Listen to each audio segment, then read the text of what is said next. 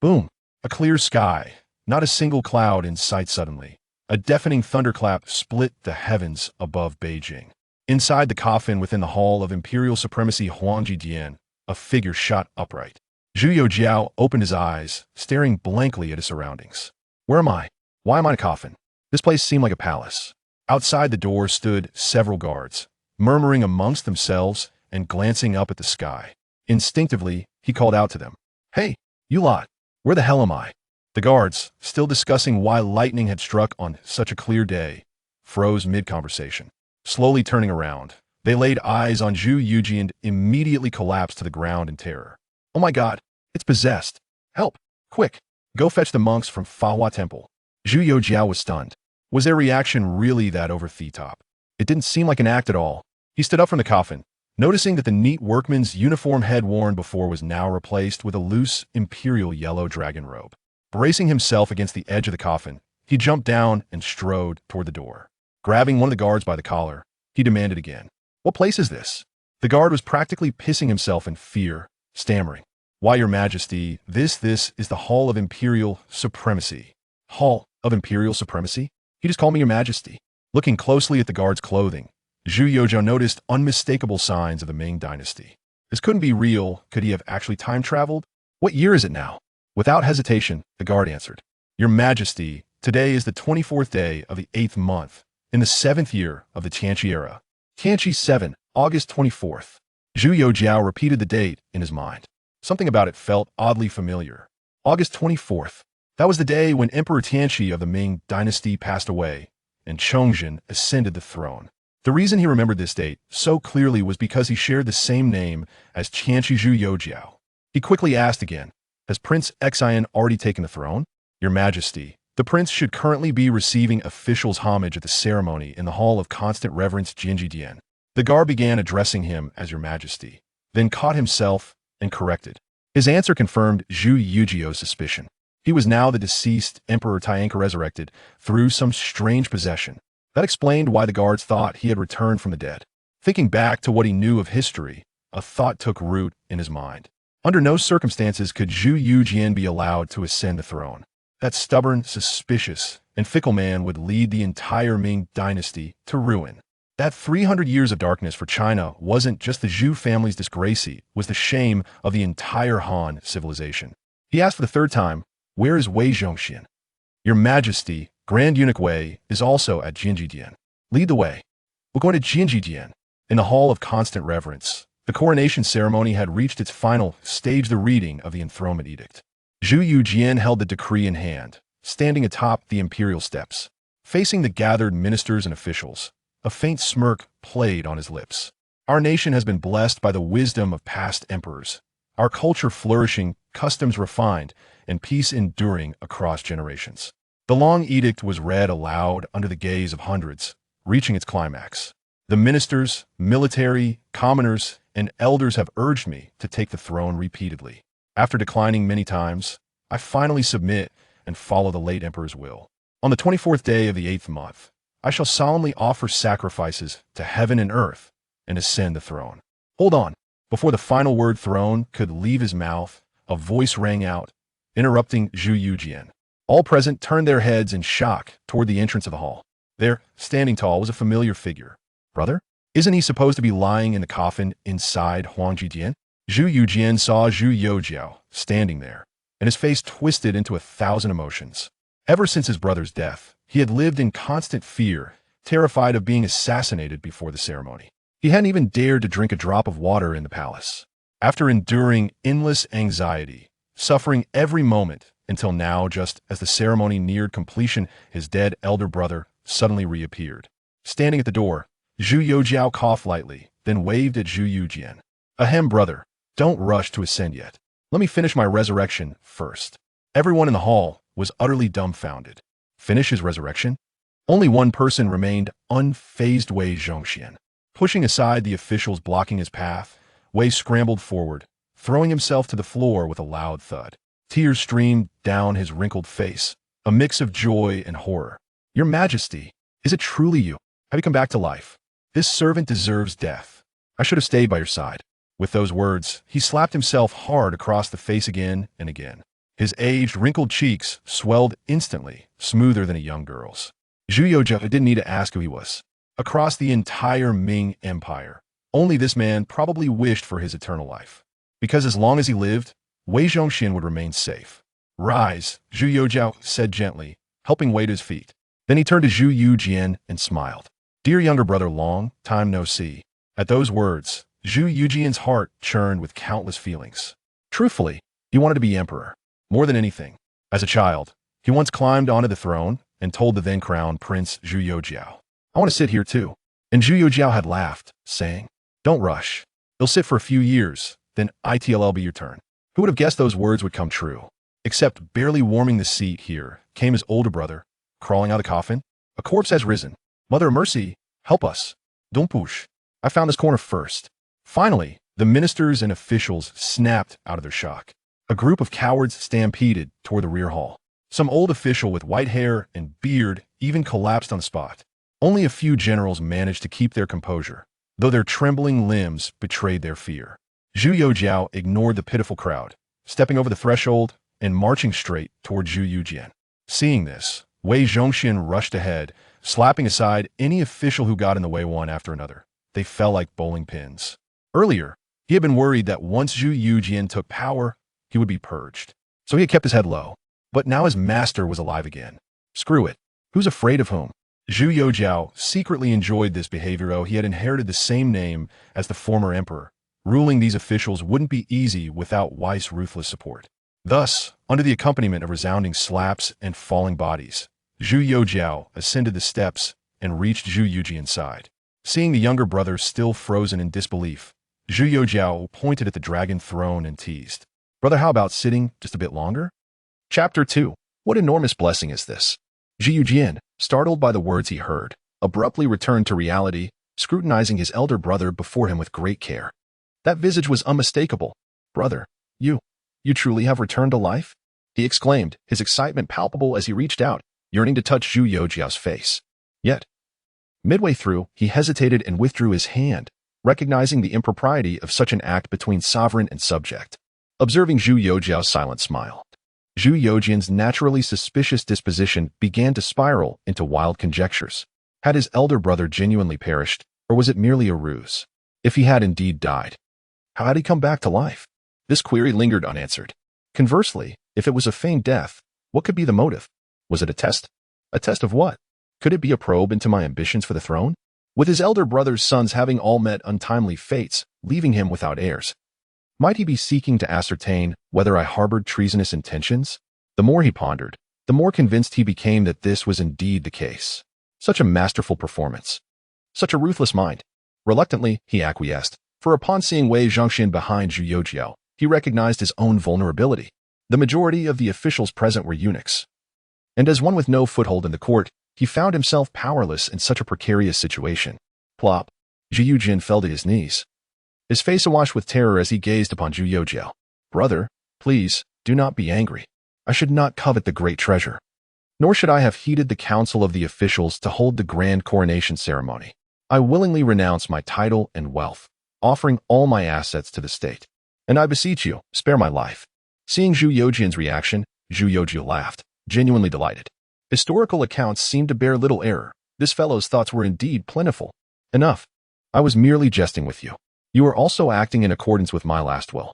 So what crime is there?" With that, he seated himself upon the dragon throne, legs slightly apart, hand resting on the dragon head, and gave a light cough in Wei Zhongxian's direction. Wei Zhongxian, ever astute, had honed his ability to read the room to perfection. Upon receiving his master's glance, he immediately prostrated himself on the ground, exclaiming loudly, "Your humble servant greets his majesty. Long live the emperor! Long live the emperor! Long live the emperor!" The eunuch officials who had aligned themselves with him quickly regained their composure. Regardless of whether he had truly risen from the dead, as long as he remained Tianqi, Wei Zhongxian would not face retribution. As long as he lived, they too could enjoy their favorable circumstances. Thus, under the leadership of Tian Urging, the commander of the Jianji, they all bowed and chanted in unison, "We, your servants, greet his majesty. Long live the emperor! Long live the emperor! Long live the emperor!" Even the most dazed officials could not help but respond, suppressing their doubts and joining in the fervent cheers. "Rise. Zhu Youxiao commanded with a sweeping gesture, then pointed to an official who had collapsed. Someone. Take him to the Thai hospital for treatment. Four guards rushed in from outside the hall, lifting the elderly man and carrying him away from the Jianji Hall. Observing the puzzled expressions of the officials, Zhu Youxiao smiled once more. Esteemed colleagues, I am aware of the doubts that linger in your hearts. In truth, I have not perished in recent days. Rather, I was summoned by the venerable Hongwu ancestor, who imparted upon me invaluable counsel. Upon uttering these words, the court officials were left in a state of profound astonishment. Who is the Hongwu ancestor? He is none other than Zhu Youxiao, the founding emperor of the Ming dynasty. The reigning emperor himself was summoned for direct guidance by such a figure? What immense fortune this must be. They found this explanation far more palatable than the notion of death and resurrection. Before they could express their sentiments, Wei Zhongxian hastily fell to his knees, presenting his backside with earnest reverence as he extolled, "Our sovereign is truly sagacious, graced by the ancestors' favor, a blessing for our great Ming and for all under heaven." The eunuchs quickly echoed his sentiments, while the other officials, witnessing the scene, had no choice but to follow suit. Such a display lacked substance, and Zhu Youxiao, with a slight pursing of his lips, rose and declared, "Enough. Today's matters conclude here. The ancestor has imparted much wisdom, and I must return to inscribe it. You may all disperse." Wei Zhongxian promptly approached and extended his arm to support Zhu Youxiao's right hand. There was an unsettling air about the man, the scent of musk clinging to him, yet failing to mask the lingering odor of sweat.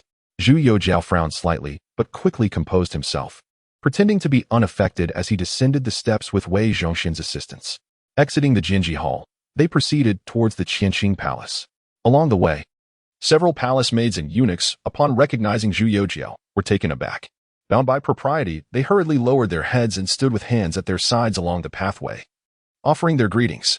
Zhu Youxiao, however, did not spare them a glance, hastening past them. He was, in fact, quite anxious. Hidden within his sleeves were tightly clenched fists, his palms dampened by perspiration, the soul of one from a later era inhabiting the body of an emperor. He feared that any hint of his true identity might be discerned. This urgency to depart from the Jianji Hall was the true reason for his haste. The Tianqi Palace was grand, with a corridor spanning 9 bays in width and 5 bays in depth, embodying the principle of the Supreme 9-5. Within the hall, the central space connected the eastern and western wings, while between the 2 golden pillars at the rear, a screen was erected, and before it sat a throne. Beneath the grand plaque inscribed with Zheng de Guang Ming, the eastern and western ends housed warm chambers, and at the front, an ethereal pavilion was established. The internal guards stationed at the palace entrance, upon spotting Wei Zhongxian and the throng of eunuchs escorting the emperor adorned in the dragon robe, initially mistook him for the new emperor, Zhu Youxiao, and promptly knelt in reverence. "Long live our emperor." "Rise," Zhu Youxiao replied casually, for it seemed somewhat inappropriate to ignore their show of respect after they had already knelt. Upon hearing that eerily familiar voice, the guards simultaneously raised their heads to gaze at Zhu Youxiao. "Why, your majesty?" One of them, overwhelmed, collapsed onto the ground. Like the officials, he could not fathom how an emperor who had been dead for 3 days could suddenly be alive again. Zhu Youxiao too found it rather tedious. 4 such scenes had been recurring throughout his journey. Crossing the white marble steps and surmounting the lofty threshold, he entered the Tianqi Palace.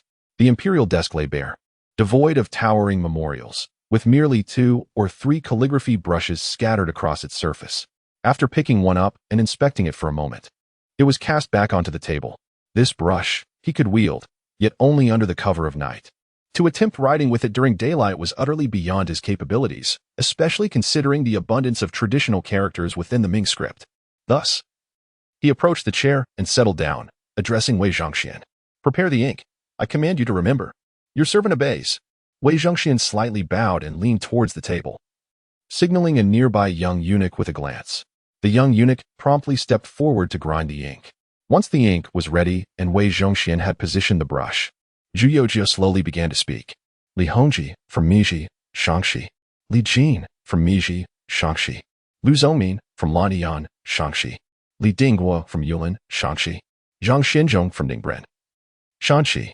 Wang Jiayin from Fugu, Shangxi. Gaoing Xiang from Ansai, Shangxi. Wang Ziyong from Sueda, Shangxi.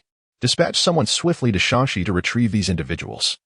I have grand purposes for them." As he listened to these unfamiliar names, Wei Zhongxian felt a sudden wave of confusion wash over him. "Your Majesty, What is the status of these individuals that warrants your status? Zhu Youxiao's expression abruptly turned icy. Among these, there are couriers of our great Ming, commoners, and even mountain bandits. As for why I seek them, that is not for you to inquire. Upon hearing this, Wei Zhongxian's face instantly froze, and he delivered a sharp slap to himself, forcing a semblance of a fawning smile as he sought forgiveness from Zhu Youxiao. It is my fault for speaking out of turn. Please forgive me, Your Majesty. Seeing that Zhu Youxiao ignored him, he continued to slap his own face repeatedly, without pause, until a trickle of blood appeared at the corner of his mouth. Only then did Zhu Youxiao dismissively wave his hand. Just manage the affairs of the Eastern Depot. Other matters are not for you to question. Now, go and attend to your duties. Chapter 3. One of the 5 beauties of Huaxia, Zhang Yin. After dismissing Wei Zhongxian, Zhu Youxiao beckoned to the eunuch standing nearby. Go, fetch the commander of the Jianji for me. Before long, a general clad in a flying fish attire was ushered in. Your Majesty, I, Tian Ergang, pay my respects. You shall rise first. I have matters to entrust to you. Thank you, Your Majesty. Tian Ergang rose to his feet. Although he harbored a profound curiosity regarding the emperor's resurrection, he dared not meet Zhu Youxiao's gaze. On his journey here, he had already encountered Wei Zhongxian, whose visage had been so mercilessly battered that it resembled that of a swine, a truly pitiful sight. Zhu Youxiao rubbed his temples, gazing at the air outside. Distorted by the scorching sun, I must uncover the fortunes of every official in this court. The Jianji are at the ready. I shall summon them at any moment. As for what the Jianji lack, expedite your inquiries. From the highest nobility to the lowest officials, none shall be spared. However, remember to maintain utmost discretion. Upon hearing this, Tian Ergang was filled with joy, for he could easily surmise the emperor's intentions. What does the Ming dynasty currently lack? It is most desperately in need of financial resources and grain, given the circumstances of investigating officials' assets. It is certainly not for the purpose of showing compassion towards the bureaucrats or distributing bonuses. Seizure. Who shall undertake this task? The Jianji. I shall take note and proceed to attend to the matter forthwith. Tian Ergang bowed respectfully, took 3 steps back, and turned to depart from the Qianqing Palace. Seated before the imperial desk, Zhu Youxiao began to contemplate future endeavors. Having crossed over into this realm, he was compelled to take action. He could not permit the Tartars another opportunity to seize control of the Central Plains, regardless of whether it is the Donglin party or the Chuzha factions. They must all dissipate under the imperial authority. In this era, democracy is unnecessary, and freedom of speech is even less so. What is required is for the entire nation to unite as one formidable fist. Only then can it strike decisively in any direction it chooses. Western nations have embarked upon the great age of exploration, and among the throngs of fortune seekers, the illustrious Ming dynasty must certainly be included, Your Majesty. At that moment, a voice filled with sorrow echoed from the doorway. Zhu Youxiao looked up to find an extraordinarily beautiful woman standing there, her face awash with astonishment as she gazed at him. The woman, appearing to be in her early 20s, wore an opulent and flowing phoenix robe that could not conceal her slender figure. Tears glistened on her snow-white cheeks. One hand rested upon the doorframe while the other lifted her skirt, as if she had hurriedly rushed to this spot. Her phoenix crown tilted precariously to one side, giving the impression that it might fall at any moment. In such attire, even if Zhu Youxiao did not recognize her, he could easily deduce her identity. Zhang Yin, the empress of the Tianqi era. Zhu Youxiao felt somewhat awkward, having taken possession of another's body, now confronted with the spouse of that individual. As a model man of the 21st century, he found himself unexpectedly engulfed in a sense of shame. Your Majesty, you have truly returned to life. You have frightened this humble servant to death. Zhang Yan's voice, tinged with tears, resonated once more, and in the next moment, she rushed towards Zhu Youxiao, crossing the threshold. However, her long skirt inadvertently caught in the crevice at the edge of the door, causing her to be abruptly pulled down to the ground. Upon witnessing this scene, Zhu Youxiao could no longer remain seated. He swiftly supported himself with one hand against the imperial desk and vaulted over it. In a few quick strides, he reached Zhang Yin, carefully assisting her to her feet, his face etched with concern as he inquired, "Are you all right? Have you sustained any injuries?" Yet, Zhang Yin seemed oblivious to her own potential harm, lifting her tear-filled gaze to Zhu Youxiao and reaching out to caress his face. "Your Majesty, you truly are my sovereign. You have returned to us," she exclaimed. "Do you know how I have endured these past few days? If it were not for my duty to safeguard the Ming dynasty in your stead, I would have wished to join you." As she spoke, she buried her head in Zhu Youxiao's embrace, weeping uncontrollably. Zhu Youxiao felt a wave of awkwardness as he regarded the weeping figure in his arms. His hands found themselves in a predicament, neither able to embrace her nor to push her away. The scent of her cosmetics enveloped him, leaving him somewhat dazed. In his previous life as a firearms engineer, he had spent his days engrossed in machinery, never having experienced romance. Now, having just traversed into this new existence, he was utterly at a loss for how to respond to such an intimate situation. Despite his limited understanding of the late Ming era, he was acutely aware of Zhang Yan's significance. She was renowned for her beauty, celebrated as one of the 5 great beauties of Huaxiao, alongside Zhao Fian, Zhenmi, Xiaji, and Empress Xiao. Additionally, she was exceptionally talented, had it not been for her. It was uncertain whether Zhu Youxiao would have survived long enough to ascend the throne. Historical records clearly indicate that after the death of Tianqi, the Ku family and Wei Zhongxian had plotted more than once to eliminate Zhu Youxiao. It was precisely Zhang Yan's protection that allowed him to successfully claim the throne. With such a captivating beauty in his arms, it would be disingenuous for Zhu Youxiao to assert he felt no reaction at all. After a moment of hesitation, he gently pushed Zhang Yan away, deliberately shifting the topic. Do cease your tears. I have returned, have I not? I was not truly dead but summoned by our esteemed ancestor Hongwu for a lecture. You were unaware, but he chastised me thoroughly, nearly forbidding my return. Zhang Yan paused in surprise. Ancestor Hongwu, she echoed. Zhu Youxiao nodded, a smile gracing his lips as he continued. Can you guess why he eventually allowed me to return? Zhang Yan shook her head, her curiosity piqued. Why? Their exchange, punctuated by her melodious voice and the proximity of her enchanting visage, gradually ensnared Zhu Youxiao's heart. He seized the opportunity to embrace Zhang Yan tightly, whispering softly, I told our ancestor that the daughter-in-law of the Zhu family is the most beautiful woman in the world. You see, our ancestor is rather unattractive, and he hopes his descendants will be handsome. Upon hearing that he would have the most beautiful woman as a granddaughter-in-law, he instantly applauded and sent me back. With a laugh, Zhang Yan's tears glistened at the corners of her eyes as she looked up at him in delightful surprise. After a few days apart, your majesty seems to have inherited the timeless wisdom of our ancestors, managing to bring joy to this humble servant's heart. With that said, she once again nestled her head into Zhu Youxiao's embrace. In that moment, Zhang Yan felt a sweetness enveloping her heart. All the grievances and worries of recent days dissipated into thin air. Silently, she expressed her gratitude to Zhu Youxiao, thanking the ancestor for restoring her beloved to the Ming dynasty and to her side.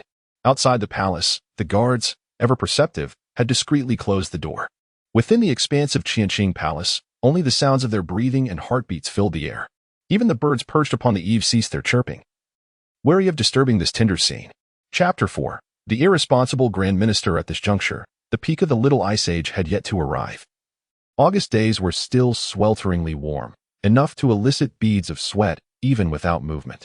After embracing for a moment, beads of perspiration began to form on Zhu Youxiao's forehead. He gently nudged Zhang Yan, suggesting, It is rather warm. Shall we resume our embrace in the evening? However, Zhang Yan resolutely shook her head. No. I fear that if I let go, I may lose you. Thus, Zhu Youxiao could only endure the heat with a sense of joy. It was only when the guards outside announced the arrival of the Grand Minister Huang Liji that Zhang Yan reluctantly released him. Her previously fair visage was now adorned with a rosy hue, and she shyly tucked away her damp hair, a hint of anticipation mingling with her bashfulness. I shall take my leave. Will your majesty share with me this evening the matters concerning you and the Empress Dowager? Go on. I shall come by later. Zhu Youxiao affirmed with a nod. With a beaming smile illuminating her face, Zhang Yan made her way to the back door of the Grand Hall. Once her figure vanished from sight, Zhu Youxiao called out, Let him enter.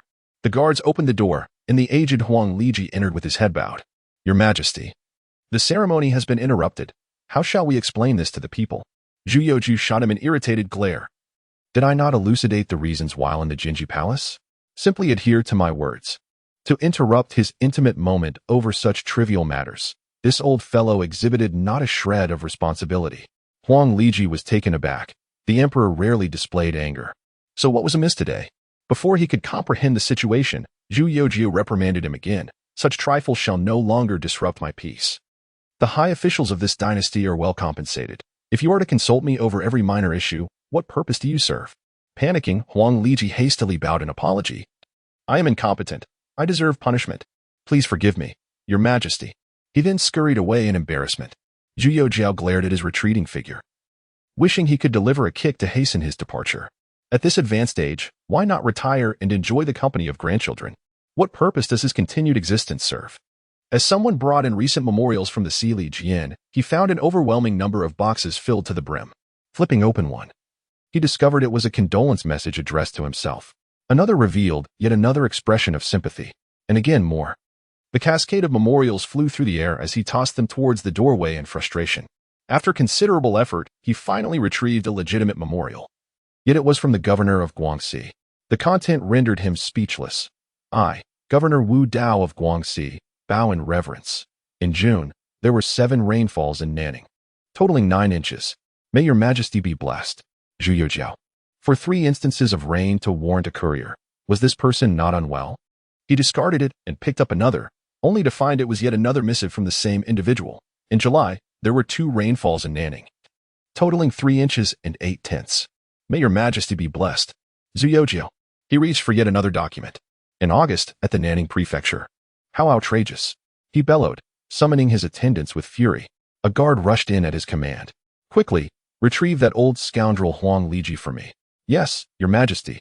Shortly thereafter, Huang Liji, drenched in perspiration, returned to the Tianqi palace. As he prepared to bow, Zhu Youxiao erupted. Convey to the officials of each province that trivial matters of no consequence should no longer be brought before me. Is paper costless, or does the courier not require payment? With that, he hurled the memorial at Huang Liji's face. A single memorial, sent from Nanning, Guangxi to the capital, takes at least 20 days. Such a waste of manpower and resources for such a trivial issue is utterly absurd. As the Prime Minister, allowing such occurrences to transpire is an embodiment of idleness.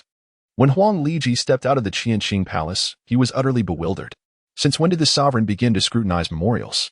Was he not previously preoccupied with carpentry? Delegating the authority to review memorials to Wei Zhongxian? No, it seemed that since his resurrection, this sovereign had undergone a transformation. Could it be that he truly received counsel from the illustrious Hongwu? Shaking his head, Huang Liji dismissed the notion. This could not be. He would rather believe that Zhu Youxiao had feigned death than accept that he had been summoned for a reprimand by Zhu Yuanzhang.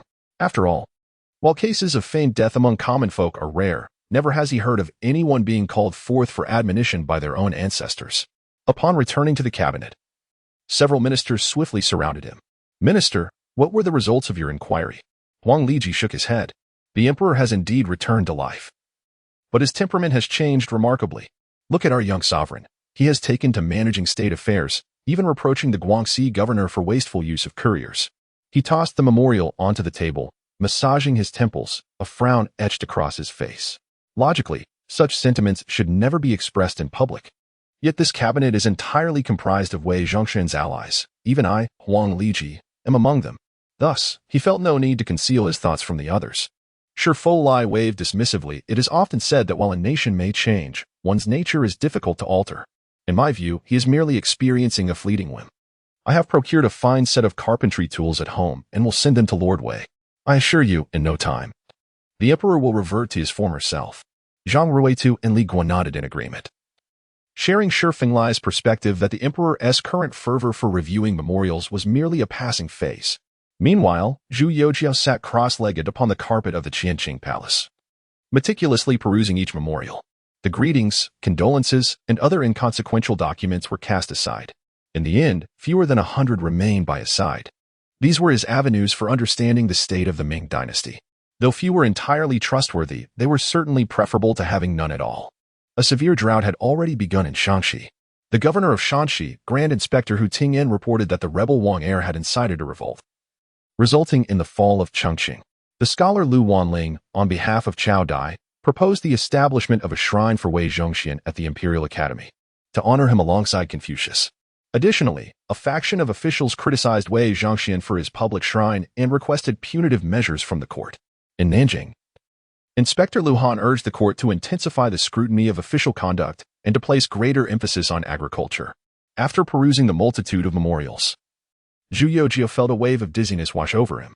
Historical records indicate that during his 17-year reign, Chongzhen was tirelessly engaged in state affairs, never daring to relax his vigilance. It must be acknowledged that he was indeed a relentless individual. However, this also reveals that Chongzhen was merely a workaholic, rather than a suitable leader. After marking the memorials, he cast them aside onto the imperial desk and summoned the young eunuch waiting outside, gesturing to the useless documents strewn about. "Pack these away securely. None must be lost." "Yes," replied the young eunuch, hastily calling for assistance from outside. Zhu Youxiao then walked towards Kunning Palace, hands clasped behind his back. Having labored throughout the day without sustenance, and considering that his body had lain in a coffin for 2 days, he now felt a gnawing emptiness within. Matters concerning the memorials could wait until tomorrow. Chapter 5. The ancestral patriarch of Hongwu once cooked for grandmother? Since its establishment, the palace of Kunning has served as the residence for the empresses of the Ming dynasty, also known as the Central Palace.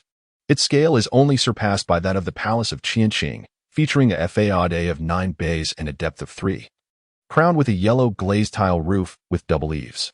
The news of Zhu Youxiao's miraculous return from death has now reverberated throughout the imperial palace.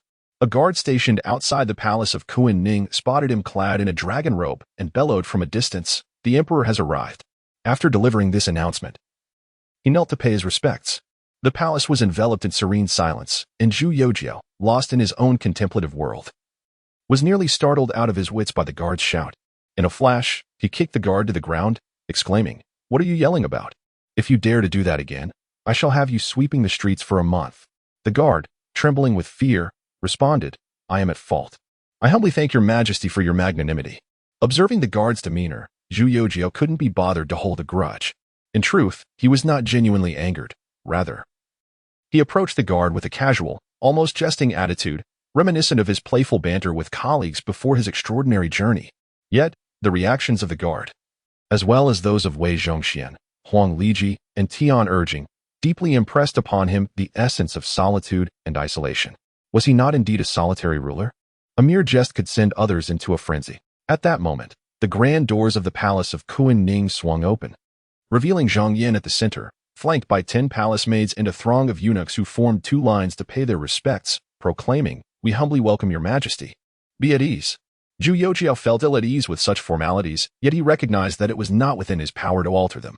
After all, in this era, those in power must exude an air of authority. Zhang Yan rose gracefully and extended her hand toward him. Zhu Youxiao, in turn, took her hand, and together they entered the palace of Kunning. The palace maids exchanged astonished glances at this display. It was well known that the previous emperor, during the Tianqi reign, had never exhibited such affection. He would merely place his hand on the empress's wrist at most, but this time he had directly grasped her hand. This act ignited a sense of joy within them, for the empress's elevation was a matter of pride for them as well. Zhang Yan herself felt a surge of delight, pondering whether the admonitions of the ancestral patriarch had indeed transformed the emperor's demeanor, rendering him so warm towards her. Zhu Youxiao remained oblivious to their thoughts. To him, holding hands between spouses was a trivial matter. Upon entering the palace of Kunning, just as they settled into their seats, a loud grumble emanated from his stomach. Upon hearing it, a trace of concern flickered across Zhang Yan's face. "It is my fault.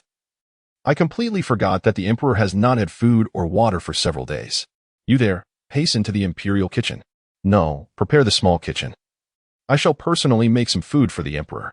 In the Ming dynasty, empresses were esteemed for their virtues and often hailed from humble backgrounds, embodying the ideal of being adept in both the drawing room and the kitchen. Zhang Yan was no exception. Although the imperial kitchen exists within the palace, it does not provide meals at all times. Should there be a sudden request for food, from the moment the order is given to the time the meal arrives, it would take at least half an hour. Moreover, the dishes prepared in the imperial kitchen, while edible, do not compare to the delectable street food found outside the palace. Thus, any concubine of a certain standing within the inner palace would establish a small kitchen to cater to unexpected cravings.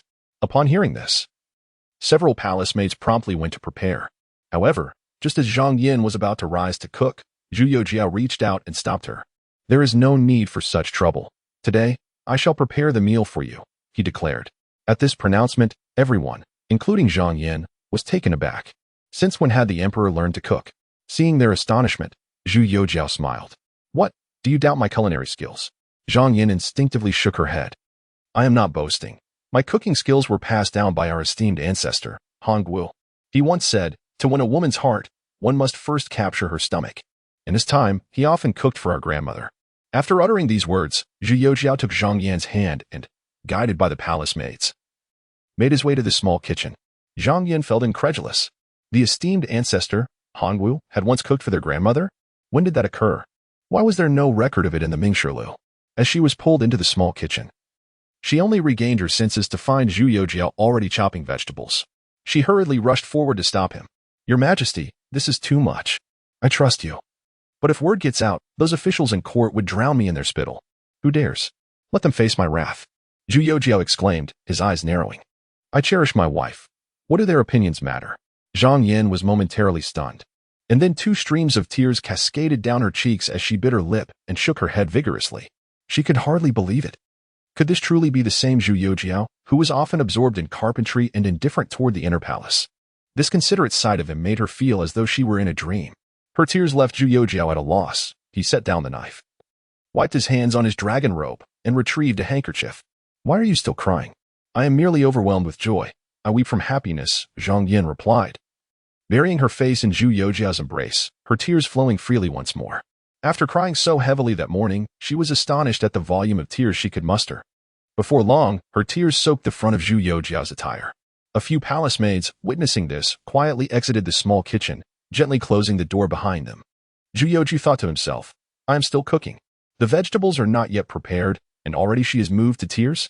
After a while, he managed to soothe her tears, and Zhang Yin broke into a smile, her joy akin to blooming apricot flowers after rain. Looking up at Zhu Youxiao, she declared, I will no longer cry. With such love from your Majesty, I shall smile every day, even in my dreams. Having spoken, she left the embrace of Zhu Youxiao and walked to the side to pick up a cabbage. Your Majesty prepares the meal for me, and I shall assist you. Very well, let us together prepare this feast. Laughter is indeed contagious, especially when emanating from such a captivating woman. Thus, Zhu Youxiao also smiled, resuming his assault with the kitchen knife upon the lamb laid upon the cutting board. Throughout that day, he had fully immersed himself in the role of Tianqi. The woman before him, from this day forth, would be his wife, deserving of a lifetime of care, much like the protection he would bestow upon the Ming dynasty. For this, he would not hesitate to sacrifice his very life. Chapter 6. Is this truly what the venerable Han Wu ancestor imparted to you? The couple, one engaged in cooking while the other tended to the washing and tending of the fire, created an aromatic array of dishes that filled the air with delightful scents. As the plates of delectable small dishes were served, Zhang Yin finally accepted the astonishing reality that the emperor could indeed cook. In the cunning palace, gazing at the spread of food and wine before her, Zhang Yin's eyes welled with tears once more. Yet, she resolutely held back the tears. She had just vowed to herself to face life with a smile, to never cry again.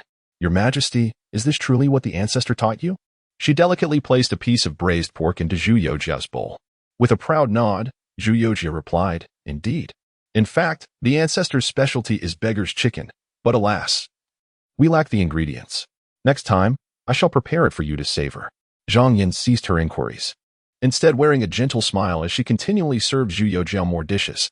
After a few bites, noticing her simply gazing at him with a silly grin, Zhu Youxiao offered her a piece of yellow braised lamb. You too partake. Quickly, taste my cooking and see if it suits your palate. After tasting, Zhang Yin was utterly astonished. Perhaps it was genuinely delicious, or perhaps it was merely a psychological effect, but she felt she had never encountered such exquisite lamb before. However, once she swallowed the morsel, she reverted to her previous demeanor, continuing to serve Zhu Youxiao while neglecting her own meal. Do not keep serving me, eat. Very well, but do not look at me. Just eat. I shall serve your Majesty one last time. No, do not serve me anymore. You must eat. Observing Zhang Yin before him, Zhu Youxiao found himself speechless. Did this girl require someone else to feed her before she would open her mouth?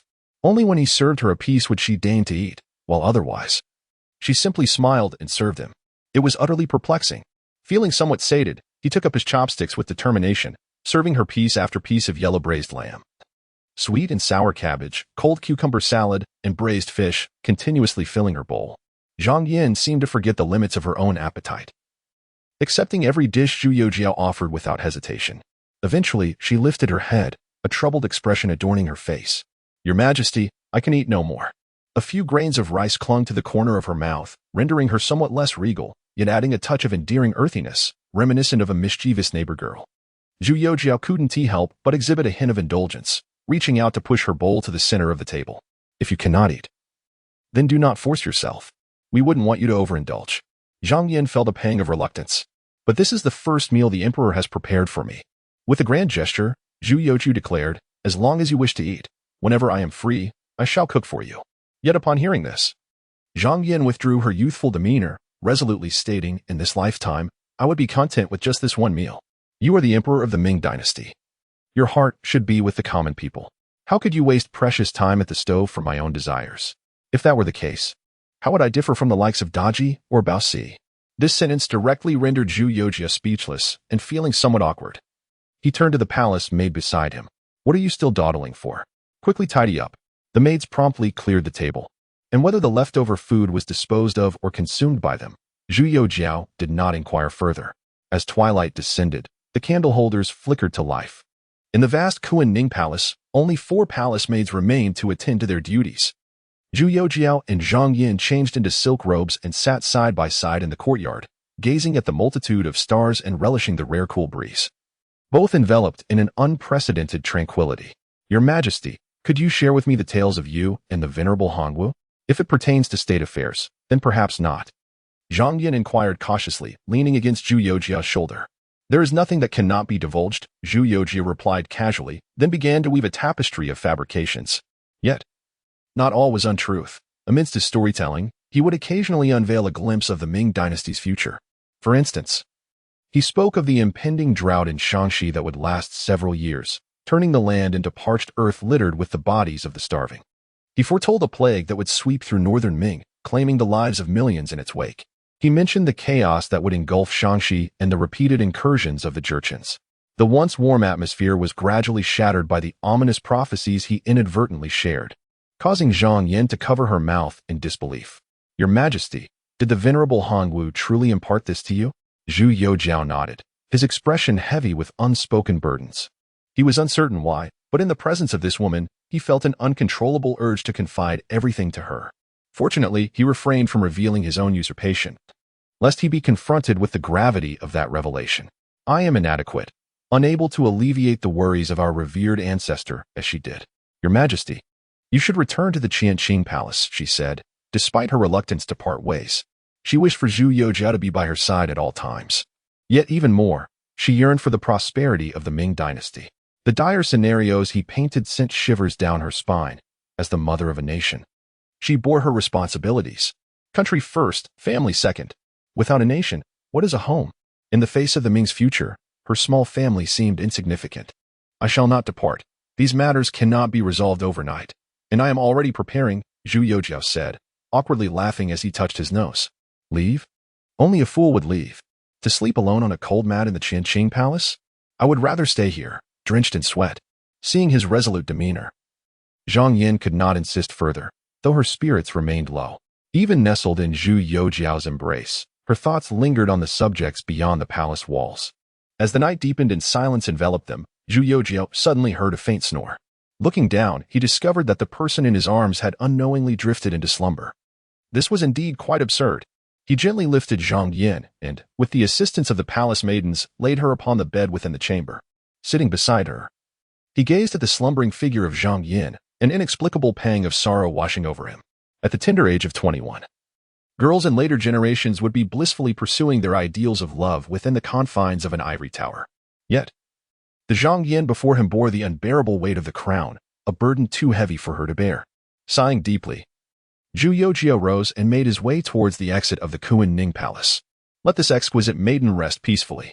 No, please, I beg of you. Do not there will be food, I implore you. Do not rebel help, who will come to save him? He is still so young. He cannot perish just as he took a few steps. The heart-rending cries of Zhang Yin pierced the air. Zhu Youxiao hurriedly returned to her side, only to find her brow furrowed, tears glistening at the corners of her eyes, her body trembling uncontrollably. Damn it, he should never have spoken of those matters. This girl was tormented by nightmares. Chapter 7. Do you think your head is too sturdy? The palace maid stationed within the hall rushed over upon hearing the commotion, but was halted by Zhu Youxiao's outstretched hand. Fear not, I am here. He gently patted Zhang Yin's shoulder as she lay beside him. Perhaps it was the scent that enveloped him, or perhaps it was his voice, but Zhang Yin gradually found solace in his embrace. Yet, within Zhu Youxiao's heart, there was no trace of frivolous thoughts. Such a woman was heart-wrenching, too precious to harm. The night passed in tranquil silence. Zhu Youxiao could not recall when he drifted into slumber. It was only when he heard the sound of clinking that he slowly opened his eyes. Zhang Yan had donned a long skirt adorned with embroidered phoenixes, having prepared breakfast, and was seated at the table with bowls and chopsticks laid out. Upon noticing Zhu Youxiao had awakened, she promptly rose to assist him with his morning ablutions. The toothbrush fashioned from pig bristles, dipped in a toothpaste concocted from traditional Chinese herbs, lacked foam but was pleasantly mild. However, upon seeing the breakfast laid out before him, Zhu Youxiao was taken aback. A few blackened sorghum buns accompanied by a small plate of pickled vegetables, and beyond that, merely a bowl of millet porridge. He pointed at the sparse meal and exclaimed, "Is this all we are having? Compared to last night's feast, this hardly seems fit for an emperor." Zhang Yan slightly bent her knee and offered a respectful salute. "Your Majesty, please forgive me. Last night, your words truly startled me. Thus, I thought it prudent to economize from today onwards, to save every morsel. Perhaps when the day of reckoning arrives, we might save another commoner." Zhu Youxiao was left in a quandary, unsure whether to laugh or cry. Not only had the splendor of spring been squandered, but even their meals were curtailed. What sort of misfortune was this?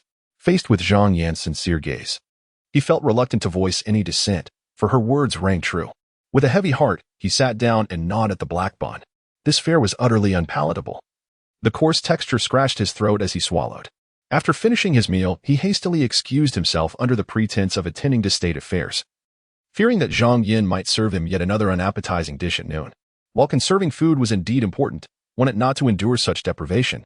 As he approached the entrance of the Tianqi Palace, he suddenly noticed an unusual bustle among the eunuchs at the Fengtian Hall, prompting him to take a closer look. Upon seeing him, the eunuchs promptly halted and bowed. Zhu Youxiao waved his hand casually and entered the Fengtian Hall. Inside, the hall was filled with eunuchs, and the table was piled high with stacks of memorials, meticulously categorized. There were petitions from local officials requesting disaster relief, accusations from one official against another, and congratulations on Zhu Youxiao's miraculous revival from death. In essence, there was nothing these officials could not articulate. After surveying the arrangements within, he came to a realization. Historical records clearly indicated that the Tianqi emperor was not one to diligently govern, spending his days engrossed in carpentry, while leaving all memorials to be handled by Wei Zhongxian. This place, once regarded by future generations as the emperor's office, has now become the domain of Wei Zhongxian. How else could there be such an abundance of memorials? He remained seated, casually pulling a chair to begin sifting through the documents, employing the same method as yesterday. The process was utterly devoid of significance. He discarded irrelevant papers without a second thought, only marking those that genuinely required attention to set aside. He had no intention of convening a court meeting until he fully grasped the current state of the Ming dynasty, and in any case, the ministers had long since grown accustomed to the absence of such gatherings. Before long, Wei Zhongxian's figure appeared at the doorway. With a resounding thud, a memorial was tossed by Zhu Youxiao, striking him squarely. Startled, Wei Zhongxian quickly knelt, offering his apologies. "This old servant has been remiss in his duties, failing to live up to your Majesty's grace." He refrained from disclosing his whereabouts or activities, immediately branding himself with the charge of negligence, exemplifying the quintessential demeanor of a servant. His master knew well that such a tactic of retreating to advance was unparalleled in its effectiveness. However, Zhu Youxiao did not even glance in his direction, but instead addressed the young eunuch by the door. "Go to Tianqi Palace and fetch the memorials I reviewed yesterday." The eunuch complied and departed. Shortly thereafter, aided by several companions, he returned with the collection of memorials from the previous day. Zhu Youxiao rifled through them, extracting the one from the scholar Lu Wanling, which proposed the establishment of a shrine for Wei Zhongxian at the Imperial Academy, to be revered alongside Confucius. He forcefully hurled it at Wei Zhongxian's head.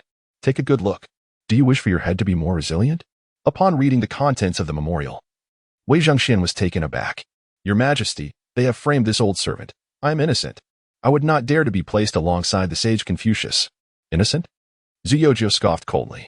"Do you truly believe I am oblivious? Without your encouragement, who in the court would dare to pin such a memorial? It is only because I have awakened that this document did not become a stepping stone for testing the new emperor. Was I right or wrong?" Wei Zhongxian froze in place, astonished that Zhu Youxiao had seen through his intentions.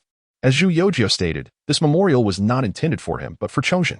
The date inscribed was the 23rd of August, a time when Tianqi was still resting in his coffin. He intended to use this as a probe to determine whether Chongzhen would retain or eliminate him. Yesterday, Shi Fenglai had warned him that the emperor had suddenly taken an interest in memorials, even issuing a reprimand to the governor of Guangxi, Wu Dao. At the time, Wei Zhongxian had dismissed it, thinking Zhu Youxiao would, as before, lose interest after a fleeting glance. He could never have anticipated that this memorial, deliberately placed at the bottom of the stack, would be seen by the resurrected Zhu Youxiao. With a resounding thud, Wei Zhongxian's head struck the ground. This old servant deserves 1,000 deaths. He realized that he was in dire straits. Zhu Youxiao lifted his leg and kicked him, sending him tumbling to the ground, knocking over 2 chairs in the process. Then he sternly admonished, 1,000 deaths? How many lives do you possess? I have protected you all this time because you are capable, yet you insist on courting death. I cannot save you. If this edict is leaked, even being subjected to death by 1,000 cuts would be a grace I bestow upon you. What stature does Confucius hold? The steadfast Kong family has long transcended the authority of the monarchy. To stand alongside the sage with a castrated body? To test the waters? That is courting disaster. Wise Hongxian, nearing 60, trembled and could scarcely utter a word, akin to a discarded old dog. People only know him as the powerful figure who monopolizes the court, the esteemed 9,000 years of the Ming dynasty. Yet few have witnessed him in such a state. He understood well that his authority was granted by the emperor. The emperor could retract it with but a word. However, he also discerned the underlying meaning in Zhu Youxiao's words and quickly regained his composure. Crawling on his knees to the emperor's side. This old servant deserves death. I implore your majesty to spare my life, considering my years of loyal service. Chapter 8. Southward. Procuring grain. Zhu Youxiao had no intention of truly harming him. Killing Wei Zhongxian at this juncture would be akin to crippling himself. He picked up the memorial and tore it into shreds right before him. This time, I shall feign ignorance. Should there be a next time? Even the divine cannot save you. In the days to come, any eunuch who has had contact with this memorial, as well as the 2 scholars who penned it, you shall decide their fates, understood? It is not that he is heartless. Rather, he cannot afford such a risk. If this matter reaches the Kong family, the court will be inundated with waves of accusations. Though he is the emperor, he has yet to grasp the entirety of the situation. Wei Zhongxian, overjoyed, bowed repeatedly in gratitude. Thank you, your majesty. Thank you, your majesty. Zhu Youxiao cast him a sidelong glance and returned to his chair, his gaze sweeping across the pile of memorials. Suddenly, he realized he had seemingly overlooked something. Rising once more, he began to sift through the documents. He had retained a mental image of nearly all the memorials he had reviewed the previous day, and after a thorough search, he confirmed that one was missing. Yet, which one it was and its contents eluded him for the moment. It was not until he encountered the memorial reporting the rebellion of Wang Er in Chencheng County, Shaanxi, that enlightenment struck him. Resuming his seat, he regarded Wei Zhongxian with intrigue. I have heard that your resources are quite substantial. You have amassed quite a fortune over the years, have you not? Wei Zhongxian, who had just moments ago been reveling in joy, fell into an icy abyss upon hearing this. No, I would never dare to conceal anything from your majesty. It is indeed a modest amount. However, rest assured, your majesty, I can present it at any time should you require it. As you know, I have no ties outside the palace. Money holds no value for me. Zhu Youxiao nodded. You possess a keen understanding. I care not for how much you have accrued or by what means. Upon your return, promptly send someone with the funds to Guangxi to seek out Wu Dao. Procure grain, and procure it abundantly. The amount of grain you can bring back will correspond to the favors I will bestow upon you in the future. But remember, I demand the grain you purchase. Should I discover even a single grain obtained through thievery, you ought to weigh your own head. Wei Zhongxian had initially feared Zhu Youxiao would punish him, but was unexpectedly relieved when the conversation shifted to the procurement of grain. Yes, I shall return to gather the funds immediately. I will not disappoint your majesty. He understood the final words clearly. The more grain he brought back, the more favor he would receive. Such sentiments had never before been articulated by the emperor. This was indeed a first. It sufficed to demonstrate the weight the emperor placed upon this matter. Zhu Youxiao felt satisfaction, for it appeared that Wei Zhongxian was capable of recognizing his position. He then inquired about the task assigned the previous day. Have those heading to Shaanxi departed? Yes. Maintain utmost secrecy. I wish for no one to be privy to this matter. Once they locate him, bring him directly to the Eastern Depot, and ensure he is well treated. Remember, a courteous demeanor is imperative. The fate of the Ming dynasty in the years to come is inextricably linked to them. Wei Zhongxian was perplexed, wondering how a mere handful of commoners could possibly affect the grandeur of the Ming dynasty. However, having just been reprimanded by Zhu Youxiao, He suppressed his doubts and refrained from voicing his questions, prostrating himself on the ground, with his posterior raised and a large bump on his forehead. He spoke with ingratiating fervor. "Your Majesty, rest assured, this humble servant shall see to it with utmost diligence. Go about your business," came the command. "Yes." Wei Zhongxian rose. Leaving the palace of nourishing the heart, his heart a tumult of emotions akin to a roller coaster. Fortuitously, he was free from heart ailments. Otherwise, he might have met his demise on the spot. Under the scorching sun, a chilling sensation inexplicably coursed through him. Having served the emperor for many years, he had always found the young sovereign to be easily appeased. With a slight maneuver, he could coax the emperor into compliance. Yet, since the emperor's miraculous resurrection yesterday, everything seemed to have shifted, taking on an unfamiliar hue. Could it be that he truly had been summoned by the venerable Hongwu to impart the secrets of rulership? He shook his head, banishing the thought to the recesses of his mind. Such matters were beyond his control. His immediate priority was to fulfill the emperor's directives. Upon entering the Eastern Depot, he summoned all his trusted confidants. A throng of individuals gathered, many holding significant positions within the court. Among them were the Minister of War, Zhu Youxiao, Tianji, the Minister of Works, Wu Chuanfu, Deputy Censor Li Kuelong, and the Grand Minister of Rights, Ai Wenwei. Collectively known as the Five Tigers of the eunuch faction, the military presence included the commander of the Jinyue, Tian Ergang, the Jinyue Deputy Commandant, Su Stanchun, the Eastern Depot's Chief Investigator, Sun Yunhe, and the Chief Investigator of the East Palace, Yang Huan, alongside the commander of the Jinyue, Chui Ingyuan, recognized as the Five Generals of the eunuch faction. Additionally, there were others dubbed the 10 Dogs of the eunuch faction, such as the Minister of Personnel, Zhou Youxiao, and the Deputy Minister of the Imperial Stable, Chao Qingqing. Once all had assembled, the room brimmed with people, some of lower rank forced to stand outside and listen. Sitting beneath the statue of Guan Yu, with a face marred by injuries, he displayed no hint of embarrassment. Conversely, the others regarded him with envy.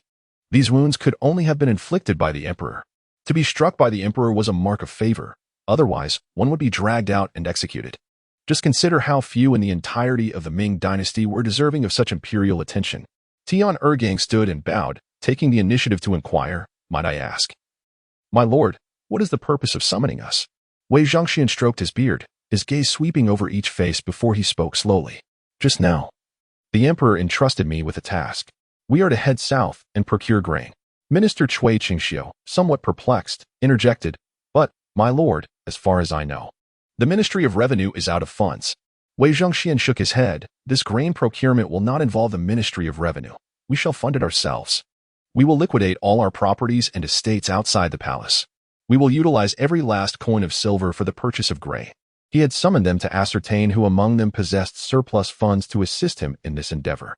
Tian Ergang frowned. "My lord, is it truly necessary to create such a grand spectacle for merely purchasing grain? Fundraising is one thing, but selling land and houses seems excessive." Others widened their eyes in astonishment, for such an occurrence was unprecedented in their experience. "Alas," Wei Zhongxian sighed. "The emperor has decreed that the amount of grain we can bring back will determine the quality of our lives." The crowd responded with bewilderment. "Is that truly the reason?" "Good heavens, Your Excellency, I possess 2,000 taels in silver notes," exclaimed one. "I have a modest sum as well, but please do not rush. I shall send someone home to fetch it," declared another. "I pledged 20,000 taels. Thanks to Your Excellency's favor, I have attained my current position, though not substantial. I can still offer 500 taels." In the annals of history, it is recorded that in his quest to raise military funds, Emperor Chongzhen publicly solicited contributions from his ministers, yet in the end, he amassed a mere 200,000 taels of silver. Conversely, here with Wei Zhongxian, someone promised 10,000, another 5,000, and even others offered 30 or 50,000 taels. Though these were merely verbal commitments, requiring time to gather. Who among them dared to boast recklessly in such a gathering? In less than half an hour, the total amount of silver before Wei Zhongxian had already reached an astonishing 130,000 taels.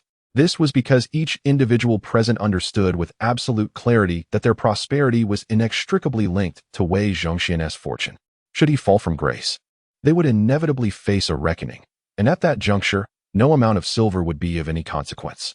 Chapter 9. The Artisans of the Ming Dynasty. Zhu Youxiao's blueprints. That very evening, a vast caravan set forth from the Forbidden City, journeying southward. Wei Zhongxian, in a mere half day, managed to amass a staggering 3 million taels of silver. To escort this considerable sum, the Eastern Depot deployed over 1,000 agents and summoned 500 firearms bearers from the capital's garrison.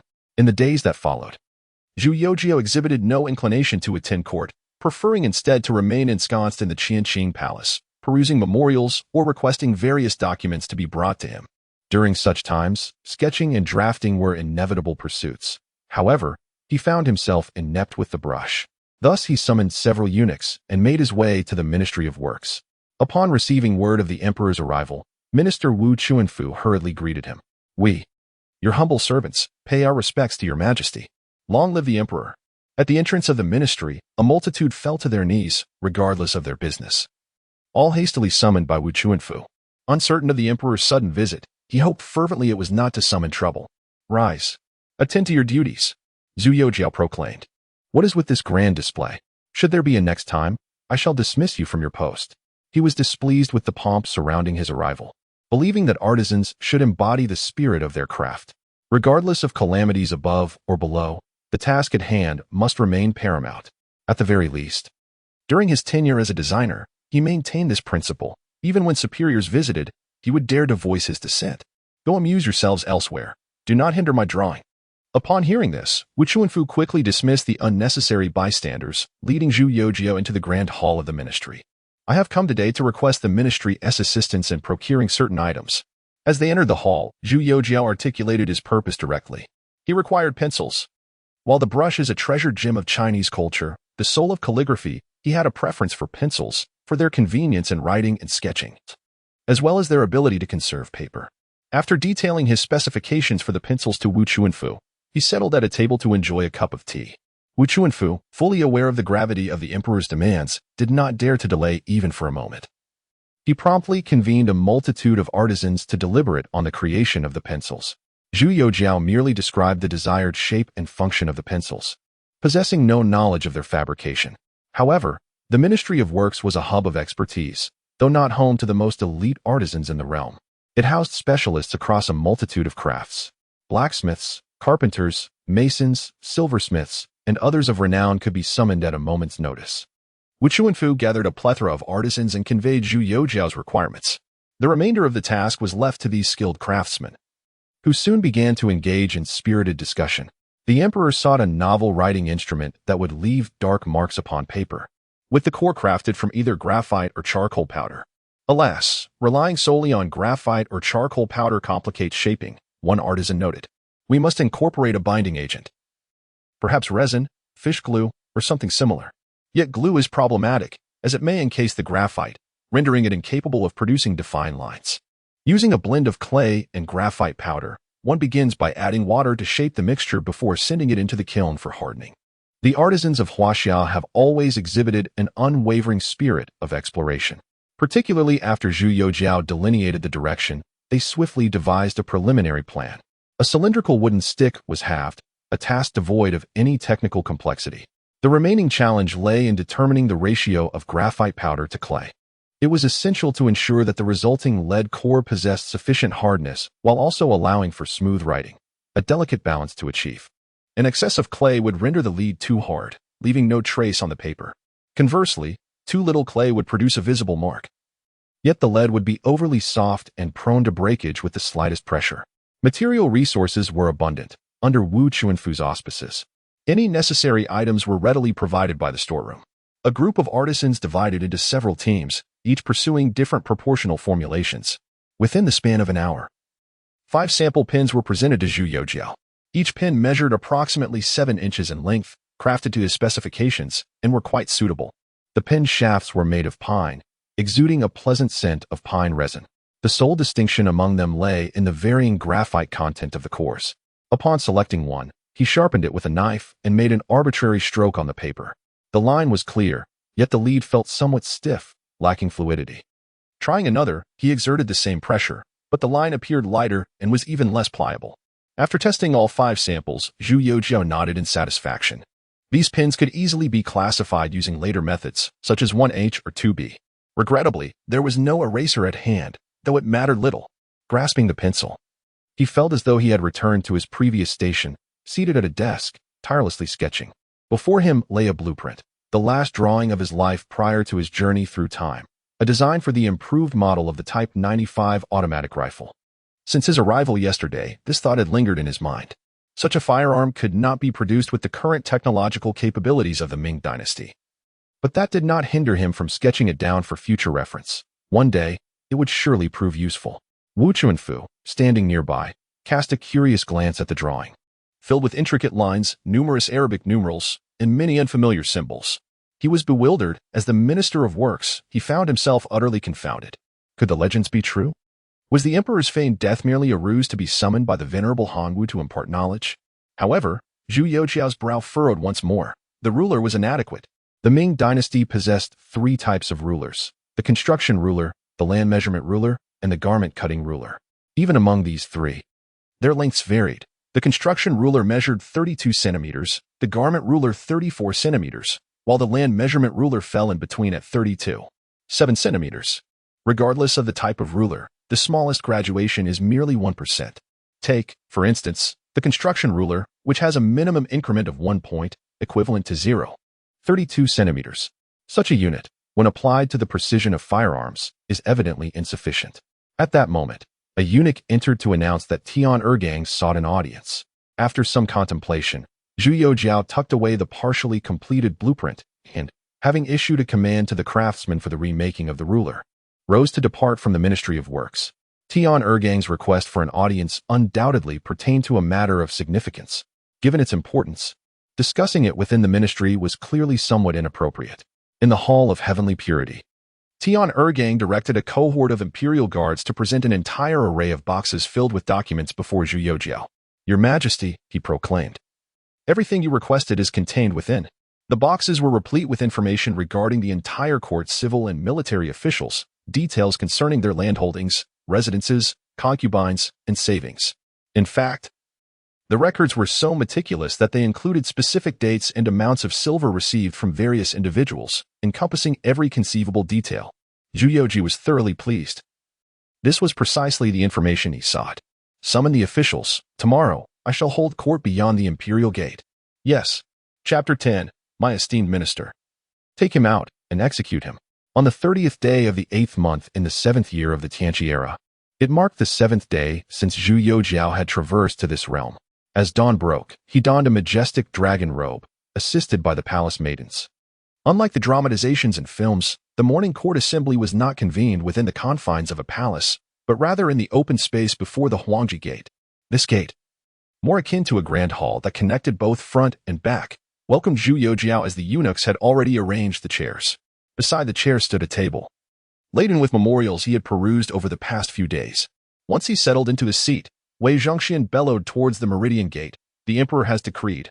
All officials, present yourselves." With a resounding thud of drums, the meridian gate swung open, and the civil and military officials, led by the officers from the Honglu Temple, formed 2 lines. Entering in an orderly fashion, they took their positions outside the Huangji Gate, aligning themselves according to their ranks, and then collectively bowed in reverence. "Long live our emperor." "Be at ease." Zhu Youxiao mimicked the gestures he had seen in dramas, waving his right hand in front of him. "Thank you, Your Majesty." After expressing his gratitude, the officials stood silently, each pondering the reason for this morning's assembly. Since the reign of Wanli, which had set a precedent of emperors not attending court for a span of 30 years, it seemed to have become a tradition for the emperors of the Ming dynasty to shun morning assemblies. The previous Tianqi emperor had followed this trend, engrossed in carpentry and neglecting state affairs, leaving all matters to Wei Zhongxian and the cabinet officials. Now, with this miraculous resurrection from death, the convening of a morning court was indeed perplexing to them. Meanwhile, Zhu Youxiao sat beneath the Huangji Gate, his gaze sweeping over the gathered officials. Those holding the 5th rank and above had all arrived, numbering at least several hundred. Their expressions varied. Some were puzzled, others excited, some hopeful, and yet others disdainful. Clearing his throat, he slowly rose from his chair, clasping his hands behind his back, and approached the steps. "I am aware of your thoughts," he proclaimed. "However, I must inform you that henceforth, morning assemblies shall be reinstated into our schedule. On the 3rd, 6th, and 9th days of each month, I shall await your presence here. If there are matters to address, you may now begin." With that, he paused, and 2 young eunuchs swiftly brought forward a chair, placing it behind Zhu Youxiao. The officials exchanged glances, contemplating the unexpected turn of events. After a prolonged silence, Huang Liji, the chief minister of the cabinet, was the first to step forward. Your Majesty, I have a memorial to present. Speak. The Prince of Shaanxi has rebelled, having breached Qinqing County 10 days prior, and the county magistrate was brutally slain before the public. I propose we dispatch troops immediately to quell this insurrection. This matter had indeed transpired several days prior, and Zhu Youxiao had encountered it in the memorials. He turned his gaze towards the Minister of War, Cui Qingxiu. Minister of War, do you have a plan regarding the matter of Wang Er?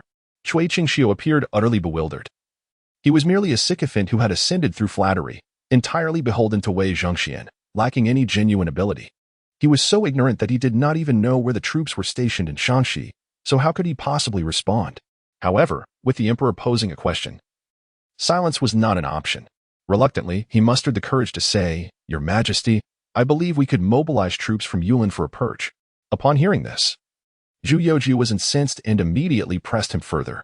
Yulin? Tell me, how far is Yulin from Qincheng? How long will it take for the troops from Yulin Wei to reach Qinqing County? Cui Qingxiu was struck dumb. He could not answer either of these questions. In private, he might have consulted others, but now, who could he turn to? As he noted the emperor's increasingly grim demeanor, he fell to his knees, exclaiming, Your Majesty, I am ignorant. Ha, ha, ha. Zhu Youxiao erupted in cold laughter, pointing at Gui Yunho and Cui Qingxiu. You are a minister of my Ming dynasty, overseeing military affairs. Yet you are utterly clueless. Truly remarkable. Guards, take this charlatan and throw him out. Execute him. The moment those last words were uttered, everyone present was left in shock. Execute? In over 200 years, had any minister ever been executed in the Ming? The onlookers exchanged glances, unsure of what to do. Both men were affiliates of Wei Zhongxian, and while the eunuch officials wished to intercede, they dared not step forward. Meanwhile, the Donglin and Chichu Zhujiang factions relished the unfolding drama. The atmosphere became palpably tense. Just as several Jinui rushed forward to seize Cui Qingxiu, Wei Zhongxian finally stepped in.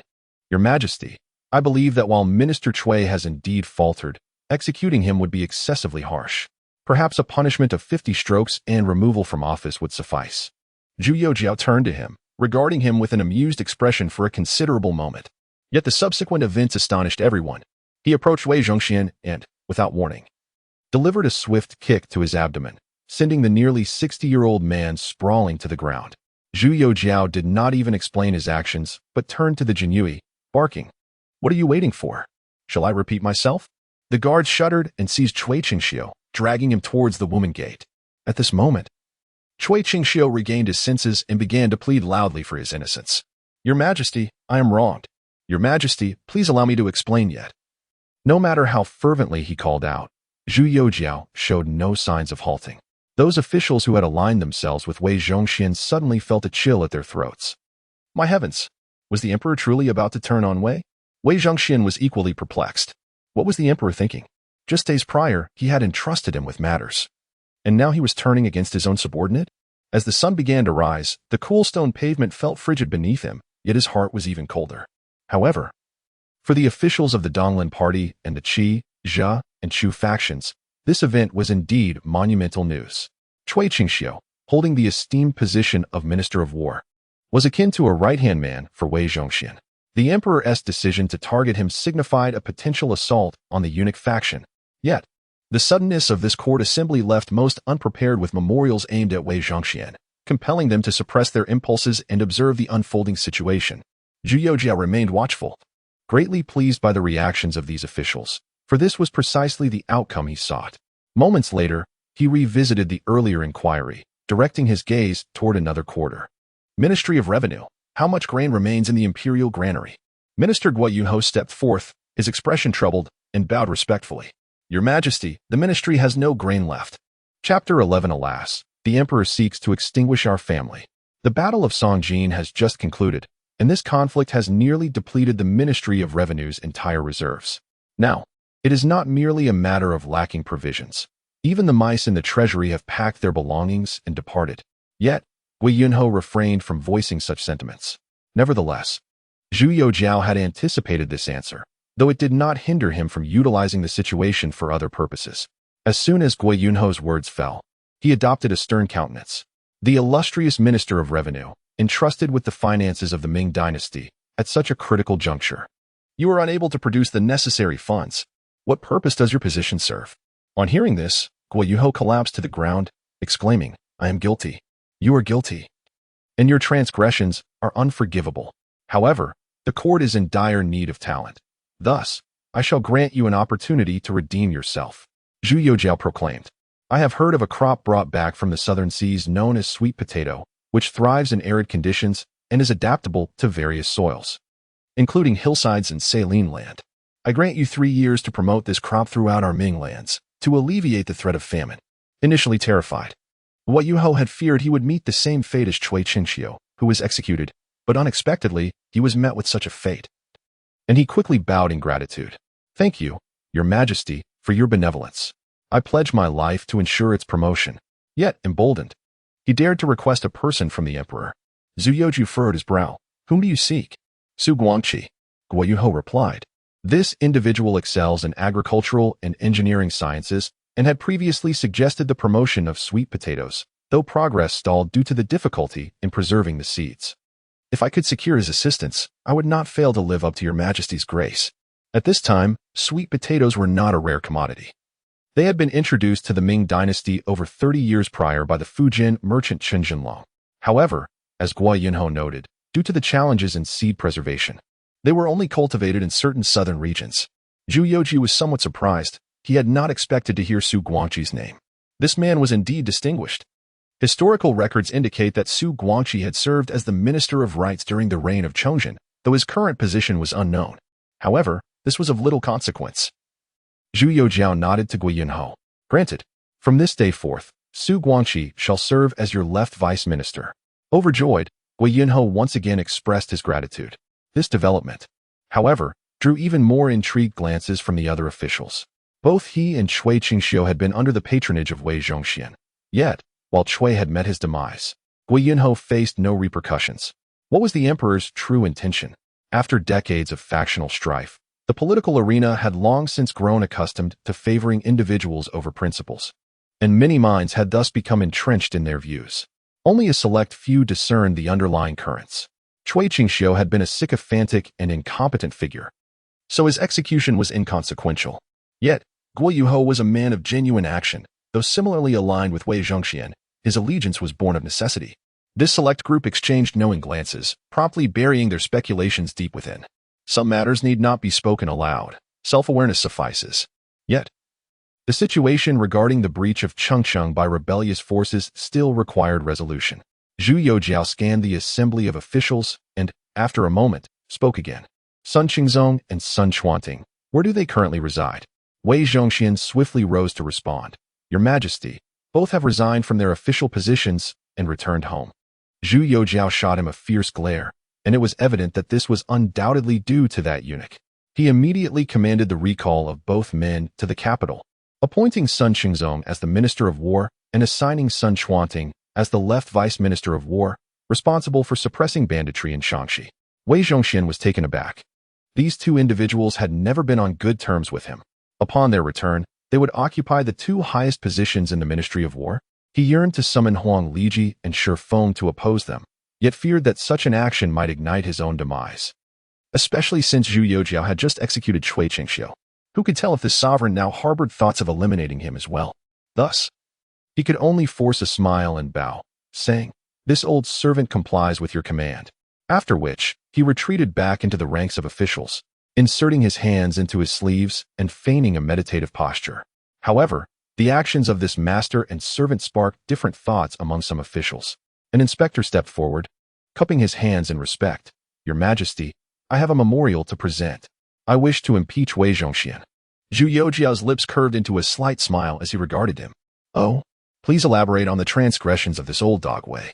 His expression, coupled with the phrase "old dog Wei," instantly ignited the inspector's enthusiasm, prompting him to deliver an impassioned speech. The crimes of Wei the eunuch are tenfold. First, he undermines the emperor. When ministers submit memorials, they must credit the eunuchs. Second, he disrespects the empress. He fabricates charges against trusted aides within the palace. Third, he meddles with the military. He indiscriminately recruits unregistered personnel to establish internal forces. Fourth, Each accusation, one after another, was a capital offense, seemingly delivered as if premeditated by the inspector. In truth, these charges had indeed been meticulously prepared in advance, specifically for Chongzhen. Although Chongzhen had not yet ascended the throne, his disdain for the eunuch faction was well known. Thus, during the interregnum after Tianqi's death, while Chongzhen was preparing for his coronation, the Donglin and Chichu Zhujiang factions had already made plans to topple Wei Zhongxian. Seeing Wei Zhongxian's fall from grace today, the inspector seized the opportunity to present these charges. The emperor laughed, exclaiming, "The emperor calls Wei Zhongxian an old dog. Ha ha ha. Wei the eunuch, I wonder if this time you shall escape death." The 10 charges made Wei Zhongxian's face flush and his heart race, as he seemed to envision the scene of his own execution. After listening, Zhu Youxiao refrained from commenting, instead surveying the assembly of officials as if awaiting something. Soon, what he anticipated came to fruition. "Your Majesty, I too wish to impeach Wei the eunuch. He has built numerous ancestral halls, showing disdain for the emperor. Your Majesty, Wei the eunuch exploits merchants, causing the people's grievances to boil over. Your Majesty, Wei the eunuch deceives the emperor and acts unjustly. Your Majesty." The inspector appeared to be effused after he articulated the 10 charges against Wei Zhongxian. One official after another rose to voice their own accusations. There were officials from the Donglin party, the Qi party, the Zhujiang party, as well as from the Chu party and the Qin party, among other factions. It could be said that, with the exception of the eunuchs, a staggering 80% of the officials had stepped forward. With each individual that emerged, Wei Zhongxian's countenance darkened, but as the numbers swelled, his face began to turn a ghastly white. He even felt his strength ebbing away gradually, perspiration unwittingly soaking his garments. And he found warm liquid beginning to trickle beneath him. It was over, utterly over. The emperor intended to bring about our demise. Chapter 12, The Catastrophe of the Eunuch Wei, a Calamity for the Realm. Your servant humbly requests permission to execute. But did Zhu Youxiao truly wish for the demise of Wei Zhongxian? No. What exactly constitutes the eunuch faction? In the context of the Ming dynasty, particularly during the reign of Tianqi, the eunuch faction ought to be regarded as the imperial faction. Initially, the eunuch faction was merely comprised of Wei Zhongxian and a handful of his trusted associates from the Eastern Depot, along with certain leaders from the Jianyi. To understand the genuine formation of the eunuch faction, one must trace back to the 3rd year of Tianqi and the capital examinations. That year, the Donglin faction held sway over the capital examinations, regarding all officials not affiliated with Donglin as outcasts, and they engaged in rampant suppression. In that year alone, more than 300 officials of the 5th rank and above were dismissed. The entire court was engulfed in turmoil, stirred up by the Donglin faction. Ridiculously, the Donglin faction proclaimed this to be a time of righteousness flourishing in the court. As a result, numerous capable officials were marginalized and compelled to seek refuge under Wei Zhongxian, thereby allowing the so-called eunuch faction to expand rapidly during that year. Although young, Tianqi was not a fool. The actions of the Donglin faction deeply disappointed him, prompting him to delegate power to Wei Zhongxian to act at his discretion. This was also one of the reasons for the irreconcilable animosity between the eunuch faction and the Donglin faction. Thus, although Zhu Youxiao executed Cui Chenxiu and kicked Wei Zhongxian, he did not intend to eradicate the eunuch faction entirely. Such an action would merely earn applause from the so-called gentleman while ultimately rendering the Ming dynasty and himself incapacitated. He observed those officials who had emerged, noting the smug smiles on their faces, and a flicker of disdain crossed his eyes. These individuals were only concerned with people, not matters. Their demise would not be regrettable. However, to execute, one requires a justification. Even as emperor, one cannot simply decree death without cause. Tian Ergang. Once those who sought to impeach Wei Zhongxian had emerged, he suddenly spoke, yet did not respond to their accusations. Present, gather all the files on these officials for me. Yes. Tian Ergang turned and walked towards the Huangji Gate, where a corner was piled high with the boxes he had previously delivered to Qianqing Palace. Everyone was taken aback. What was contained in those boxes? However, this curiosity did not linger for long, as Tian Ergang soon returned to Zhu Youxiao's side, clutching a multitude of documents. I shall not read. You may do so. Yes. The inspector from the censorate, Zhu Guangwei, a graduate, during the 3rd year of Tianqi's examinations, bribed Zhao Nanxing with 500 taels to secure the position of inspector. Subsequently, he abused his position and the authority to report, soliciting bribes from officials who came to the capital for their appointments, accumulating over 4,000 taels in total. Additionally, there were vast sums of money of unclear origin, It has been verified that he owned as many as 7 residences in the capital, kept numerous beautiful concubines, and had over 10 children. His household concealed over 70,000 taels of silver. The right vice minister of the Ministry of Personnel, Mao Song-wang, a successful candidate of the 47th year of Wanli, accepted bribes, engaged in bribery, and formed factions for personal gain. It has been confirmed that he possessed 5 residences in the capital, 1 in Nanjing, 1 in Jinan, and 1 in Xi'an, with land holdings spanning 4,000 acres, and his household concealed over 230,000 taels of silver. The voice of Tian urging, though not loud, possessed a remarkable penetrating quality, amplified by the unique geographical setting outside the Huangji Gate, ensuring that every individual could hear him clearly. As the officials who had stepped forward to impeach trembled upon hearing their names uttered from his lips, a palpable sense of dread enveloped them. This was not merely an attempt to eradicate Wei Zhongxian. It was a ruse to utilize Wei as a pretext for their own perilous exposure. Tian urging continued his discourse. Yet some could no longer withstand the overwhelming psychological pressure. The right vice minister of personnel, Mao Song-wang, suddenly collapsed to the ground, exclaiming, "Your Majesty, such actions are unbecoming of a wise sovereign. We are here to discuss the crimes of Wei the eunuch. Why then is the focus shifting to us? If this is the case, who would dare to voice the concerns of the people henceforth? This is blatant favoritism." No sooner had he spoken than another fell to his knees, pleading, "Your Majesty, please reconsider." The sound of kneeling echoed throughout the chamber as those who had accused Wei Zhongxian followed suit. Not only them, even some officials who had been affiliated with Wei began to sense an ominous turn of events. What were these items that had been prepared? Why had Lord Wei not informed them? Were their own secrets concealed within that box? Zhu Youxiao raised his hand to halt Tian urging, fixing a cold smile upon the assembly. Blatant favoritism? Indeed, I shall openly favor him. What of it? The Tianqi era has endured 7 years. From whence do the soldiers of the 9 borders receive their rations?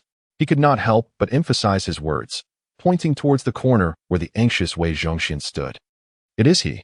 It is Wei Zhongxian who has extracted every copper coin from the wealthy households of Jiangnan. It is he who has sustained hundreds of thousands of my troops. For this alone, not only shall I protect him, but I shall also ensure he lives to a ripe old age.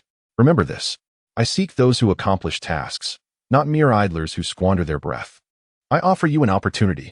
All your wealth shall be confiscated into the national treasury, and you shall choose a region in Shaanxi or Shaanxi to serve as county magistrates. If you perform well in this role, you may return to the capital. If you fail, you shall perish there and never again appear before me.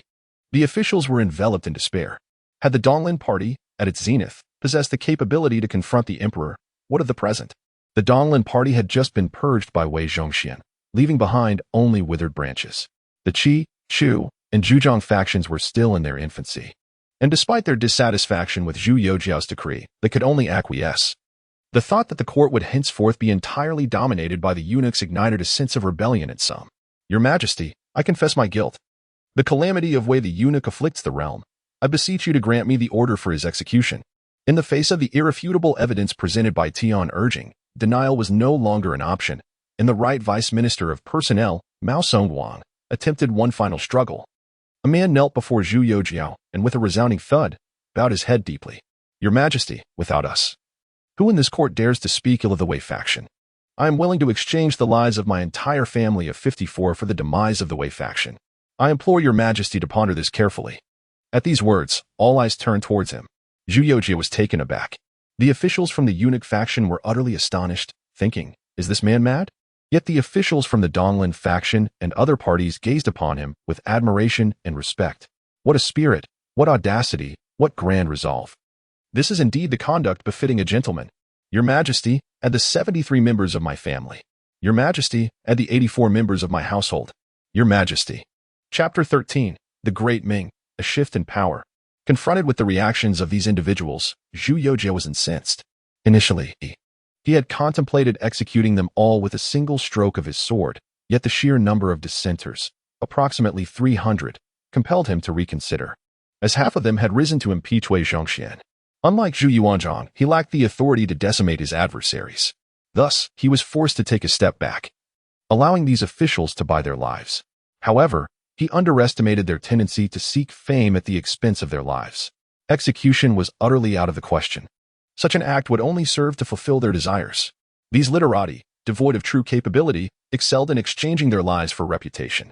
Should he truly execute them, they would attain a posthumous glory as fearless critics of imperial power, overshadowing any accusations of corruption or incompetence. In the end, he would merely be seen as a tyrant. While he was indifferent to the label of a tyrant, it was imperative that he secured substantial benefits before bearing the blame. These individuals had long been marked for death on his list. He had devised a plan for their demise and saw no need to quarrel with them at this juncture. With a frigid expression, Zhu Youxiao descended the steps and approached the Right Vice Minister of Personnel, Mao Songguang. Are you truly willing to exchange the lives of your 54 family members for Wei Zhongxian's execution? Mao Songguang replied resolutely, I shall not go back on my word. Zhu Youxiao nodded slightly. Killing that old dog is not entirely out of the question, but I do not require the lives of your entire family. Simply procure the military funds for the troops at the 9 borders, and I shall consider it. Mao Songguang fell silent. While he could boast, the funding for hundreds of thousands of soldiers was another matter entirely. Could he, like Wei Zhongxian, collect commercial taxes from the south? Should he dare accept such a task, he would undoubtedly be torn apart by the very officials kneeling beside him. Do you seek to ruin my family's fortunes for your own reputation? Zhu Youxiao then turned to the others, reiterating his earlier inquiry. Who among you can procure the annual military funds of 800,000 taels? Step forward, and I shall behead Wei Zhongxian immediately. All present instinctively recoiled. This was not a matter to be taken lightly. Should they accept and fail, their reputations would be irreparably tarnished. Zhu Youxiao scoffed. What? Does no one dare to step forward? A bunch of inept individuals. You expect me to execute Wei Zhongxian, who could potentially secure the military funds.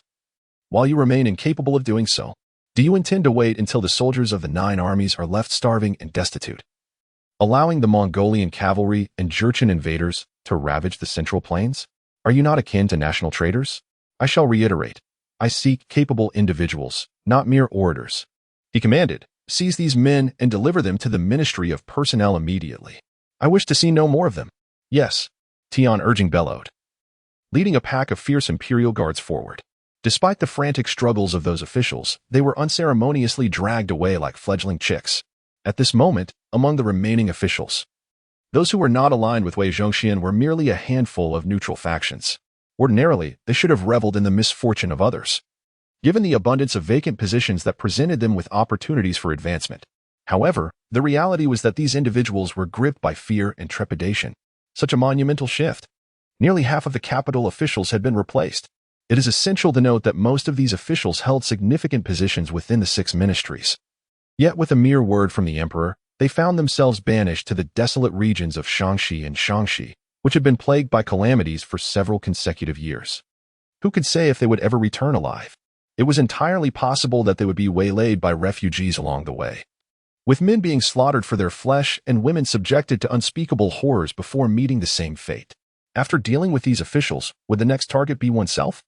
Zhu Youxiao returned to his chair and quietly observed these individuals. He yearned to replace every official, even Wei Zhongxian, but reason cautioned him against such recklessness. If he were to proceed, these schemers might dare to band together and eliminate him, the emperor. Such occurrences were not unheard of throughout history. After a prolonged silence, Wei Zhongxian broke the stillness and inquired, Your Majesty, how shall we fill these vacant positions? Zhu Youxiao cast him a sidelong glance. Do you have any suggestions?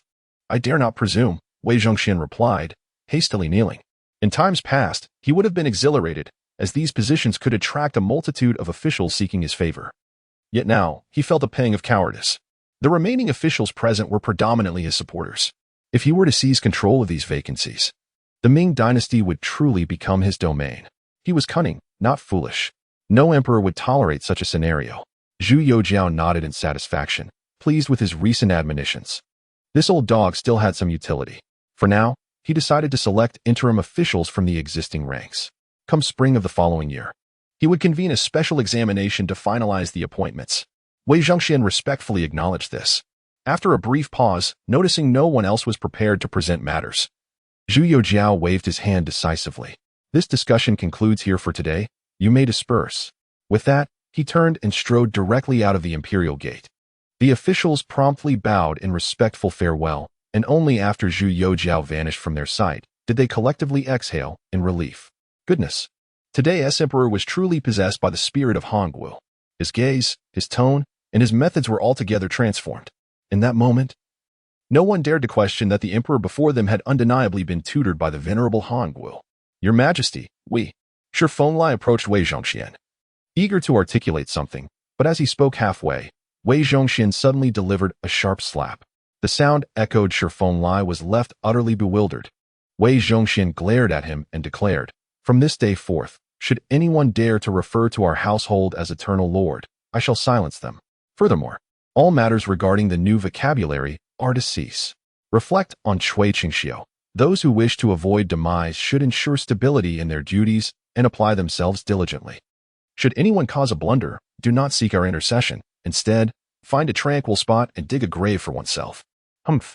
After delivering a scathing reprimand, Wei Zhongxian swept away, leaving the officials present exchanging bewildered glances, each wearing a look of utter confusion. Indeed, the Ming dynasty has undergone a transformation. Chapter 14. The troublemaker of the Ming dynasty. Shortly after Zhu Youxiao returned to the Palace of Heavenly Purity, Wei Zhongxian followed closely behind. Upon entering the Grand Hall, the old fellow abruptly knelt before the imperial desk. "This old servant has sinned. Please punish me, Your Majesty." "You? What sin have you committed?" Zhu Youxiao replied without lifting his gaze from the memorial, his tone laced with sarcasm. This old servant failed to recognize the worth of men, allowing a useless individual like Zhu Youxiao to infiltrate the court. "I deserve death. I have betrayed the grace bestowed upon me by Your Majesty."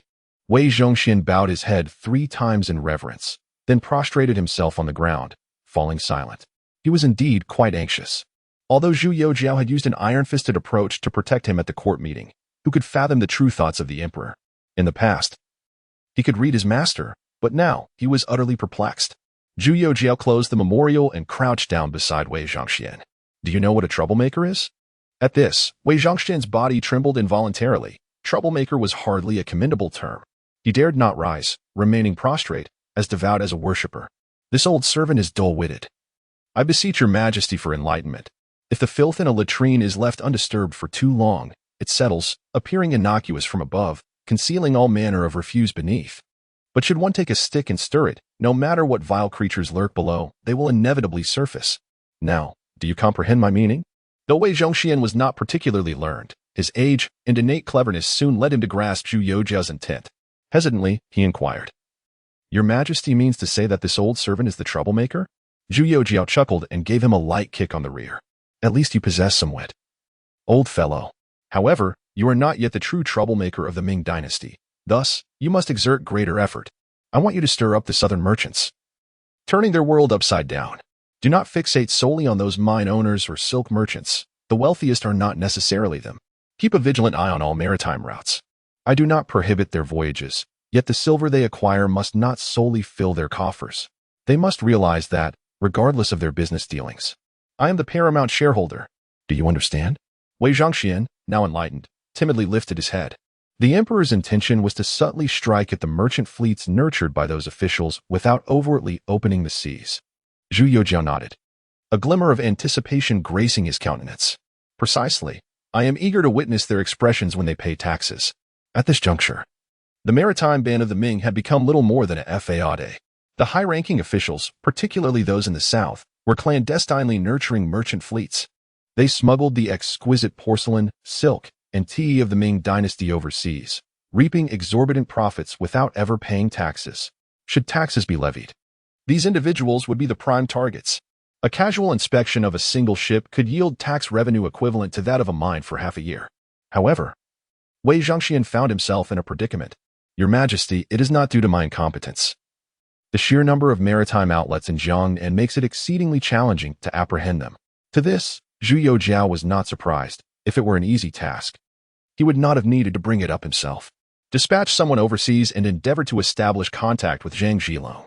Remember, maintain a cordial demeanor. Inform him that I have a title of Duke of Nanhai awaiting his arrival, with his fleet of 700 ships. He stands as a formidable force even on the global stage. Should we succeed in winning him over, the smuggling fleets will have nowhere to hide. Wei Zhongxian appeared somewhat perplexed. Zhang Zhilong. I have not heard much of this name, as it has yet to reach its zenith, historically. The famed naval battle with the Dutch East India Company is still 6 years away. Zhu Youxiao nodded once more. First, seek out Xiong Wenqian. Enlisting his aid in recruiting Zhang Zhilong will yield greater results. Wei Zhongxian recognized this name, and his eyes brightened. Is it the former governor of Shandong? Xiong, when can you speak of? Precisely. I appreciate your insight, your majesty. A smile creased Wei Zhongxian's face. He feared neither punishment nor reprimand from Zhu Youxiao. His greatest dread was being left without any duties. What task has the emperor bestowed upon us this time? Collecting commercial taxes or maritime duties? Engaging Zheng Zhilong with his 700 ships? Goodness, if they were to be stationed on land, they would fill the entire forbidden city. In his buoyant mood, flattery flowed from him freely. The emperor, having returned from his ancestors' guidance, was indeed transformed from his former self. He seemed to possess an uncanny ability to discern all matters of the world, even those at sea, a talent reserved for the truly enlightened. And Wei Zhongxian held him in profound esteem. Yet Zhu Youxiao shot him a fierce glare. Get out and attend to your duties. With that, he rose and returned to his desk, resuming his perusal of the memorials. Wei Zhongxian hastily complied. Scrambling to his feet and exiting the Tianqi palace with agility that belied his nearly 60 years. In court, Zhu Youxiao's actions prompted a notable restraint among the officials. For at least the following few days, he would not encounter any memorials resembling, "The minister has eaten. Has the emperor dined?" On the 6th day of the 9th month in the 7th year of the Tianqi era, accompanied by Wei Zhongxian, an elderly man and a middle-aged gentleman arrived at the Tianqi palace. We, Ministers Sun Qingzong and Sun Chuanting, pay our respects to your majesty. Long live the emperor. The elder was indeed Sun Qingzong, now 64, with a head of black and gray hair, his face lined with wrinkles. Though slender, he exuded strength. With eyes as sharp as an axe, Zhu Youxiao, seated at his desk, felt an involuntary surge of respect. Before him stood Sun Qingzong, once a teacher to the Tianqi emperor. History records that 12 years hence, at the age of 76, he steadfastly defended Gaoang City alongside his family, ultimately sacrificing himself for his country, a true hero. Rising from behind the desk, he quickly approached Sun Qingzong, extending a hand to assist him. No need for formalities, esteemed teacher. Please, Mr. Boya, Sun Chuanting, rise swiftly. After assisting the two, he addressed Wei Zhongxian, saying, "You old dog, why don't you hasten and fetch the brocade stools?" Yes. Wei Zhongxian promptly scurried off, returning from behind the hall with 2 brocade stools in his arms. Sun Qingzong and Sun Chuanting were taken aback. The primary reason for their resignation from office was their disdain for Wei Zhongxian's tyrannical behavior, which the Emperor Tianqi turned a blind eye to. Faced with the hopelessness of serving their country, they had chosen to retreat into seclusion. Yet now, the emperor extended such courtesy to them. As soon as Sun Qingzong took his seat, he stood up again, cupping his hands in respect. "I am overwhelmed, your majesty. I am uncertain what commands you have for me upon my return to the capital." Sit. Zhu Youxiao stepped forward, gently urging him back onto the brocade stool before slowly saying, "You must have heard that not long ago, I was thoroughly berated by our ancestor Hanguo. Therefore, after much reflection, I have resolved to revive the Ming dynasty, which is why I summoned you both back. I hope you can set aside past grievances and assist me in resurrecting the glory of our nation." Upon finishing his words, he bowed deeply to the 2 men, his demeanor exceedingly earnest. Sun Qingzong and Sun Chuanting quickly rose, each supporting Zhu Youxiao's arms. Sun Qingzong's eyes glistened with tears, his hands trembling. "Your Majesty, you honor an old minister far too greatly. How could this frail body of mine bear such a distinction? As long as your Majesty does not find me too aged, I am willing to don armor once more and fight for the glory of the Ming dynasty." Chapter 15. Even in the face of rebellion. "I command you to remain indifferent." Sun Chuanting was taken aback, for prior to his resignation, he had merely been the deputy director of the personnel department, a 5th-rank official, and had seldom encountered the emperor, let alone received such treatment. At the youthful age of 34, brimming with vigor, he stepped back 2 paces after Sun Qingzong finished speaking and knelt on the ground, bowing 3 times with profound respect. "To receive such honor from your majesty is a fulfillment of my aspirations. Should there be any commands, I shall not hesitate to face death 1,000 times over." This time, it was Zhu Youxiao who assisted them, and once they were reseated, he smiled and said, "Esteemed Lord Sun, let us establish a mutual understanding. The purpose of your summons today is to deliberate on state affairs, and henceforth, there shall be no need for such formalities." He ordered chairs to be brought from behind the imperial desk, seating himself across from the 2 men as he unveiled his intentions. Sun Qingzong was to be reinstated to his former position and appointed Minister of War, concurrently serving as the Governor-General of Jilin and Liaoning, tasked with overseeing all military matters concerning the Jurchens. Meanwhile, Sun Chuaning was to assume the role of Governor-General of Shaanxi and Shaanxi, addressing the insurrection in that region. However, after an in-depth discussion, Sun Qingzong took his leave, leaving Zhu Youxiao to speak privately with Sun Chuanting. Confused, Sun Chuaning inquired, "Your Majesty, is there something you wish for me to heed?" Zhu Youxiao nodded. The provinces of Shaanxi and Shaanxi are extraordinary. Historically, they have been known for their fierce populace, not only producing valiant generals but also countless bandits. Therefore, I shall provide you with 3,000 elite troops to ensure that the head of Wan Heir is brought back. But remember this, once you have subdued Wang Heir, you must return to the capital immediately, without lingering a day longer in Shaanxi and Shaanxi. Even if there is a rebellion, I command you to remain indifferent and return forthwith. Sun Chuanting was bewildered. As the Governor-General of Shaanxi and Shaanxi, should he not reside there? How could he return immediately after dealing with Wang Heir? Was he not to oversee any rebellions? This was utterly absurd. Yet, upon meeting Zhu Youxiao's serious expression, he began to comprehend the underlying implications. The emperor surely had other plans. With this realization, he refrained from further questioning and clasped his hands in gratitude, saying, "Thank you, Your Majesty, for your guidance. I shall remember it well." Zhu Youxiao beckoned to Wei Zhongxian, saying, "You go and draft a decree for Governor Sunday." He intended to send Wei Zhongxian to compose a royal edict for Sun Chuaning to recruit soldiers from the elite troops, but he halted mid-sentence. "Never mind. I shall personally accompany Governor Sun to the elite troops." Once again, Sun Chuanting experienced that sensation of astonishment at the unexpected favor. The emperor before him seemed truly transformed. "I am in trepidation." Zhu Youxiao laughed. "What is there to fear? It has been long since I visited the capital garrison to see those valiant soldiers. It is timely to go together." Having said this, he instructed Wei Zhongxian to select a number of accompanying guards, and they escorted Sun Chuaning out of the palace. This was his first venture beyond the palace since his time of crossing over. The sights of the streets outside were entirely different from those depicted in dramas. Though the weather remained sweltering, the streets were bustling with pedestrians. Outside the Chintian Gate, primarily government officials and clerks hurried by, perhaps due to the recent purging of numerous officials by Zhu Youxiao. However, upon exiting the Ming Gate, the crowd transformed into a medley of common folk and merchants. Dressed in casual attire, they evoked little commotion. Beneath the ancient sycamore tree at the city wall, a few disheveled old men relaxed in the shade, casually picking lice from their garments.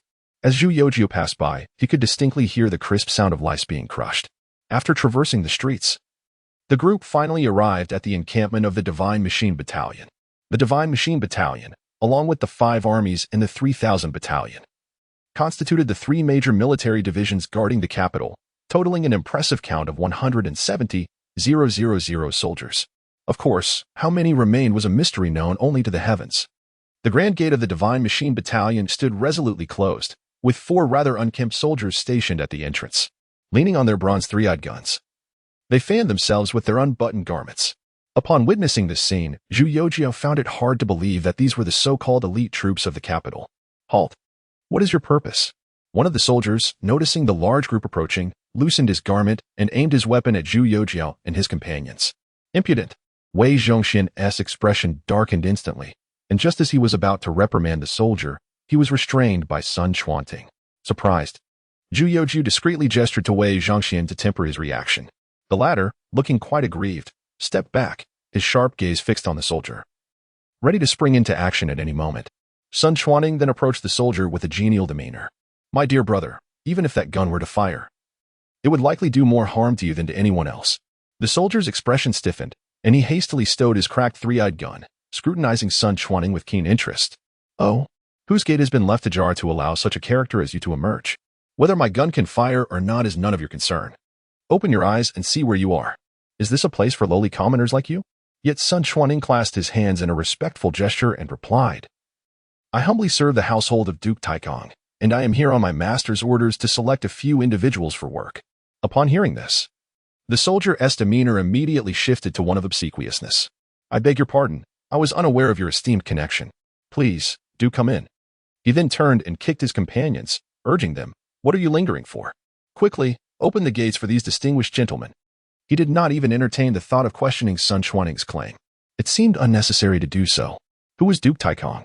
He was none other than the father of the current empress. Who would dare impersonate him? Not to mention, with Wei Zhongxian standing there, his mere presence was enough to instill confidence. A eunuch with such an imposing demeanor could only have been nurtured alongside the emperor or empress. The wooden doors creaked open, emitting a series of groans, one of which swayed precariously, threatening to topple at any moment. Zhu Youxiao's heart trembled, much like the door itself. Ah, is this truly my divine mechanism camp? The illustrious Ming dynasty's divine mechanism camp, which had once led the world in the application of firearms by 2 centuries. How has it decayed to such a degree? His face turned a shade of iron, and he cast a fierce glare at Wei Zhongxian. This old dog cannot possibly be oblivious to this situation. Yet, he has never uttered a word to me. Wei Zhongxian instinctively shrank his neck, feeling an inexplicable chill running down his back on this sweltering day. Upon entering the gates, the first sight that greeted them was an empty drill ground. In the yard, several mongrels were scavenging remnants left by some foolish soul in the corner. The guiding soldier, noticing that everyone had halted, spoke up. "My lord, there is nothing of interest here. Allow me to take you to the barracks." Zhu Youxiao suppressed his displeasure, nodded to Sun Xuanting, and the group followed the soldier towards the distant barracks. However, upon arriving at the barracks, the scene that unfolded before them was even more shocking. Chapter 16. Capture that good-for-nothing. The barracks, which ought to have been pristine, lay before them in disarray, littered with a hodgepodge of refuse. Tattered straw sandals, feathers from domestic fowls, and shards of porcelain lay scattered, mingling with slops and excrement, even including fish bladders containing some bizarre liquid. Before anyone could approach, a swarm of large green flies took flight. This was hardly the appearance befitting a military camp. It resembled a veritable garbage dump. The soldier leading the group displayed no hint of discomfort regarding the squalor, ushering them into an empty barack before bowing and stating, "Please rest here for a moment while I inform the officer." With that, he departed, heading towards an officer's quarters in another corner. Once the soldier had left, Zhu Youxiao delivered a swift kick to Wei Zhongxian's abdomen. "Is this truly my divine machine camp? What on earth is the esteemed East Factory commander doing?" Wei Zhongxian fell to the ground from the blow, hastily kneeling. "Your Majesty, forgive me. It is not that this old servant is unaware of the situation in the capital's camp, but rather that I, an old servant, dared not intervene." Zhu Youxiao, however, found this explanation unconvincing and delivered several more kicks until Wei Zhongxian's face was bruised and battered. Nearby, Sun Xuanting watched the scene unfold, feeling a sense of satisfaction. That treacherous eunuch deserved every blow. After accepting a handkerchief from a young eunuch, Zhu Youxiao wiped the sweat from his brow, his voice laced with anger as he pointed at Wei Zhongxian. "You wretched servant, just wait until we return to the palace. I shall make you pay dearly." Cowering in the corner like a frightened wife, Wei Zhongxian felt an inexplicable sense of relief. He could hardly believe it. How could it be that the emperor's sudden display of violence brought forth a sliver of admiration? It was akin to a relative witnessing a younger generation achieve success. At that moment, the soldier returned, leading a rotund man clad in short garments. "General Ko." "It is them," he announced. They claimed to be servants of the Duke of Taikong, seeking to select a few brothers to take back. Upon entering, General Ko immediately noticed Wei Zhongxian in the corner, curious about how the eunuch had come to be in such a state. After surveying the group, his gaze finally settled on Zhu Youxiao. Recognizing him as the focal point amidst the entourage of guards, he bowed and inquired, "May I ask what relation you hold to the Duke of Taikong?" Having just vented his frustrations, Zhu Youxiao felt somewhat buoyed and, in alignment with Sun Xuanting's earlier remarks, replied, "He is my father. My father-in-law is also my father. Thus, there is no fault in my statement." However, General Ko's thoughts began to race. He had heard no mention of the Empress having any brothers. Perhaps it was merely a limitation of his profession, leaving him uninformed. After a moment's hesitation, he offered a fawning bow to Zhu Youxiao. "I beg your pardon for my lack of proper welcome, esteemed young lord. Rest assured, I shall summon the brothers immediately for your selection." After speaking, he unobtrusively kicked the soldier. The soldier, quick-witted, dashed outside, followed by the resounding sound of a whistle. Subsequently, a cacophony of footsteps ensued. As Zhu Youxiao stepped out, he found the training ground already teeming with people. However, the condition of these individuals left much to be desired. To say their attire was disheveled would be an understatement. Some were still fastening their buttons, others were missing a shoe, and some had emerged clad in nothing but a pair of shorts. The soldiers varied greatly in age, with the youngest merely 11 or 12, barely reaching the height of a musket, while the oldest were already graying and hunched over. This made Zhu Youxiao's face burn with embarrassment. He had previously stated that he would leave the selection of personnel to Sun Xuanting, but what could be accomplished with such soldiers? Not to mention that the hunchbacked old man likely wouldn't survive a 30-mile trek. Was this truly the elite of the divine mechanism camp? He cast a dark look at General Ko. General Ko, however, seemed unfazed. Do not be deceived by their frail appearances, young lord. These fellows possess ample strength for labor. Zhu Youxiao could no longer contain his fury, pointing at the aged and weak soldiers. Isn't it said that the divine mechanism camp boasts 30,000 elite troops? These individuals appear to number less than 5,000. General Ko's heart sank, and he gazed at Zhu Youxiao with suspicion, retorting, young lord. Your tone suggests you did not come here to choose laborers, did you? Zhu Youxiao, enraged to the point of laughter, replied. Do you think I need to come here to seek laborers? General Ko trembled violently.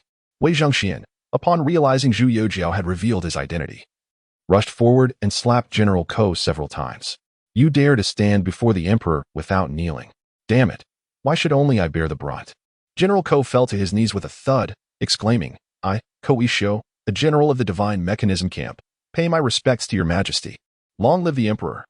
Zhu Youxiao did not even glance at him, coldly commanding, summon the commander of the divine mechanism camp to see me. Also, bring the commanders of the 3,000 camp and the 5 armies camp. I wish to inquire how my imperial camp has come to such a state. Before entering, he had not understood why Sun Xuanting had invoked the name of the Duke of Taikong, but now, observing the elderly and weak soldiers on the training ground, he realized. Even if he were dull-witted, he would have grasped the situation. Had he revealed his identity before entering, he would surely have been met with various evasions and would not have witnessed this disheartening scene. Wei Zhongxian, with his battered face, pulled a guard aside and hissed, hurry. After the guard departed, the crowd stood on the training ground awaiting further instructions. Despite the blazing sun overhead, Zhu Youxiao had no intention of seeking refuge in the barracks. At this moment, his heart felt as cold as ice. Damn it! No wonder Li Ziqing managed to breach the capital with a band of peasants. Considering these soldiers before him, it was likely that even Wei Zhongxian could take on 10 of them single-handedly. They stood in the schoolyard for an extended period, until a throng of individuals rushed through the camp gates. One among them, upon spotting Zhu Youxiao, immediately knelt on one knee. Your Majesty, I am Li Shoqi, the commander of the divine mechanism camp, here to pay my respects. The others, witnessing this, hastily followed suit, kneeling to honor the emperor. Your Majesty. Zhu Youxiao, however, paid no heed to the others, his gaze fixated intently on Li Shoqi. You command this divine mechanism camp? Li Shoqi, feeling a twinge of panic, could only muster a stammering reply. Yes, it is I who commands. Zhu Youxiao's expression turned icy. Seize this worthless fellow and administered 20 strokes to him. Yes. A group of guards surged forth, swiftly pinning Li Shoqi to the ground and deftly removing his breastplate, exposing his pale, delicate backside. Chapter 17, Your Majesty. The ministers suffered the sound of crackling sticks, and the anguished cries of Li Shoqi caused the officials who had accompanied him to instinctively withdraw their necks. It had been an eternity since the emperor last graced the divine machine camp with his presence. Who could have foreseen such a sudden intrusion from this ancestor today? By the time the 20 lashes had been delivered, Li Shoqi lay on the ground like a broken doll, unable to rise. Zhu Youxiao stepped forward, crouching down to gaze at him. I entrusted the divine machine camp to you, and this is how you repay me? The court has never lacked for provisions and salaries for you, yet you dare to ask me where my soldiers have gone. Are these frail and elderly troops on the training grounds truly my divine machine camp? His voice grew louder with each word, culminating in a roar that reverberated through the air. He was furious. In the final years of Chongzhen, one could excuse soldiers fleeing due to hunger and lack of pay. However, during the reign of Tianqi, the provisions for the divine machine camp had never been delayed. The funds acquired by Wei Zhongxian were always allocated first to the capital's forces before reaching the border guards. After venting his anger at Li Shoqi, Zhu Youxiao turned his attention to the other kneeling officials. You too, had better provide me with a reasonable explanation. Otherwise, I shall not hesitate to execute heads rolling. I refuse to be betrayed by you before the enemy even reaches the capital. Bang, bang, bang. As his words fell, the officials began to prostrate themselves fervently. Your Majesty, spare us. Your Majesty, please.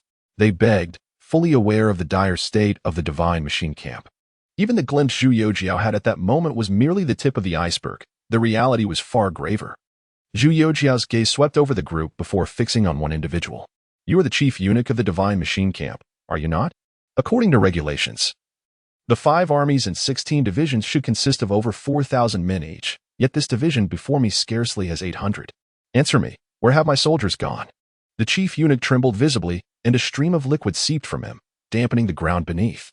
Your Majesty, this division is on leave today. The soldiers have returned home to rest. The other divisions must have been deployed for exercises.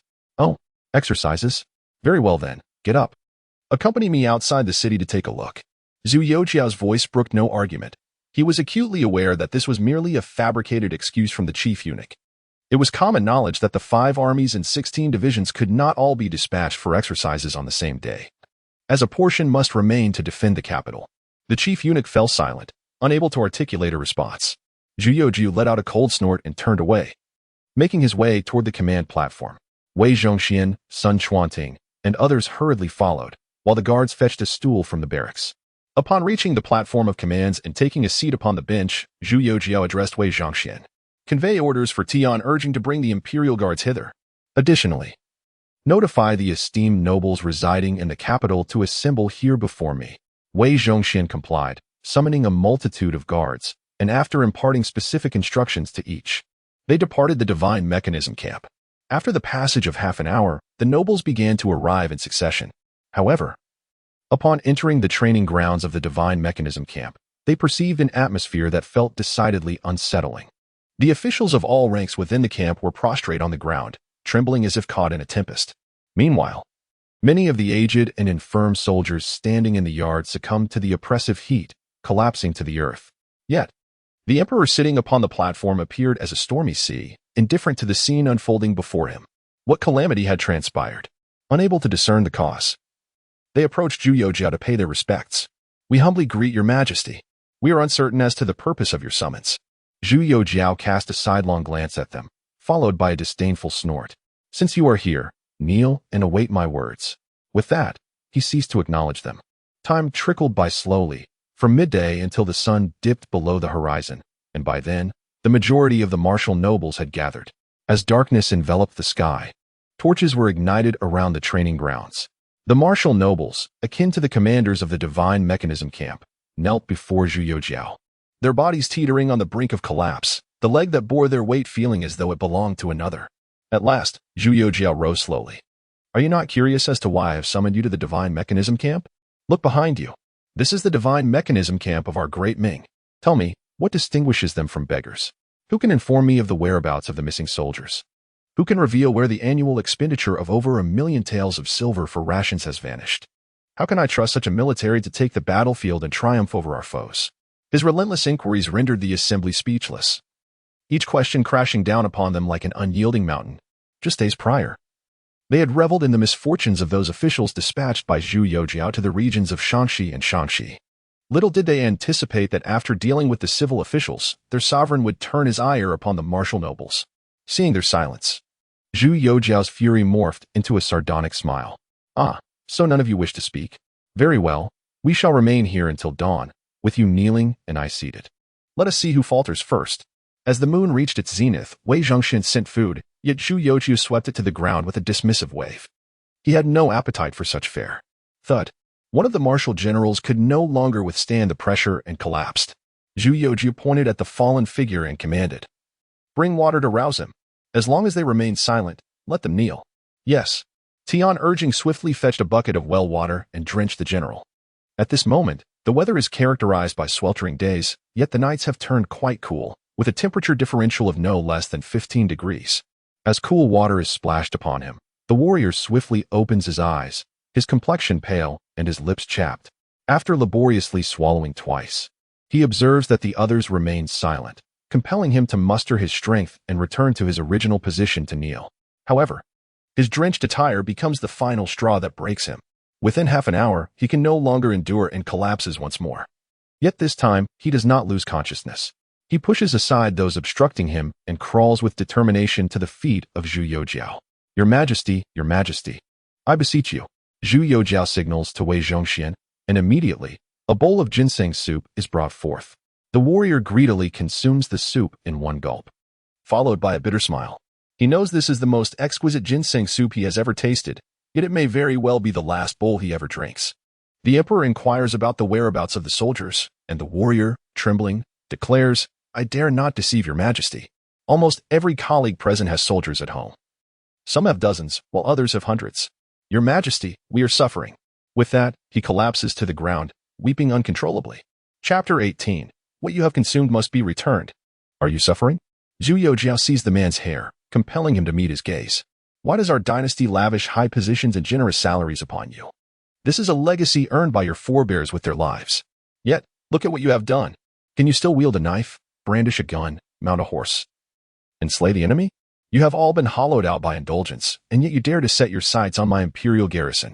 You are all deserving of death. With that, he delivered a forceful kick, sending the man sprawling. In truth, he needed no prompting from these military generals. He could easily surmise the fate of the soldiers. Throughout history, emperors have rewarded their valiant warriors with lands, and over the course of numerous dynasties, these estates have only grown larger. Naturally, someone must toil the fields. And these soldiers, who require neither wages nor provisions, have become their most advantageous labor force. On one hand, they skim the military salaries, while on the other, they compel these soldiers to abandon their duties and work for them. This is treating the imperial court as a fool. This is blatant parasitism. This is the rot of the Ming dynasty. Such circumstances are not confined to the imperial garrison, in the 9 borders and various local garrisons. The situation is almost uniformly dire. Historical records state that after ascending to the throne, Shenzhen dispatched Li Banghua to rectify the issues within the imperial garrison. However, Li Banghua was merely a subordinate, a member of the East Forest Party who had previously suffered at the hands of Wei Zhongxian. Thus, when he touched upon certain secrets within the garrison, he was immediately met with resistance from the noble families. Numerous impeachment memorials flew into the palace like snowflakes, nearly costing Li Banghua's life while attempting to reform the military. Zhu Youxiao initially believed this was a distortion by the Manchus, but he was unprepared for the harsh reality he witnessed today, which surpassed the accounts in the annals. Were it not for his own eyes, he could have mistaken these soldiers for destitute refugees. And as he surveyed the kneeling military officials before him, each one appeared corpulent and bloated. Even now, he dared not turn to glance at Sun Chuanting. What right does such a Ming dynasty have to demand lives for its defense? What right? After casting another glance at the military officials present, he suddenly called out, Tian urging, Wei Zhongxian, your servant is here. Command the Jinyue to cooperate with the Eastern Factory and immediately investigate the imperial garrison. I wish to know how many men are missing, how much armor is unaccounted for, how many horses are lost. Even if but a single nail is missing, it must be reported to me. I must understand the true state of this garrison. Yes. With bruised faces, Wei Zhongxian and Tian urging simultaneously offered a respectful bow, then set to work. A team proceeded to the garrison office, retrieving all rosters and ledgers. Cartloads of documents piled up into a small mountain in the training grounds. Aside from the soldiers who had stood in formation all day, all remaining troops were summoned and lined up according to their respective affiliations. By the time these tasks were completed, dawn had fully broken. After a sleepless night, sunlight spilled over Zhu Youxiao's face, causing a wave of dizziness to wash over him. He bit down hard on his tongue to regain his composure. Before him, nearly half of the valiant warriors had already collapsed. Buckets of cold water were poured over them, turning the ground beneath into a quagmire. Zhu Youxiao no longer paid them any mind. Instead, he focused intently on the reports from Tian Ergang. Your Majesty, the 4th Division of the Divine Machine Camp was supposed to have 17,000 men, but only 200 have reported. The 3rd Division of the left flank was to have 10,500, yet only 873 are present. The 3rd Division of the right flank was to have 11,200, but merely 651 have arrived. Each report struck Zhu Youxiao's heart like a heavy hammer, leaving him breathless. Of the 40,000 soldiers in the Divine Machine Camp, fewer than 6,000 remained. The once 30,000 strong cavalry unit now had fewer than 500 riders, and the number of usable war horses had dwindled to less than 300. The largest military unit, the 5 Army Camp, with a capacity of 100,000, had barely summoned 10,000. In other words, of the 170,000 troops in the capital, only a mere tenth remained, and this was simply the count of men. Yet, the court continued to allocate funds annually for 170,000 soldiers' salaries. The waste was utterly outrageous. With a bang, Zhu Youxiao stood and kicked over a stool, swiftly drawing the embroidered spring knife from Tian Ergang's waist. He strode purposefully towards Li Shouqi, the commander of the Divine Machine Camp. The knife's tip scraped against the ground, producing a metallic sound that made everyone hold their breath. When Li Shouqi saw the bright yellow boots adorned with golden dragons halt just a foot away from him, he instinctively looked up, only to find Zhu Youxiao lifting the knife to strike. Li Shouqi's face paled in terror. "Your Majesty, spare me. Your Majesty, please." He attempted to rise and flee, but his right leg, having knelt for so long, was too weak to support him.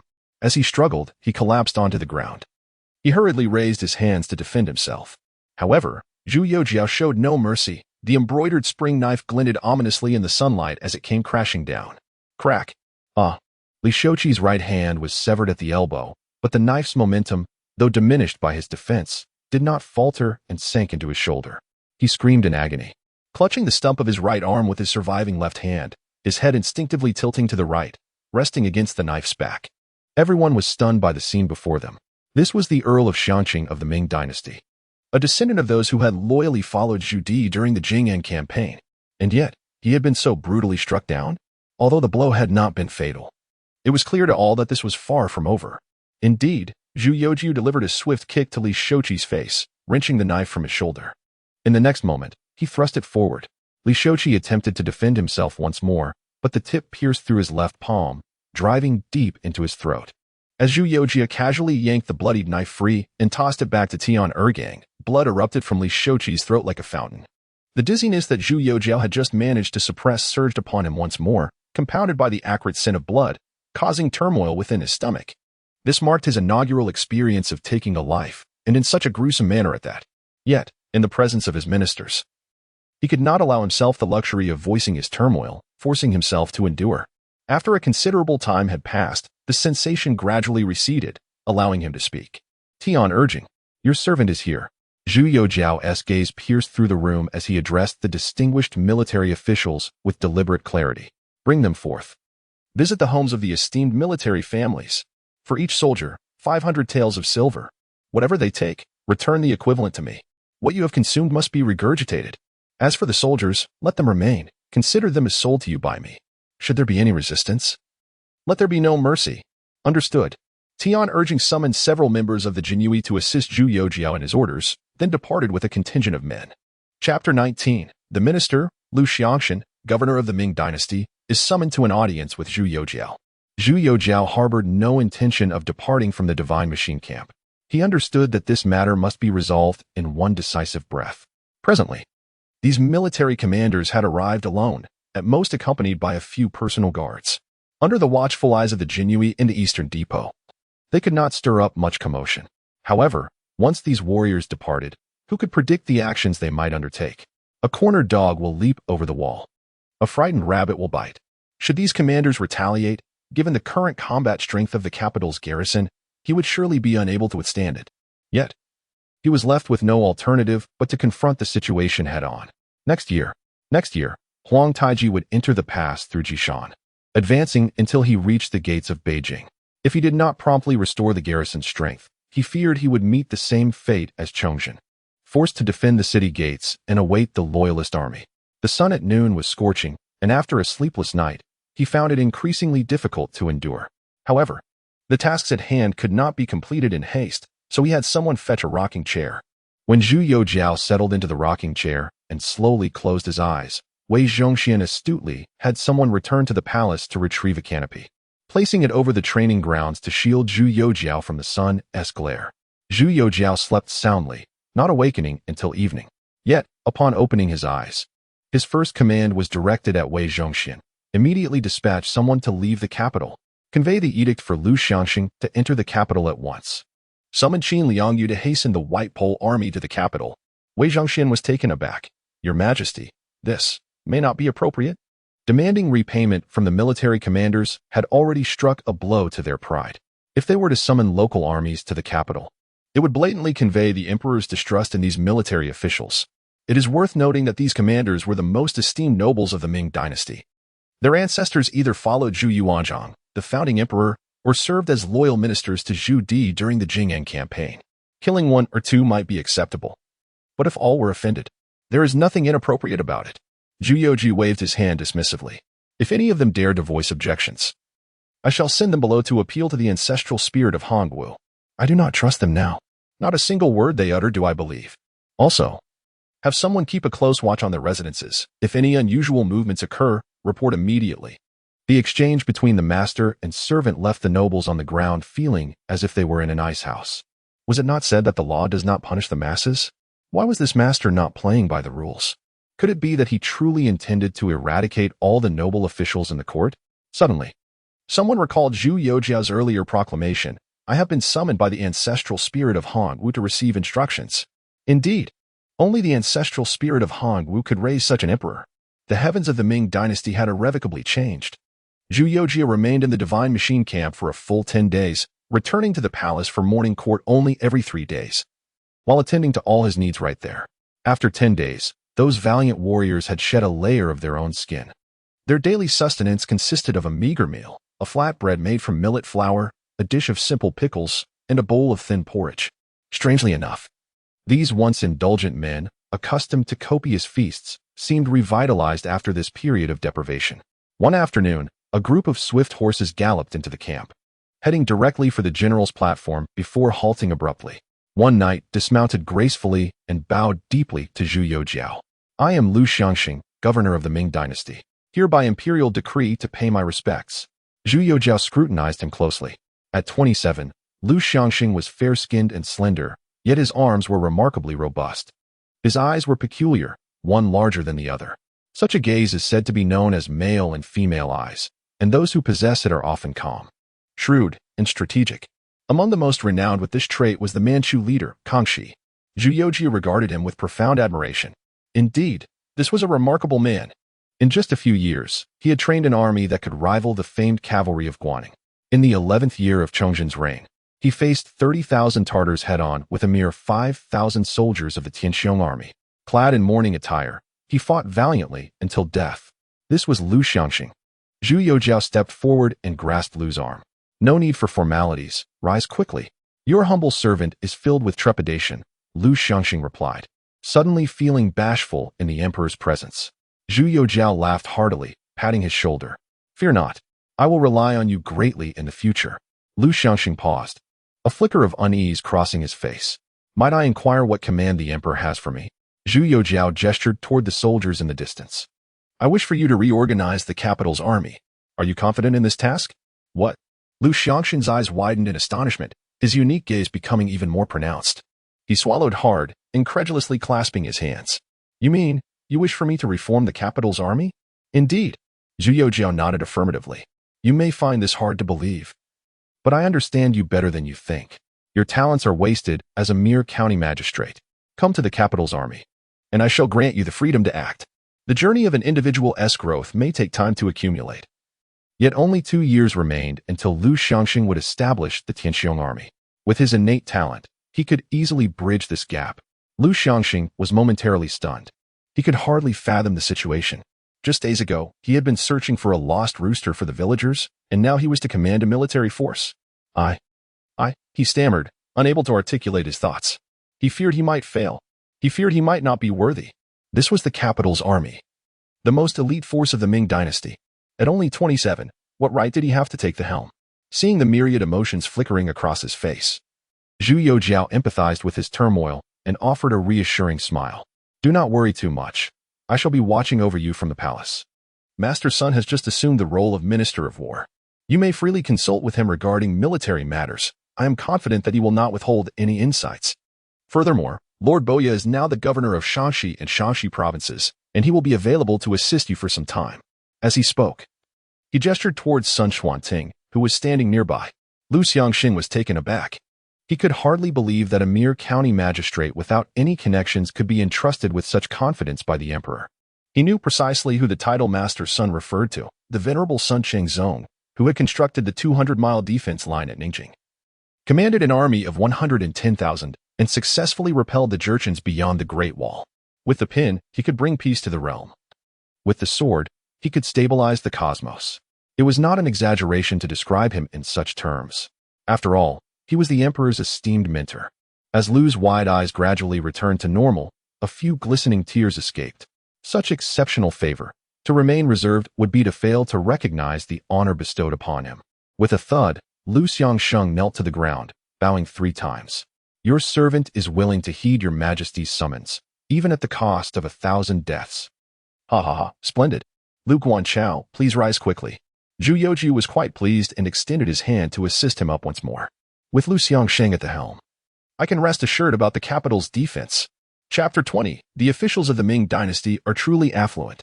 That evening, Zhu Youxiao arranged a grand banquet, personally hosting Lu Xiangsheng to wash away the dust of his journey.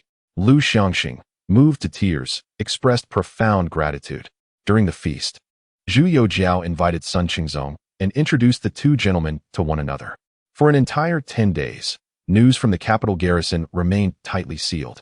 The families of the martial heroes who had paid their dues were also silenced by the Jianji. Consequently, the officials in court were aware that the emperor had been residing in the garrison but remained oblivious to the activities taking place. Upon learning of the recent events, Sun Qingzong's expression revealed a hint of approval. Although the emperor's actions were somewhat rash, they were nonetheless handled with considerable propriety. Where could those martial heroes be now? Zhu Youxiao waved his hand reassuringly. Do not worry, my teacher. They are currently stationed at the Northern Pacification Office. I shall not allow them to return home until the garrison is properly organized. Sun Qingzong stroked his beard and nodded. In that case, we have no cause for concern. Although the banquet was ostensibly a welcome gathering, it was not solely for that purpose. During the meal, Zhu Youxiao shared insights he had gleaned from his past life regarding military training protocols, such as formations, tactics, and artillery deployment. Naturally, he also spoke of rigorous training methods reserved for elite troops, akin to hellish drills. Upon hearing just a few points, Lu Xiangsheng and Sun Chuanting hastily interrupted Zhu Youxiao, requesting paper and ink, eagerly taking notes like diligent students. Sun Qingzong quietly nodded in approval. To him, these insights were immensely practical. As a seasoned veteran, he could discern the underlying significance behind Zhu Youxiao's descriptions. Indeed, if formations were practiced diligently, they would greatly enhance the military's discipline and appearance. Instilling the emperor's commands into the soldiers' minds would ensure unwavering obedience, leading to victories in every battle. Furthermore, battlefield first aid was crucial. Once injured, a soldier's fate could be no better than death. If every soldier learned these skills, the casualty rate could be reduced by at least 70%. It is important to note that most soldiers who succumbed to their injuries did not die from excessive blood loss, but rather from untreated wounds that worsened over time. An old guard of mine once suffered an arrow wound to the arm. It did not even damage the bone. Yet, after 2 days of fever due to infection, he perished in agony. At this juncture, he discreetly wiped away a tear from the corner of his eye and shifted the conversation. Your Majesty, did the founding emperor truly impart this knowledge to you? Zhu Youxiao nodded, his face alight with aspiration. The venerable emperor stated that a true king's army must be composed of soldiers who harbor a deep sense of loyalty to their country. In foreign lands, they must be fearless in the face of death, regardless of the enemy's might, even if it comes down to the last man standing. They shall defend every inch of their homeland. Domestically, they must treat the people as their own parents. They must never exploit the common folk for personal gain nor allow avarice for power and pleasure to lead to oppression. The welfare of the people must always be at the forefront of their minds. Only by making them aware of the reasons for their fight can such ideals be realized. The founding emperor remarked that in his day, his soldiers were merely valiant and undaunted by death, expressing his hope that I might cultivate a true royal army. Upon hearing these words, Sun Qingzong's eyes sparkled with anticipation, and he nodded slowly, declaring, I believe it. Such profound and stirring sentiments could likely only be articulated by the founding emperor. Meanwhile, Sun Chuanting and Lu Xiangsheng felt a surge of emotion.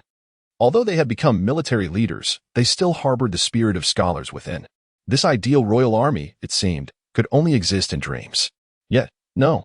With the current enlightened emperor, as long as the sovereign and his ministers united in effort, even a dream could eventually be realized. The two exchanged glances, rose simultaneously, took a few steps back, and bowed deeply to Zhu Youxiao.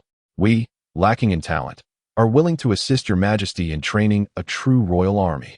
Zhu Youxiao was thoroughly pleased. This was precisely the outcome he desired. Come, sit down. I entrust this to you. I have complete confidence. The banquet continued until the moon reached its zenith. Due to Sun Qingzong's advanced age, Zhu Youxiao specially dispatched several eunuchs to escort him back to his residence. After leaving the palace, Lu Xiangsheng and Sun Chuanting gathered outside to deliberate on military training matters. They swiftly noted any harmonious ideas, and when disputes arose, they argued vehemently, faces reddening with passion. Despite their 7-year age difference, in the heat of their quarrel, they would embrace and wrestle. After their scuffle, they sat on the ground, laughing uproariously without a care for appearances. The following day, when Zhu Youxiao beheld them once more, both bore the battered visage of swollen faces. As days passed, with Zhu Youxiao's unwavering support, the imperial army gradually found its footing. The aged and weak soldiers were dismissed, each receiving a relocation allowance of 5 taels of silver. The total sum amassed from the military achievements amounted to a staggering 20 million taels. Notably, the noble Li Shoqi, whom Zhu Youxiao personally executed, had 800 soldiers from the Divine Machine Camp reassigned to work his lands. These 800 soldiers represented a value of 400,000 taels. With a promise to take the money and recover the bodies, no further inquiries would be pursued. Otherwise, titles would be stripped and families annihilated. Under such dire conditions, Li Shoqi's eldest son unhesitatingly opened his family's hidden vault of silver. Even more astonishing was Duke Su Yunjue of Wei, a descendant of Suda, who had 3,000 soldiers from the Divine Machine Camp in his household. Some labored in agriculture, others became household servants, while a portion served as guards. Faced with similar threats, Su Yunjue's wife, weeping, arranged for the delivery of 150,000 taels of silver. This was only because a fraction of the soldiers had deserted and sought refuge in the homes of military heroes. Otherwise, the figure would have been even greater. Observing the piles of silver chests within the inner treasury, Zhu Youxiao could not help but shake his head. The officials of the Ming dynasty are truly wealthy, and this was merely among the military officials. The funds confiscated from the recently exiled civil officials to Shaanxi had yet to be fully accounted for, and it was likely that the total would only increase, not decrease. However, these funds cannot merely languish in the warehouse. They must be expended to transform into one's own fortitude. Lu Xiangxing has commenced the recruitment of soldiers anew, offering each recruit an initial sum of 2 taels of silver for settlement, followed by a monthly stipend of 7 cash.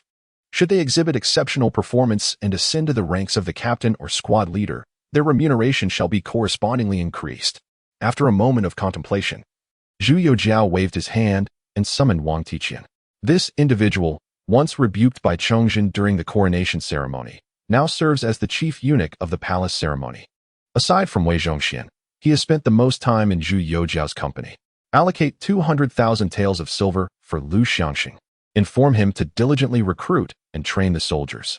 In half a month, I shall visit the sharpshooter camp to observe his accomplishments. Chapter 21. Your Majesty, spare my life. I am merely contemplating, not acting upon it. Observing the retreating figure of Wang Tiqian, Zhu Youxiao could not help but chuckle. It was evident that a firmer approach could have amassed a significant sum of silver. Yet, the historical figure of Chongzhen, consumed by vanity and concerns for his posthumous reputation, refrained from taking action. He even resorted to fundraising to motivate the soldiers to defend the city when the Jurchen were at their gates. It was utterly absurd. The Jianji and the Eastern Depot were 2 exceptionally useful institutions. Yet, in a bid to appease the scholars, he chose to forsake their utility. It was both laughable and pitiable. His downfall mattered little to him, nor did his potential demise. However, the plight he imposed upon millions of people in Huaxia rendered him irredeemable, even if he were to die 1,000 deaths. To hell with a monarch who is not a true sovereign and ministers who are not loyal servants. Everything was of his own making. By mid-September, Wei Zhongxian had reported the return of those who had gone to Shaanxi. Li Hongji and others were presently awaiting him in the Eastern Depot. Zhu Youxiao had someone fetch him a set of plain clothes, and he ventured out of the Qianqing Palace accompanied by several guards. The Eastern Depot lay just north of the Donglin Gate, and it was not long before they arrived after exiting the inner palace. The vermilion doors stood wide open, with various officers bustling in and out. Since Wei Zhongxian had been reprimanded by Zhu Youxiao, their efficiency had significantly improved. Upon seeing Zhu Youxiao approach, the gatekeeper quickly knelt in reverence, for recognizing their master was paramount for a competent Eastern Depot officer. Zhu Youxiao merely waved his hand dismissively and strode through the grand entrance. It was unclear whether it was due to the numerous deaths that had occurred, but upon entering the Eastern Depot, he was met with an unsettling chill that sent shivers down his spine. After taking only a few steps, the news had reached Wei Zhongxian, who emerged to greet him. Your Majesty, I humbly welcome your esteemed presence. The officers and attendants behind him immediately knelt in unison. Where are they? Zhu Youxiao gestured for them to rise and inquired of Wei Zhongxian. Your Majesty, please wait a moment. I shall summon them at once. After speaking, Wei Zhongxian stood, pulling one of the officers aside to whisper a few instructions. The officer promptly departed, and shortly thereafter returned with a group of men. However, upon seeing them, Zhu Youxiao was taken aback. What on earth? Is that a child of 7 or 8 years old? Commoners Li Hongji, Li Jin, Lu Zongmin, Li Dinghua. Greetings, Your Majesty. Long live the Emperor. In their hesitation, these individuals had already begun to kneel in homage. It was then that Zhu Youxiao realized he had misjudged the situation. The 7 or 8-year-old child was, in fact, Li Dinghua. After dismissing the irrelevant personnel nearby, he instructed Wei Zhongxian to lead the way, entering the main hall with Li Hongji and the others for discussion. The main hall of the Eastern Depot was unlike other court institutions, for it did not venerate a common deity, but instead housed a statue of a vigilant Guangong. Zhu Youxiao cast a casual glance at the statue before seating himself beside it. He beckoned to Li Dinghua, "Come here, let me have a look at you." At this moment, Li Dinghua had yet to fully sprout his facial hair. Although he frequently heard people deriding the emperor while at home, he felt an overwhelming sense of trepidation upon meeting him in person. Hesitantly, he approached Zhu Youxiao and, tilting his face upward, inquired, "Your Majesty, you summoned us from Shaanxi. Are you intending to slay us for sustenance?" Zhu Youxiao was momentarily taken aback. "Why do you say such a thing?" he asked. Li Dinghua replied, "The people of Shaanxi can scarcely find food. Many families have begun resorting to cannibalism. As the emperor, you must also be suffering from hunger. What purpose could there be in bringing us from such a distance, if not to kill us for flesh?" Zhu Youxiao felt a jolt of shock. He had not realized the dire state of affairs in Shaanxi. The thought of people devouring one another was horrifying beyond measure. Imagining a cauldron boiling human flesh made his stomach churn violently.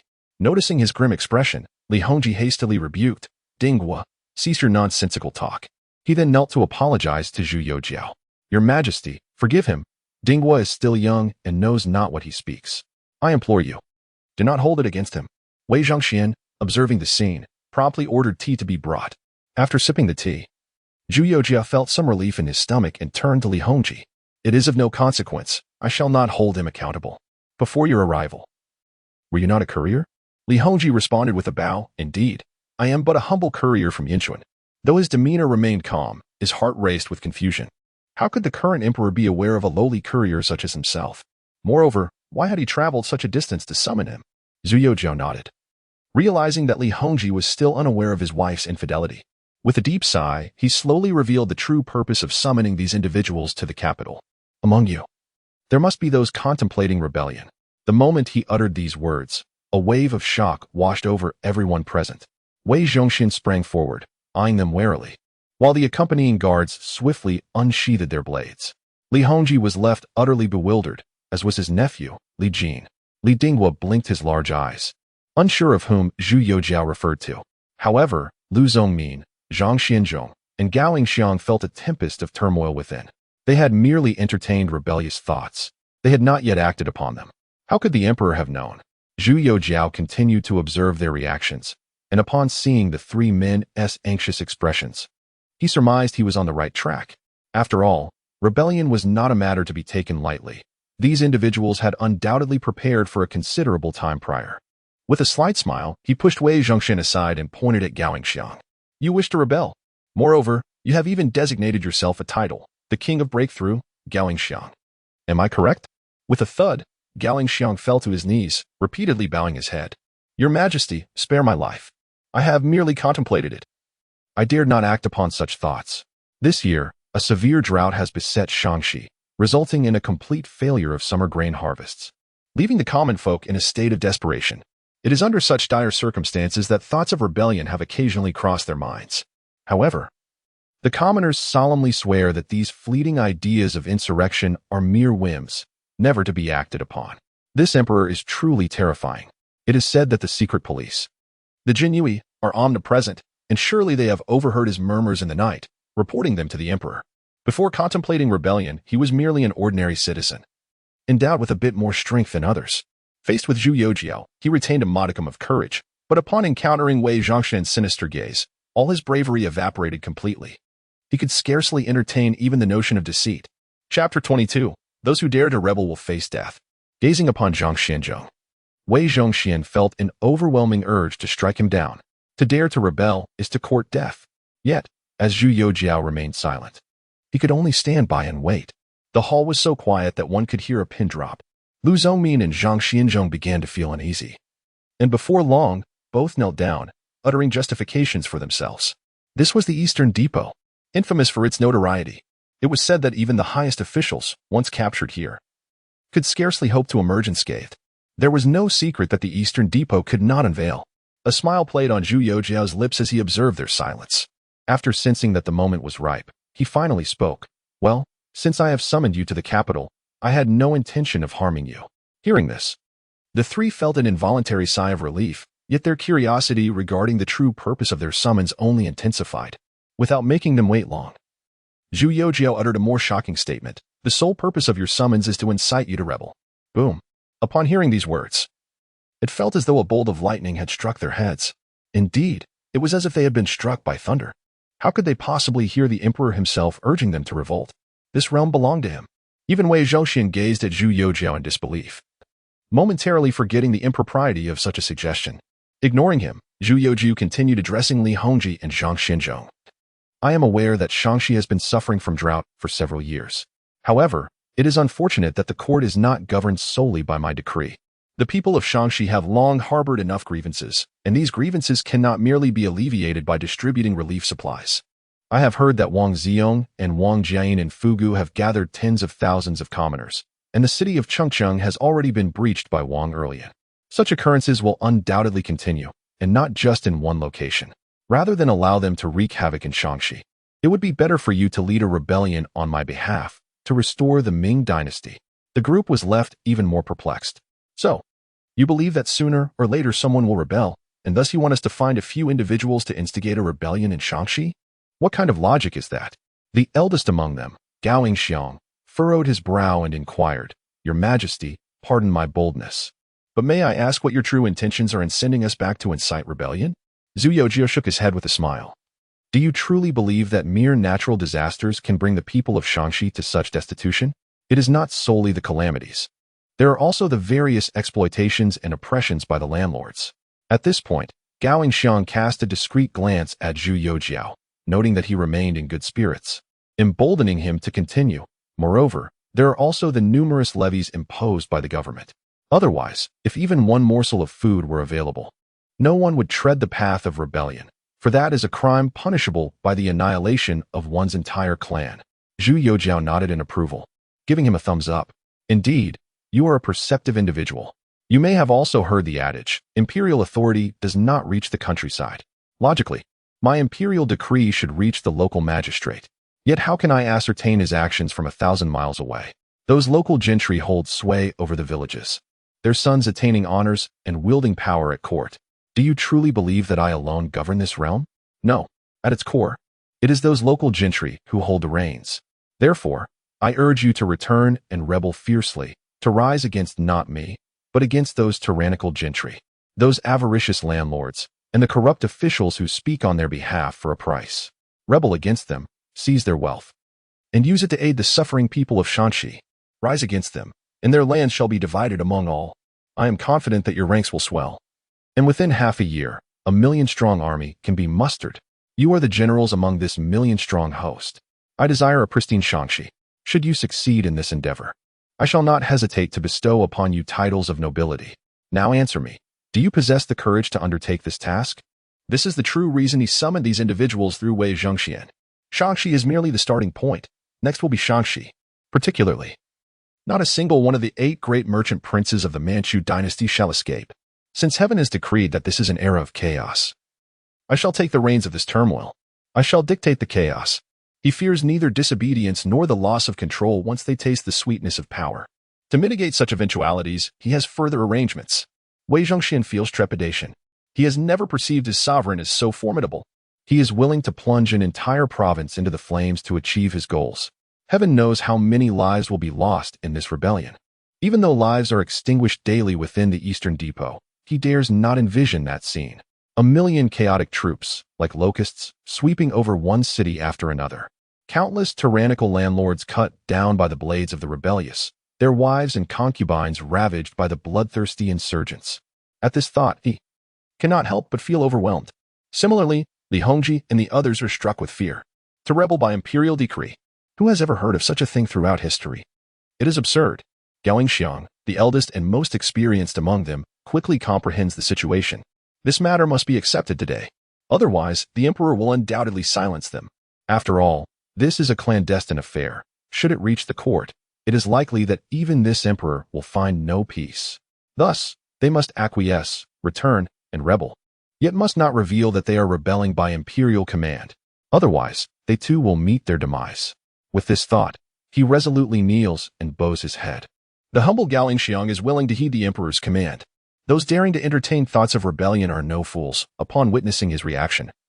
Lu Zhongmin and Zhang Xianzhong also kneel promptly. Commoner Zhang Xianzhong at your service, your majesty. Li Hongji and Uncle Li Jin exchanged glances of resignation, ultimately yielding to the will of the majority. Only Li Dingwu remained, standing there perplexed, unable to fathom why the emperor would send such a young child to engage in rebellion. Goodness, has the emperor's mind been befuddled? Zhu Youxiao paid him no heed. He intended to keep this young lad close for gradual mentorship, for the talents of a renowned general in the southern Ming resistance against the Qing must not be squandered. Seeing the others had expressed their stance, he rose and burst into hearty laughter. Ha ha ha, splendid. I indeed did not misjudge you. Since rebellion is upon us, allow me to bestow upon you a few slogans. Seize the wealth, distribute the land. Once the land is divided, we shall establish our own rule. Open the city gates. Welcome the king of disturbance. When the king arrives, no taxes shall be collected. Chapter 23. Goodness, you have urinated on my neck. Li Hongji and his companions did not linger long at the eastern depot, as they were soon dispatched by Zhu Youxiao. In addition to those two slogans, he also renamed Li Hongji and Li Jin to their historical appellations following the uprising, Li Zicheng and Li Guo. After their departure, Zhu Youxiao did not vacate the eastern depot. Instead, he issued another command to Wei Zhongshan. He ordered the immediate deployment of skilled agents from the eastern depot, disguised as commoners, to infiltrate the ranks of the rebels. With their abilities, they would surely become trusted confidants in no time, keeping a vigilant watch over them. I wish to know their every action, their meals, their conversations, and their acquaintances, even the woman they share their bed with. I demand to be apprised of the very positions they employ. Wei Zhongshan understood the gravity of the situation and dared not show any hesitation. He promptly nodded, saying, Your Majesty, rest assured, I shall select only the most reliable individuals for this task. Should there be any mishap, I am prepared to offer my life as recompense. With that, he hastily departed to assemble the necessary personnel. In the grand hall, only Zhu Youxiao and a few accompanying guards remained, along with the 6-year-old Li Dingwu. Zhu Youxiao reached out to pat Li Dingwu's head, which felt greasy, evidently a sign that he had not bathed in quite some time. Disgusted, he shook his hand and instructed one of the guards, return to the palace and ensure the boy is thoroughly cleaned. He still holds value for me. Yes. The guard responded, swiftly hoisting Li Dingwu onto his shoulder and menacingly whispered, Little one, if you dare utter a single word about what you just heard, I will personally annihilate your entire family. I would even boil your anthill and pour molten lead into it. Li Dingwu was petrified, his gaze vacant as he envisioned the horrific scene. The next moment, he trembled violently. The guard turned pale. Goodness, you have urinated on my neck. Zhu Youxiao, having taken a few steps away, heard the commotion behind him and could not help but chuckle and shake his head. These guards had been by his side since his days as the crown prince, loyal confidants who he trusted would not leak any information. Previously, he had been concerned that Sun Chuaning might mistakenly confront Li Zicheng and his men, prompting his earlier suggestion for Sun to deal with Wang Er and return to the capital immediately. Now, it seemed he would need to devise another excuse. Otherwise, if Sun Chuaning acted impulsively and engaged in battle with Li Zicheng, it would be akin to a flood sweeping through the Dragon King's temple. Families would no longer recognize one another. In the Kuan-Ning Palace, Zhang Yan observed his weary countenance, and a flicker of concern crossed her face. Has the emperor been overworked these past few days? Huaner, quickly summoned someone to heat water so that the emperor may enjoy a soothing bath. After instructing the maid, she assisted Zhu Youxiao in settling onto the phoenix couch. Indeed, Zhu Youxiao was utterly exhausted. He had never felt such fatigue even during his past life of incessant overtime. His days were consumed by reviewing memorials and attending to state affairs or leading men in the military encampment. Yet he feels that this is still insufficient. Today, the foundation of the Ming dynasty has utterly deteriorated. What remains is merely a quest for wealth, enabling him to possess the means to unleash his potential. Yet, he still lacks allies, an abundance of allies. With great effort, she forced a faint smile and nodded at Zhang Yan, signaling that she could still endure. They say that one should regret having sought a noble title for their husband. Yet here I am, having married an emperor. Zhang Yan smiled wryly and shook her head.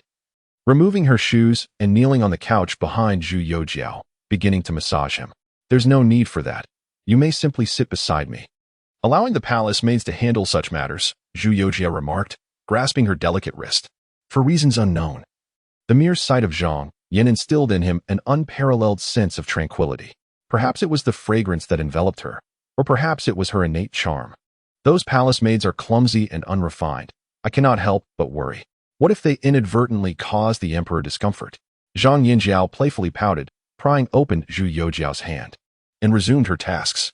After the passage of roughly an incense stick's worth of time, several palace maids entered, carrying large tubs intended for bathing, while a flurry of eunuchs hurriedly poured in the prepared warm water. Once everything was set, Zhang Yan gracefully descended from the couch and personally began to unfasten Zhu Youxiao's garments. Your Majesty shall first enjoy a bath. I shall have someone prepare a meal, she said. Upon hearing this, Zhu Youxiao involuntarily shivered and replied, No, I am not hungry. When I arrived, I had just finished my meal. Pfft. Zhang Yan chuckled, covering her mouth and saying, Look at His Majesty's reaction. Rest assured, it is not that coarse noodle dumpling. Truly not? Indeed, it is not. The couple exchanged questions and answers, confirming that it would not be the same throat-scratching fare as before.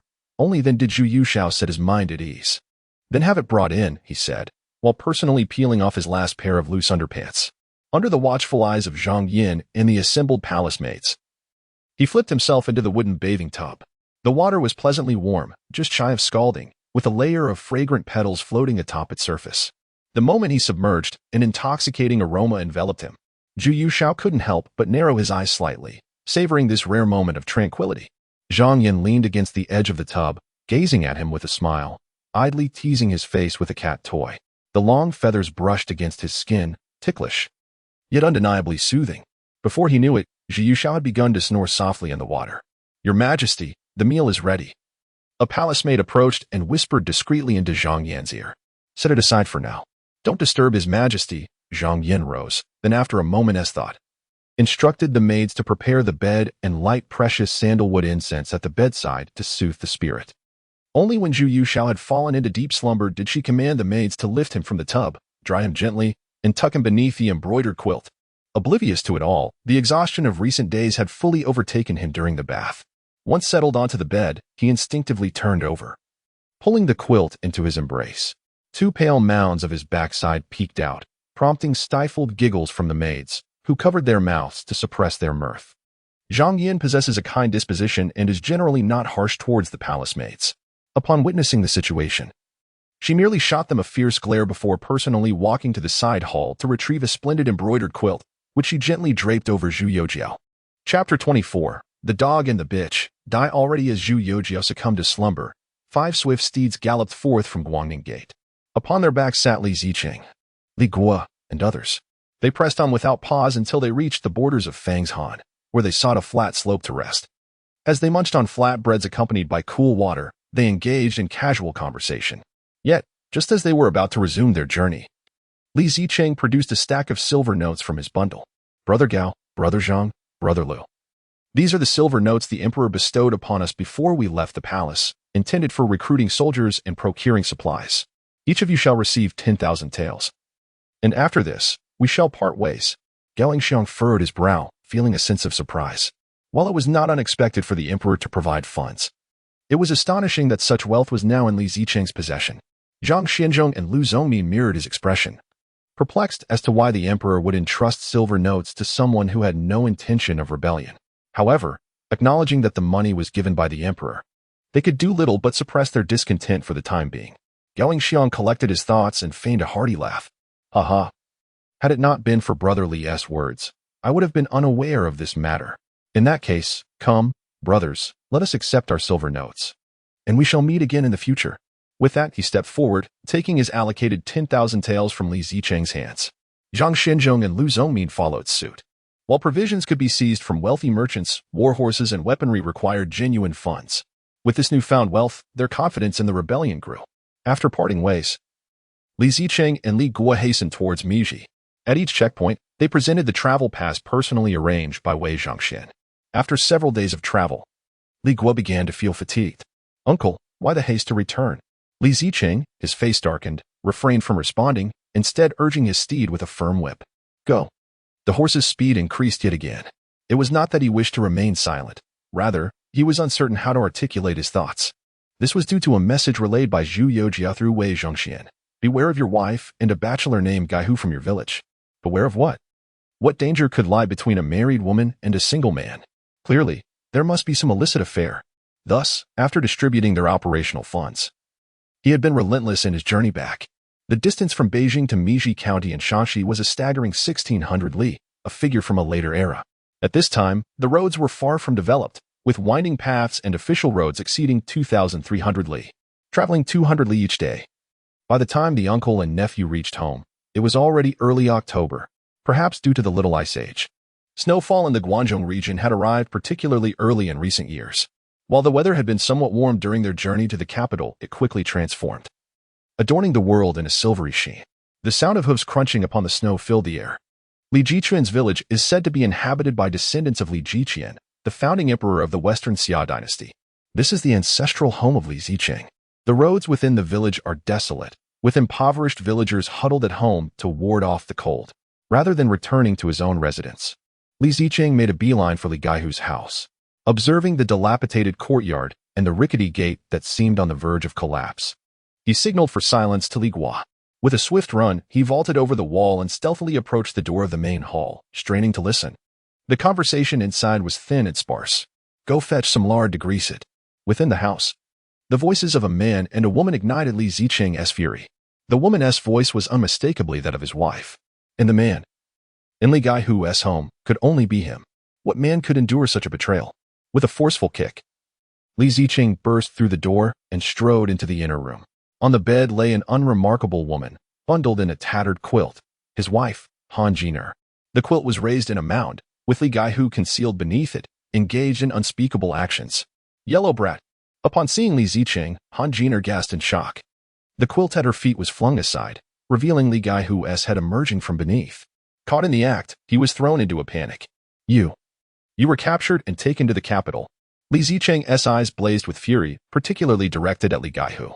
"You scoundrels, meet your end."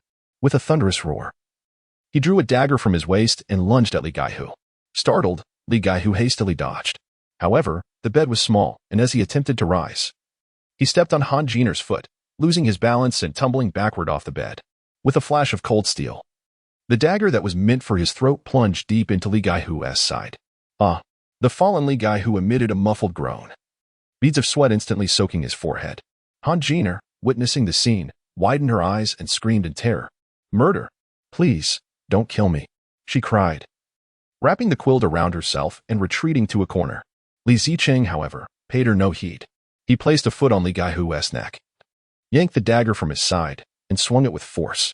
A grotesque object was severed and struck Han Jiner's face, instantly staining her pale visage with blood. The initial stab had pierced Li Gaihu's lung, rendering him incapable of even a scream. Clutching his wound, he curled into a fetal position, trembling like a shrimp. Blood and foam erupted from his mouth and nose, signaling his imminent demise. Only then did Li Ziqing kick him into the hall and leap onto the bed, reaching for Han Jiner. "Wretched woman, how dare you betray me in such a clandestine manner? Today, I shall grant you both the opportunity to indulge in your desires beneath." With that, I seized Han Jiner by her hair and yanked her from the bed. The pain instinctively prompted her to protect her hair. Yet her other hand stubbornly clutched the blanket. "Please, my lord, spare me. It was he who seduced this humble servant." Chapter 25. A great young master requires a noble daughter. "You shameless woman. You were already lying in his bed, yet you dare to claim he seduced you?" Li Ziqing was utterly disillusioned with Han Jiner. Even at this juncture, she still resorted to all kinds of excuses. Grasping her hair with one hand, his dagger suddenly swung down with ferocity. With a sickening sound, a lump of flesh resembling a white porcelain bowl was severed from Han Jiner's body. Her eyes widened in terror as she emitted a howl akin to that of a wounded wolf. Yet, Li Ziqing showed no signs of relenting. The second strike. The third strike. By the time he departed from Li Gaihu's residence, the two living beings within had been transformed into corpses, their demise grotesquely tragic. Standing outside the courtyard wall, Li Guo could hear the anguished screams echoing from within, and he had already deduced the horrific events unfolding inside. It was unmistakably the voices of his aunt and Li Gaihu. Thus, when Li Ziqing emerged from the courtyard, Li Gua hurled a lit torch into the yard with all his might, landing it precisely atop a pile of firewood. Standing outside the low courtyard wall, he watched as the flames gradually intensified, and suddenly Li Ziqing erupted into a maniacal laugh. Ha ha. The emperor is indeed correct. Your ease of entry is not due to your prowess, but rather because others have paved the way for you. Li Gua, standing beside him, appeared utterly bewildered. Although he was 6 years older than Li Ziqing, he remained a bachelor, completely oblivious to the implications of those words. However, it mattered little now. Li Ziqing had already mounted his horse and waved at him. Gorer, come with me, let us slay those vile beasts. Revolt. At these words, Li Gua hurriedly mounted his steed to follow. Soon, they arrived at the first villager's courtyard. A gaunt, haggard man peered out from within, wrapped in a tattered bedsheet. Trembling in the snow. Huang Wazi, did you not go to the capital? Li Ziqing did not respond to his inquiry, but countered. Hua Go. How many souls in your family have perished from hunger this year? The man, referred to as Hua Go, darkened in expression. 3. My mother, my second son, and my poor wife. Now, only I and my eldest son remain. Li Ziqing seized the bedsheet enveloping Hua Go. Dare you to rebel alongside me? What do you mean? Hua Go was startled, glancing around to ensure no one else was present, then breathed a sigh of relief. Huang Wazi, do not speak foolishness. I shall pretend I did not hear that. You must leave quickly. With that, he retreated and hastily shut the courtyard door. Witnessing this, Li Ziqing made no attempt to stop him. Instead, he crossed his arms and shouted at the firmly closed door. Hua Go, you coward! Your family's 10 acres of irrigated land. Who possesses it now? How much surplus grain do you have left? Can you bear to see your eldest son starve alongside you? What will you use to pay next year's taxes? Inside the courtyard, Hua Go had barely taken 2 steps when he halted. Li Ziqing's words pierced his heart like a knife, again and again. A decade ago, his eldest son fell gravely ill, depleting the family's savings in pursuit of treatment. And he was compelled to borrow a substantial sum at exorbitant interest from Lu Yuanwei of the neighboring village. Ultimately, the relentless accumulation of interest became insurmountable, forcing him to surrender the family's land to settle the debt. Last year, due to a severe drought, he could not pay the rent, leading to the tragic demise of his wife at the hands of Deng Yuanwei's son, who violated her to death. This summer, while he ventured out to beg, he returned home late only to find that both his youngest son and elderly mother had perished from starvation. Now, the rice jar in his home stood completely empty. Even the mice hesitated to scurry inside. As Li Ziqing aptly remarked, what would he use to pay next year's taxes? Rumors circulated that in Fugu, a rebellion had already begun, yet the court seemed indifferent to their plight. Meanwhile, in Qinqing, even the county town had been overrun by marauding civilians, who raided granaries and seized food from the wealthy. Those who were destined to starve now feasted heartily. Lost in these thoughts, Hua Go's resolve began to waver. Rebellion was deemed a grievous sin that could annihilate one's entire lineage, yet it presented a glimmer of hope for survival. To remain passive would inevitably lead to starvation. Suddenly, a loud voice interrupted from outside. A youthful voice resonated from within the house. Hua Go stepped inside and cast a glance at the boy, only 12 years old. In a wealthy household, he would already be betrothed at this age, yet who would be willing to marry off their daughter to a destitute man? His own demise mattered little, but his son had yet to experience the warmth of a woman. Rebel, he thought vehemently, not for any lofty cause, but for a morsel of sustenance, to secure a beautiful bride for his son, and to ensure his lineage endured. With this determination, he resolutely turned to his emaciated son lying on the bed. Rise, join me, and follow Uncle Huang to revolt. As he spoke, he seized a tattered cloth bundle from beside the bed and tossed it over. It was not clothing, merely a makeshift sack. In these dire times, one could no longer afford garments, as they had long been traded for food. Excellent. The boy showed no hesitation, fastening the bundle around his waist and leaping from the bed. Those learned in the ways of the world proclaimed that a father's word was law, and whatever the elder declared was correct. If he spoke of rebellion, then rebellion it would be. After all, in this world, no one cared for the life or death of a mere poor man. Once Li Ziqing had uttered those words, he patiently awaited outside, confident that Hua Go would emerge. And indeed, within a short while, Hua Go appeared with his son, brandishing a pitchfork as they opened the courtyard gate. Huang Hua, my son, and I shall accompany you. But let me make it clear, regardless of whether this rebellion succeeds or fails, you must help my son find a bride. A fine young lady for my boy. Li Zicheng burst into laughter at this proclamation. Very well. Lu Yuanwei seized your land, and I shall take his daughter to be your son's bride. His agreement was unwavering.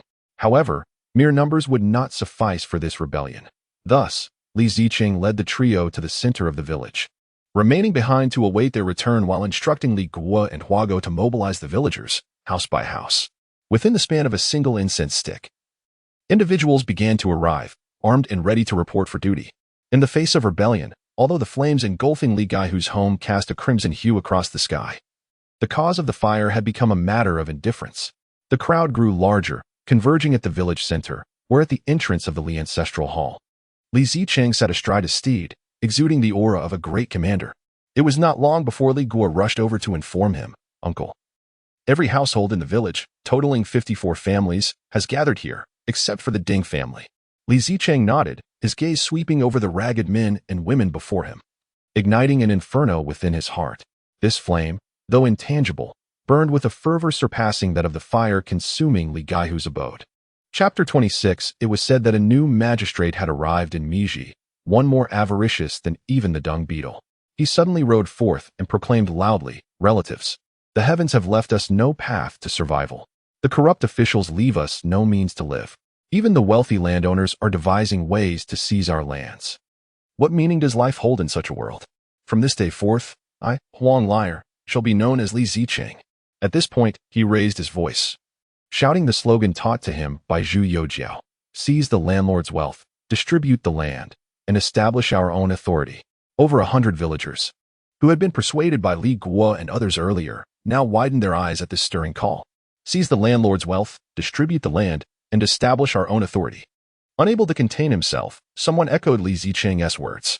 Soon, a second voice joined, then a third, until altogether they chanted in unison, "Seize the landlord's wealth, distribute the land, and establish our own authority." This scene instilled in Li Zicheng a peculiar sense of déjà vu, as if he had witnessed such a moment before.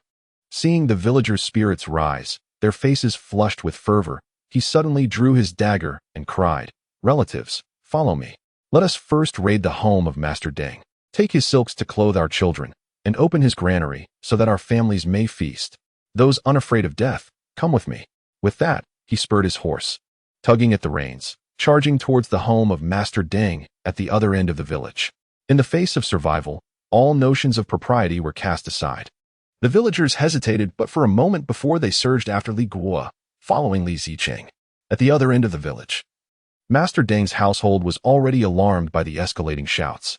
Draped in a wolfskin cloak and holding a warming pot, Master Deng sat in his parlor, frowning at his steward. "Quickly, send someone out to see what is happening in the village." The steward acknowledged and promptly departed. Yet, it was not long before the sound of galloping hooves reached Master Deng's ears, followed by the shrieks and curses of his servants. Soon after, the steward returned, bloodied and frantic. "My lord, flee. The rabble is coming to kill us, claiming they will revolt. Hurry, if you don't leave now, it will be too late." Master Deng's eyes widened in shock. They wish to revolt? Bang. Just then, a corpse was hurled at his feet. "Indeed, we intend to revolt. First, we shall use your Deng family as a sacrifice." Li Zicheng entered with a fierce countenance, his dagger inexplicably replaced by a spear, its tip aimed squarely at Master Deng's chest. Master Deng's complexion turned ashen, his body trembling. "Huang Wazi, how has it come to this? You merely want grain, don't you? I can give it. All the provisions in the house are at your disposal. I implore you, do not take my life." With these words, he fell to his knees, fervently bowing his head in desperate supplication. "Flower dog, he is yours." Li Zicheng disdainfully regarded Mr. Deng and strode over to a nearby chair, gesturing outward. Draped in a shroud, Flower Dog pushed through the crowd of villagers, his machete still dripping with blood. Upon seeing Mr. Deng, he roared and swung his blade downwards. "Bring forth the life of the old woman." With that utterance, the blade descended. Overcome with terror, Mr. Deng's body crumpled like a rag doll. He wished to flee but could not move. In an instant, his substantial head was severed from his body, his wide, terrified eyes gazing helplessly at the heavens as life ebbed away.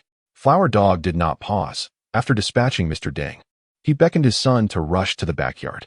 Mr. Deng was merely an accomplice. His son was the true perpetrator responsible for his wife's demise.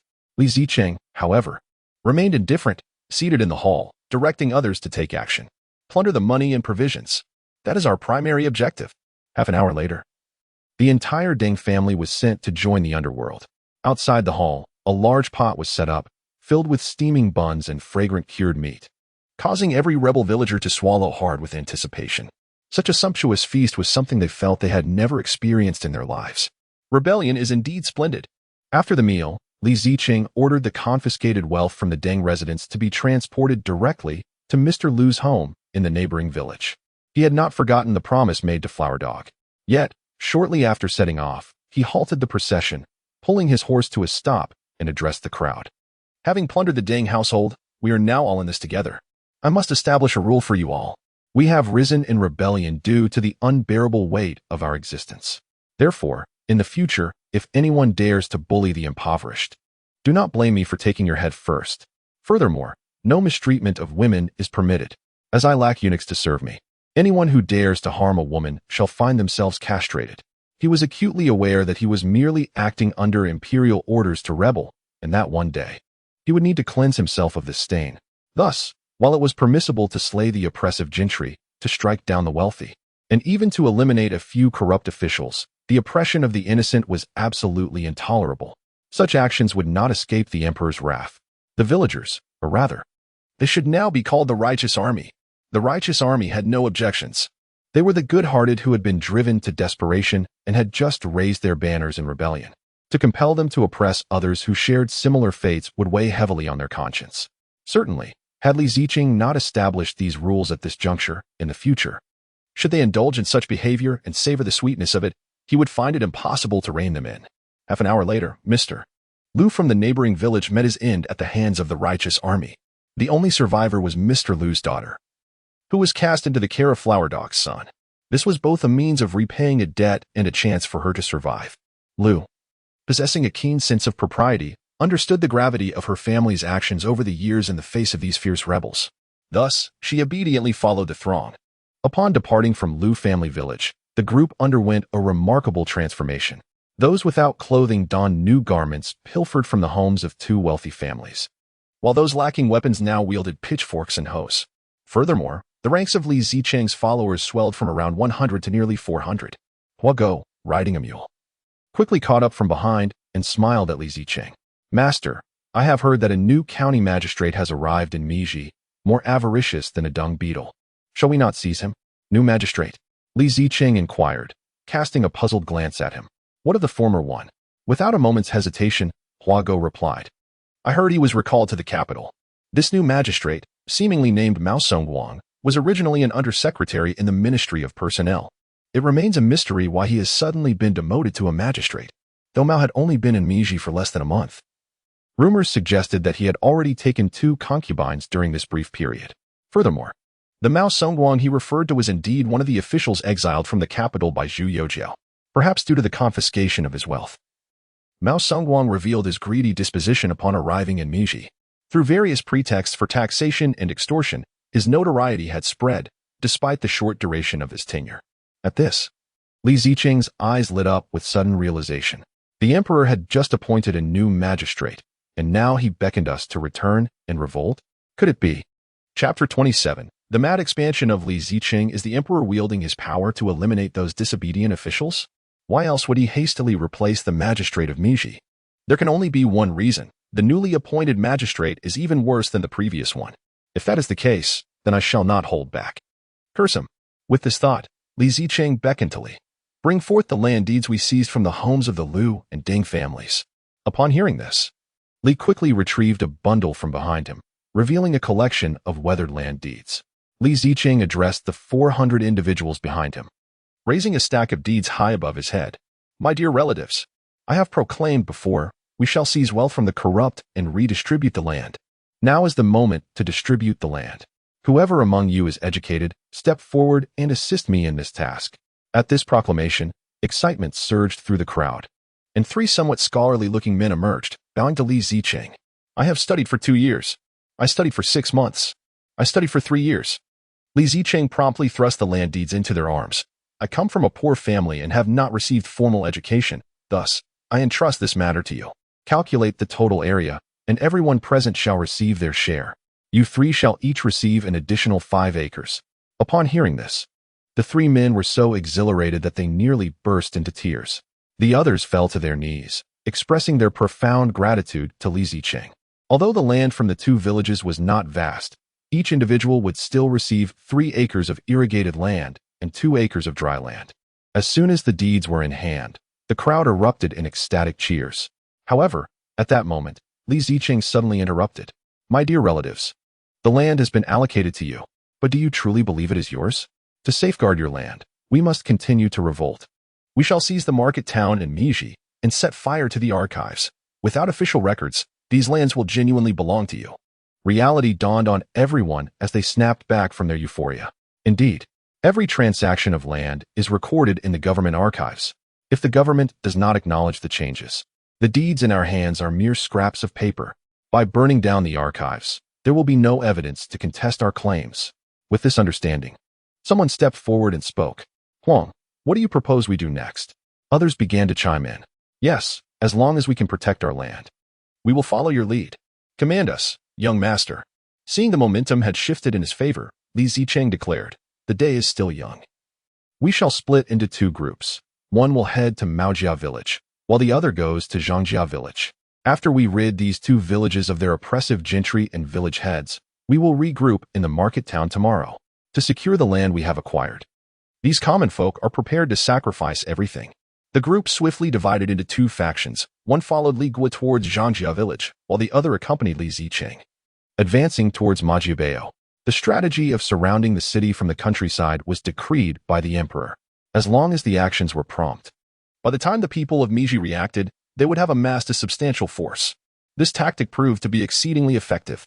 That very night, Li Zicheng took residence at the home of the wealthy Mao family in Majiabao, distributing all the land contracts equally among the villagers, just as before. However, the monetary wealth remained undistributed, as he explained that it would be utilized to purchase war horses and iron supplies, thereby enhancing the army's combat prowess, or to reward the valiant brothers in battle. Naturally, the righteous army harbored no objections to this arrangement. By noon the following day, when the uncle and nephew met outside of Dianshi town, their combined forces had swelled to nearly 1,000 strong. The imperial authority had failed to penetrate the countryside, and the local order was predominantly upheld by the largest landholders, the landlords, with Dianshi town being no exception. The landlord of Dianshi town, surnamed Ji, bore the single character Shang as his name. As the sun reached its zenith, he was entangled with several concubines in bed when suddenly an announcement from outside informed him that the rabble had invaded the town. Ji Shang did not even lift his eyelids, but disdainfully shouted at the informant, "What are the hired swords doing? Let them come. They are merely a band of unruly peasants, incapable of causing any real upheaval." Before long, a dozen swordsmen, accompanied by a throng of servants, surged from the courtyard. Li Zicheng and his troops encountered them head-on. The swordsmen, mostly outlaws evading the authorities, had either taken to the mountains as bandits or changed their names to blend into the households of the affluent. Their skills were formidable, and as soon as Li Zicheng's forces clashed with them, many fell to the ground. This marked the first casualties among the righteous army, igniting the fury of the fallen soldiers' kin. The fierce battle raged for the duration of 2 incense sticks, yet the swordsmen and servants ultimately succumbed to overwhelming numbers, being reduced to mere pulp by those who had lost their sons or fathers. The ensuing events unfolded without any suspense. Li Zicheng forcibly kicked open the tightly shut door. The ravenous righteous army surged in, turning Ji's residence upside down. The corpulent Ji Shang, when bound and thrown before Li Zicheng, could scarcely accept the grim reality. Li Zicheng, mirroring his treatment of Lu Yuanwei, did not personally strike but instead cast Ji into the streets of Dianshi town, allowing the local populace to enact their own judgment. The oppressed populace, confronted with their oppressor and the land contracts, promptly lost their sanity. The air was filled with the sounds of tearing, grappling, and curses. Gradually, Ji Shang disappeared from the crowd, and when all dispersed, only a skeletal form remained, unrecognizable as human. Lured by the prospect of land contracts, Li Zicheng's forces surged again, swelling from 1,000 to 1,800. He did not pause but further fragmented the troops, dispatching them to surrounding villages to continue their campaign against the wealthy. On the morning of the 3rd day in Meiji County, as dawn broke, a terrified constable burst into the courtyard of the county office. "My lord, it is dire news. A multitude of refugees, numbering in the tens of thousands, has appeared outside the city, armed with clubs, seemingly intent on assaulting the county town. Meanwhile, similar turmoil is erupting in Ansai, Lantian, and Dingbian. Yangxiang, Zhangxianzhong, and Lu Zhongmin have also commenced their attacks on the county town. Chapter 28. Scheming? That is the pursuit of scholars. Within the Forbidden City, Zhu Youxiao gazed at the secret memorial presented by Wei Zhongxian. His smile so broad it seemed to stretch beyond his lips. He had anticipated that Li Ziqing and his cohorts would deliberate for some time before taking action, neglecting to consider their true natures. Scheming? That is indeed the domain of scholars. These rough men, lacking in finesse, would not possess the capacity for such intricate planning. If they were truly adept at devising strategies, they would not have so thoroughly squandered their opportunities in history, casually discarding the memorial into the fire pit. He wrapped himself tightly in his great cloak and inquired of Wei Zhongxian, "What is the current state of affairs with the capital garrison?" "Your Majesty," Wei replied, "the elderly and infirm have been entirely dismissed. As of yesterday, we have enlisted 6,000 new recruits. Commander Sun has stated that once the snow diminishes, training can commence." Zhu Youxiao nodded, refraining from further comment. Although winter training is traditionally rigorous, these new soldiers had yet to develop their physical resilience. If they were cast into the snow without proper preparation, they might well succumb to the cold before they could even begin their training. "Summon Su Guangqi to me," he commanded casually before returning his attention to his own affairs. Before him lay a blueprint, a design for a mortar. The technological limitations of this era greatly constrained his endeavors. Nevertheless, crafting a mortar was certainly within reach. The structure was remarkably simple, a cylindrical barrel paired with an adjustable support and base. The true complexity lay in the fuses for the shells. Typically, fuses for bullets and shells were made from mercuric fulminate, but he lacked access to such resources. Producing this material required an entire chemical industry chain, which was impossible to establish before mastering the principles of 3 acids and 2 bases. Thus, he needed to devise a suitable alternative. For this task, only the polymath Su Guangqi would suffice. Having issued orders to Wei Zhongxian in the morning, Su Guangqi arrived belatedly in the evening. Just as he was about to pay his respects, Zhu Youxiao pulled him to the imperial desk. "I have no patience for the trivial, Su Yiqing. Quickly examine this," he urged, gesturing towards the blueprint to elucidate his design. "This is my draft, an innovative artillery piece. Compact enough for a single person to carry, and exceedingly simple to operate." Su Guangqi, despite his 65 years, demonstrated remarkable comprehension, swiftly grasping the principles of the mortar and envisioning its advantages on the battlefield. He gasped, stepping back 2 paces, and bowed deeply to Zhu Youxiao. "Your Majesty is indeed a genius. This device is remarkable, if it could be supplied to the frontier forces during city defenses. No, with this weaponry, the forces of the Ming could take the initiative and drive the Jurchens back into the depths of their forests." Zhu Youxiao nodded in agreement. "Precisely. Yet at present, we lack a suitable substance to serve as the priming charge. I require an exceedingly sensitive material to ignite the propellant. Might you have any suggestions, Su Yiqing?" Upon hearing this, Su Guangqi rubbed his temples, meticulously sifting through his memories for suitable materials. "White phosphorus. No, that substance is unstable and ignites only at elevated temperatures. Red phosphorus? Even less feasible, as it is far more difficult to ignite than white phosphorus. The current gunpowder would not suffice either. The impact force from a falling projectile is simply inadequate for ignition." In a moment of confusion, he began to rub his face with his hands. Yet, as he continued, he abruptly halted, gazing down at his palms. "Warm? Why would my hands feel warm against my face? Is it due to my skin?" Mechanically, he set the blueprints aside and rubbed his right hand against the table a few times. A sensation of heat radiated from his palm, and suddenly, a spark of inspiration illuminated his mind. "Your Majesty, the method of igniting candles may be worth exploring." "Igniting candles? What is that?"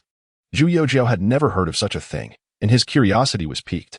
Su Guangqi, brimming with excitement, explained, "The process, originally referred to as substitute candles, is said to have been invented by a palace made during the southern and northern dynasties. By applying sulfur to a wooden stick and striking it against flint, ignition can be achieved." The historian Tao Zongyi also mentioned in his work, Records of Abandoning Farming, that the people of Hangzhou would carve thin slices from pine wood, as delicate as paper, apply molten sulfur to the tips, and call it igniting candle or chuier, as it was used to create fire and serve as a substitute for candles. Historical records state that in the 6th year of Shoujianda, impoverished concubines of the Qi dynasty made a living from igniting candles, which must be the product of the Hangzhou artisans. However, due to the challenges of preservation and the toxic flames produced during combustion, it was not utilized in the palace, making it entirely understandable that your majesty had not heard of it. Zhu Youxiao? What do you mean? Never heard of it. Isn't this just a match? In his previous life, matches were referred to as foreign fire, and he had always assumed they were invented by outsiders. Little did he know that our ancestors had created them, and it dates back to the southern and northern dynasties. Although the materials used are different, the effect remains the same. He quickly procured a sheet of white paper and began to sketch. In no time, he had drawn two three-dimensional figures. One was a circular ring, and the other a combination of a cylindrical base and a conical top. Pointing to the cylindrical rod, he said to Zhu Guangqi, "My dear minister, observe closely. My intention is to affix flint to this rod to serve as the firing mechanism for the mortar. The circular ring will act as the base of the projectile. Its interior will be coated with sulfur, separated from the propellant by a thin layer of copper. When the projectile is loaded into the barrel, the force of gravity and inertia will drive the sharp rod through the copper, igniting the sulfur within the ring. Thus, the propellant can be ignited. Merely explaining may not convey my meaning, so I shall create a small prototype." Zhu Youxiao, filled with enthusiasm, abandoned Zhu Guangqi and dashed to a nearby bookshelf, retrieving carpentry tools and a piece of wood. This was a recent discovery. Although he had not inherited the memories within Zhu Youxiao's mind, he had inherited his muscle memory. Woodworking came naturally to him. Zhu Youxiao held a piece of paulownia wood in his hands, its texture exceedingly soft, rendering it remarkably easy to plane or carve. Within merely half an hour, he had fashioned a mortar shell complete with a stabilizing tail fin. Accompanying the shell was an unusual firing mechanism. He once more gestured towards the tangible creation and reiterated his earlier thoughts, eagerly gazing at Zhu Guangqi as he inquired, "Do you comprehend my intentions, Minister Zhu?" Upon witnessing the actual object, Zhu Guangqi could hardly feign ignorance. He nodded vigorously and replied, "I understand, Your Majesty. I beseech you to grant me a written directive so that I may instruct the Ministry of Works to commence trials." Chapter 29. If this matter were to leak, I would have you executed. No, this cannot be conducted in the Ministry of Works. Upon hearing Zhu Guangqi's request, Zhu Youxiao resolutely shook his head in refusal. "I shall send Wang Tiqian to accompany you.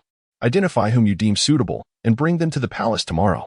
There is no need for too many, ideally fewer than 10, and they should have families." Zhu Guangqi promptly realized, "Your Majesty, your wisdom is unparalleled. It was indeed my folly. If this can be manufactured, it will undoubtedly serve as a weapon of mass destruction on the battlefield."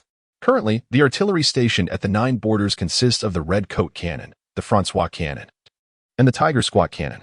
Although the Red Coat Cannon and the Francois Cannon boast impressive ranges, they are exceedingly cumbersome. The Tiger Squat Cannon is lightweight, yet its range barely exceeds half a mile. In essence, it resembles a large shotgun. Conversely, the mortars could perfectly bridge the gap between the Red Coat Cannon and the Tiger Squat Cannon. A single person could carry it, fire, and flee, leaving no trace of who was responsible for the destruction. Most critically, this device can be produced merely from the blueprints, and its cost is astonishingly low compared to that of the Red Coat Cannon. Thus, any efforts to maintain secrecy regarding this matter are entirely justified. After Zhu Guangqi and Wei Zhongxian departed, Zhu Youxiao summoned Wei Zhongxian to his side once more. "Immediately have a few rooms cleared in the eastern factory. If this information leaks, I will have your head." Wei Zhongxian was momentarily taken aback, then fervently nodded in agreement. "Your Majesty, rest assured. This old servant understands the gravity of the situation." The following morning, Zhu Youxiao, alongside Zhu Guangqi, made their appearance at the eastern factory, accompanied not only by themselves but also by 10 artisans selected from the Ministry of Works, as well as an abundance of materials. The entire eastern factory was under an unprecedented level of security, with numerous imperial guards patrolling the periphery in addition to the factory's own guards. The common folk, bewildered by the commotion, speculated that a noble must have committed a crime, prompting the emperor himself to arrive at the eastern factory for an interrogation, thereby instinctively keeping their distance. Within the confines of the eastern factory, in a secluded courtyard, all necessary tools for forging were readily available, having been procured by Wei Zhongxian overnight. Zhu Youxiao was quite pleased with this arrangement and rewarded Wei Zhongxian with a light slap across the face. The gesture was gentle, yet Wei Zhongxian beamed like an old hound, standing by with a bow and nod. Tian Ergang, observing this scene, couldn't help but feel a pang of jealousy. Word had spread throughout the palace that ever since the emperor had been admonished by his ancestor, he had developed a penchant for slapping people. However, the severity of his strikes varied. If a mark were to remain on the face, it was unequivocal that the emperor was displeased. Conversely, if there were no signs of redness, it signified that the emperor was in high spirits, and one could expect a reward.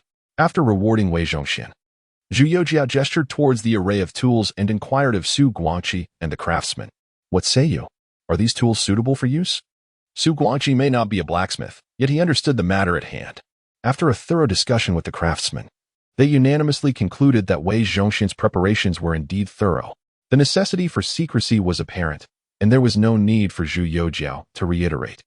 Su Guangqi and the others had already been briefed on the seriousness of the situation prior to entering the eastern factory. Once the confirmation tools were deemed functional, the craftsmen commenced their work. Into the furnace, hastily constructed the previous night, was poured a substantial amount of charcoal. The clay used for this furnace was not ordinary yellow mud, but rather a mixture of clay and bauxite. Naturally, at this moment, the craftsmen were unaware of what bauxite was. They only recognized its remarkable heat resistance. Su Guangqi employed the lost wax casting method, a technique that remains the sole means of producing intricate components without any machining, still utilized in later generations. Intrigued by the craftsman meticulously carving the wax blocks, Zhu Youxiao, the emperor summoned a set of tools for himself, replacing his dragon robe to partake in the labor. His penchant for hands-on engagement was well known, and although the craftsmen were initially apprehensive, their excitement was palpable. What craftsman in any dynasty could boast of such an honor as working alongside the emperor? For this privilege alone, they would not only endure confinement in the eastern depot but would gladly offer their very lives to the emperor. Carving the wax blocks proved easier than wood, yet mistakes were easily made. A bit too much force could create a hole. However, this was inconsequential, as melted wax could be poured in to mend the error once solidified. Having previously worked with tongue wood, today's task was merely to create the firing mechanism and the tail ring for the cannonball. The completed wax model required encasement in clay, leaving only a small opening for drying before use. Clearly, this was not a task to be completed in haste. Thus, Zhu Youxiao squeezed into the throng of craftsmen, pondering the creation of a substitute for candles, essentially matches. The craftsmen retrieved sulfur, applying it to wooden sticks while striking flint against one another. It was only at this juncture that Zhu Youxiao realized the distinction between this and conventional matches. The ignition rate when sulfur and flint were rubbed together was disappointingly low. Success came only after multiple attempts. This was not the outcome he desired. Master Su, this method is inadequate, he remarked, glancing at Su Tianqi with a hint of disappointment. Su Tianqi appeared momentarily lost in thought, not due to the ineffectiveness of the substitute candle, but rather at Zhu Youxiao's unexpected address, transitioning from my minister to master. In future generations, such a term may be commonplace, yet in this era, it held profound significance. He hastily bowed, exclaiming, "Your Majesty, I am unworthy of such honor. A master is defined by their accomplishments, and in this regard, you possess far greater knowledge than I. It is only fitting to address you as such." Zhu Youxiao waved dismissively and continued, "Should this endeavor succeed, I shall proclaim to the realm, elevating you to the esteemed position of Grand Tutor to the Crown Prince." Su Guangqi was taken aback. The title of Grand Tutor to the Crown Prince signified a rank of the second tier. More importantly, the implications of such a position were profound, second only to the three dukes.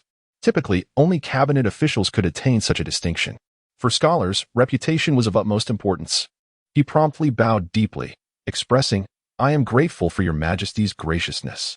Rest assured, I shall dedicate myself wholly to this task." Zhu Youxiao smiled. A mere title in exchange for Su Guangqi's unwavering commitment was worth the effort. As for the salary, that was but a trifling matter. Su Guangqi, exhibiting remarkable decisiveness, noticed that Zhu Youxiao was dissatisfied with the method of lighting candles. Without hesitation, he commanded his servants to return to his residence and retrieve a substantial collection of ancient texts. Among these tomes were not only treatises on metallurgy and gunpowder, but also a selection of Taoist scriptures and even medical texts. Observing this, Zhu Youxiao quietly exited the courtyard, aware that such matters often rely on sudden inspiration. When inspiration strikes, success follows. When it does not, one is left to wait. However, just as his left foot crossed the threshold of the courtyard, Su Guangqi's voice resonated behind him. "Flint, Your Majesty, you ought to experiment with flint. Although flint cannot be molded, it can be ground into a powder and adhered to the firing mechanism. simultaneously. Iron filings and gunpowder should be affixed to the tail ring of the projectile. In this manner, the sparks generated from the collision of flint and iron filings would be sufficient to ignite the gunpowder. Chapter 30. The Donglin Party. Alas, how could I have forgotten about flint? Just a few days ago, I was experimenting with flintlock rifles in the Divine Machine Camp. Zhu Youxiao swiftly turned around and returned to the courtyard, commanding Wei Zhongxian. What are you standing there for? Quickly fetch some flint. He was uncertain whether Su Guangqi's method would be effective, yet it was, at the very least, a rare solution. Wei Zhongxian acted promptly, and before long, he had a whole box of flint brought from the Ministry of Works. This substance, predominantly gray or black, is a variant of quartzite and can be classified into layered flint and nodule flint based on its form in the ear veins. Layered flint often coexists with clay containing phosphorus or manganese, while nodule flint is typically found in limestone. Upon seeing the flint, Zhu Youxiao naturally recalled a passage from his geography book concerning it. Suddenly, an idea struck him. He picked up a piece of flint and instructed Wei Zhongxian. Send someone to ascertain the source of this flint. If it has been extracted from rock, that is fine, but if it has been dug from the earth, report to me at once. Wei Zhongxian, perplexed, promptly dispatched someone to comply. Su Guangqi, observing this, curiously inquired, Your Majesty, what is the reason for this? Zhu Youxiao chuckled heartily. Master Su, perhaps you are unaware that the clay associated with flint is indeed a precious resource. This clay contains a mineral we have yet to exploit. If incorporated into iron, it could significantly enhance the toughness and hardness of the metal. With the right proportions, we could slice through iron as if it were mere mud. Manganese steel alloy. This is a material suitable for crafting machine tools. I can readily draft the blueprints for a simple machine tool. All that is lacking is the material for the cutting instruments. With a machine tool, the metal manufacturing capabilities of the Ming dynasty will experience a transformative leap. Su Guangqi did not delve deeper into Zhu Youxiao's intentions to him. It simply seemed that the emperor desired a sword capable of slicing through iron, which was quite normal. He merely smiled and proceeded to guide the craftsman in processing the box of flint. Large pieces of flint were placed in a stone mortar and crushed into powder, which was then sifted to select suitable granules set aside for future use. The experimental method was straightforward. These granules were adhered to a stone slab, and an iron rod, coated with glue, was sprinkled with iron filings and gunpowder. Once the glue dried, the iron rod was forcefully scraped across the stone slab.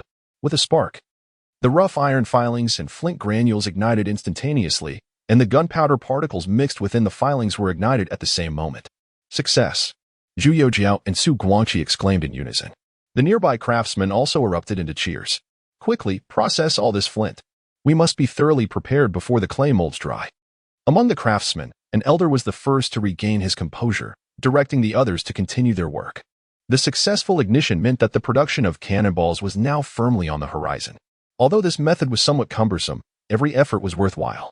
We shall seek improvements as we proceed. Assigning these matters to Su Guangqi, Zhu Youxiao departed the Eastern Depot with eager anticipation. The following day, as was his custom, he arrived early at the Tianqi Palace to attend to the memorials. Although he had not yet formally regained the power to approve edicts from Wei Zhongxian, he had significantly curtailed the opportunities for Wei to exercise his authority. Wei was acutely aware of this reality, yet he lacked the courage to voice any objections. After perusing a memorial, Zhu Youxiao would toss it to Wei Zhongxian, articulating his opinions for Wei to transcribe, often concluding with phrases like "I understand" or "what a waste of words." However, when he opened another memorial, he furrowed his brow at the outset. This was a missive from the Minister of Personnel in Nanjing, requesting the reinstatement of Tianqi. The mere mention of that name conjured a notorious anecdote in his mind, igniting an impulse to drown Tianqi in a dung pit. Casually, he tossed the memorial to Wei Zhongxian, approving the request, and suggested that the magistrate of Meiji, recently dispatched by Li Ziqing, be appointed in his stead. Wei Zhongxian was momentarily taken aback, then nearly erupted into a pig-like chuckle, exclaiming the emperor's brilliance. He mused about the expressions of those who prided themselves on possessing talents akin to Yao and Shun when they received such a decree. He shook his head and waved his fingers in a flamboyant manner. Zhu Youxiao, repulsed by this display, shot him a glare before resuming with the subsequent memorial. Yet another recommendation surfaced, this time for Wen Tiren, the former deputy minister of rights. In the annals of history, this individual had been reinstated after Zhu Youxiao's ascension and entered the cabinet as a secondary advisor in the third year of Chongzhen's reign.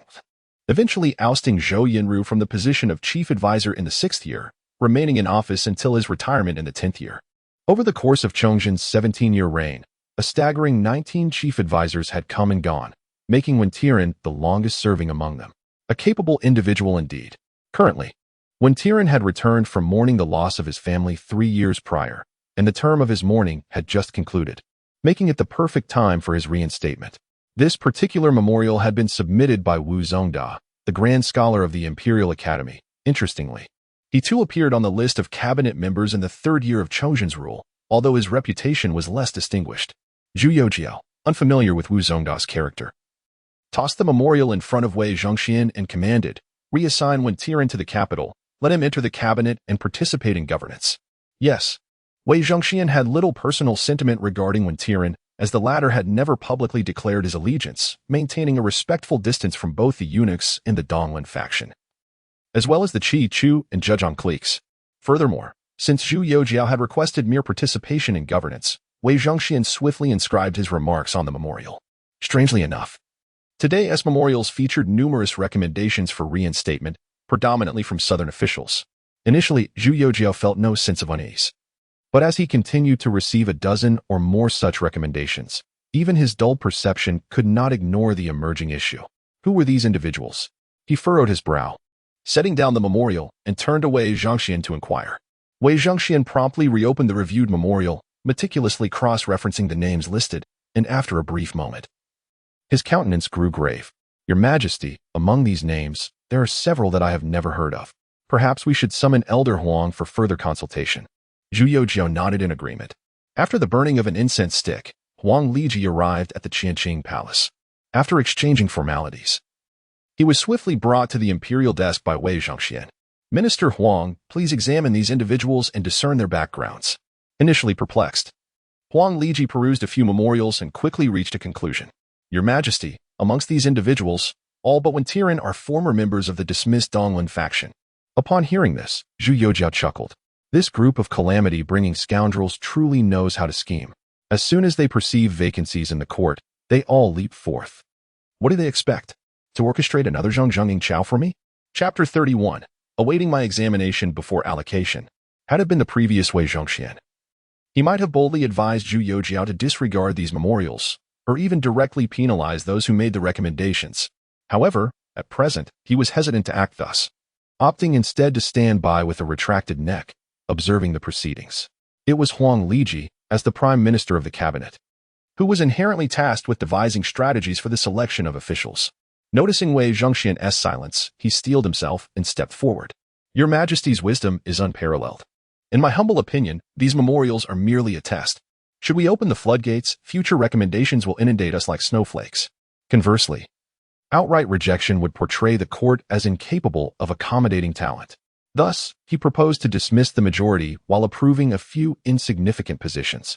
However, Zhu Youxiao shook his head with a smile, exclaiming, No, no, no. I shall not only approve, but I shall grant full assent. Issue a decree stating that these elder statesmen, having been idle, have inevitably become somewhat estranged from governance. Summon them to the capital, and after I assess their capabilities, we shall allocate their specific roles. Huang Liji and Wei Zhongxian exchanged a glance, perplexed by the emperor's intentions, yet with the imperial edict issued, they had no choice but to comply. The eunuchs indeed possessed their advantages. Zhu Youxiao rarely encountered opposition from Wei Zhongxian, ensuring the smooth execution of policies. Although there were many among the eunuchs who acted as henchmen, there was no urgency, as Zhu Youxiao had ample means to deal with them. If memory served, the upcoming imperial examinations would bring forth a new crop of figures, such as Shi Kefa, El Daki, and Guan Shaoning, all of whom were pivotal in resisting the Qing during the Southern Ming era. These individuals were of impeccable background and held a profound sense of national duty. Such characters were truly worthy of his trust. Having dealt with the memorials, Zhu Youxiao instructed Huang Liji to draft the edict and summoned a servant to bring food to fill his belly. Preparing to visit the Eastern Depot to inquire about the progress of Su Guangqi and the others. However, while he dined, a young eunuch stealthily entered the hall, presenting a diagram to Wei Zhongxian and whispering a few words. Once the young eunuch departed, Wei Zhongxian approached with an expression of great delight. Your Majesty, the matter you tasked me with investigating yesterday has yielded results. He spread the diagram sent by the young eunuch before Zhu Youxiao. The diagram depicted the flint mine that Zhu Youxiao had inquired about the previous day, located near Jianji, roughly corresponding to the future location of Tianqi. Your Majesty, the Ministry of Works has reported that this flint mine, as you indicated, contains a substantial amount of clay. Moreover, this clay, which occurs alongside flint, is quite distinct from regular clay. Additionally, the ore vein is accompanied by iron, ore, mica, and other minerals. Have we found it? Zhu Youxiao exclaimed joyfully. The presence of clay alongside flint, along with iron, ore, and mica, suggested that this mine could very well produce manganese. Yet, his knowledge of manganese smelting was scant. The little he knew consisted solely of formulas learned during his academic pursuits. According to his knowledge, the melting point of pure manganese is 1,224 degrees Celsius.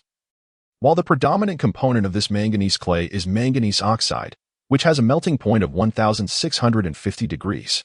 Given the current level of iron smelting, it is entirely feasible to extract it.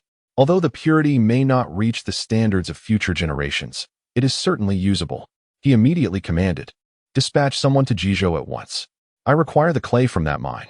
Having said this, he resumed eating his meal. To his surprise, after taking a couple of bites, he looked up to find Wei Zhongxian still standing beside him. "What are you doing idling about instead of delivering orders?" he scolded. Wei Zhongxian, with a smile, produced a cloth pouch and placed it on the table. Upon opening it, a fist-sized block of black clay was revealed. "Your Majesty, please do not be angry. That little rascal brought this sample from the Ministry of Works along with the map." Zhu Youxiao exclaimed. "This is clay from the flint mine?" Wei Zhongxian confirmed. "Indeed, this is the clay from the flint mine, and the ministry has plenty more. They say it can be used as a pigment." With a swift slap to his forehead, Zhu Youxiao lamented his forgetfulness. The use of manganese in China can be traced back to the Neolithic era, when people began utilizing manganese earth as a pigment. Let us go to the Eastern Depot. With the manganese clay before him, he had lost all appetite for his meal and hurried out of the hall. Observing this, Wei Zhongxian hastily stowed away the clay and jogged to catch up. In the courtyard of the Eastern Depot, a fervent atmosphere prevailed. Su Guangqi had arrived early, busying himself with the artisans to inspect and repair the clay molds created the previous day. Upon entering the courtyard, Zhu Youxiao called out to Su Guangqi with a hearty laugh, "Master Su, do not toil yet. Quickly, look at what I have brought." Su Guangqi turned, taken aback by Zhu Youxiao's empty hands. "What have you brought?" Wei Zhongxian promptly revealed the manganese clay. "Sir Su, look. This is what His Majesty instructed us to find yesterday, and we have succeeded." Su Guangqi examined the manganese clay in his hands, weighing it thoughtfully. "Your Majesty, is this not merely a piece of black clay?" As a scholar, particularly one well-versed in various subjects, he was not surprised by the existence of manganese clay as a pigment, and thus found it puzzling why Zhu Youxiao was so exhilarated. Zhu Youxiao approached the blacksmith's furnace and pointed to the manganese clay in Su Guangqi's hand, saying, "Master Su, I mentioned yesterday that this substance contains an unknown metal. Once extracted, if added to iron materials, it could render ordinary steel remarkably more resilient, even capable of cutting through refined steel." He had indeed made this assertion the previous day, though Su Guangqi had not taken it to heart. Now, hearing Zhu Youxiao reiterate it, he could not help but take it seriously. "Is what your Majesty says indeed true?" Zhu Youxiao affirmed, "More authentic than gold. With this substance, we shall possess a new method for processing ironware." Su Guangqi abruptly halted the remaining artisans and commenced preparations for the crucible and other necessary implements. Merely this quantity of manganese ore was far from sufficient, prompting him to instruct Wei Zhongxian to dispatch individuals to the Ministry of Works for additional supplies. After enduring a day and night of intense baking, the furnace, with its imperfections duly mended, was now ready for operation. The crucible, crafted from graphite, was positioned at the mouth of the furnace, while Su Guangqi personally introduced the manganese ore within.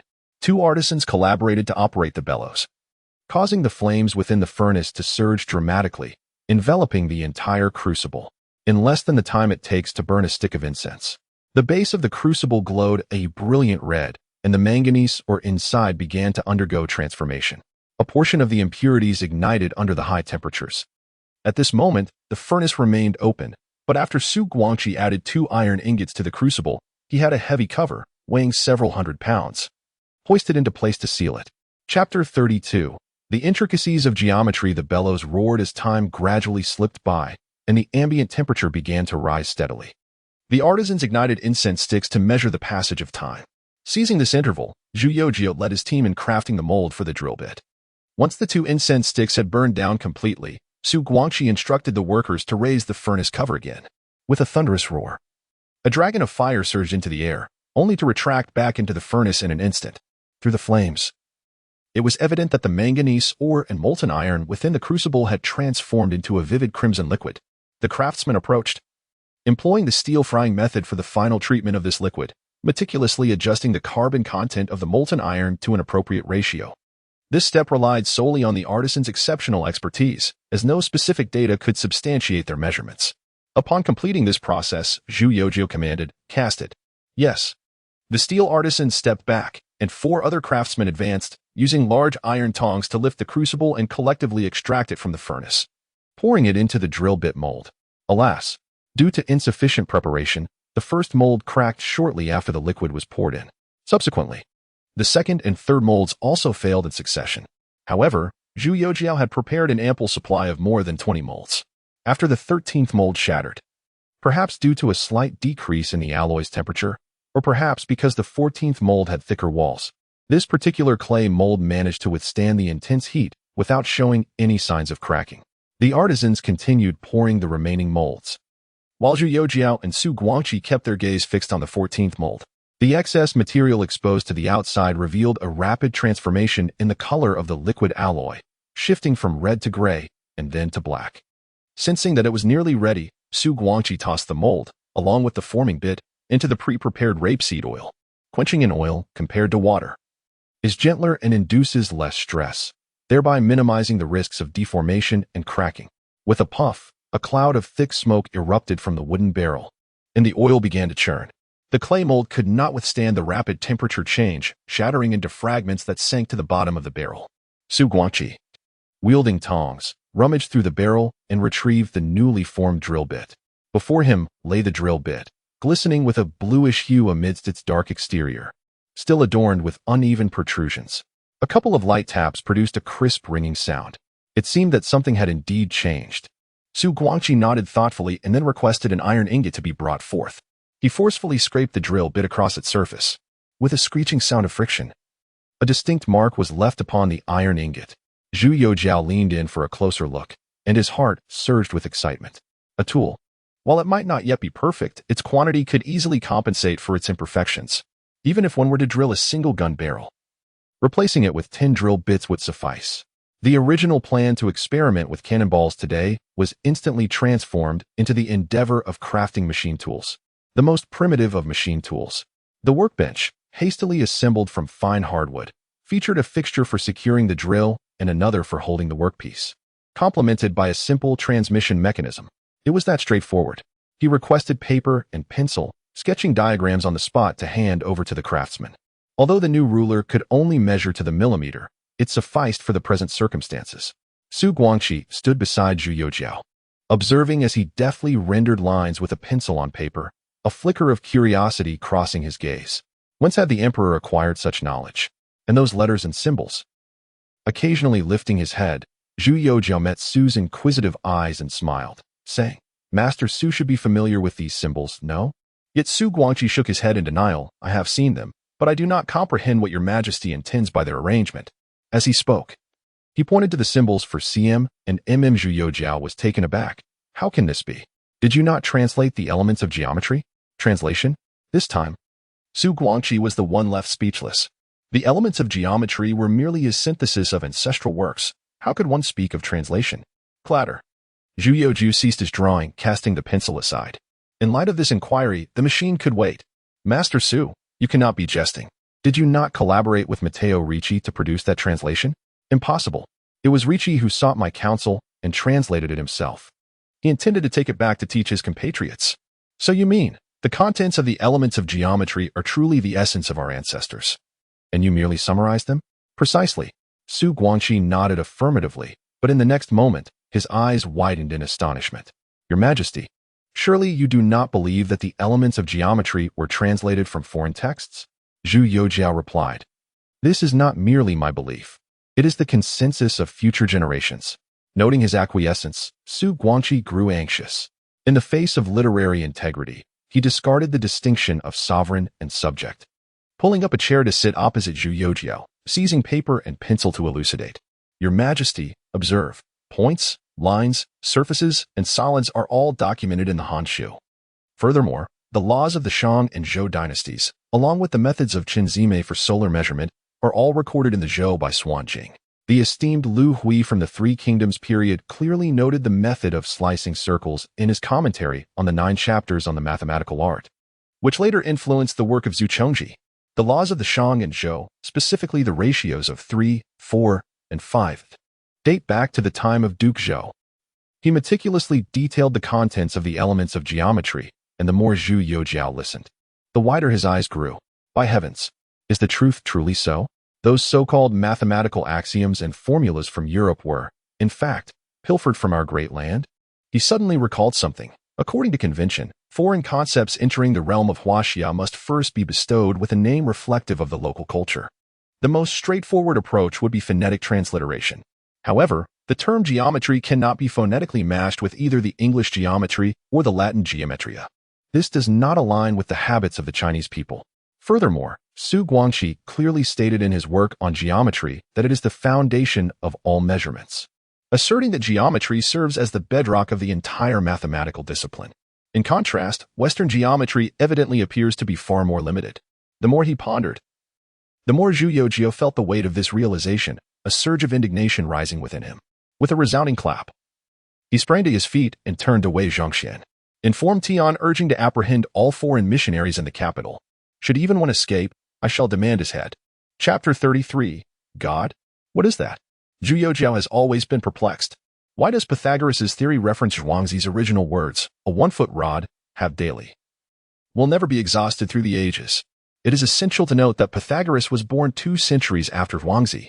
It appears that this wisdom originally belongs to the essence of Chinese culture. However, during the downfall of the Ming dynasty, when China was engulfed in 3 centuries of darkness, those Westerners altered the names of these works, appropriating them as their own, even concocting creators for these axioms and formulas to enhance their credibility. Consequently, most Western mathematicians seem to lack personal histories, and if any exist, they resemble fairy tales more than factual accounts. This thought only fuels his indignation further. But now is not the time for retribution. Everything shall be addressed once Zheng Zhilong submits, and he can venture to the West in search of those legendary figures from this era, such as Galileo and Kepler. He believes that finding them will unveil the entire truth. Su Guangqi is unaware of Zhu Youxiao's agitation to him. It is a scholar's honor to allow the glory of the Ming dynasty to traverse foreign lands, enlightening the ignorant barbarians. Zhu Youxiao refrains from revealing what the future holds, fearing that this elder might be driven to despair. However, while issuing orders to Wei Zhongxian, he remains attentive to Su Guangqi's reactions, noticing no signs of objection. His curiosity is piqued. Master Su, I have heard you're also a Catholic. Why is it that when I mention those missionaries, you show no reaction? Su Guangqi, upon hearing this, exhibits yet another look of astonishment. God, what is that? I have learned the teachings of Confucius and Mencius since childhood, and as an adult, I have been influenced by Qing and Zhu. Our multitude of deities in the Ming dynasty cannot be worshipped adequately. How could I be considered a Catholic in your Majesty's eyes? Zhu Youxiao's lips twitch unnaturally. I can't say this. The more I speak, the more I err. He can only lower his head, returning to the drawings, momentarily suppressing the earlier incident. This brief interlude leaves Su Guangqi utterly bewildered. Yet he discerns from Zhu Youxiao's demeanor that it is best not to inquire further.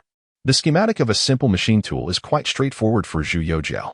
Although his primary focus is on firearm design, he has seen enough to grasp the principles of lathes. In less than half an hour, the complete set of drawings is laid out on the table. As Su Guangqi listens to his description of the machine's operation, he meticulously examines the blueprints. Once everything is comprehended, he is astounded. Your Majesty is truly remarkable. With this invention, the efficiency of blacksmiths will be significantly enhanced. By merely securing the iron ingots or workpieces in the fixture below, one can effortlessly create uniformly sized holes. Perhaps, with a slight alteration to the shape of the cutting tool, other types of processing on the workpieces can also be accomplished. For instance, he spoke as he picked up the pencil recently used by Zhu Youxiao with one hand, while the other grasped the freshly crafted drill bit, cautiously bringing the pencil closer to the drill bit. Imagine that this pencil is a workpiece. By making it spin rapidly near the cutting tool, one could sculpt its outer form. Indeed, we merely devised a drilling machine, and Su Danyu has already conceived the lathe? Such remarkable deductive reasoning is truly impressive. Zhu Youxiao chuckled and nodded, giving a thumbs up in affirmation. Master Su is correct. I shall designate this machine for boring holes as a drilling machine, while the one you have just imagined can be referred to as a lathe. However, this machine tool is rather rudimentary and requires artisans to undertake significant refinements during use. Su Guangqi promptly bowed and expressed, Your Majesty, rest assured, I shall prioritize this matter. He understood well the significance of these inventions. To illustrate with a straightforward example, crafting a single gun barrel currently necessitates a craftsman hammering away for an entire month before it can be utilized. Yet, with this machine tool, it could be produced in merely a day, and without any seams. While they conversed, the artisans had already commenced forging the fixtures. The glowing iron ingots lay upon the felt platform, where small hammers directed and large hammers struck, the resonating sounds echoing throughout the courtyard of the eastern factory. The guards outside, the Jinyui, were bewildered. When did this group in the eastern factory begin to engage in metalwork? Days swiftly passed, and on the 13th of October, the first rudimentary machine tool was finally assembled. The machine tool was powered by livestock, with 3 horses pulling a gear the size of a grinding stone. Above the gear were directional gears and a transmission bearing. Ultimately, the transmission bearing conveyed the power to the drill bit's fixture, enabling it to rotate rapidly. Although the machine was crude and its speed less than ideal, once the spinning drill bit made contact with the iron ingot, a flurry of iron shavings erupted. Ignoring the jarring sound of metal grinding against metal, Zhu Youxiao laughed heartily. Ha ha ha, Master Su, what do you think of this contraption? I wasn't exaggerating, was I? Su Guangqi nodded vigorously with excitement, then stepped back with the artisans, all kneeling in unison. Our emperor is wise. The emergence of such a divine instrument will surely be a blessing for our Ming dynasty and for the common people. This achievement is unparalleled, even surpassing that of Liu Ban. Enough, rise. Zhu Youxiao felt an overwhelming sense of joy, yet maintained an air of modesty as he helped Su Guangqi to his feet. When the artisans stood again and gazed at Zhu Youxiao, their eyes shimmered with admiration and fervor. To the untrained eye, it may appear as mere spectacle, yet none understood better than they what this machine tool represented. With the strength of a few horses, it could accomplish the work of 10. This was still due to geographical constraints. If the machine were positioned by the river and powered by a water wheel, even the need for horses could be eliminated. Returning to the matter at hand, let us continue our endeavors in artillery production. Under the scrutinizing gaze of the artisans, Zhu Youxiao felt a burning flush on his cheeks. Ultimately, he was still somewhat bashful. Appropriating elements from the future felt akin to thievery. Compared to those in the West who distort texts and fabricate history, his actions seemed minuscule. With the advent of the drilling machine, the task of crafting artillery shells became significantly more manageable. Once more, he stoked the furnace, melting down the iron ingots without the need for steel refining, directly pouring the molten metal into the pre-prepared clay molds to shape them. After the molds were opened, while still warm, he placed the castings on a felt table for further refinement. The elongated artillery shells were then split in half. The front portion served as the warhead, filled with a substantial quantity of black powder and iron sand, constituting 2/3 of the total shell volume. The remaining third was reserved for the propellant. At this stage, the only type of gunpowder available was black powder, far less varied than in later times. Consequently, both the explosive charge and the propellant consisted solely of this substance. However, the rear of the shell featured 6 angled ports, allowing the rapidly combusting powder to vent, thereby propelling the shell forward. Additionally, due to the angled nature of these venting ports, the shell would generate a spin during flight, while 6 tail fins at the rear ensured stable flight posture, enhancing the accuracy of its trajectory.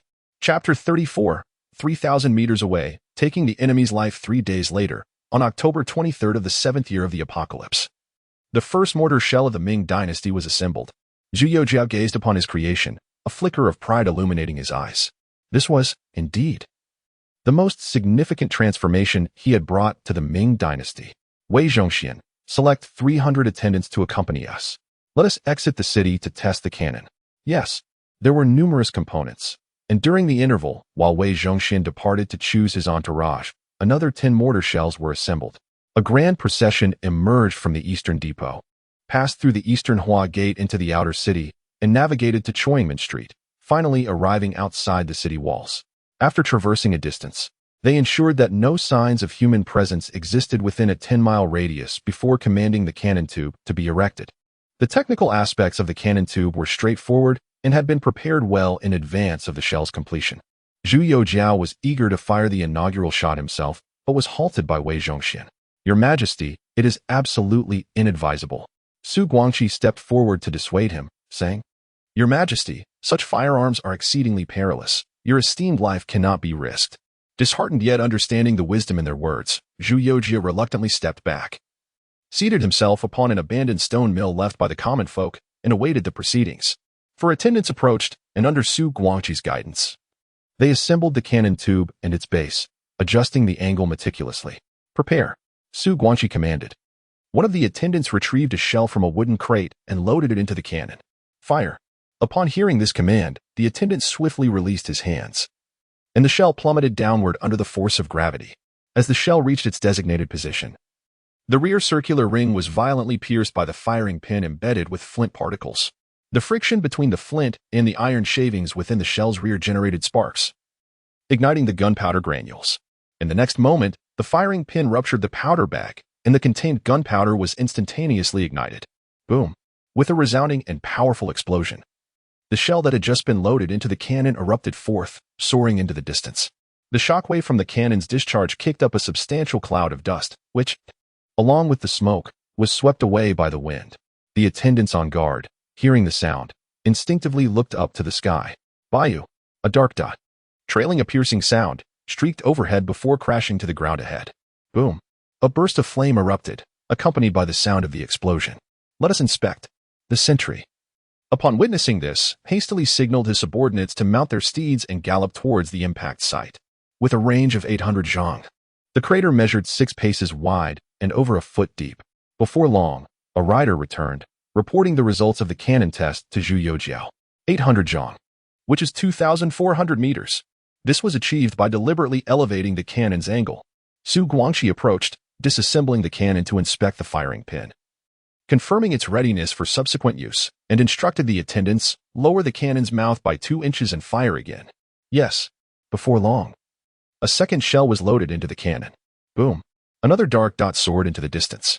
This time, Zhu Youxiao began to silently count the moments upon hearing the sound of cannon fire. When he reached 39, he faintly discerned the explosion echoing from the front. Before long, the messenger returned with the report. "Your Majesty, the range is 830 zhang, and the shell crater is not significantly different from the previous one. 830 zhang, approximately 2,500 meters, takes over 7 seconds for sound to traverse." Thus, by the time Zhu Youxiao counted to 32, the shell had already landed. Calculating the speed of the projectile, it was roughly 80 meters per second. Although slow, it was comparable to the level of German mortars during World War II. However, the operation of the cannon was not yet complete. Various data needed to be gathered with each successive shot. Only after exhausting all the shells did preliminary data present itself before Zhu Youxiao. The maximum range was 3,000 meters.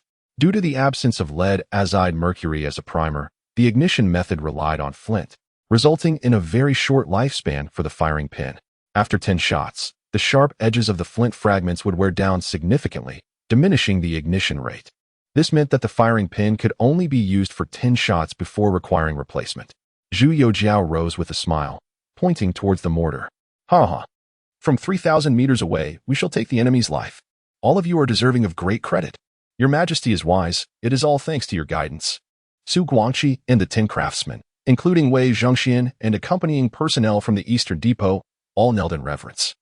Zhu Youxiao gestured for them to rise and then turned to Su Guangqi. "I have previously stated that if this endeavor succeeds, I shall appoint you as my grand tutor to the Crown Prince. Today, I shall fulfill that promise. Wei Zhongxian, draft the decree." Su Guangqi, the left vice minister of the Ministry of Revenue, is to be promoted as grand tutor to the Crown Prince. Wei Zhongxian bowed deeply. "This old servant obeys." Su Guangqi hurriedly expressed his gratitude. "I thank your Majesty for your profound grace." Zhu Youxiao was elated with the success of the mortar. Another idea he harbored could now be advanced. Since arriving in this world, he had inexplicably felt a lack of security, thus requiring a weapon for self-defense.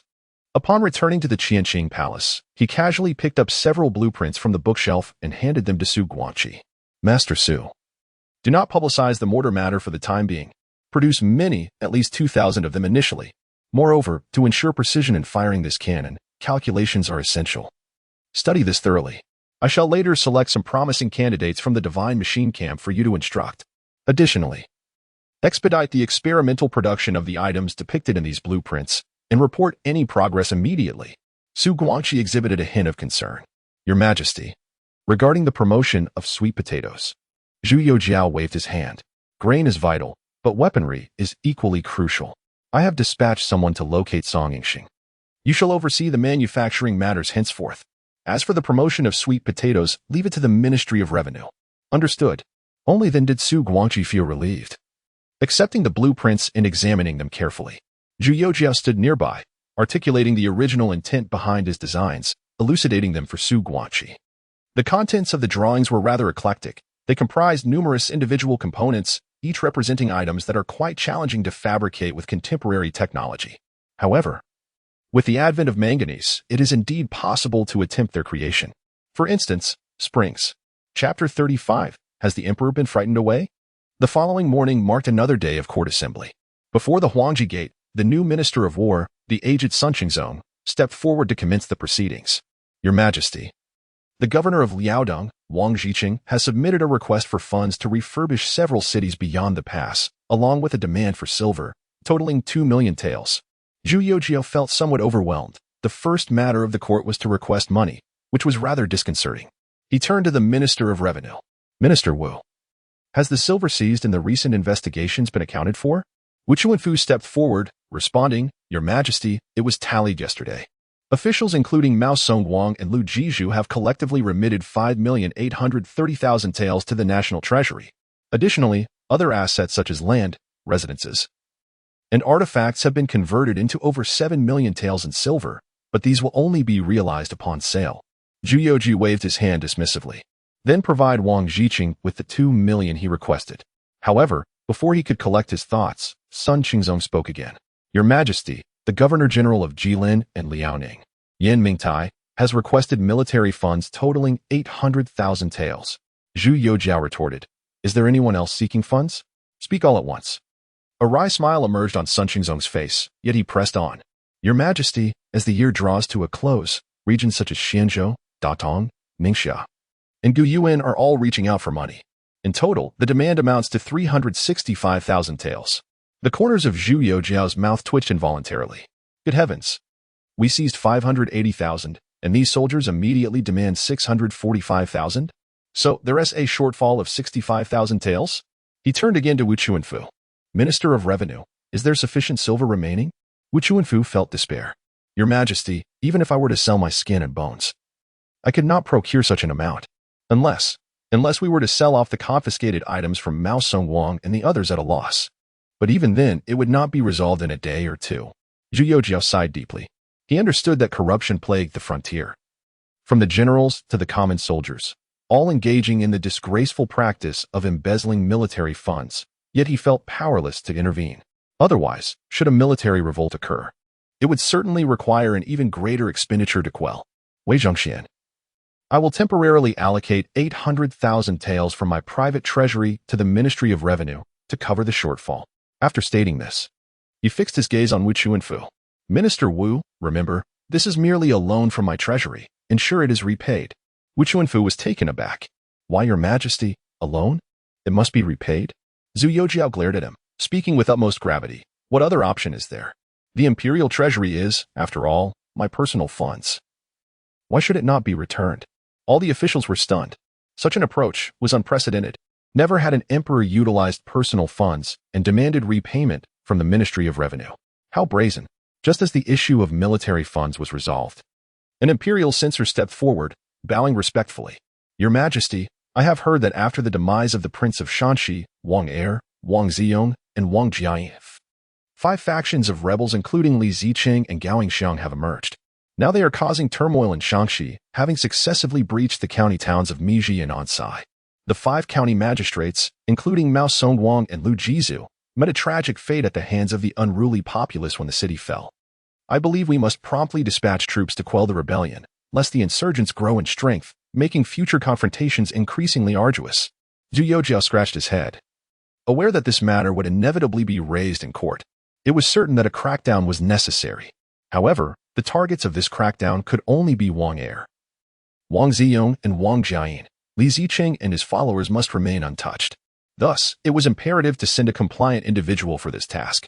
He rubbed his temples and turned to Sun Xuanting. Master Sun, how fare the new recruits from the capital's army? Are they prepared for battle? Sun Xuanting stepped forward, bowing respectfully before replying. Your Majesty, although the new soldiers have trained for less than half a month, they are sufficient to handle some unruly civilians. Zhu Youxiao nodded and subsequently had Wei Zhongxian present a map. After locating several groups of insurgents, he addressed Sun Xuanting. I trust you will personally lead the troops into battle. He issued an imperial edict, designating the left assistant minister of the Ministry of War and governor of Shanxi and Shanxi, Sun Xuanting, as the general of pacification in the west, commanding 3,000 elite troops, supplemented by additional forces from the Jianji Guard, to proceed to Shanxi and eliminate the rebels. Bring me the heads of Wang Ziyong, Wang Jiayin, and Wang Heir. Depart at once. He refrained from mentioning the names of Li Zicheng and others. The officials assumed the omission was due to the multitude of names and did not ponder further. Similarly, Sun Xuanting bowed in gratitude and exited the palace. However, after taking a few steps, he turned back. Your Majesty, I request the allocation of provisions. Zhu Youxiao nearly choked on his own frustration. More funds were needed. He had thought that the over 20 million taels he had managed to gather would suffice for a while, but at this rate, it would be a miracle to last 6 months. The new recruits were costly, the border troops were costly, and suppressing bandits required funds as well. Each day was either spent depleting resources or preparing to do so. He finally understood the plight of a financially strained emperor. My silver, he lamented. Wei Zhongxian, disperse an additional 200,000 taels from the imperial treasury to Master Sun. After gritting his teeth and uttering this command, he rose and left the court in a huff. Damn the morning court. I'm done with this. The court officials exchanged glances, unsure of how to respond. Is the emperor fleeing in fear? Upon returning to Qianqing Palace, Zhu Youxiao changed into casual attire and, accompanied by several guards, made his way to the divine machine camp. The thought of silver flowing away like water caused him inexplicable anguish. Training the troops, once I achieve success, I shall one day seize the Shijian silver mountain from the islanders. But for now, he needed an outlet for his frustration. The gates of the divine machine camp were tightly shut, and even from a distance, the shouts of commands could be heard from within. As Sun Xuanting had indicated, the new recruits, after a brief period of rest, had commenced training half a month ago. The weather was frigid, nearly cold enough to require a stick for urination. The sentinels at the gate were bundled up like bears, yet they continued to stomp their feet to warm their nearly frozen toes. Upon hearing the sound of approaching footsteps, he quickly stepped forward to pay his respects upon recognizing the visitor. Zhu Youxiao exchanged few words with them, casually tossing a few chicken drumsticks he had brought from the palace. These are for you. Remember, no drinking. Yes, the soldiers, taken aback by the unexpected favor, assured him repeatedly that they would abstain from alcohol before opening the grand gate to allow him entry into the military camp. In the training grounds, a dense formation of new recruits marched with somewhat uncoordinated steps, running in circles under the leadership of Lu Xianxing while chanting slogans extolling the might of the Ming dynasty. Zhu Youxiao carelessly threw his fur-lined cloak to a guard and plunged into the ranks of the new soldiers. Chapter 36. My physique is too frail and in need of training. Your Majesty, Your Majesty? At the rear of the line, Li Dingguo, taken aback by the sudden appearance of Zhu Youxiao beside him, felt utterly bewildered. Zhu Youxiao flashed a smile and said, Well, little rascal, how are you finding it? Are you adjusting? Since the departure of Li Zicheng and others, he ordered that Li Ding would be thrown into the divine machine camp to train alongside the new recruits. This fellow possesses the innate talent of a general, yet he still requires thorough practice. Li Dingguo raised his small face, reddened by the cold, and resolutely declared, In response to your Majesty, I find great pleasure in being here. Zhu Youxiao rubbed his head a few times and said, Then practice diligently. I shall await the day you become a great general. The dialogue between the two individuals caught the attention of the surrounding soldiers. Upon witnessing the emperor engaging in the exercises alongside them, these men instantly became exhilarated. His Majesty is truly magnificent. A soldier bellowed a battle cry, his voice echoing through the air. The others swiftly joined in, chanting, Your Majesty is mighty. The great Ming is formidable. The divine machine camp is invincible. At the forefront, Lu Xiangxing sensed a certain disarray in the slogans and thus left his position to glance towards the rear of the ranks. It was only upon catching sight of Zhu Youxiao that he experienced a moment of clarity. However, when he approached to pay his respects, he was halted by Zhu Youxiao. In this training ground, there are no lords or subjects. Today, I am merely a soldier of the divine mechanism camp. Therefore, I caution you, do not spoil my mood. Lu Xiangxing, taken aback by the situation, could only acquiesce and approached closely, joining him in the run. Zhu Youxiao's body was frail. The lingering effects of the Tianqi incident had left him with lasting ailments, a condition exacerbated by his recent struggles. He was still inhabiting the body of his former self. Thus his weakness persisted. As they traversed the 5-kilometer training ground, he found himself gasping for breath before even reaching the halfway mark. Yet, he gritted his teeth and persevered. Large beads of sweat cascaded down his forehead. The singular distinction he bore at that moment was the premium ginseng slices held in his mouth. The biting cold wind swept past, and the abrasive sand stung his face painfully. The sweat clinging to his forehead transformed into icy crystals, swaying and breaking with each stride. Lu Xiangxing remained vigilant, observing his reactions, and moved closer. Your Majesty, regulate your breathing to match my pace. Inhale. Exhale. Aim to breathe in through your nose and out through your mouth. Be mindful of your footing. Avoid overextending your strides, and let your arms swing. Imagine a fire igniting within your abdomen, bestowing upon you a surge of vitality. This essence will traverse through your meridians, flowing into every limb and sinew. As the emperor of the Ming dynasty, your soldiers gaze upon you, believing in your capabilities. Upon hearing these words, Zhu Youxiao nearly stumbled to the ground in disbelief. How could this individual resemble a charlatan so closely? These words seemed strangely familiar, as if I have encountered them before. He shot a disapproving glance at Lu Xiangxing and exclaimed, "What on earth is this nonsense?" Lu Xiangxing, with a composed demeanor and unruffled breath, chuckled, "Your Majesty. This is a technique of cultivating inner energy that I learned from an elderly Taoist priest. You should give it a try. You are bound to uncover something extraordinary." Zhu Youxiao mused, "Nurturing one's spirit? If you were to claim it is a path to spiritual enlightenment, I might be inclined to believe you, although reluctant to accept it." He nevertheless followed Lu Xiangxing's method. Initially, he felt nothing amiss, but shortly thereafter, he inexplicably sensed a slight alleviation of his fatigue. Strength, too, returned to him. Albeit just a trickle. Though modest in scale, this achievement enabled him to surpass his own limits. After gritting his teeth and persisting for nearly 5 minutes longer, he gradually came to a halt, bending over to catch his breath. The soldiers around him exhibited no signs of derision, for just half a month prior. They were far less capable than Zhu Youxiao now. Running 6 in one breath was no small feat. Zhu Youxiao expelled the remnants of the ginseng slice that had long since lost its potency and summoned a guard with a wave of his hand. "Return to the palace and fetch 10 jin of ginseng from the imperial kitchen." The guard, perplexed, inquired, "Your Majesty, what purpose could you possibly have for such an abundance of ginseng?" Without lifting his gaze, Zhu Youxiao dismissed him for soup. The guard replied, "Your Majesty, that much ginseng could be fatal.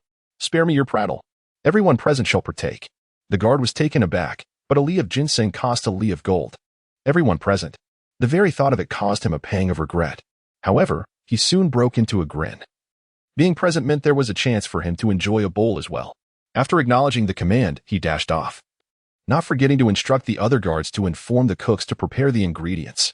Zhu Youxiao labored for a considerable time before he could steady his breath and, stretching his weary legs, seated himself upon the platform for commanding troops. Observing the soldiers still running laps below, he shook his head in self-deprecation. He had intended to share in their trials, yet his body simply would not cooperate.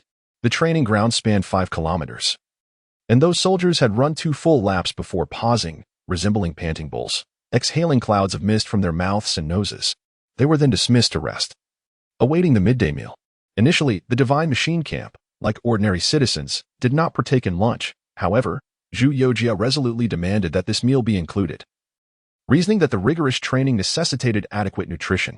The new recruits now engaged in 2 drills daily, a 5-kilometer run in the morning, followed by military posture, hand-to-hand combat, and then another 5-kilometer run before dispersal. Zhu Youxiao had joined them for that latter 5 kilometers.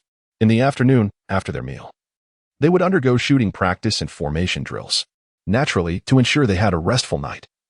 Lu Xiangxing mandated that the soldiers complete yet another 5-kilometer run after the afternoon exercises. How considerate. All these subjects had received Zhu Youxiao's direct approval. Thus he arrived fully prepared for what lay ahead. The guard ran swiftly, ensuring that there was no delay in lunch. Therefore, half an hour later, Zhu Youxiao found himself savoring a rich stew of wild boar and ginseng, accompanied by 4 fragrant, though somewhat unappetizing, yellow buns. In this era, wheat required multiple grindings, resulting in flour that was mixed with bran. Hence its color was not as pristine as that of later generations. However, it must be said that the yellow steamed bun is far more fragrant, sweet, and chewy than the white one. Your Majesty, do you have any instructions for your visit to the Divine Machine Camp? Lu Xiangxing inquired, taking a sip of soup and glancing up. Zhu Youxiao waved his hand dismissively and replied, "There are no instructions or directives. I simply wish to escape from the presence of those old officials in the court and enjoy a moment of respite. By the way, during this period around the turn of the year, I shall frequent this place often. Treat me as you would any ordinary soldier. My constitution is rather weak and in need of practice." Chapter 37. Who the hell are you with? In the days that followed, Zhu Youxiao led a monotonous existence, confined to a routine of sleeping in Kuan Ning Palace, attending morning assemblies outside the Huangji Gate, and training in the Divine Mechanism Camp.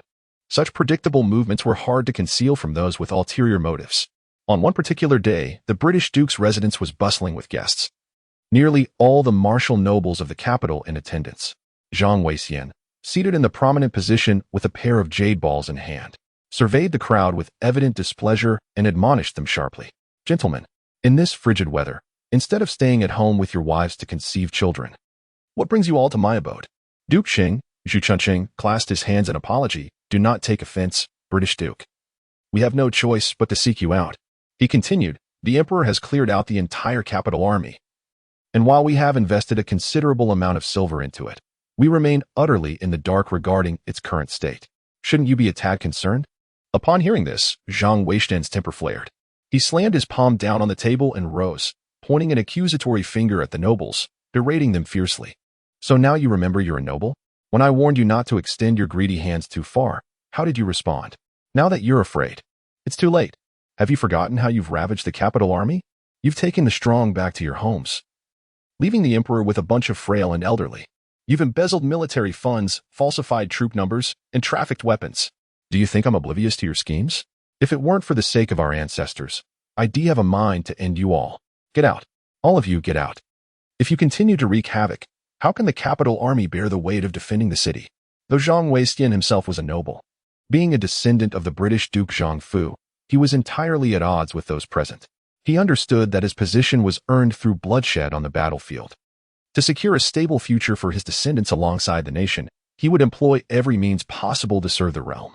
Yet the individuals before him had long forgotten the foundational principles of martial merit, becoming parasites within the court, shamelessly reaping the rewards of their ancestors' achievements. Long ago, he had alerted the emperor to the rampant decay within the capital army, yet at that time, Emperor Tianqi had shown no interest. Now, with the emperor resolutely determined to rectify the situation, Zhang Weixian wholeheartedly supported him and would not be swayed by the mere words of these men. The gathered dukes and marquises exchanged awkward glances, their faces betraying their discomfort, casting pleading looks toward Duke Qing, Zhu Chunqing, his face alternating between shades of blue and purple from the scolding, pointed back at Zhang Weixian, retorting, "What's your deal, Zhang? Acting all high and mighty, are you? Now you can scold me, huh?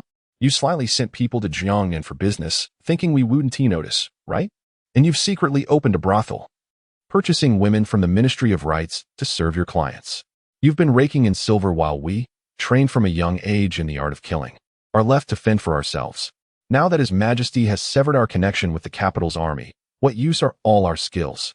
At this point, he turned to the other noblemen, his spittle flying as he shouted vehemently, "What are you all staring at? Can't you see that they hold us in disdain? Let us go. Let us kneel before His Majesty at the Divine Machine Camp. I refuse to believe he would truly dare to discard all the nobles." With that, he rose and strode towards the exit, leaving the dukes and marquises in a state of dilemma, unsure whether to follow or stay. It was Li Zhenbang, the Duke of Chao, who stood up and bowed his hands to Zhang Weixian, his face adorned with a sycophantic smile. "My lord, please calm your anger. This is but a trifling matter, not worthy of such wrath." His demeanor was a clear echo of his ancestor, Li Jinglong. Zhang Weixian shot him a glare. "Spare me your platitudes." Li Zhenbang, unabashed, returned a sheepish grin. "What do you mean by that? This is hardly mere flattery. We are all of noble martial lineage, and it is well known that our fates are intertwined with the state. Should we fall into obscurity, it would not bode well for the court, would it? While we may have indulged in a bit of greed, we genuinely wish for the prosperity of the Ming. We have all witnessed His Majesty's resolve. Henceforth, we shall not err in the same way again. I perceive that His Majesty is determined to revitalize the Ming, which is indeed a positive development. Revitalizing the Ming will surely necessitate renewed military endeavors, and at that time, will not our opportunities arise?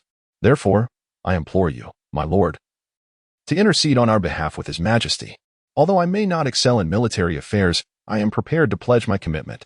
With that, he thumped his chest. If His Majesty gives the nod, I can send my 3 sons to the Divine Machine Camp. Let them train as they will, even if they perish. We can always have more. Who dares to be cowardly?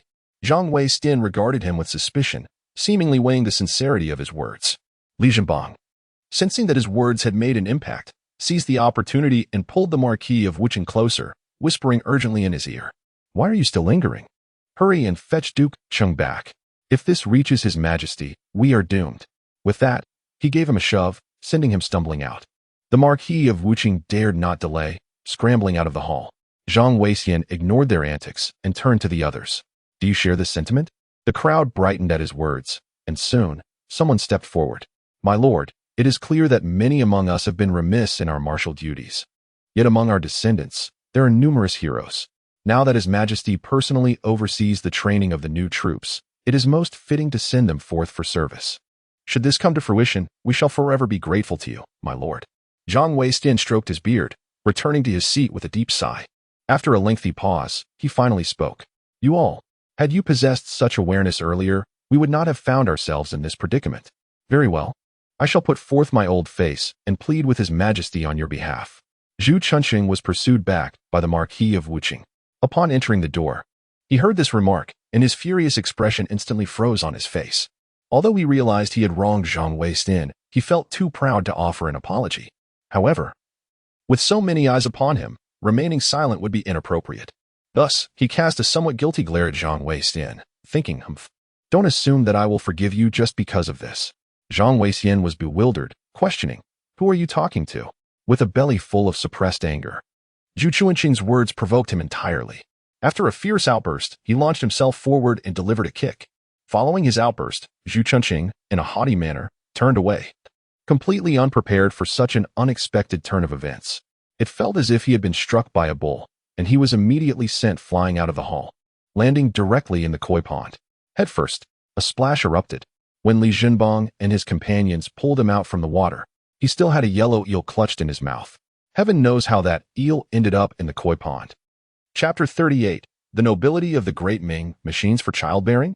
Within the confines of the Divine Machine Camp, Zhu Youxiao had shed his dragon robe and, amidst the snow-laden ground, ran about in his large trousers, just like the new recruits. Although there was no thermometer at hand, the temperature must have dipped to at least -10 degrees. After 5 kilometers of running, his somewhat frail chest was adorned with beads of sweat, which felt particularly invigorating when kissed by the cold wind. Ever since Zhu Youxiao began his training a few days prior, Wei Zhongxian had instructed the accompanying guards to always bring along imperial physicians, fearing that he might catch a chill and succumb to illness once more. Zhu Youxiao did not refuse this precaution, as he understood the importance of health. However, being in a military camp, indulging in special treatment was not a commendable practice, hence the soldiers also benefited from this arrangement. At this moment, for imperial physicians, accompanied by the cooks, had set up a stove near the training grounds, providing ginger soup in a large pot throughout the day, enriched with red sugar, ginseng, and angelica, among other warming herbs. Such delicacies were not something even the wives of ordinary folk could hope to enjoy during their confinement. As Zhu Youxiao wiped the sweat from his brow, he approached the stove, where the physicians promptly offered him a bowl of ginseng soup. The sweet and slightly bitter concoction, once consumed, dispelled the chill and nourished the body. Li Dingwu trailed closely behind Zhu Youxiao, having become his devoted shadow over the past few days. Standing earnestly before the stove, he placed one hand on his hip and pointed to the pot, exclaiming, "Old man, give me a bowl too. But make sure to add ice." The physician, addressed as Old Man, dared not take offense, for this young lord was a favored individual before the emperor, and offending him would be unthinkable. With a smile, he gently advised, "Generally, the ice is too cold. Consuming too much is not advisable. Perhaps you should forego it? Li Dinghua, eyes wide with defiance, thumped his chest and retorted, what is there to fear for a man? The physician, somewhat troubled, glanced at Zhu Youxiao for guidance. Zhu Youxiao, with a faint smile, lightly tapped Li Dinghua's sweat-drenched head, saying, he means well, you are still young, and your constitution is not yet robust. Avoid excess cold. Upon hearing this, the physician sighed in relief and handed the warm ginseng soup to Li Dinghua. The young general, visibly displeased, pouted as if he could hang an oil pot from his lips, reluctantly accepting the bowl and, with a frown, gulping it down in one go. Life in the military camp was arduous for most, yet for him, it felt as if he were swimming in familiar waters. Over these days, he had come to regard Zhu Youxiao as akin to family, shedding some of the formality and embracing a more carefree demeanor. At that moment, Lu Xiangxing hurried over, presenting a tiger skin cloak to Zhu Youxiao while announcing, Your Majesty, the Duke of England wishes to see you. Intrigued, Zhu Youxiao inquired, what brings him here? Unlike other nobles, he held no fondness for them, yet Zhang Weixian was an exception. During the recent purge of the capital's troops, it was astonishing that not a single soldier could be found in Zhang's household, and even the embezzlement of military funds bore no connection to him. Such circumstances could imply two possibilities. Either Zhang Weixian possessed extraordinary cunning, eluding capture, or he was genuinely innocent. Zhu Youxiao leaned toward the latter explanation. Lu Xiangxing scratched his head, seemingly coming to express his contrition. Let him in, Zhu Youxiao commanded. After issuing the order, he turned to the imperial physician. Bring me another bowl. The physician ladled the soup while Lu Xiangxing stepped out to summon someone. Before long, Zhang Weixian was ushered in. Upon seeing him, Zhu Youxiao was taken aback. Zhang Weixian stood bare-chested, bearing a bundle of thorny willow branches on his back, blood trickling from numerous wounds, staining the ground with each step. Approaching Zhu Youxiao, he suddenly dropped to his knees.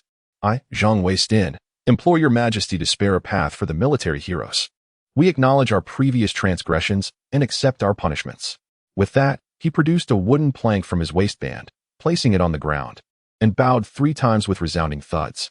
When he lifted his head, his forehead was a gruesome sight. Zhu Youxiao exclaimed, what on earth? Is this fellow so concerned that the muddy ground of the training field won't make a sound, that he brought his own percussion? The display of sincerity was commendable. Yet how could Zhu Youxiao trust that the rest would indeed reform? Zhang Weixian hastily reassured him, Your Majesty, fret not. They have already promised me that their offspring will all be sent to the divine machine camp. You may rest assured in your training. Should they be injured, disabled, or perish on the battlefield, it is their destiny. And if that is not sufficient, he grinned, they declared that as long as your majesty does not object, they shall remain at home, giving birth to as many as possible. If 1 is not enough, then 10. If 10 are insufficient, they will produce 100.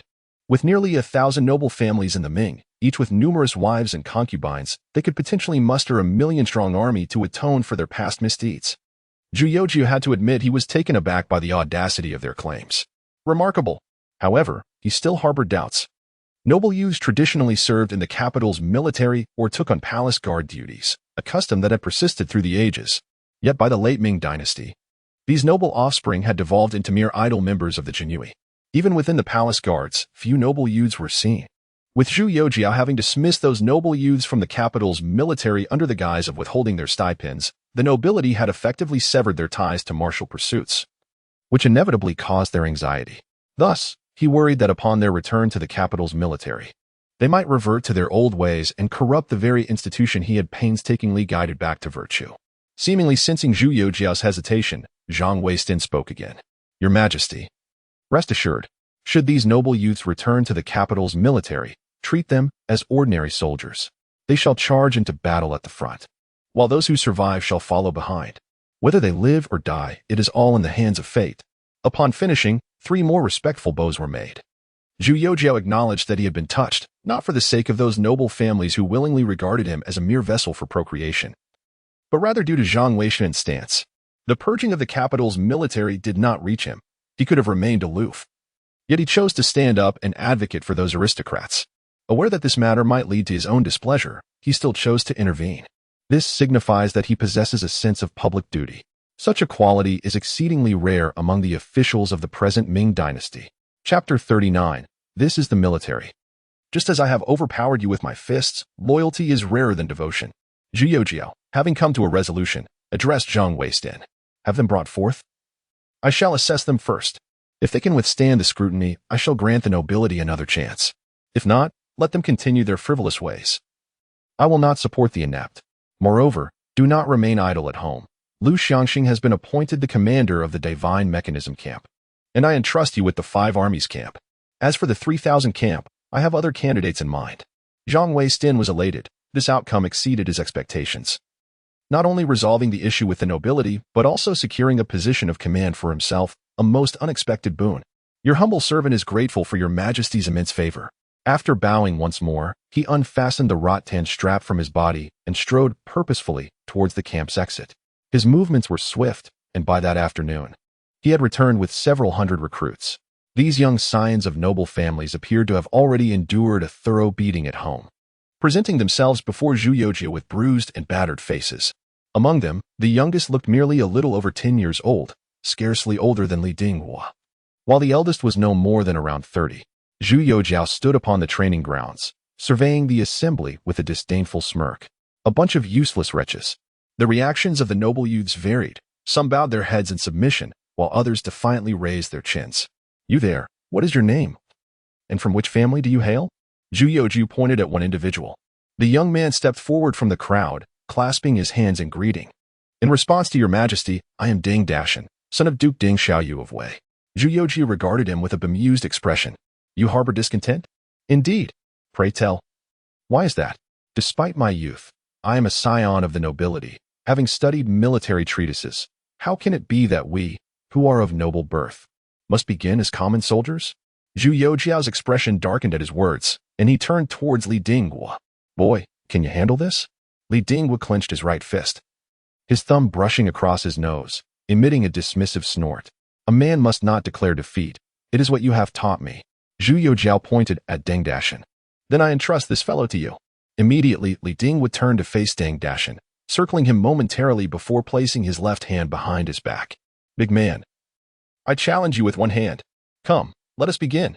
Deng Dashan, taken aback by such an audacious challenge from a mere child, felt greatly insulted. Your Majesty, a soldier may be slain, but not humiliated. To face him would be an unworthy contest. With that, he pointed at Lu Xiangxing. I wish to compete against him. Yet, Lu Xiangxing merely cast a fleeting glance in his direction, folding his arms and standing aside, seemingly amused. Indeed, Li Dinghua, still possessing the heart of a child, upon sensing the contempt directed at him, bellowed defiantly, You wish to challenge the commander? First, you must surpass me. Prepare to spar. After speaking, he swung his fist towards Deng Dashan. Deng Dashan paid him no mind at all, even extending his hand impatiently to casually deflect the blow. Yet, in that fleeting moment, his expression transformed into one of utter astonishment. A resounding thud echoed from where their arms met. Deng Dashan found himself involuntarily retreating several steps. This is impossible. He could hardly fathom that a mere child, barely reaching his chest, could possess such immense strength. Nothing is impossible. Seizing the opportunity, Li Dinghua swiftly approached Deng Dashan and delivered a fierce kick to his right thigh. With his balance already compromised, Deng Dashan was sent sprawling to the ground. Get up. Dashan. Finish him off. Lock his throat. Don't let him mount you. Come on, block him. Hurry, poke his eyes. A group of noble youths nearby, witnessing Deng Dashan's swift downfall, began to shout. At that moment, Zhu Youxiao approached the two, crouching down to lock eyes with Deng Dashan. If you defeat him, I shall grant you a captaincy. Should you lose, you shall only be a mere cook. Ah, go to hell. Deng Dashan was provoked, his eyes reddening as he suddenly summoned all his strength to throw Li Dinghua off him. Li Dinghua, like a monkey, landed gracefully and rolled away, evading the charge of the approaching Deng Dashan. Then, with a swift motion, he sprang back to his feet and delivered a fierce kick to Deng Dashan's rear. Ouch! Deng Dashan leapt 3 feet into the air, clutching his backside with both hands, his face contorted in agony. Li Dinghua, once again balling his fist and rubbing his thumb beneath his nose, beckoned with a taunting gesture. Care for another round? No, I don't want to fight anymore. Deng Dashan was a scoundrel, but not a fool. The lad before him had evidently consumed something extraordinary. Not only did he possess strength equal to his own, but his speed and technique far surpassed it. It must be noted that throughout the entire encounter, Li Dinghua had not once utilized his left hand, which rested behind his back. Continuing this battle would only lead to further embarrassment. However, Li Dinghua showed no intention of letting up. Standing with arms crossed in the manner of Liu Xiangxian, he declared calmly, "This is the military. If it's merely a contest of fists and feet, count it as me bullying you. I may not have learned horsemanship yet, but are you brave enough to face me in a match of firearms?" Deng Dashan was taken aback. To his knowledge, these new recruits had only been training for about half a month, even if they had managed to handle firearms. They would have barely practiced for 10 days. Yet he was different. Every spring, he would team up with other noble youths for hunting expeditions, primarily utilizing firearms. Whether it was matchlocks, three-barreled guns, or the newly crafted flintlock rifles by the Ministry of Works, he was quite familiar with them. Li Dinghua's proposal sparked a glimmer of hope within him, compelling him to glance at Zhu Youxiao. To his surprise, Zhu Youxiao merely nodded, still wearing a smile. "Don't look at me. As long as you can conquer with the musket, I shall still reward you with the title of a general." Chapter 40. These 300 men are sufficient to confront an army of 30,000. Shortly thereafter, 2 flintlock rifles were delivered, along with targets set up at a distance. Li Dinghu seized one of the rifles and tossed the other to Deng Dashan. "Come, your majesty has bestowed this challenge. If you manage to triumph, I shall wash your socks for a month. Should you falter, however, you will be responsible for mine." "Do you dare?" "Why would I not dare?" Deng Dashan replied, sporting a pair of panda eyes as he adeptly prepared himself with the rifle. At that time, the barrels lacked rifling and still employed the muzzle-loading method. The propellant had already been devised, necessitating the tearing of the oil paper encasing the powder before pouring it into the barrel. A ramrod was then used to compress the powder, followed by the insertion and further packing of the projectile. Finally, a small amount of powder was poured into the pan to ignite the charge. Once the two had completed their preparations, they advanced toward the target. The accuracy of the smoothbore rifle was rather disheartening. At a distance of 50 meters, where the bullet would land relied entirely on fortune. Thus, Deng Dashan halted 20 meters before the target, while Li Dinghu positioned himself approximately 30 meters away. Upon noticing that Li Dinghu was about 10 meters behind him, Deng Dashan's confident demeanor instantly faltered. After a moment's hesitation, he decisively turned and returned to match Li Dinghua's stance. He dared not fail his shot. He feared that if he stood in front and Li Dinghu missed, it would be utterly humiliating. Liu Xiangxian did not intervene excessively in their actions. After inquiring if they were prepared, he commanded them to fire. As the trigger was pulled, the hammer of the flintlock struck the frizzen, igniting the powder in the pan. Sparks fell into the pan, igniting the charge within, which in turn set fire to the powder in the barrel. With a resounding bang, the projectile was expelled from the rifle towards the target. Puff, puff, each fired a shot, and the sound of 2 hits resonated from the target. A soldier swiftly dashed over to assess the outcome. Li Dinghu bullseye. Deng Zaigongi grazed the edge, just 2 inches off target. Deng Dashan, being the legitimate eldest son of a duke and the future heir, was appropriately referred to as Zaigongi. Upon hearing this result, the distinguished youths lowered their heads. They all belonged to the same circle and were well aware of each other's capabilities. Seeing Deng Dashan's defeat, they understood their own prospects were unlikely to fare any better. They were skilled marksmen, but this was not their forte. At that moment, Zhu Youxiao spoke once more, his voice cold as he addressed the assembly. "Now, who among you still harbors dissent? The noble offspring, were they truly so remarkable?" This remark pierced Deng Dashan and the others like a dagger. They longed to retort but found no valid justification. Defeated, they were simply defeated. Moreover, it is lamentable to have been bested by a mere lad not even 10 years of age. Observing the reactions of these individuals, Zhu Youxiao intensified his tone. "Do not presume yourselves to be superior. Without the protection of your ancestors, you are not. Do you truly believe yourselves to be the future lords and nobles? Have you weighed your own worth? Henceforth, you shall enter the Wujuan camp, under the command of the Duke of England. Those who excel shall be generously rewarded by me, while those who falter shall be sent away without hesitation." As his words echoed, silence enveloped the assembly. Zhang Weistian, seizing the moment, approached one of the individuals and delivered a couple of sharp kicks, then pointed at the others with a scornful rebuke. "You bunch of useless wretches. What are you waiting for? Hurry up and express your gratitude." It was only then that the noble youths regained their senses, kneeling in unison upon the ground. "Thank you, Your Majesty, for your gracious favor. We shall dedicate ourselves to rigorous training henceforth." With an impassive expression, Zhu Youxiao waved his hand, signaling Zhang Weixian to escort them away. Watching their retreating figures, Zhu Youxiao felt a pang of melancholy. The Wujuan camp of Ur was the elite of the elite, selected from across the provinces, featuring the finest cavalry and infantry, a direct force of Zhu Di. During the Jing'an campaign, the pacification of Annan, and the 5 northern expeditions. The presence of the Wujuan camp was unmistakable. Yet now, one can only hope these young men will genuinely commit themselves to training and restore the glory of their forebears. Turning back, he noticed Li Dingwa pouting once more, which struck Zhu Youxiao as amusing.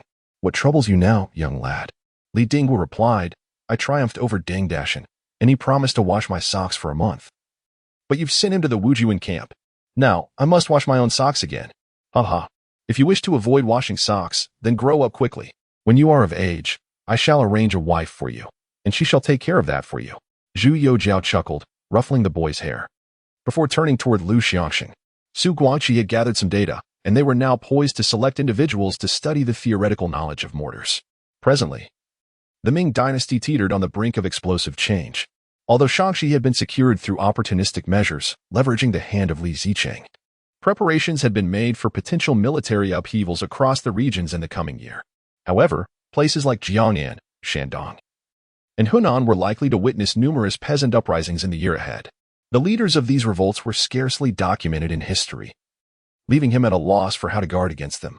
Fortunately, the nomads beyond the frontier remained relatively stable, with incursions not expected until the year after next, likely entering through Zifengku. This year represented the optimal opportunity for solidifying the Ming dynasty. As the saying goes, one must first secure the interior before addressing external threats. Only after eliminating domestic hazards can one take action against the wild boar clan. Approaching Lu Xiangxin, Zhu Youxiao inquired, "Have you made any progress in selecting the new recruits I asked you about a few days ago?" Lu Xiangxin nodded in response. "Indeed. There are several promising candidates among the new recruits. I have compiled a list, which is in my quarters." After a short incense stick's worth of time, within the administrative quarters, Zhu Youxiao perused the list in his hands, nodding in satisfaction. The booklet records an extensive array of details, clearly delineating age, place of origin, special skills, and personal shortcomings. They are children of ordinary families, although there exists the adage that good men do not become soldiers. And good iron is not forged into nails. The harsh reality of poverty looms large. The departure of even one individual can spare a household a morsel of sustenance. In the face of survival, the nature of one's actions becomes inconsequential. Among these individuals, there are very few who are literate, however.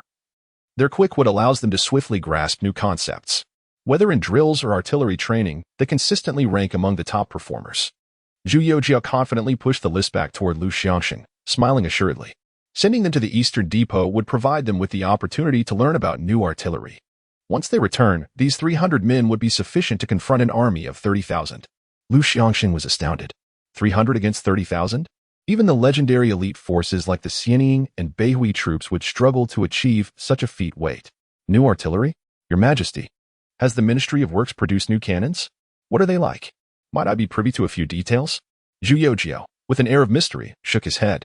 That information must remain confidential for now. Furthermore, this matter should not be mentioned to anyone else. This is my trump card. Chapter 41. A Touch of Indifference? The following day, Zhu Youxiao personally escorted the 300 individuals to the Eastern Depot. Su Guangqi had been waiting at the entrance since dawn, and upon witnessing such a multitude arriving at once, he felt an inexplicable surge of excitement. "Your servant, Su Guangqi, humbly greets your Majesty. Please, no need for formalities," Zhu Youxiao responded, assisting him to his feet while gesturing toward the 300 individuals behind him, including Li Dingwa. "I have brought you these individuals, selected from a pool of over 10,000 new recruits, each one astute in their own right." Su Guangqi carefully scrutinized the foremost recruits for a considerable time. Conventionally, the optimal age for learning is between 6 and 18 years, yet the majority of these individuals clearly surpassed that range. However, their eyes sparkled with intelligence, devoid of any semblance of dullness or ignorance. This was his initial impression. The true measure of their cleverness would only be discerned after their educational sessions commenced. Adjacent to the Eastern Depot, a dozen residential units had been preemptively acquired and meticulously arranged. New clothing, fresh bedding, and all the necessary books and stationery for their enlightenment had been thoroughly prepared to ensure these individuals could devote themselves to their studies.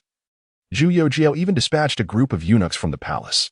Their roles were twofold: to instruct and to oversee the daily lives of these recruits.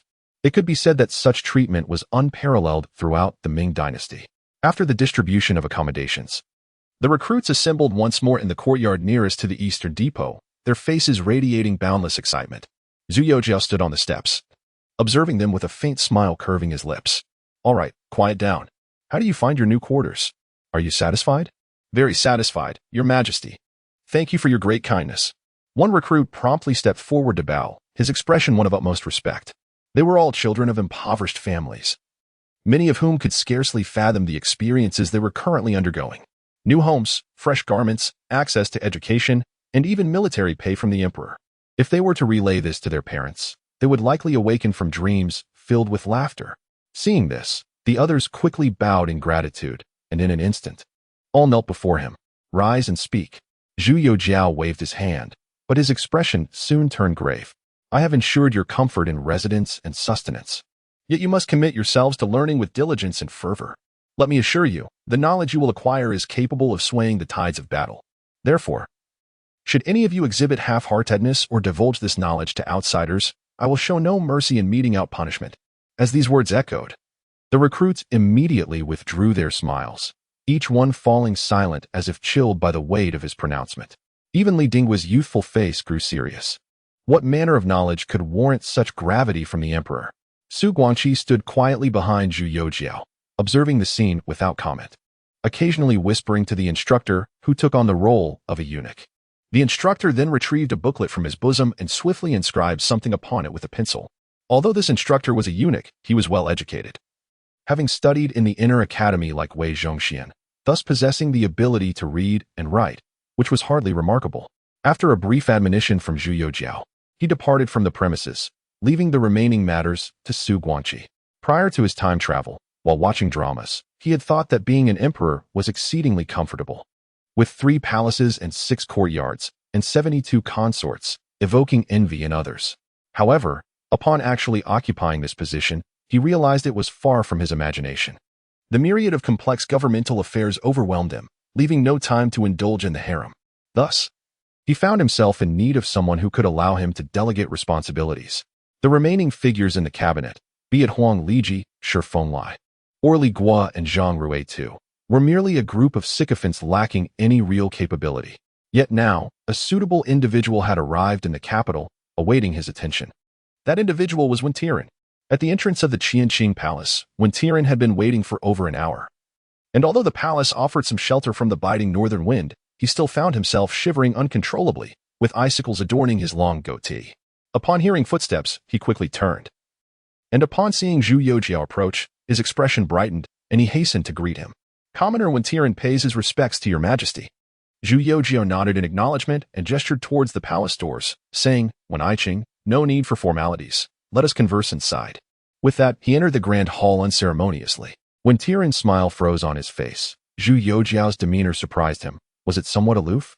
Upon entering the hall, before he could steady himself, Zhu Youxiao inquired, Wen Aiqing, what is your assessment of the current state of the world? Wen Tiren was momentarily taken aback. What a formidable question to start with.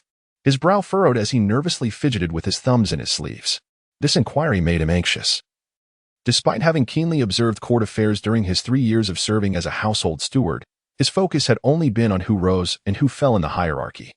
After pondering for some time, he slowly replied, Your Majesty, I humbly believe that disasters are frequent in various regions, causing immense suffering among the populace. I have heard of civil unrest in Shaanxi, primarily instigated by desperate commoners unable to pay taxes, who, faced with calamity and famine, resorted to extreme measures. Therefore, the court should expedite disaster relief efforts and dispatch officials and troops for pacification. If that fails, only then should we consider suppressing bandits. After all, the national treasury is not abundant, and we must strive to conserve resources. We must not rashly mobilize large forces. Upon hearing this, Zhu Youxiao found amusement. Indeed, he was a prudent individual. Yet, the next moment, he feigned a stern expression. Is that all? Wen Tiren quickly bowed in apology. Your Majesty, forgive my transgressions. For the past 3 years, I have been preoccupied with domestic concerns and know little of the world's affairs. I dare not speak on other matters. Zhu Youxiao felt a tinge of disappointment, yet this disappointment was anticipated. The figure before me, Wen Tiren, is one who never seeks the limelight. Possessing considerable ability, he refrains from placing himself in the forefront. Historical records indicate that during the 17th year of the Chongzhen era, he served as the chief minister for 8 years. which attests to his greatest skill, caution, and preservation. This is precisely what Zhu Youxiao desires from him. For the more audacious undertakings, he prefers to handle them himself, after all. Having recently dealt with the civil and military officials, what the court most desperately requires is stability. Admittedly, when Tiran is not a paragon of virtue. Yet this is of little consequence. For now, he may serve his purpose, and should the day arise when he becomes displeasing, he can simply be disposed of. Chapter 42. Seeking bribes from the eunuchs? After answering the question, when Tiran noticed that Zhu Youxiao remained noncommittal about his response, causing his anxiety to intensify. It was rumored that since the young emperor's resurrection, he had transformed into a different person, decisive in his actions, yet inscrutable in his thoughts. Could it be that his recent answer had displeased the emperor? At that moment, Zhu Youxiao, seated behind the imperial desk, suddenly sighed with a look of melancholy. Alas, dear one, I find myself quite dissatisfied with the current cabinet. Thus, could you enlighten me on what you would endeavor to accomplish should you be granted a position within it? When Tiran's expression shifted dramatically, and his murky eyes sparkled with newfound clarity, he faltered to his knees, for entering the cabinet was the ultimate aspiration of every scholar. Your Majesty, it is of little consequence what I desire. What matters is what your Majesty requires of me. Zhu Youxiao chuckled. Indeed, a fine official you are. How perceptive of you. From this day forth, you shall join the cabinet and participate in governance. Remember, I seek governance, not idle gossip with the officials, nor a preoccupation with the intrigues of factional strife. When Tiran's face twitched involuntarily at the mention of factional strife. Factionalism. The court is presently filled with eunuchs. Oh no, I mean the imperial party. It is all imperial party affairs here. Engaging in factional disputes would be akin to wishing for an extended existence. I shall keep this in mind. He sincerely bowed his head, then rose and stood respectfully, awaiting Zhu Youxiao's instructions. Zhu Youxiao waved him off, saying, Go now. You must be weary after your journey from Huzhou. Rest well, and report to the cabinet tomorrow. When Tiran departed, Zhu Youxiao resumed his customary review of memorials.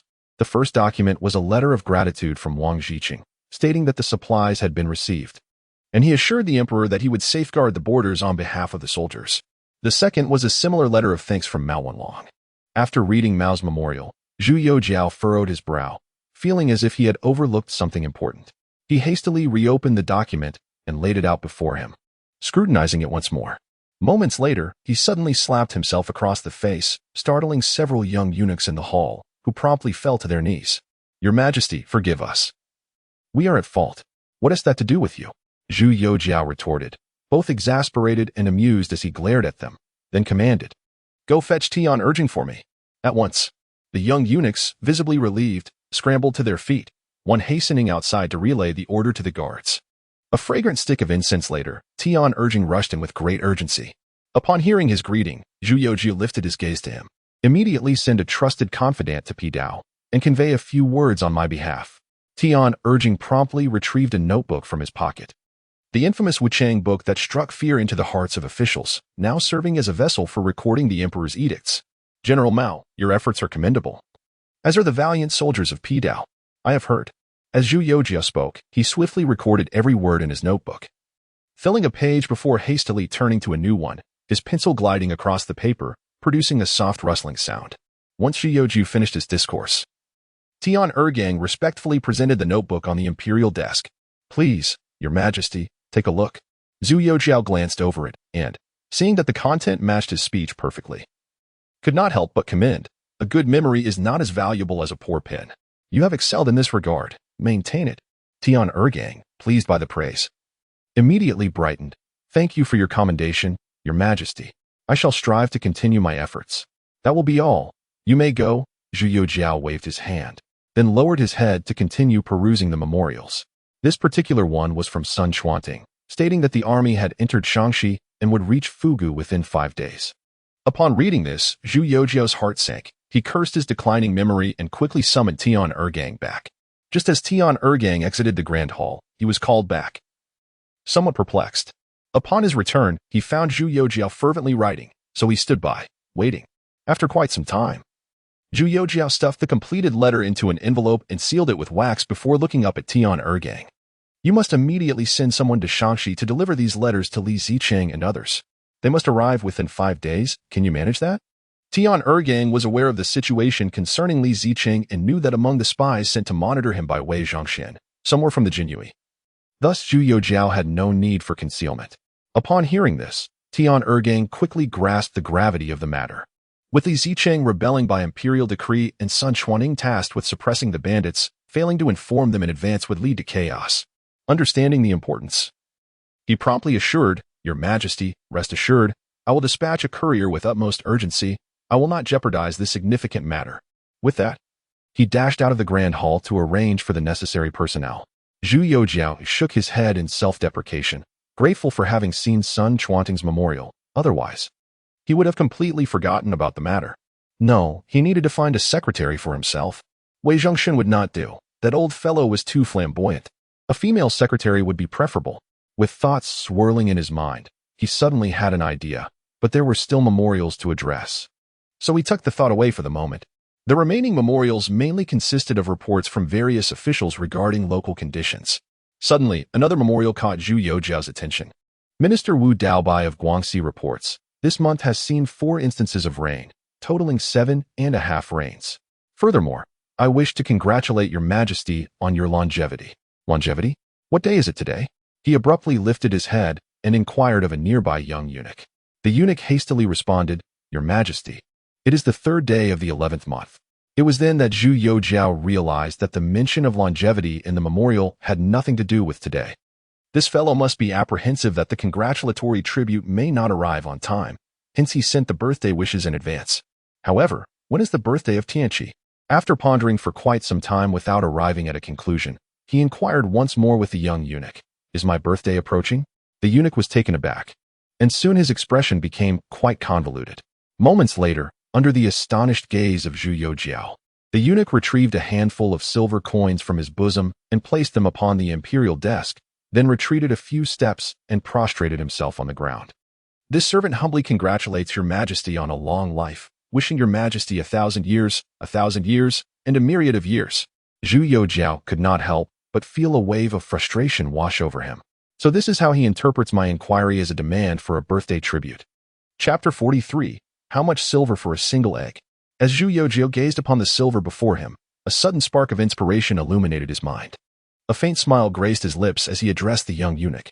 "What is your name, and what is your position?" The young eunuch promptly replied, "Your Majesty, I am Zhu Youxiao, a 6th-rank eunuch in attendance." Upon hearing this, Zhu Youxiao reached for the scattered silver, deliberately weighing it in his hand. "Inform Wei Zhongxian that it is my decree. From this moment forth, you shall be elevated to a 5th-rank official." Zhu Youxiao trembled at the words, scarcely able to believe his ears. The meager coins he had presented barely amounted to 2 taels, and yet he was being promoted? However, the astonished gazes of the other 3 eunuchs confirmed that this was no dream. He promptly prostrated himself, bowing thrice. "Zhu Youxiao humbly thanks your Majesty for your generous favor. Rise." Zhu Youxiao waved his hand nonchalantly, casting a knowing glance at the other 3 eunuchs. The trio stood in stunned silence. The emperor had merely posed 2 questions to Zhu Youxiao, who had answered and offered a paltry sum of silver, and suddenly, he had been granted a promotion. They exchanged glances, as if they had uncovered a new continent.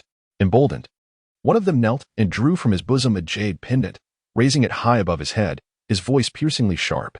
"I see Li Jian, a 6th-rank eunuch. Humbly wish your Majesty longevity. May your years be as enduring as the pines of Nanshan, and your blessings as vast as the flowing waters of the Eastern Sea." Feigning surprise, Zhu Youxiao stepped forth from behind the royal desk, examining the jade pendant closely. Upon confirming it was a fine piece of mutton fat jade, he laughed heartily. "Ha ha ha, splendid. From this day forth, you shall be a 6th-rank palace eunuch." The 2 remaining eunuchs, witnessing this, were instantly illuminated with excitement. Simultaneously, they produced their meager possessions and knelt down. "I, Ji Dianjian, an 8th-rank inner servant, Zaibazi, wish your Majesty longevity." "I, Ji Dianjian, an 8th-rank inner servant, Zayashizi, wish your Majesty longevity." The eunuchs of the Ji Dianjian were primarily responsible for maintaining the cleanliness of the various halls. Thus their means were modest. Zaibazi presented 2 gold melon seeds, which together scarcely weighed a single cash, while Zayashizi offered but 3 copper coins. Yet, Zhu Youxiao was thoroughly pleased to accept these humble tributes, loudly proclaiming to those outside the hall, "Your heartfelt offerings have delighted me greatly." Zaibazi, Shizi, from today onward. You two shall each ascend a rank, becoming 7th rank managing eunuchs. Should the ranks be full, seek out Wei Zhongxian and convey my wishes for him to increase the official quotas. The trio, including Zhu, hastily bowed in gratitude, tears of joy streaming down their faces. The 12 supervisors of the imperial palace, a table of eunuch ranks. Chapter 44. I shall see whether this world still bears the surname Zhu. Although Zhang Yin did not engage in political matters, she was still privy to news of natural disasters from various regions. In her youth, she had experienced famine and understood the immense value of a morsel of food during such times. Thus, when she mentioned that 2 taels of silver could procure a single egg, she felt no sense of impropriety. This was also one of the primary reasons she had previously provided Zhu Youxiao with coarse grain buns. It was all a matter of poverty. Even though she was the empress, her coffers were not overflowing. At that moment, Zhu Youxiao extended his thumb and index finger, but outside the palace. An egg only costs 8 won. A pound of pork is merely 61. Zhang Yin was momentarily taken aback. 8 won? Wasn't it said that disasters were rampant across the land? How could an egg be merely 8 won? She found it utterly incomprehensible that eggs purchased by the servants for such a low price could be sold for 2 taels of silver each. Zhu Youxiao shook his head with self-deprecation. 8 won is already quite expensive. 7 years ago, the year of our grand wedding, an egg was only 3 won. Now, after 7 years, the price has more than doubled. Not only eggs, but even rough rice in the capital is now selling for 2 taels of silver per stone. 7 years ago, 2 taels could buy 3 stones of rough rice. Zhang Yin's face flushed with alternating hues of blue and red, and after a long pause, she exclaimed vehemently, "Those despicable lackeys dare to tell me that rough rice costs 20 taels per stone. They are simply vile." Well, this left Zhu Youxiao astonished. A stone of rough rice weighs 120 pounds, which means 20 taels per stone translates to 1 tael and 6 won per pound, equating to 160 won. By heavens, their extortion surpasses even my own. No, I cannot allow anyone to be more unscrupulous than I. Thus, pondering this, Zhu Youxiao embraced Zhang Yin. Rest assured, I shall ensure they eat what they deserve and regurgitate it. Upon hearing this, and recalling Zhu Youxiao's earlier remarks, Zhang Yin immediately grasped the implication. So you intend to? No, do not voice it. That would make me appear shameless. Zhu Youxiao interrupted her with a mischievous grin, leaning closer. Such trifles have already been accounted for. There is no rush. Allow me to address them in due course. No. Zhang Yin's complexion drastically changed as she wriggled free from his embrace, then knelt upon the ground. Your Majesty, forgive me. Since your resurrection, you have yet to take favor with any other sisters. I am now devoid of the ability to bear children and dare not covet your exclusive affection. For the sake of our descendants, I implore your Majesty to transfer your affections elsewhere.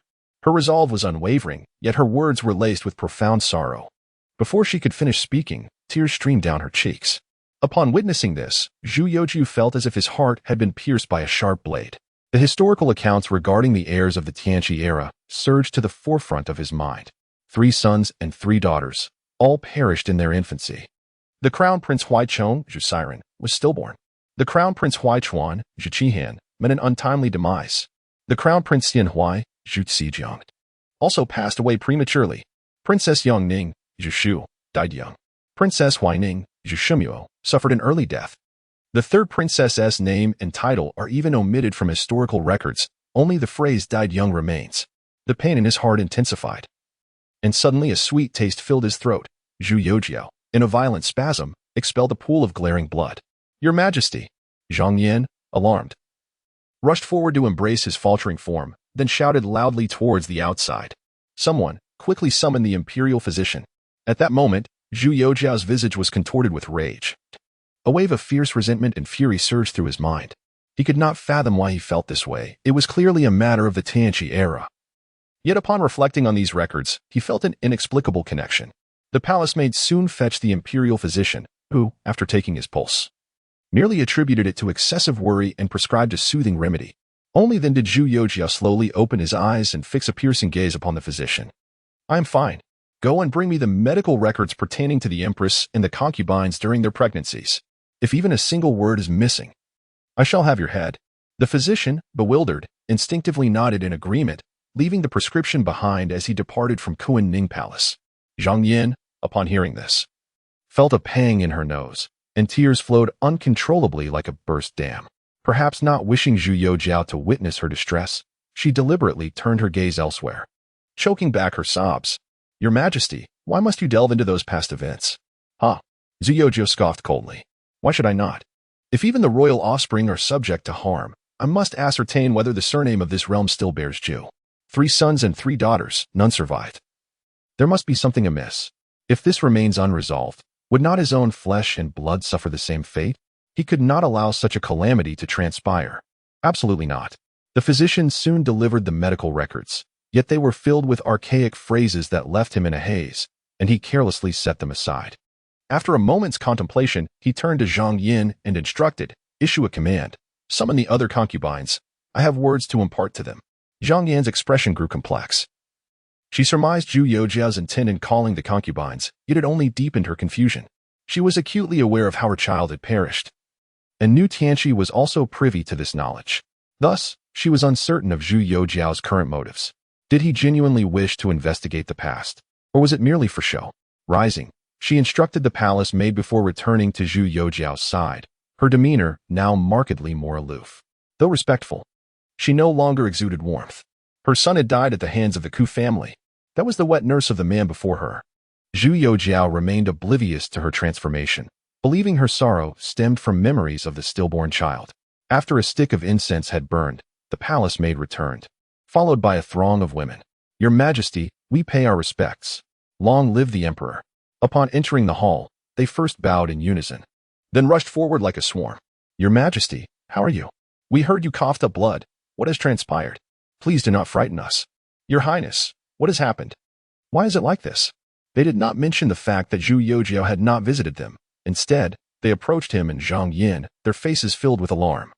Inquiring about the recent incident, Zhang Yin shot a fierce glare at the palace maid who had been sent to summon them. Mentally noting her name, this servant must not be allowed to remain. Zhu Youxiao felt somewhat dazed. Although these concubines were not as beautiful as Zhang Yin, each possessed her own distinct charm. The elegant lady, the mature woman, the young married woman, the plain girl, the neighborly maiden. Remarkably, among them was even a lowly. Is this truly my harem? Chapter 45. The Challenges of the Zhu Family. I am fine. He raised his hand to wipe the blood from the corner of his mouth, suppressing the tumultuous emotions stirred by the charming courtesans before him. Dismiss the palace maids and eunuchs. I have inquiries to make. Upon hearing this, Zhang Yin promptly ordered the dismissal of the close attendants of the concubines. Once the hall doors were securely closed, Zhu Youxiao lowered his voice. Tell me, why did my children perish so young? Do not feign ignorance. There is undoubtedly some foul play at hand.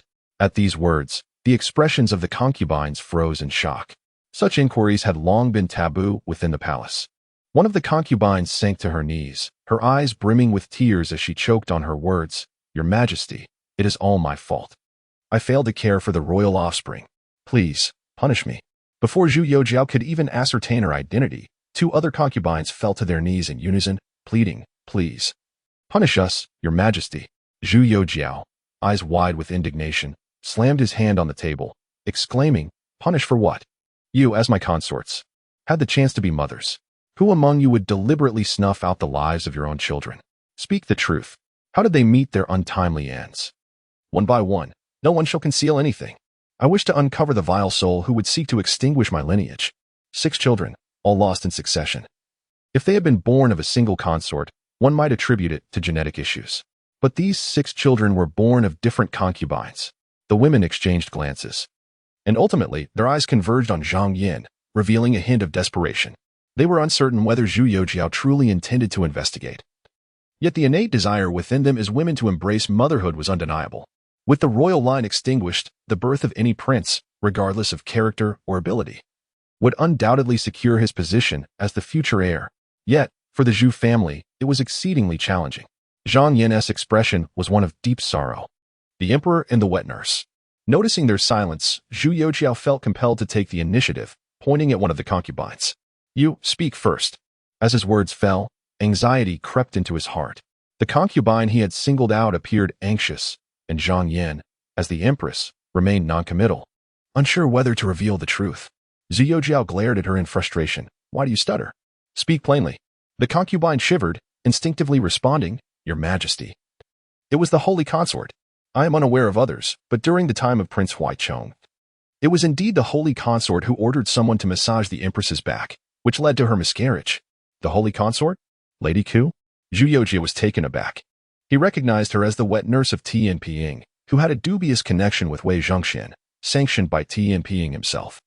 Yet how could a eunuch and a wet nurse dare conspire against a royal child? This filled him with both confusion and fury. What else do you know? He pressed the concubine. Perhaps emboldened by the open discussion, she swiftly responded without hesitation. Your Majesty, prior to your, oh no, during your feigned death. The Holy Lady mentioned that you had left a legacy outside the palace. The Holy Lady intends to utilize this to obstruct the ascension of the Prince of Faith. Boom. Zhu Youxiao felt as if struck by a thunderbolt. This revelation was entirely unbeknownst to him. He was aware that after the death of Tianqi, Chongzhen ascended the throne. Yet he possessed scant knowledge of the events that transpired prior to Chongzhen's coronation. He was utterly taken aback by such an unexpected twist. With a sudden movement, he turned to Zhang Yan. Baizhu, could it truly be as you say? Zhang Yan gritted her teeth and slightly nodded her head, affirming, indeed, this matter is true. Zhu Youxiao suddenly rose to his feet, approached Zhang Yan, and fixed his gaze upon her, demanding, why have you not spoken to me about this all this time? The concubine. Perhaps it was his raised voice, or perhaps Zhang Yan was reminded of something, but she was momentarily rendered speechless. One of the other concubines, witnessing this, mustered her courage to step forward. Your Majesty, the Empress is concerned that you might show favoritism towards consort Fengtian, just as you did during the time of Crown Prince Huaicheng. Zhu Youxiao. Favoritism towards consort Fengtian? The Emperor, astonishingly, disregarded the plight of his own son, being harmed, all for the sake of a wet nurse. He suppressed his inner perplexity and turned his gaze towards another consort. And you?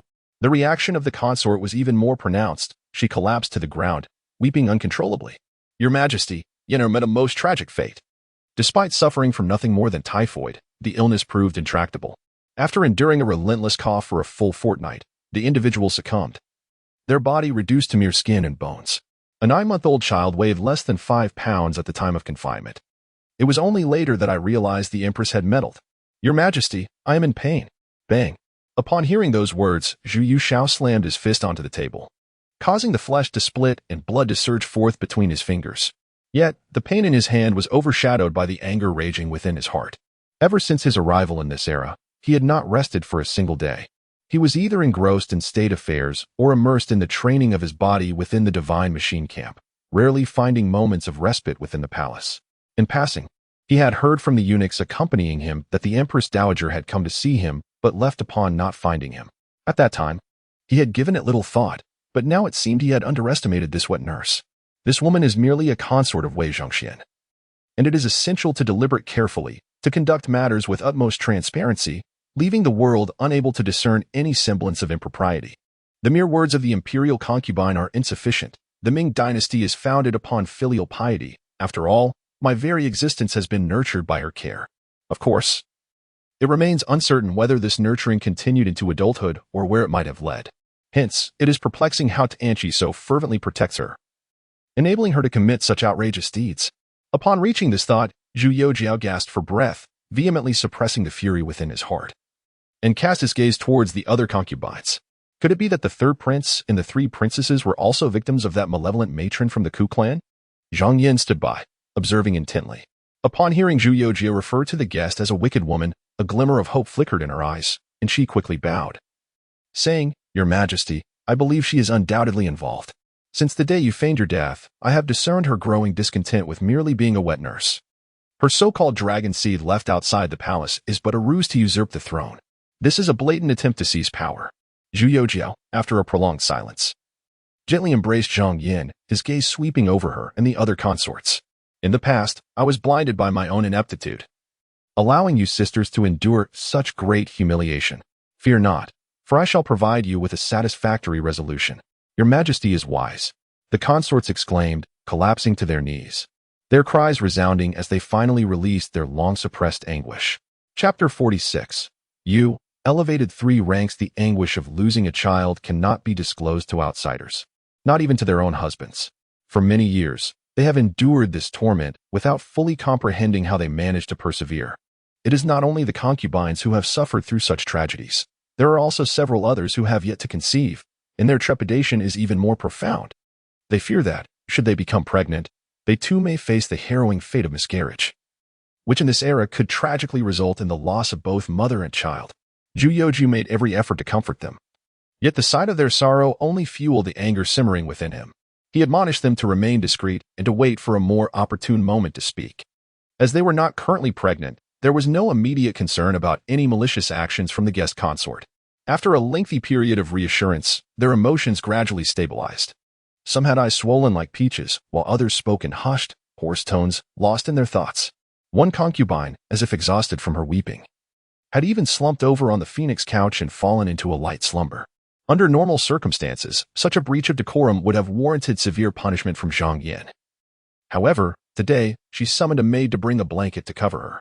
Zhu Youxiao rose, stretching to relieve his numb limbs, and turned to Zhang Yan. I shall take my leave now. You all should rest early. Remember, do not speak of this matter. Just as he was about to depart, Zhang Yan grasped his arm. Her eyes red-rimmed as she pointed to the concubine whom Zhu Youxiao had first inquired about. Your Majesty, your concubine is in a favorable condition these days. You should go and rest with her. Zhu Youxiao was taken aback. Favorable condition? Is she on her period? Am I to go rest with her? He replied instinctively. Cough, cough. There is no need for that. I still have some memorials to review. I can visit her after her time has passed. It won't be too late. As soon as he uttered these words, he noticed the expression of pure concubine, which had been filled with anticipation, now dimmed significantly. Even Zhang Yan's demeanor shifted to one of despondency. Zhu Youxiao, perplexed, asked awkwardly, What has happened? Did I say something wrong? With a bitter expression, Zhang Yan looked at him. Your Majesty, are you concerned that pure concubine might be pregnant? Zhu Youxiao was baffled. Can one become pregnant while on their period? What nonsense is this? However, he soon realized that Zhang Yan's notion of a favorable condition did not pertain to menstruation. Otherwise, they would not wear such expressions. Nor would Zhang Yan have made such a statement. To confirm his suspicion, he leaned closer to Zhang Yan and whispered, Are you referring to the time of ovulation? He racked his brain to conjure such a term. This was how ancient texts referred to the ovulation period, medical literature states. A woman experiences a menstrual cycle, and there is a day of favorable signs. If one acts accordingly, a conception may occur. Zhang Yan appeared surprised. Exactly. With a resounding slap to his forehead, Zhu Youxiao realized the misunderstanding. No wonder pure concubine's expression had turned so somber. She must have thought he found her repugnant.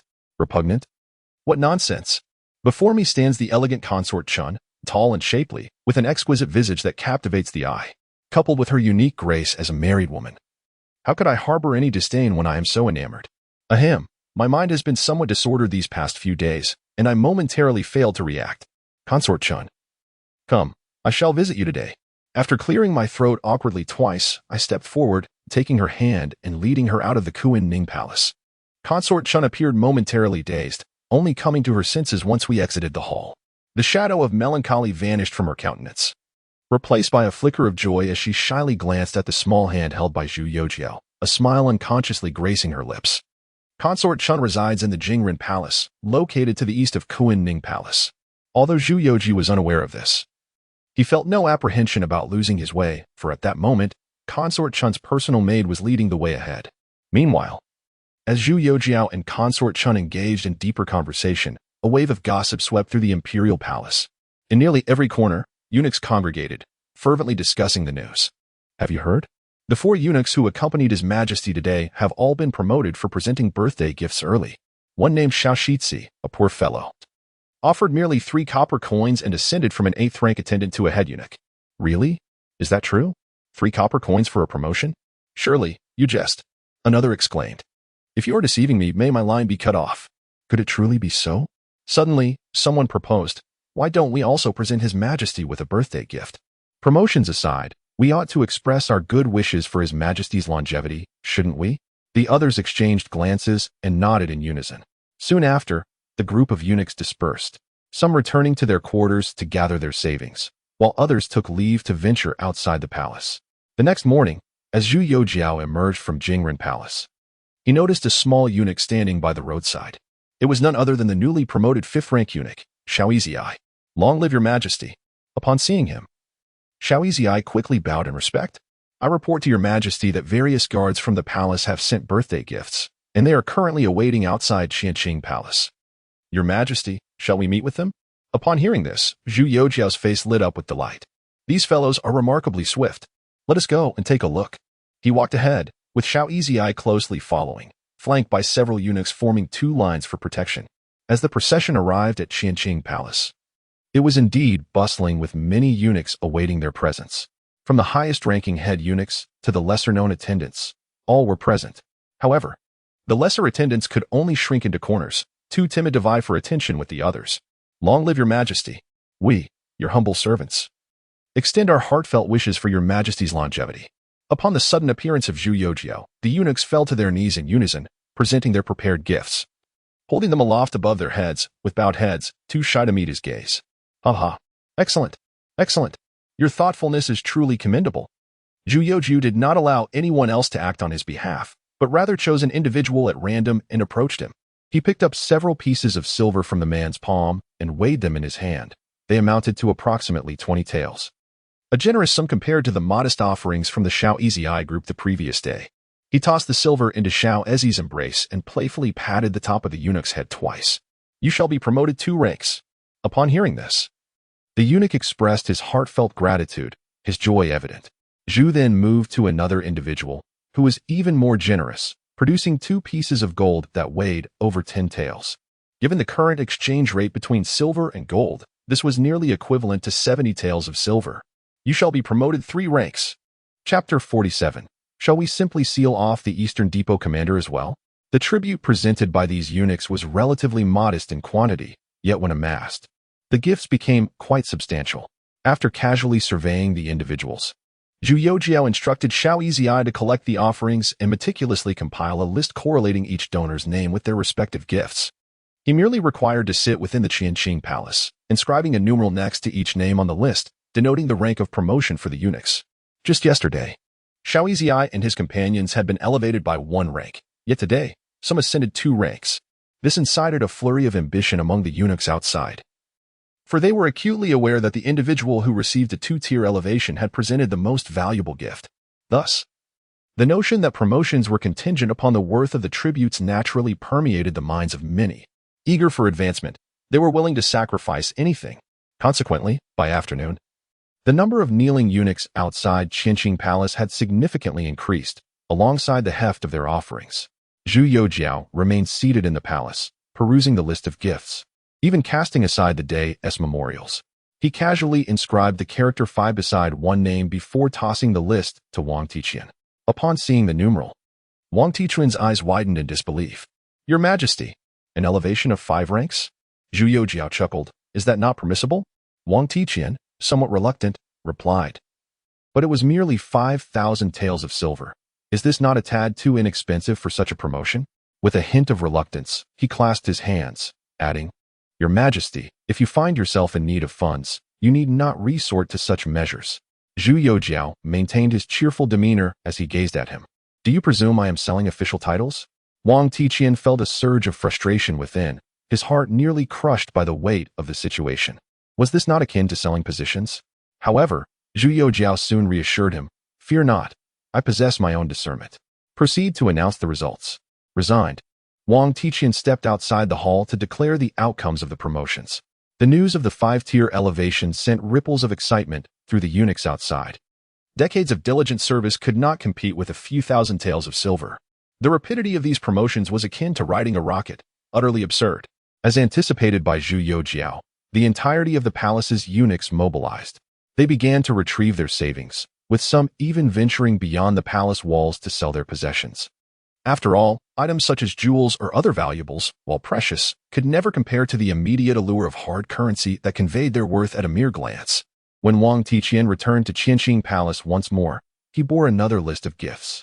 However, this time, Zhu Youxiao did not immediately peruse it, instead regarding him with an amused expression. Wang Dabin, as the head of the Directorate of Ceremonial Affairs, your position should surpass that of Wei Dabin. Yet I have heard whispers that you appear somewhat timid in his presence. Wang Tiqian's body suddenly stiffened. He could hardly fathom that Zhu Youxiao would pose such an unexpected question. Indeed, he had shown a degree of timidity in front of Wei Zhongxian. Logically, as the head eunuch of the palace secretariat, he should command the other eunuchs, and it was inconceivable for Wei Zhongxian to overshadow him. However, the reality was quite the opposite. he found himself obliged to heed Wei Zhongxian's every command. The underlying reason was no mystery. Wei Zhongxian had powerful connections within the palace, namely, the Ku family. Yet, he could not voice this truth in the presence of Zhu Youxiao. After a prolonged silence, he mustered the courage to reply, "Your Majesty, it is not that I fear him. After all, we are both serving you and the Ming dynasty, and I truly wish to maintain harmony." Zhu Youxiao, recognizing the falsehood in his words, chose not to expose it. Instead, he spoke calmly, "Focus on your duties. In due time, I will relieve Weida from his position in the palace secretariat. Consider who might succeed him in the role of chief scribe and recommend someone to me. Furthermore, there are numerous vacancies among the officials. Think of a few candidates and present them to me. As long as they are capable, I shall grant my approval." Wang Tiqian was utterly bewildered. This was the realm of personnel authority, an arena he had never before ventured into. How had Wei Zhongxian ascended? Was it not due to his alliance with the Ku family, enabling him to recommend officials to the emperor through their influence? Now, the emperor had bestowed such power upon him, suggesting a division of power and checks and balances. Wang Tiqian was no fool. A moment's reflection allowed him to grasp the crux of the matter. He promptly knelt before the emperor, exclaiming, "I am deeply grateful for your majesty's profound grace."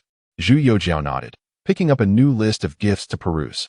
Following 2 waves of tribute offerings, the eunuchs had become increasingly competitive, driven by the unspoken rule of seeking greater financial gain and promotion. Consequently, the figures on this gift list were significantly larger than before, with the minimum amount now set at 100 taels. The most extravagant was a 5th-rank eunuch named Miao Er, who astonishingly presented a sum of 10,000 taels. When Zhu Youxiao glanced at his affiliated unit, he was momentarily taken aback. The cleansing room? Is it truly so lucrative for those wielding scalpels in this era? He promptly inscribed a large 6 beside Miao Er's name with a pencil. Upon the announcement of this outcome, Miao Er fainted on the spot. From a 5th-rank deputy, he had soared 6 ranks to become a 2nd-rank head eunuch. This news quickly spread beyond the palace walls. Eunuchs who had ventured outside to solicit funds inadvertently leaked the information. Wei Zhongxian, still stationed at the Eastern Depot, was struck with astonishment upon hearing the news. His aged face transformed dramatically. "Bring me my foster sons, quickly." A throng of subordinates dashed out from the Eastern Depot and, in less than half an hour, returned with his so-called 5 tigers and 10 sons. Among them were both civil and military officials, with a majority being palace eunuchs. Wei Zhongxian surveyed the eunuchs before him, his expression dark and tempestuous. Such significant events have transpired within the palace, and we, alas, are the last to be informed. How splendid indeed! Do you truly believe that His Majesty's lavish bestowals will elevate your status? Or is it your assumption that a sufficient sum of silver could usurp our family's position? It is no wonder he is agitated. The emperor has already promoted individuals by 6 ranks. Who can predict whether the next decree might appoint a chief eunuch of the imperial secretariat, or perhaps even bestow titles upon the superintendent of the Eastern Depot? Chapter 48. Nonsense. Why should we be anxious? Before the piercing gaze of Wei Zhongxian, reminiscent of a hawk, the eunuchs involuntarily lowered their heads. Who wouldn't aspire to ascend the ranks? In such precarious times, safeguarding oneself from others is paramount. Who would dare to divulge their inner thoughts? Only the naive and impoverished would boast about their modest promotions, inadvertently granting others the opportunity to rise above them. "Forgive me, Your Excellency." A eunuch was about to offer an explanation, but as soon as the words left his mouth, he received a sharp slap across the face. Wei Zhongxian glared at him, rebuking, "Have I not declared that the title Your Excellency should never be uttered again?" The eunuch trembled, hastily kneeling in apology. "Forgive me, my adoptive father. It was my foolish tongue. I shall punish myself." With that, he raised his hand and struck his own face repeatedly. Wei Zhongxian chose to ignore him, shifting his gaze to the others. Another individual stepped forward. "My adoptive father, please calm your anger. We have only just learned of His Majesty's extensive rewards and were intending to report this to you. But you summoned us first." Wei Zhongxian, aware of the falsehood, refrained from probing further. Just as he turned to sit down, a foreign envoy rushed in. Reporting to the esteemed eunuch, "The Holy Lady has arrived."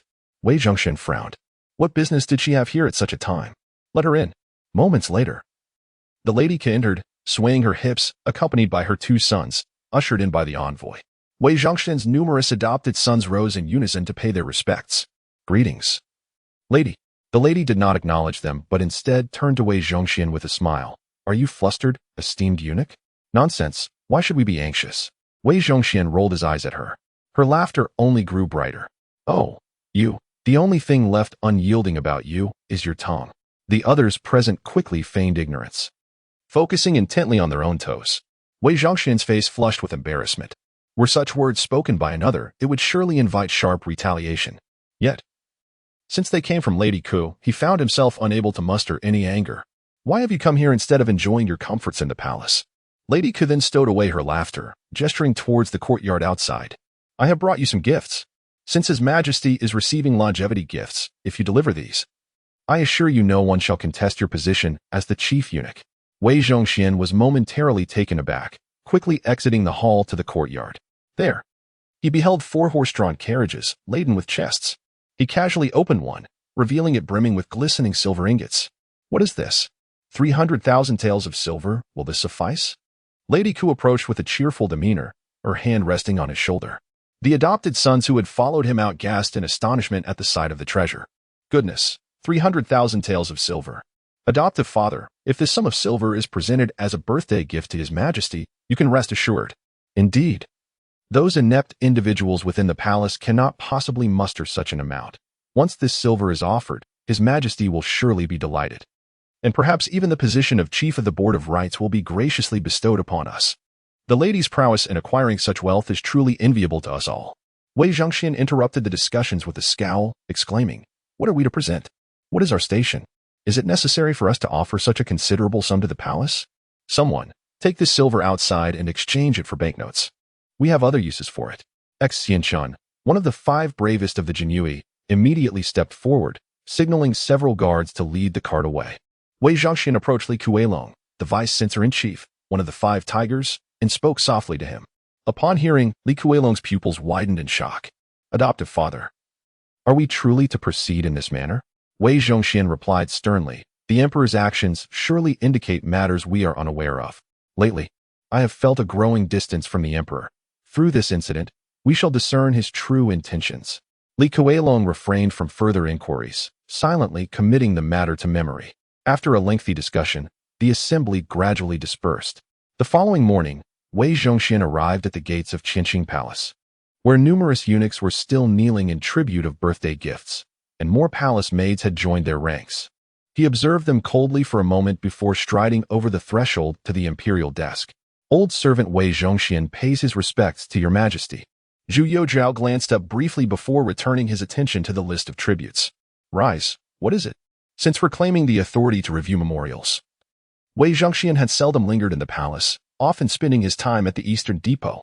His unexpected presence surely indicated he had something to convey. Wei Zhongxian stood, dusted off his knees, and approached with a sycophantic demeanor. Your Majesty, the old servant has also prepared a birthday gift for you. Please peruse it. With that, he produced a thick stack of banknotes from his robe, exactly what he had exchanged for yesterday. Upon seeing the banknotes, Zhu Youxiao's face broke into a wide grin. Ha! An old dog is still an old dog, far superior to those little pups outside. Come, let me see how many banknotes are here. Nearby, Wang Tiqian could not help but twitch the corners of his mouth, casting a wary glance at Wei Zhongxian. Due to the influence of the Ku family, he had always been cautious of Wei Zhongxian, and witnessing him present such a substantial sum raised suspicions that the old fox might be eyeing his position as chief of the Board of Rites. This was his lifeline. Losing it would be unimaginable. Yet, he could not conjure such an amount of silver at once. What was he to do? Would the emperor truly dismiss him? Amidst his concerns and Wei Zhongxian's anticipations, Zhu Youxiao completed the tally of all the silver notes, an impressive total of 3 million taels. With a decisive slap, he placed the notes upon the corner of the table, casting a knowing glance towards Wei Zhongxian. I recall not long ago, I commanded you to deplete your entire fortune to procure grain from Guangxi. Yet, in less than a month, you have managed to amass another 3 million taels. Old dog, your speed in generating wealth is quite remarkable. Upon hearing this, Wei Zhongxian felt a sudden jolt in his heart, an ominous premonition washing over him. Curse be it. How had he overlooked this matter? He hastily clarified, Your Majesty, there has been a misunderstanding. When I journeyed south to purchase grain, I indeed exhausted my entire treasury. This silver is borrowed from the Empress Dowager and does not belong to me. In such a critical moment, he could only speak the unvarnished truth. The prospect of the emperor blaming the Keisai family was now a secondary concern. Moreover, he deemed the likelihood of such a reaction to be nearly non-existent. After all, The emperor's affections for the Kaisai were too deeply rooted to be swayed by the mere sum of 3 million taels. Bang! While Wei Zhongxian continued to ponder, the sound of Zhu Youxiao's hand striking the imperial desk echoed through the chamber, followed by his furious exclamation. Very well.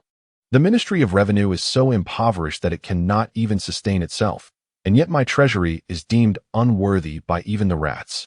How can the Empress Dowager so casually produce 3 million taels? Summon the Empress Dowager at once. Chapter 49. A mind as dull as a pig. Unable to discern right from wrong. When Kushur entered the Tianqi Palace, she was blissfully unaware of the circumstances that had transpired. Her spirits were buoyant, for it had been over 2 months since she last beheld Zhu Youxiao. It was said that during this time, the emperor had been exceedingly busy, neglecting even the consorts of the harem. Yet today, under the broad daylight, she was summoned to the palace, a testament to the steadfastness of her position as a wet nurse. Thus, when the eunuch arrived at the Xianan Palace with the imperial decree, she deliberately delayed her response, not out of arrogance, but rather to prepare a feast. She had concocted several dishes that were once favored by the late Emperor Tianqi, such as dragon eggs and 3 whips soup. The so-called dragon eggs referred to the external loins of a horse, while the 3 whip soup was a hearty stew combining deer, donkey, and sheep whips. With a proud smile illuminating her face, she took dainty steps forward, followed closely by several eunuchs carrying trays. However, upon crossing the threshold of the Tianqi Palace, she sensed an unusual atmosphere within.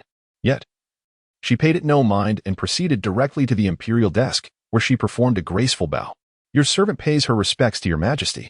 As a first-rank noblewoman, her address was entirely appropriate. Yet, after her greeting, before Zhu Youxiao could utter a word, she stood unceremoniously, reaching for the 3 whip soup from the eunuch and placing it upon the imperial desk. In her haste, some broth splattered, dampening 2 memorials nearby. Indifferent to this mishap, she casually tossed the memorials aside. After completing her task, she smiled and filled a small bowl with the soup, presenting it to Zhu Youxiao. It has been quite some time since I last saw your majesty, and I have missed you dearly. Surely your majesty longs for my cooking as well. Do taste it. This is your favorite soup. From the moment she entered, Zhu Youxiao's gaze had been fixed upon her, simultaneously confirming the nature of the relationship between Tianqi and Kushur. A woman in her mid-30s, she bloomed like a flower in a garden, vibrant and resplendent. Years prior, she had yet to reach full bloom, and in years to come, she would inevitably fade. At this moment, Kushur was in the prime of her life, having experienced all that a woman should.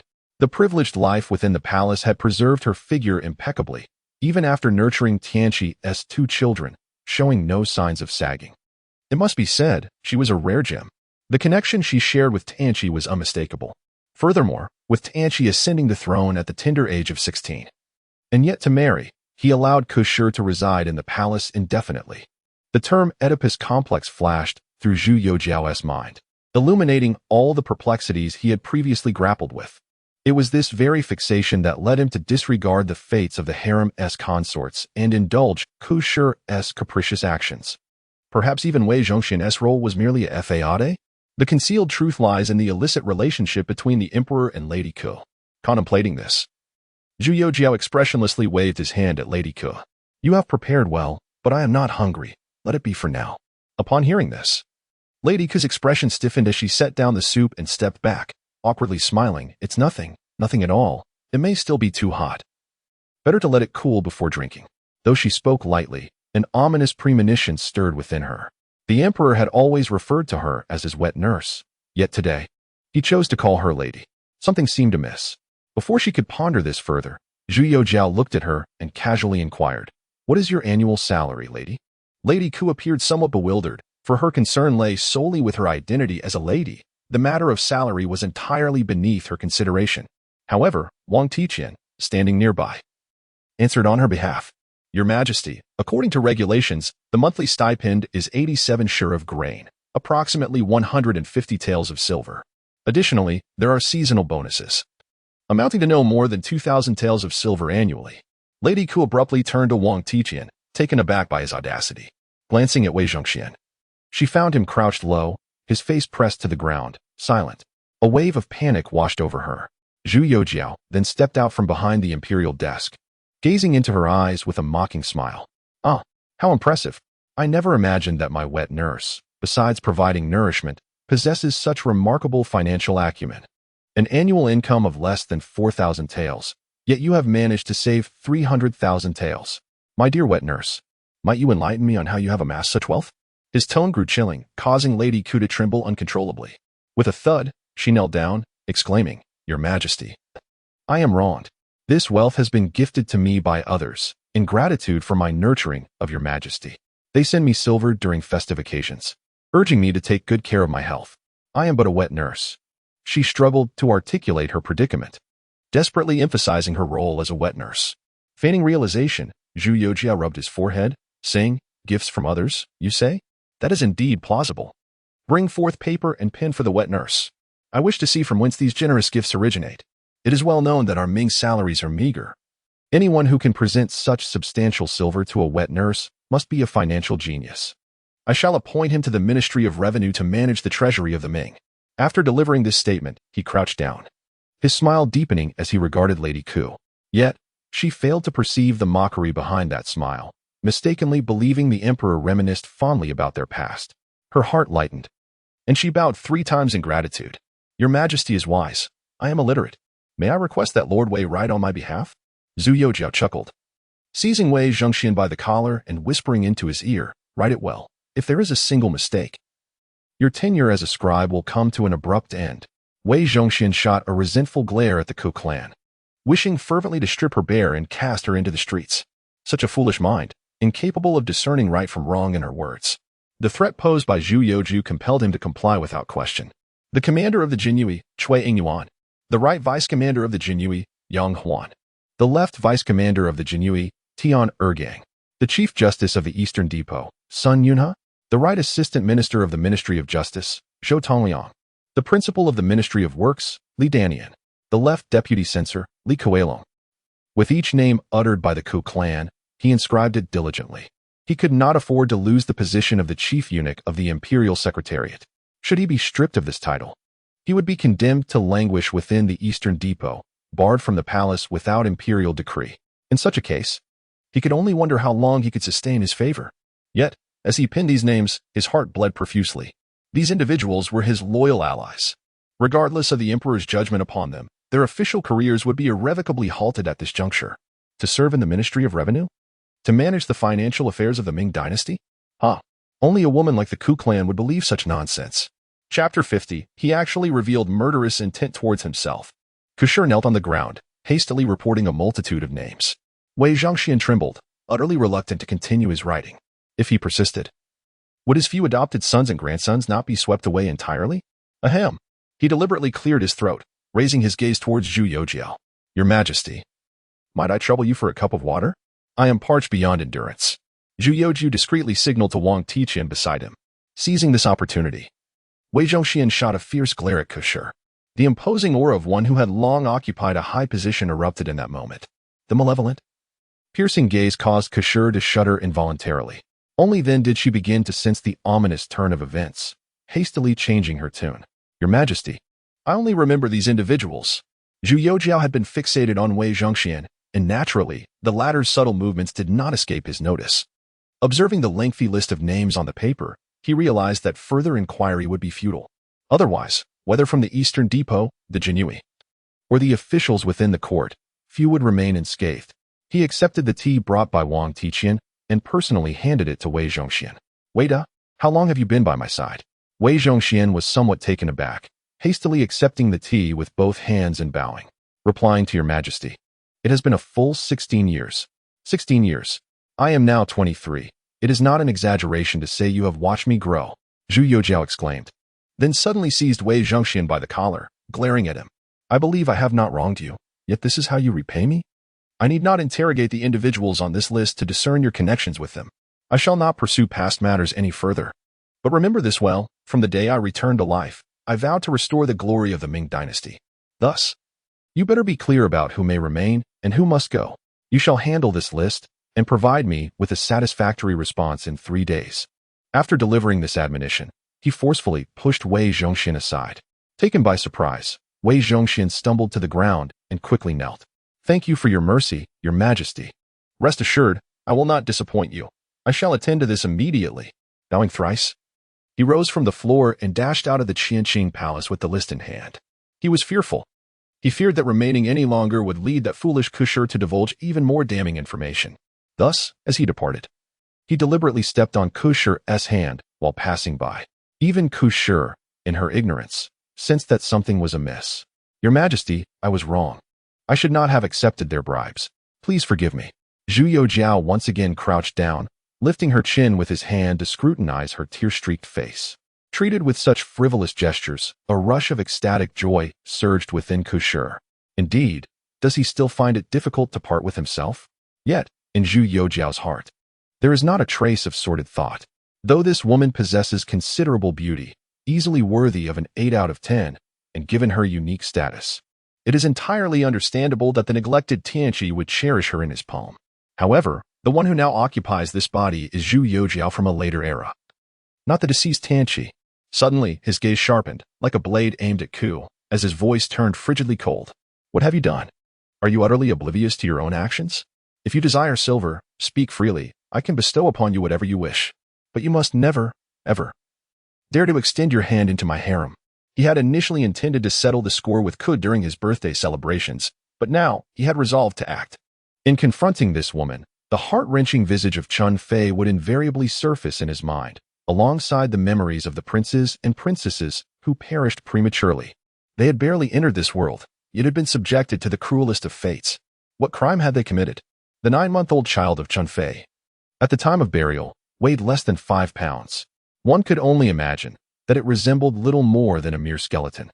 Ku was rendered speechless. Zhu Youxiao's gaze, filled with enmity, felt utterly alien to her. "No, Your Majesty, I am wronged. I have done nothing, nor have I ever reached into the harem," she pleaded. "Your Majesty, I am innocent. I understand now. It must be the concubines of the harem who cannot bear children, placing the blame upon me. Your Majesty, do not listen to their fabrications. You must deliver justice for me." As she wept, she clung to Zhu Youxiao's arm, even inadvertently rubbing her soft flesh against him. Perhaps she sought to evoke his affection through this familiar touch, or perhaps she aimed to stir other memories within him. "Release me." Zhu Youxiao disregarded the soft sensation on his arm, forcefully casting her aside, pointing at her in fury. "They cannot bear children? All 8 of the concubines cannot conceive? You would be better off claiming that I possess some hidden ailment. How dare you meddle in the royal lineage? No one can save you. Mark my words." These declarations struck Ku like a thunderbolt, leaving her dazed as she knelt on the ground, gazing up at Zhu Youxiao. She could hardly believe it. She could not accept that these words came from the man who had once called for his wet nurse. She could not fathom that this was the man who had been nearly obsessed with her body. He had, indeed, shown her a glimmer of murderous intent. "Goodness, have I grown old?" "No, Your Majesty, I will not concede to these unfounded accusations. I am still young. For Your Majesty, I would do anything. But I would never commit acts of harm against the harem. Since Your Majesty's return, you have been tirelessly attending to state affairs. In order to provide you with a moment of respite, I have diligently honed my skills during these days. Your Majesty, I implore you to grant me another opportunity to serve." "Silence." Zhu Youxiao interrupted her with a stern voice. "By the heavens, this Tianqi truly has a connection with the Ku family. Perhaps this matter has been speculated upon by those within the palace. Or perhaps they are all too aware of it, yet it must never be allowed to be spoken aloud. Otherwise, how shall I face the ministers and officials in the future? An illicit affair, how will the common people perceive me if it spreads? Someone, at your service." Wang Tiqian immediately stepped forward upon hearing the command. "Escort the holy consort to the divine machine camp. Inform Lu Xiangxing that I wish to know how she intends to undermine the harem. Furthermore, I demand to know who else is involved. From the nobility to the lowest servant, anyone with even the slightest connection must be interrogated." "Understood." Wang Tiqian summoned several guards, who roughly dragged the Ku family member from the ground. At that moment, she felt as if she had plunged into an icy abyss, trembling uncontrollably. Her face pale and her gaze filled with despair as she looked towards Zhu Youxiao. "Your Majesty, I am innocent." Chapter 51. If blame is to be assigned, let it fall upon the malicious Madame Ku. Despite Madame Ku's fervent calls, Zhu Youxiao showed no inclination to halt her plight. As she was forcibly removed from the palace of heavenly purity by the guards, the presentation of birthday tributes continued unabated. However, Zhu Youxiao had grown weary of personally overseeing the proceedings. With a multitude of eunuchs and palace maids numbering in the tens of thousands, He realized it would be an insurmountable task to manage alone. Consequently, he summoned the first group of eunuchs he had previously rewarded, the quartet of Xiaoshizhi, Xiaobaozi, Xiaolozi, and Xiaoizhi. A stack of gift lists was thrust before them, and under the guidance of Wang Tiqian, the five established a rewards committee. Following Zhu Youxiao's method, each individual would be promoted accordingly. Those with offerings below 50 taels would ascend 1 rank. Those between 50 and 100 taels, 2 ranks.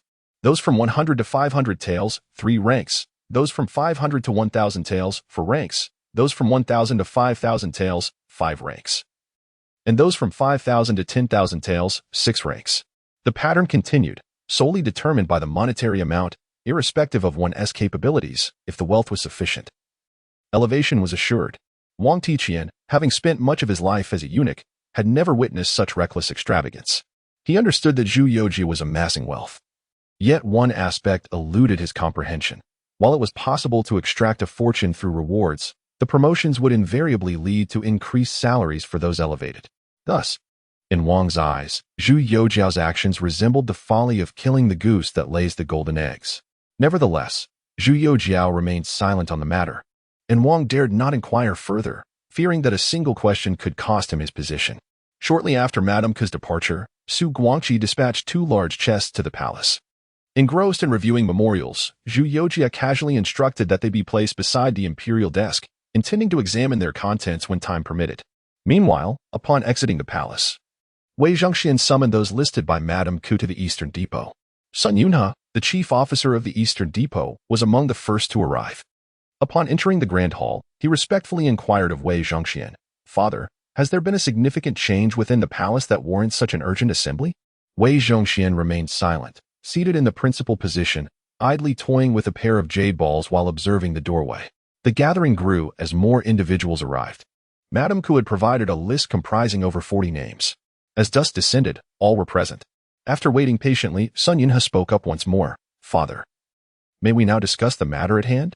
Only then did Wei Zhongxian rise, rubbing the jade balls, his gaze sweeping over the assembly. "Ladies and gentlemen," he began. "You are likely aware of my morning visit to the palace. I bear grave news. Your days of fortune have come to an end."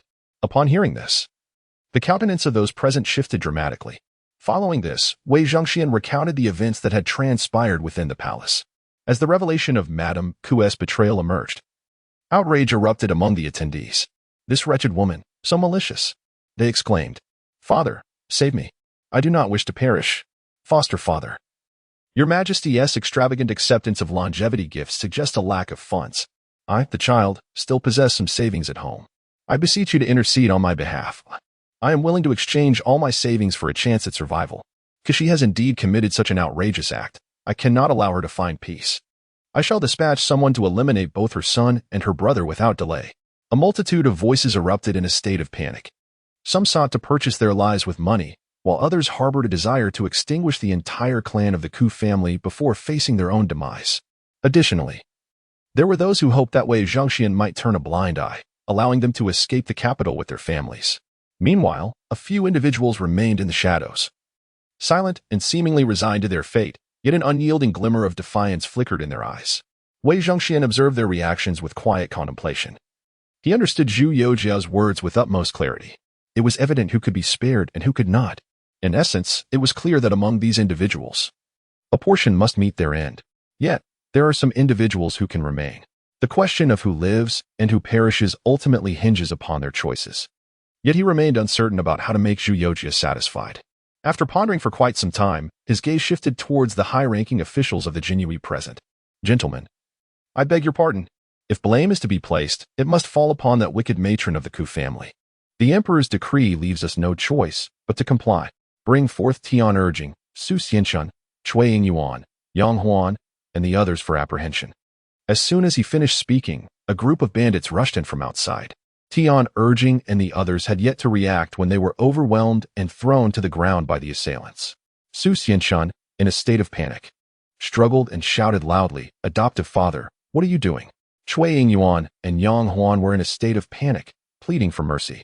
Only Tian Urging, casting aside his usual sycophancy, was filled with resentment in his gaze. Is this truly the care the esteemed lord shows us? On ordinary days, how many unsavory tasks have the Jianyi performed for you? What is it now? Do you intend to eradicate us all at once? Wei Zhongxian shook his head and sighed deeply, saying, Commander Tian, it is not that our family lacks gratitude for the past. Rather, the thoughts of His Majesty have become exceedingly difficult to fathom. In order to ensure our own survival, we must sever our ties. Esteemed guests, I sincerely apologize. However, you may rest assured that after your demise, we shall take it upon ourselves to care for your beloved families. At this point, he addressed the gathered crowd with a resounding shout, bidding all the esteemed guests a safe journey ahead. Those stationed outside the gate of Wei Zhongxian were evidently not ordinary foot soldiers. Each of them was robust and possessed exceptional martial skills. Upon receiving their orders, they dragged Tian Urging and his companions out like helpless chicks. Despite their curses and struggles, it proved utterly futile. Moments later, the atmosphere within the hall plummeted, resonating with a somber thud, akin to a head striking the ground. The left commander of the Jinyui, the right commander of the Jinyui commanding officer, and the Jinyui deputy commanding officer all met with their grim fate. Although Wei Zhongxian was unaware of whom Zhu Youxiao wished to spare, he discerned that withdrawing his influence from the Jinyui might be a course of action that would please Zhu Youxiao. Following the execution of 4 individuals, his bloody blade showed no signs of relent. Subsequently, the Deputy Minister of Rights, Feng Quan, the former Minister of Justice, Zhou Youxiao, the Minister of Ceremonies, and I went away. And the Deputy Minister of Ceremonies, Tian Ji, followed in the footsteps of Tian Urging and his companions. These individuals held esteemed positions. Meanwhile, those less prominent offspring of righteous officials were mercilessly cut down by Wei Zhongxian, totaling 17 lives. The survivors, accompanying him into the courtyard, gazed upon the fallen corpses, their bodies quaking uncontrollably, their faces devoid of any color. Wei Zhongxian fared little better. He emitted a trembling lament. Alas, the pain is unbearable. Upon uttering these words, darkness enveloped him, and he collapsed to the ground. A group hastily lifted Wei Zhongxian back into the hall and summoned a physician. Yet no one noticed that several figures had quietly slipped away, their departure shrouded in secrecy. Chapter 52. Rebels approaching, quickly protect the emperor. Within the Tianqi Palace. After a day of diligent activity, Zhu Youxiao returned once more to the Jingren Palace. Following the events that transpired in the Cunning Palace, the esteemed consorts, who appeared so noble in the eyes of outsiders, struck Zhu Youxiao as increasingly pitiable. Though they were adorned in silks and feasted on delicacies, they lacked the affection they rightly deserved.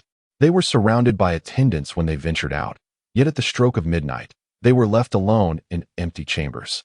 Thus, as an interloper in their domain, Zhu Youxiao resolved to fulfill a husband's duty in honor of the late Emperor Tianqi. Upon his arrival at Jingren Palace, the radiant smile upon Chuanfei's face lit up the room as she promptly summoned the kitchen staff to prepare a meal. Zhang Nian, ever perceptive, had documented Zhu Youxiao's culinary endeavors during his previous visit to Cunning Palace, particularly noting the dishes she believed he would relish. She had meticulously transcribed these recipes for the other consorts in the harem. Therefore, when a feast featuring scallion stir-fried lamb and sweet and sour ribs was presented, Zhu Youxiao felt his salivary glands revolt in delight. During the meal, Zhu Youxiao inadvertently mentioned the conquest of the Ku family, which caused Chuanfei's eyes to glisten with unshed tears. In the next moment, she rose, stepped back, and knelt beside him. I am eternally grateful for your grace, your majesty. If Ting'er were aware from the afterlife, she would undoubtedly thank you for avenging her. The Ting'er she spoke of was the late Emperor Tianqi's third princess, who had passed away at a mere 5 pounds during her burial. Zhu Youxiao's face flushed with embarrassment as he gently pulled her to her feet. In my previous ignorance, I failed to fulfill a father's duty. There is no need for such humility. When Chuanfei looked up at him again, the emotions in her gaze had subtly shifted. Where once there was a mixture of reverence, trepidation, and resentment, now the resentment had faded, replaced by gratitude. The trepidation had transformed into a heartfelt affection, a sensation she had never experienced before, a genuine fondness. After the meal, Chuanfei deviated from her customary practice of keeping attendants close, dismissing all maids and eunuchs to personally assist Zhu Youxiao in loosening his garments. Outside, the northern wind howled, yet inside the palace, it felt as though spring had arrived. Perhaps it was the satisfaction of vengeance that had transformed Chuanfei into a different person altogether, wild, proactive, and wholly unreserved with Zhu Youxiao. All the skills she had been taught upon entering the palace were employed without restraint. Zhu Youxiao had never encountered such an experience before. After the fervor subsided, he gazed upon Chuanfei's flushed cheeks, a pang of compassion stirring within him. Your Majesty should rest. I shall fetch you a cup of water. as she noticed his unwavering gaze. The memory of their earlier fervor made her cheeks flush even deeper. Struggling to rise, she made her way to a distant table. But as she stood, a sudden pain contorted her brow, and she emitted a muffled groan, unable to walk steadily. With quick reflexes, Zhu Youxiao leapt from the bed, enveloping her in his embrace, and spoke gently. I am not thirsty. I shall lie here and observe you. The pure concubine, blushing, nodded shyly and returned to the couch, allowing him to act as he wished. Yet, it seemed that delightful moments were often accompanied by unforeseen obstacles. At that moment, a cry of alarm echoed from outside. Not good. There are rebels. Protect His Majesty. A group of palace maids burst through the hall doors, led by Lu Huaner, the pure concubine's personal maid. With a look of panic, she rushed to the bedside, kneeling and bowing her head. Your Majesty, grave news. Someone is plotting rebellion. Zhu Youxiao's heart plummeted, and he shouted. Do you know who has such audacity? Lu Huaner quickly replied, replying to Your Majesty, it is still unclear. But we know the North Gate has come under attack and has been breached by nearly 1,000 intruders. The North Gate is the main entrance of the Forbidden City, leading directly to the Xuanwu Gate and Coal Hill, flanked by the Ministry of Rites and the Interior Office. Further ahead lies the Kuan-Ning Palace and the Qianqing Palace, the very heart of the Forbidden City. The fact that intruders could infiltrate the North Gate unnoticed was nothing short of absurd. Zhu Youxiao hastily donned his trousers, wrapped his dragon robe around himself, and reassured the pure concubine, stay here and do not run about. With that, he rushed out of Jingren Palace, grabbing a guard and pointing towards the main entrance. Ensure the safety of the interior. Should the rebels breach it, I shall punish you and your entire clan. If all remains well, I shall elevate your rank 3 levels. The guard immediately clasped his fists and bowed. Rest assured, Your Majesty, I will safeguard the concubine with my life. Having given his instructions, Zhu Youxiao sprinted towards the Qianqing Palace. The palace was in utter chaos, the sounds of combat echoing from the direction of the Xuanwu Gate. Wang Tiqian, accompanied by a multitude of guards, rushed towards Zhu Youxiao, neglecting formalities as he shouted, Protect His Majesty. The guards surged forward, encircling Zhu Youxiao for protection. Only then did he exhale in relief and grasp Wang Tiqian, asking, Do you know who is behind this? Wang Tiqian, out of breath, replied, Your Majesty. It is Hope Wishing and Ke Guangxian. They have rallied a faction of warriors and the miscellaneous officials of the Imperial Horse Department under the guise of purging the court, and have collaborated to breach the North Gate. The incident was sudden. The palace was unprepared. The Ministry of Rites and the Interior Office are doing their utmost to resist, but they are no match for them. Some guards have already gone to the Xuanwu Gate to hold them off. I implore Your Majesty to leave the palace with this old servant and seek refuge at the Divine Machine Camp. Upon hearing this, Zhu Youxiao was overcome with fury. Hope Wishing was the son of Ku, and Ke Guangxian was his brother. These two scoundrels. What a farce this so-called purging of the court is. This is nothing but a blatant rebellion. To the Qianqing Palace. Zhu Youxiao rejected Wang Tiqian's suggestion without a moment's thought. An emperor driven from his palace. What a disgrace. The procession made its way to the Qianqing Palace, where Zhu Youxiao hurried towards the box sent by Su Guangqi. If I am not mistaken, this should be the item I instructed him to create some time ago. The box contains 2 compartments. Upon opening one, I discovered a multitude of disassembled parts meticulously wrapped in oil paper. Upon opening the other compartment, I was greeted by a striking array of yellow bullets, copper-cased ammunition. However, these bullets possess a peculiar nature, measuring an astonishing 10 centimeters in length, with a 4-centimeter deep cavity at their base, the walls of which are coated with a layer of iron filings and gunpowder, designed for a firing mechanism akin to that of a mortar. The barrel measures approximately 20 centimeters in length, crafted not through the hammering of a blacksmith, but produced in one seamless form by a drilling machine. Perhaps in a bid to ensure the barrel's reliability, Su Guangqi has audaciously fashioned the wall to a thickness of 1 centimeter. Zhu Youxiao carefully extracted each piece from the oil paper and placed them upon the imperial table, prompting Wang Tiqian to hasten over to assist. In merely 3 to 5 minutes, the first revolver of the Ming dynasty took shape in his hands. Chapter 53 Your Majesty, this firearm is rather unique, Wang Tiqian remarked, observing Zhu Youxiao as he meticulously assembled the components of the gun, akin to piecing together a complex puzzle. His impatience was palpable, yet he refrained from directly urging him, instead opting for a roundabout inquiry. What exactly is this, Your Majesty?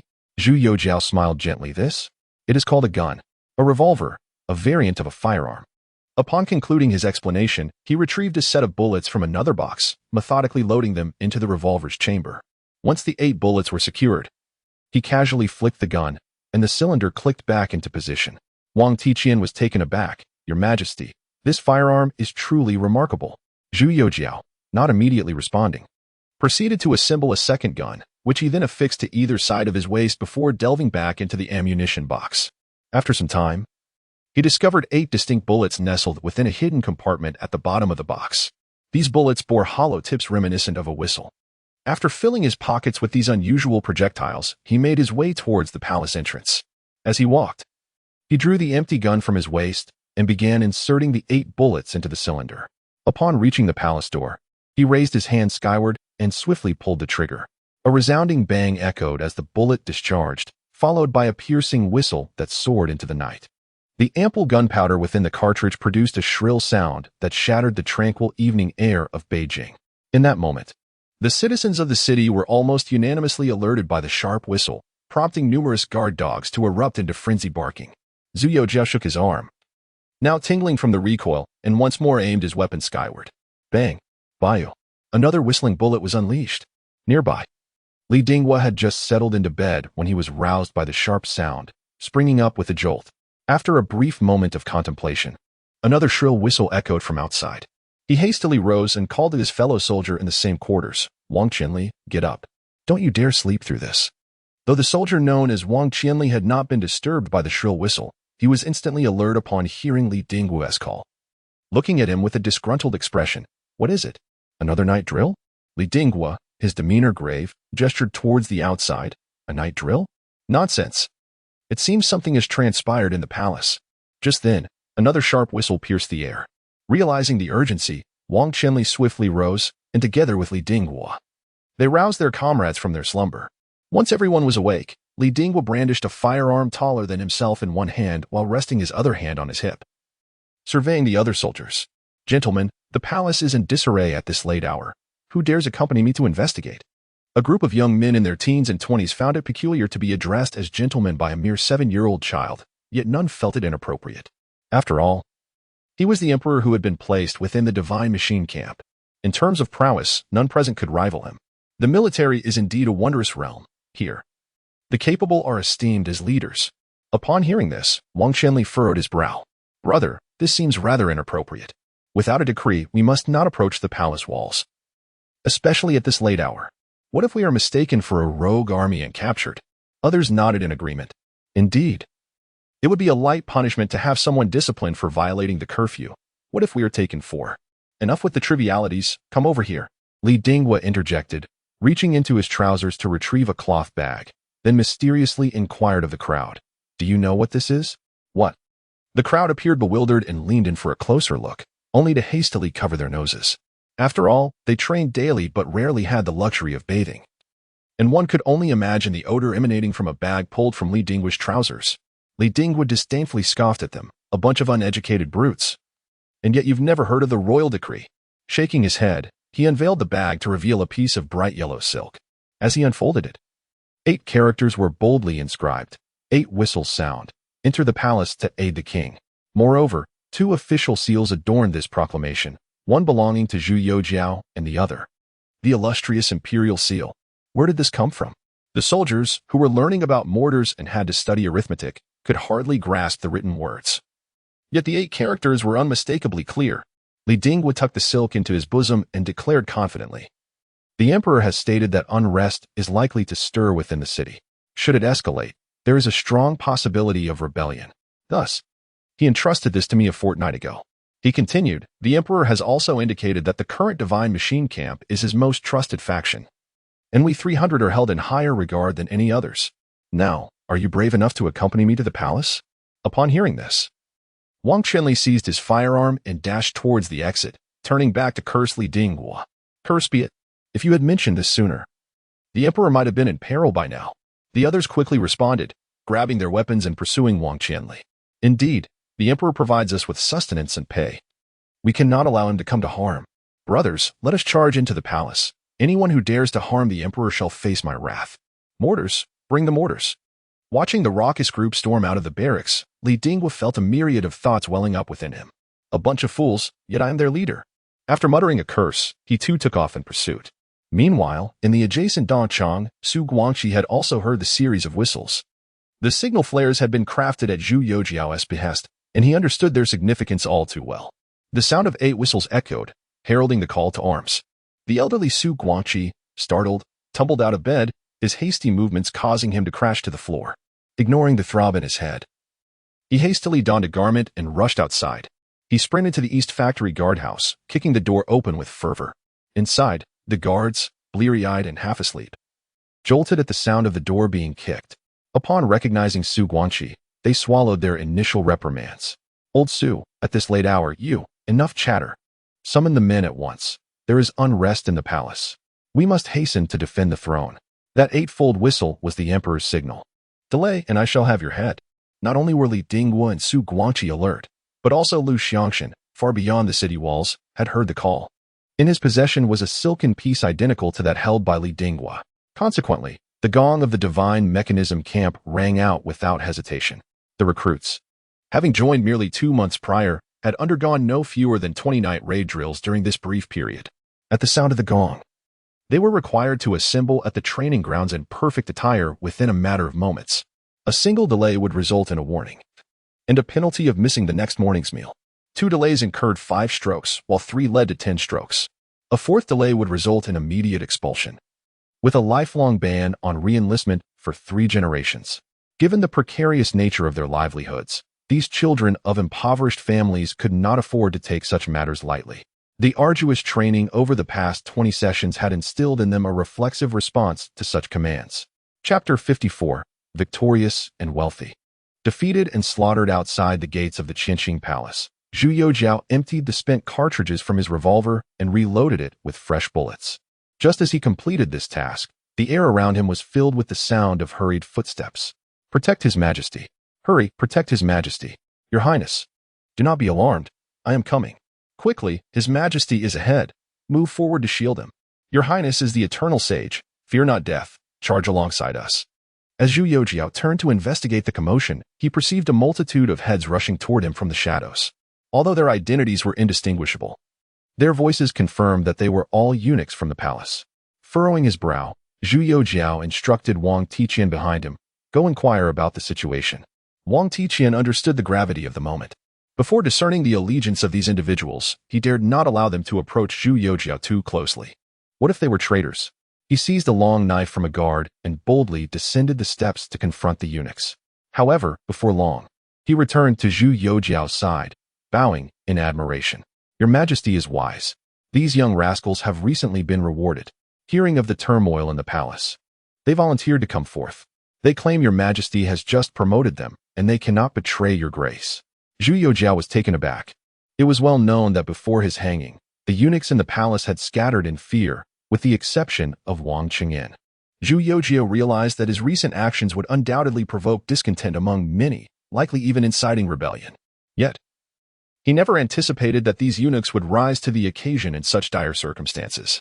This was truly a delightful surprise. But now, as he contemplated dismissing them, would he feel any remorse? Well, he would cross that bridge when he came to it.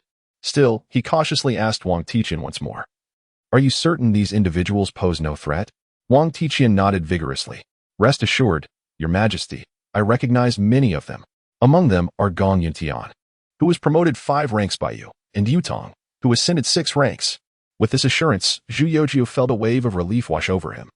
These individuals had previously been inconspicuous low-ranking eunuchs, now elevated to higher positions under his patronage, rendering the likelihood of their defection nearly non-existent.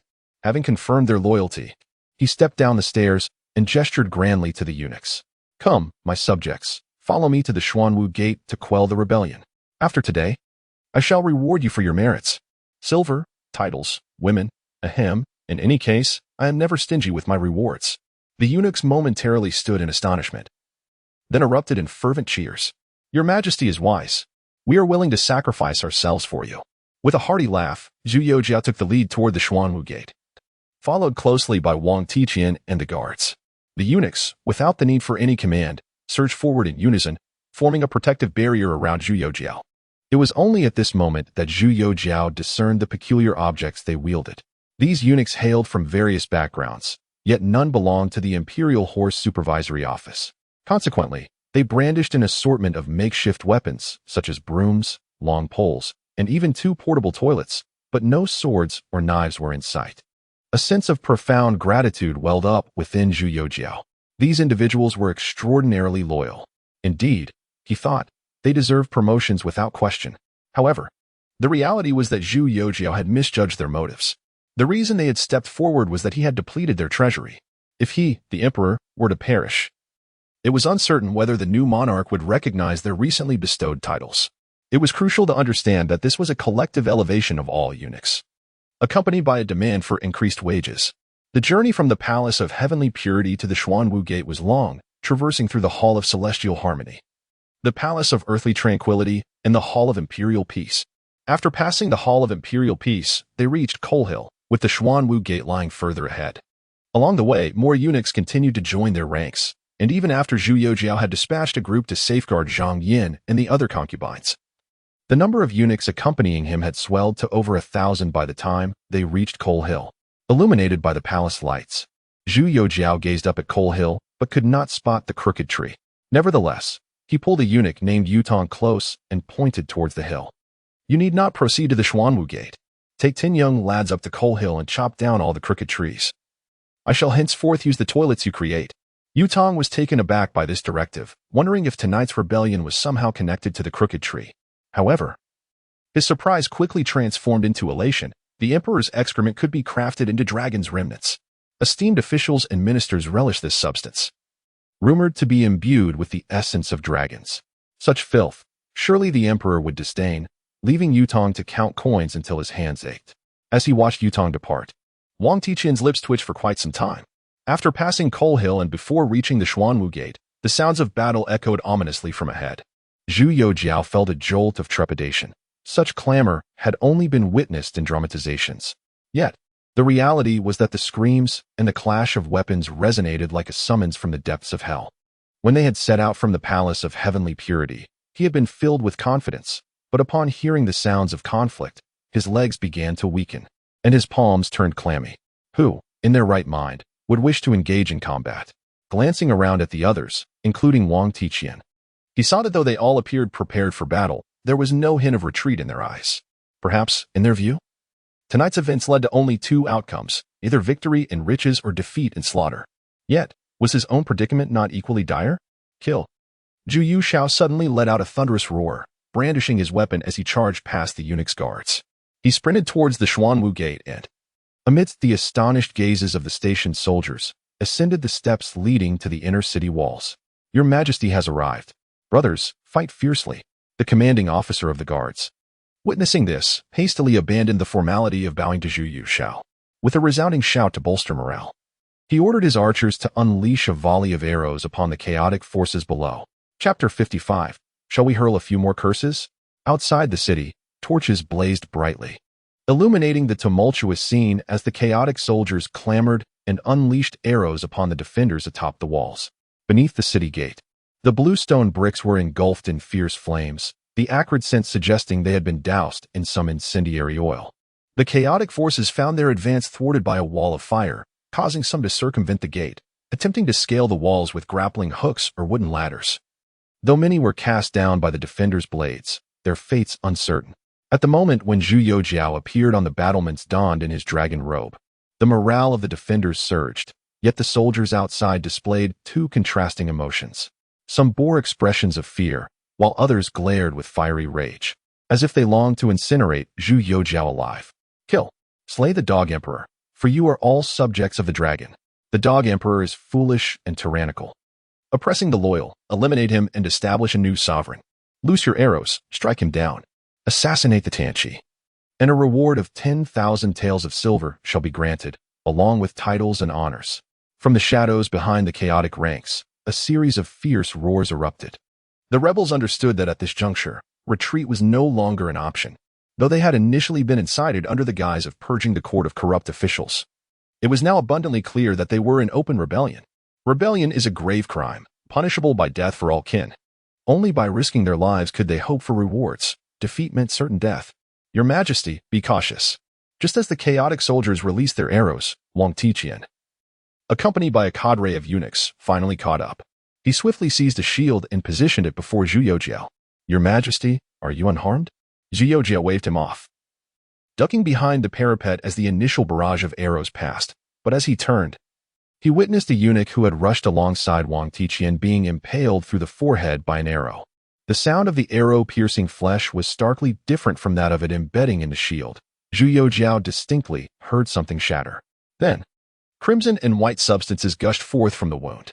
In the next instant, the eunuch's eyes widened in shock before he collapsed lifelessly. The gruesome scene, reminiscent of tofu drenched in chili oil, churned Zhu Youxiao's stomach, prompting him to cover his mouth hastily. This was the first time he had witnessed such a blood-soaked spectacle. Yet, knowing the defenders were watching him intently, the thought of vomiting at that moment was unbearable. To stave off his nausea, he desperately sought a distraction. For instance, firing a gun would serve as an excellent diversion. As the second wave of arrows descended, Zhu Youxiao quickly peeked over the parapet and discharged 2 shots towards the ground below with utmost speed. Bang! Bang! The sudden gunfire reverberated across the battlements, causing both the defenders at Xuanyu Gate and the chaotic soldiers outside to momentarily freeze in shock. In the distance, the guard at Xuanwu Gate kicked away an approaching chaotic soldier and instinctively shouted, "Who fired the gun? Are you not afraid of blowing your own barrel? Even if you seek death, do not drag your brothers down with you." He shouted in another direction, completely unaware of the 2 iron lumps in Zhu Youxiao's hands. However, his aide, noticing the situation, awkwardly nudged him from behind. "Master Qianhu, it seems the emperor fired the gun." The guard froze upon hearing this and hurriedly turned to look at Zhu Youxiao, who was staring back at him with a dark expression, an almost resentful glimmer in his eyes. Terrified, the guard scrambled over and knelt before Zhu Youxiao, slapping his own face twice in penance. "Your Majesty, forgive me. I did not know it was you." "Enough. Ignorance is no sin. Here, take this. I shall teach you how to use it," Zhu Youxiao said, handing over one of the revolvers. The guard was left dumbfounded. He had just insulted the emperor, yet not only was he not punished, but he was also granted a weapon. Perhaps he should insult him again? The thought barely formed when he swiftly slapped himself once more. How bold of me to entertain such thoughts. Meanwhile, outside the gate, the chaotic soldiers, after a moment of hesitation, resumed their assault.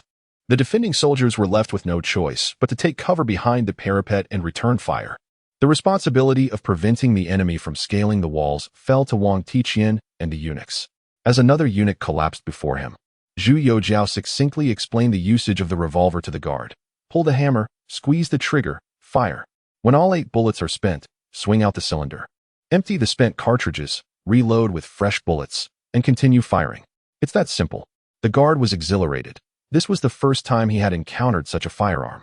Its ease of use and rapid firing made it immensely gratifying. Bang! He fired his first shot. Though he missed every chaotic soldier, he couldn't help but grin. "Your Majesty, this gun is remarkable." What followed was a scene reminiscent of Western cowboys. He sheathed his long knife, placed his left hand on the hammer, and pulled it back forcefully. Bang!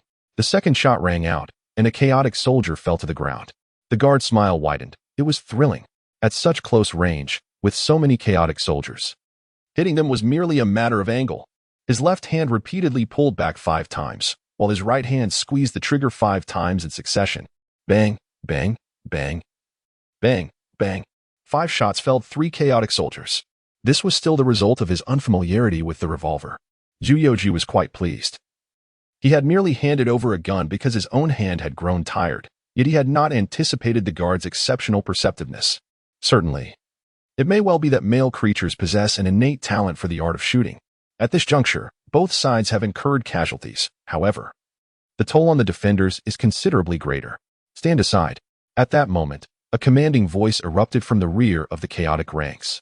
Zhu Youxiao instinctively turned to see several robust men rushing forward, bearing a dark object from that direction. The light was too dim to discern its nature. Yet an ominous premonition surged within his heart at that instant. The tiger crouching cannon, by my ancestor, Wang Tiqian, with keen eyes, was the first to identify the dark object, and he immediately cried out in alarm. Chapter 56. I want to go home. My family is still stewing soup. Come quickly. Escort His Majesty away from here. The guards were in a state of panic. The Xuanwu Gate might fall, but the emperor must not perish at their side. Gong Yuntian strode forward, accompanied by 3 other eunuchs, and without a word, they hoisted Zhu Youxiao and rushed towards the staircase. Zhu Youxiao's face contorted in frustration as he struggled against their grip. "Release me, you 4 fools. If you do not let go, beware of my punishment for disobeying orders." Yet, the 4 did not relent in the slightest. Gong Yuntian continued, "Your Majesty, a gentleman does not stand beneath a perilous wall. You are the emperor of our Ming dynasty. That cannonball is indiscriminate. Should you be harmed, we would all be." Boom. Before he could finish, a violent cannon shot erupted behind them. A gust of wind swept overhead, and upon looking up, they saw 2 city guards flying through the air. Zhu Youxiao's body shuddered involuntarily. He could distinctly feel that among the 4 arms holding him, 2 were trembling as well. Instinctively, he glanced at Gong Yutian and the other eunuch, realizing that those trembling arms belonged to them. The 2 appeared terrified, their expressions marred by fear. And a dripping sound echoed at their feet. Zhu Youxiao exclaimed, "If you need to relieve yourselves, then do so. Why tremble?" The other 2 eunuchs initially thought Zhu Youxiao was also frightened, but upon hearing his words, they turned their gazes toward Gong Yutian and the other eunuch. How terrified must these 2 be to have shaken the emperor to such a degree? Gong Yutian, feeling embarrassed and frightened, took 2 steps back while ensuring Zhu Youxiao would not fall, then bowed and said, "This servant is to blame. I lost control for a moment. Please forgive me." "Your Majesty." Boom. At that moment, another cannon fired behind them. Seizing the opportunity, Zhu Youxiao summoned his strength, broke free from their grasp, and turned to sprint towards the city wall. He was terrified of being struck by cannon fire. When the first shot rang out, he had shuddered as well. Only Gong Yuntian's presence had allowed him to feign bravery. However, he could not flee. His current identity forbade such an act. Thus, he steeled himself and charged forward. "Your Majesty, why have you returned?" The guard's face turned pale upon seeing him come back. "I am the son of heaven. How can I abandon my soldiers?" Zhu Youxiao proclaimed with righteous fervor, casually tossing a handful of bullets into the guard's embrace. "Take these bullets and fight alongside me." After uttering this, he returned to the concealed position beneath the female wall. Outside, the cannons continued to bombard the Xuanwu Gate, one after another. Fortunately, the adversaries operating the artillery were not particularly skilled, and combined with the lackluster accuracy of the howitzers, it took 5 shots before one finally struck the city gate. Yet, despite this, the imposing Xuanwu Gate, half a foot thick, had already been pounded into submission, with several large breaches appearing, swaying precariously amidst the swirling dust. Emitting creaks and groans, Zhu Youxiao had personally dispatched 17 of the rebellious forces, and 2 artillery operators had also fallen to his hand. However, for every adversary that succumbed, another swiftly took their place. Beside the tiger's squat cannon stood a cluster of shield bearers, offering protection. This modest piece of artillery had become the gravest threat to Xuanwu Gate. With a resounding thud, creak, crash, after yet another strike from the tiger's squat cannon, the Xuanwu Gate finally collapsed with a thunderous roar. Following this, a commanding shout arose from the ranks of the insurgents. "Charge in, slay the emperor, and establish a new sovereign. Kill." The gate's defending officer was struck with dread and turned to Zhu Youxiao, bowing deeply. "Your Majesty, take care. I shall take my leave first." With a determined bite of his teeth, he gestured to the other defenders. "Follow this captain down the city, block their advance." With that, he was the first to dash down the city wall. Zhu Youxiao opened his mouth to speak, but was interrupted by a piercing whistle from the sky. Bayu. Boom. A dark projectile struck behind the rebel forces, followed by a tremendous burst of flame shooting skyward. It was a mortar.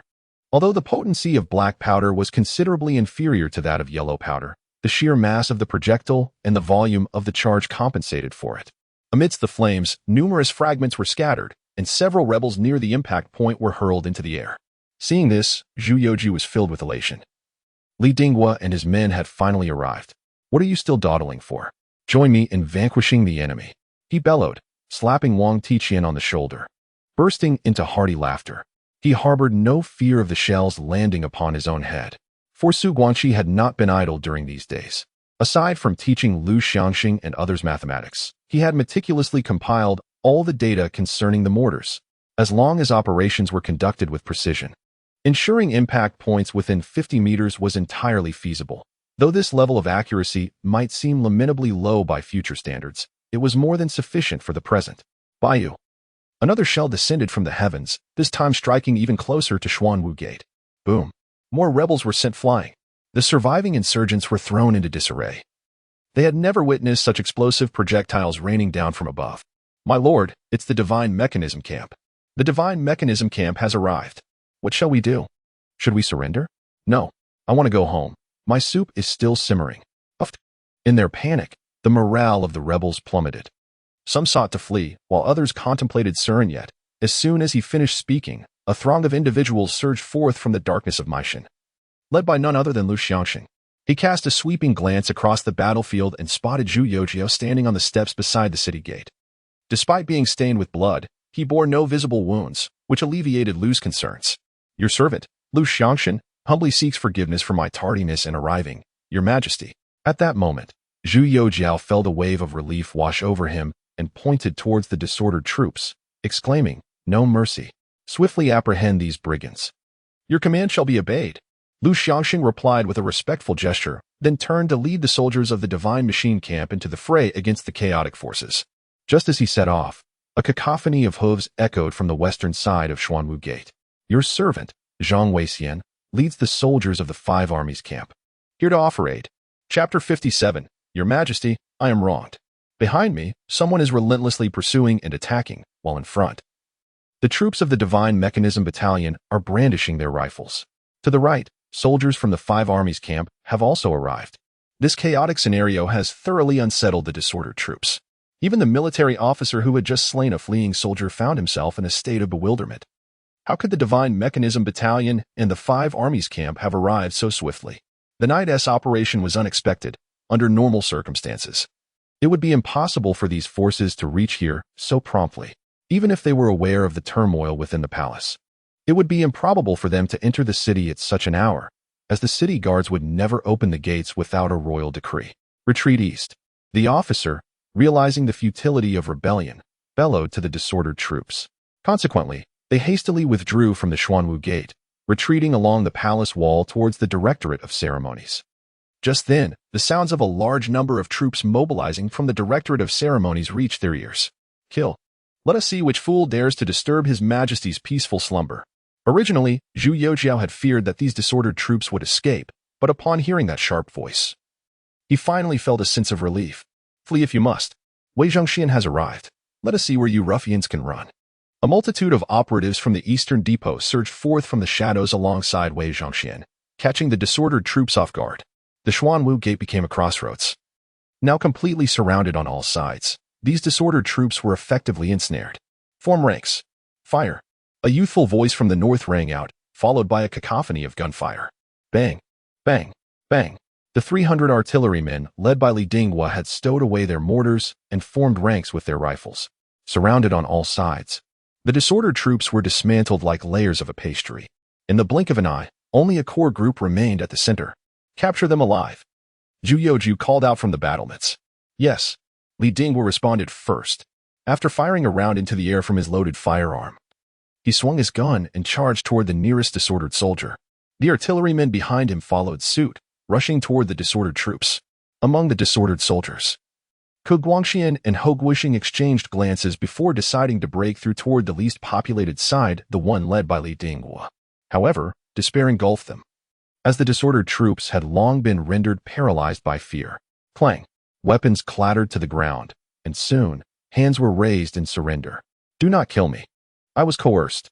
Once the first soldier chose to surrender, others quickly followed suit. A multitude of knives and long rifles were discarded along the road, and those who relinquished their arms knelt in submission. Yes, yes, they captured my 80-year-old mother. I beseech your majesty for mercy, I was merely deceived. The subordinates, clad in ragged attire, knelt one after another, leaving Ku Guangxian and Hou Guisheng in a state of shock. Before they had the chance to react, Li Dinghua and Wei Zhongxian had already made their presence known. A throng of men rushed forward, swiftly overpowering the two, along with several others amidst the chaotic troops, pressing them to the ground. Just as Wei Zhongxian was about to interrogate, he saw Zhu Youxiao emerge from the Xuanwu Gate, hands clasped behind him, accompanied by Lu Xiangxing.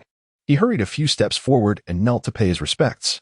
The old servant arrived too late to protect His Majesty, causing him alarm. Please, punish me. Not late at all, quite timely. Zhu Youxiao was pleased with his appearance. After pulling him up from the ground, he delivered a light slap across his face. Oh, a rather gentle one. In that instant, Wei Zhongxian felt a surge of elation, banishing thoughts of the earlier execution of his adopted sons from his mind. To hell with it, they were merely godsons. Our family lacks nothing, except perhaps godsons. Sacrificing them for this slap from His Majesty is well worth it. Naturally, Zhu Youxiao was oblivious to this internal monologue and had no desire to know it. Here, we shall interrogate. I wish to know who granted them such audacity. Yes, Wei Zhongxian promptly took action, and Zhang Weixian voluntarily stepped in to assist. Apart from the henchmen who acted on orders, and the duo of Ku Guangxian and Hou Guoxing, they also discovered a chief eunuch from the Imperial Horse Supervisory Office and 2 officials among the disheveled troops. As for those dressed as household servants, their origins from some noble family remained a mystery. Brother. Before the interrogation could commence, a large group suddenly surged from the direction of the northern gate. Leading them was none other than Prince Xian, Zhu Youxiao. On that day, Zhu Youxiao had not truly stripped him of his title, and now confronted with this younger brother, he found himself utterly perplexed. What on earth was he doing here at such an hour? In his bewilderment, Prince Xian approached, his demeanor frantic, his clothes somewhat disheveled, and one of his boots even missing. Zhu Youxiao, pointing at his attire, inquired with curiosity, "Fifth brother, what is the meaning of this?" Prince Xian promptly fell to his knees, weeping uncontrollably. "Brother, they are forcing me to rebel. I am wronged." Zhu Youxiao was even more bewildered. What? Forcing him to rebel? What is happening? Seeing the confusion on his face, Prince Xian hurriedly recounted the events that had transpired. In the evening, Tianqi had brought a group of scholars and nobles to visit his residence, ostensibly to inquire about suitable gifts for His Majesty's longevity celebration. Initially, he had dismissed it, engaging in casual conversation with them. However, as darkness fell, they showed no intention of leaving, and not wishing to drive them away, he arranged a banquet to entertain them. To his shock, after several rounds of drinks, they suggested he prepare for ascension the following day, claiming that someone would act on their behalf and, under the pretext of purging the court, would storm the palace. "Brother, I would never dare to engage in rebellion, thus I had them apprehended," he continued. "Fearing for your safety, I rushed here to protect you." After listening, Zhu Youxiao felt an overwhelming urge to shout out in frustration. Was there still a matter concerning the Donglin party? Hadn't that scoundrel Tianqi been dispatched to Meiji to deliver his severed head? How is he still in the capital? Wei Zhongxian, the old servant is here. Take these rascals to the eastern depot. And also send someone to bring Tianqi and others from the Prince of Xian's residence for rigorous interrogation. The old servant obeys. Once Wei Zhongxian had taken these individuals away, Zhu Youxiao turned once more to inquire of the Prince of Xian. "Who are the noblemen from your residence?" The Prince of Xian hurriedly clasped his hands in respect and replied, "Duke of Qing, Zhu Chunqing, Marquis of Yinwu, Shuelian, Marquis of Gaoshun, Wu Weiying, Marquis of Linhuai." Li Hongji. Chapter 58. In his youth, the minister had committed numerous foolish acts.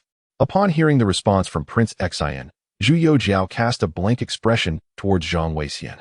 "My esteemed Duke of England, could you provide me with a reasonable explanation? Not long ago, Zhang Weixian had interceded on behalf of the noble families, but now, it appeared that some of these nobles had colluded with civil officials to instigate rebellion, which infuriated Zhu Youxiao immensely. What explanation could Zhang Weixian possibly offer? Although the chaos had been quelled, he remained utterly bewildered, completely unaware of how the situation had unfolded. Initially, upon hearing the cannon fire, he had dispatched someone to inquire if the artillery was being fired from the Divine Machine camp. However, the messenger returned with the news that the camp had entered the city to assist the king, and only then did he realize that trouble had arisen within the city, prompting him to hastily gather his forces. It was only due to the Divine Machine camp's assistance that they managed to enter the inner city. Otherwise, the 5 armies camp would not have been able to breach the gates. He glared at the noble youths who had accompanied him, cursing them bitterly. Duke Chenghua, Marquis Gongshan, Marquis Linhuai, Marquis Yingwu. Step forward. The sons of the 4 noble families stood frozen, equally perplexed, yet those named were compelled to step out of the ranks. "Your Majesty, spare us. We truly do not understand the events of today. Your Majesty, we have remained in the 5 armies camp and have not ventured out nor seen our families. The Duke of England can attest to our innocence. Your Majesty, we are wronged. We beseech you for mercy." A total of over 10 young men from the 4 families emerged, kneeling in a line, openly lamenting their plight, their expressions devoid of pretense. Zhu Youxiao furrowed his brow. How ruthless indeed! In their rebellion, they disregarded even their own sons who remained in the 5 armies camp? Did they believe that their sons' ignorance would spare them from punishment? "Duke of England, Your servant is here. Take men and conduct a search. Yes. Without a moment's hesitation, Zhang Weistin was eager to depart from this place. The nobles' rebellion had rendered him unable to face the emperor.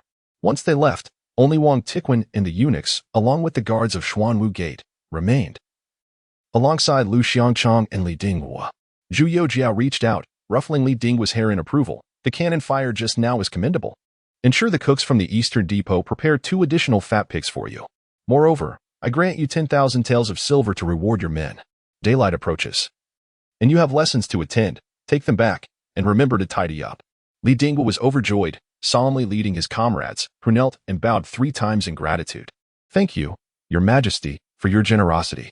Upon rising, they headed towards the northern gate, making sure to meticulously collect the remnants of the mortars that had exploded. According to protocol, it should have been time for the Divine Machine Camp's rewards, but Zhu Youxiao's gaze shifted towards the commander guarding Xuanwu Gate. What is your name? Your Majesty, I am Lu Chang'an, a humble captain of the Imperial Guards. With one knee bent, Lu Chang'an's revolver clattered against the stone floor, producing a crisp sound. Zhu Youxiao nodded and turned to Wang Tiqian. It is decreed that Lu Chang'an shall be promoted 2 ranks for his meritorious defense of the city. Wang Tiqian bowed respectfully. This servant has duly noted it. Upon hearing this, Lu Chang'an bowed thrice in gratitude. Thank you, Your Majesty. The remaining soldiers also received their rewards. And once matters were settled, Zhu Youxiao proceeded with Lu Xiangxing and Prince Xian toward the Qianqing Palace. The soldiers of the Divine Mechanism Camp had already returned to their encampment outside the city. Upon reaching the palace entrance, Zhu Youxiao turned to Prince Xian. Please wait outside for a moment, my dear brother. I have some matters to discuss with Lu Guan. Prince Xian dared not express dissent, and with a nod, he stepped aside to await in silence. Once inside the hall and having closed the door, Zhu Youxiao finally inquired of Lu Xiangxing. Have you gleaned any information from the Ku family? Lu Xiangxing responded, Your Majesty, the rumors of the cat swapping the prince are indeed true. I have dispatched individuals to locate the 3 expectant women.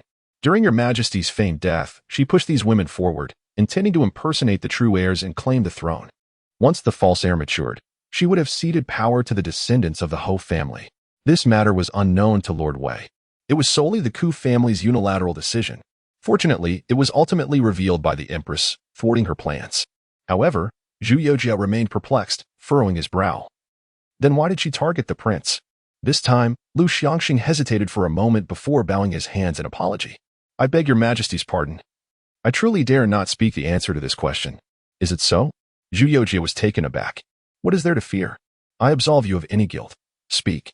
Only then did Lu Xiangxing stammer. Your Majesty, the Ku family lost their ability to bear children after giving birth to Hogwushing. She declared that since she could not bear Your Majesty a son or daughter, she would not permit anyone else to produce Your Majesty's offspring. Rest assured, Your Majesty. Only I am privy to this matter. Should a third party learn of it, I am willing to face death as recompense. With a crash, Zhu Youxiao shattered the cup in his hand. Greed, jealousy, malice. This woman is utterly deranged. And with the previous Tianqi, they are a pair of wretches. Lu Xiangxing instinctively recoiled, anxiety flooding his heart. Could it be that the emperor will silence me? Yet, Zhu Youxiao had already steeled himself when he took the Ku family to the Divine Mechanism Camp. He understood that the scandal would inevitably leak, but there was no alternative. The Ku family was entangled with Wei Zhongxian. Who could say what involvement he had in these affairs? Thus, whether interrogating by the Eastern Depot or the Jinyue, he felt no assurance. The only remaining option was the recently reformed Divine Mechanism Camp. Noticing Lu Xiangxing's reaction, Zhu Youxiao awkwardly cleared his throat. There is no need for alarm. I do not mind your awareness of this matter. These are merely the foolish escapades of youth, nothing of great significance. Lu Xiangxing felt a sense of relief and promptly echoed his sentiments. Indeed, Your Majesty is wise. I too engaged in many foolish acts in my youth. Upon hearing this, Zhu Youxiao became intrigued, gazing at him with an insatiable curiosity. Oh, did you also share a bed with a nurse? Lu Xiangxing nearly choked on his words and hastily clarified, Your Majesty, please do not jest. I merely caught a glimpse of the neighbor lady bathing during my childhood. Zhu Youxiao laughed, surprised that this renowned general had such an experience, and pressed further. Was it pleasing to the eye? Lu Xiangxing instinctively replied, not at all. As soon as the words left his mouth, he seemed to realize the inappropriateness of his response, and quickly amended, no, it was. It was rather appealing. No, wait. It was not. Your Majesty, please forgive me. Chapter 59. Who dares to speak? I shall annihilate him. Upon witnessing Lu Xiangshan's expression, torn between laughter and tears, Zhu Youxiao felt his spirits lift considerably. Enough jesting, I shall not tease you further. How many troops does the Divine Machine Camp have now, given the ongoing recruitment? Lu Xiangshan, as if granted a reprieve, took a deep breath and, after steadying himself, clasped his hands in response. Your Majesty, the first batch comprises 8,000, the second 6,000, and the third, which has only just commenced, has already screened 3,000. Grant me another half-month, and the Divine Machine Camp shall reach a formidable force of 20,000 soldiers. To muster such a number within such a short span is indeed a remarkable feat, especially amidst the biting winter. Recruiting soldiers necessitates sending personnel to promote enlistment in the counties surrounding the capital. The logistics of food, shelter, and sanitation for those coming forth to register are burdensome. Nevertheless, Zhu Youxiao remained dissatisfied. He shook his head, declaring, not sufficient. I demand 50,000. Next year, in the historical annals, marks the first year of Chongzhen, specifically 1628. The Tartars will attempt to invade the borders of the Ming dynasty. However, in recorded history, they were repelled at the Battle of Huanghua by Yuan Chonghuan and Zhu Youxiao, thus posing no significant threat. Zhu Youxiao did not intend to intervene prematurely in the border skirmishes, aiming instead for the Taishan to adhere to the historical trajectory. It is only in the following year, 1629, during the Battle of Zifengku, that a decisive blow against the Tartars would present itself. Thus, he must stabilize the situation within the Ming dynasty, training a sufficient number of elite soldiers to strike hard when the Manchus breach the borders. The reason he hastily allocated funds upon the military's petition for salaries, despite knowing the military's disarray, was primarily that he feared not the expenditure. If spending could buy precious time, he would spend without restraint. Even if he depleted his coffers, procuring further funds would not be an insurmountable task. After all, the current Ming dynasty has ample plump pigs awaiting the rise of his slaughtering knife. Upon hearing the figure of 50,000, Lu Xiangshan's spirit surged with renewed vigor. Rest assured, Your Majesty, I shall exert every effort. Zhu Youxiao nodded in satisfaction. Go now, time is of the essence. Tomorrow, I shall ensure that rewards are delivered to the camp. All who engage in tonight's battle shall be duly compensated. Lu Xiangshan bowed and took his leave. By this hour, it was already the fourth watch, and a layer of white frost had settled upon the bluestone slabs outside the hall. Prince Xian had stood outside for nearly the duration of a stick of incense, and having rushed in haste, he was now chilled to the bone. Upon entering the hall, his body trembled uncontrollably. Seeing this, Zhu Youxiao quickly called for a chair to be brought in. Have you succumbed to the cold out there, my fifth brother? Sit down and enjoy a cup of hot tea to warm yourself. Perhaps due to the pressure of being compelled to rebel, Prince Xian was visibly anxious. And no, I am in not cold. The stammering sounds escaping his lips were reminiscent of gunfire, which elicited a chuckle from Zhu Youxiao. Enough with the bravado. With that, he rose to personally pour a cup of hot water for Prince Xian. The Prince of Xian abruptly rose from his seat, taking the tea with both hands while nodding incessantly. Your humble servant is deeply grateful, Your Majesty. We are brothers. There is no need for such formalities. Zhu Youxiao waved his hand dismissively and then smiled at him. Fifth brother, you must be rather idle at home, are you not? Upon hearing this, the Prince of Xian trembled slightly. What does Your Majesty mean by that? Is he reproaching me for allowing Tianqi and the others into the palace? Or does he suspect that I am the mastermind behind the rebellion? What should I do? Will Your Majesty execute me? Thud. He slid off the chair and fell to the ground, sitting there in despair. Your Majesty has misunderstood. Your humble servant is quite busy usually. The reason I allowed Tianqi and the others into the palace today is because his cowardly demeanor left Zhu Youxiao speechless, who waved his hand to interrupt him. Enough. I understand that the matter of rebellion has nothing to do with you. They merely wish to stage a performance of donning the dragon robe. However, I am curious, what do you occupy yourself with on a daily basis? The Prince of Xian replied, reading, studying knowledge, learning the ways to benefit the world. Zhu Youxiao curled his lip and replied earnestly, what books? Just the stale rhetoric of pedants. Instead of wasting time reading at home, you would be better off fathering more sons with your wife. How about entering the court to assist me in governance? The Prince of Xian was taken aback. Your Majesty, this contravenes ancestral regulations. The rules set by our great ancestor state that the princes are not to interfere with state affairs. Zhu Youxiao was well aware of this. After Zhu Di usurped his nephew's throne, he established such a rule to prevent other princes from following suit, and rebelling at the slightest displeasure.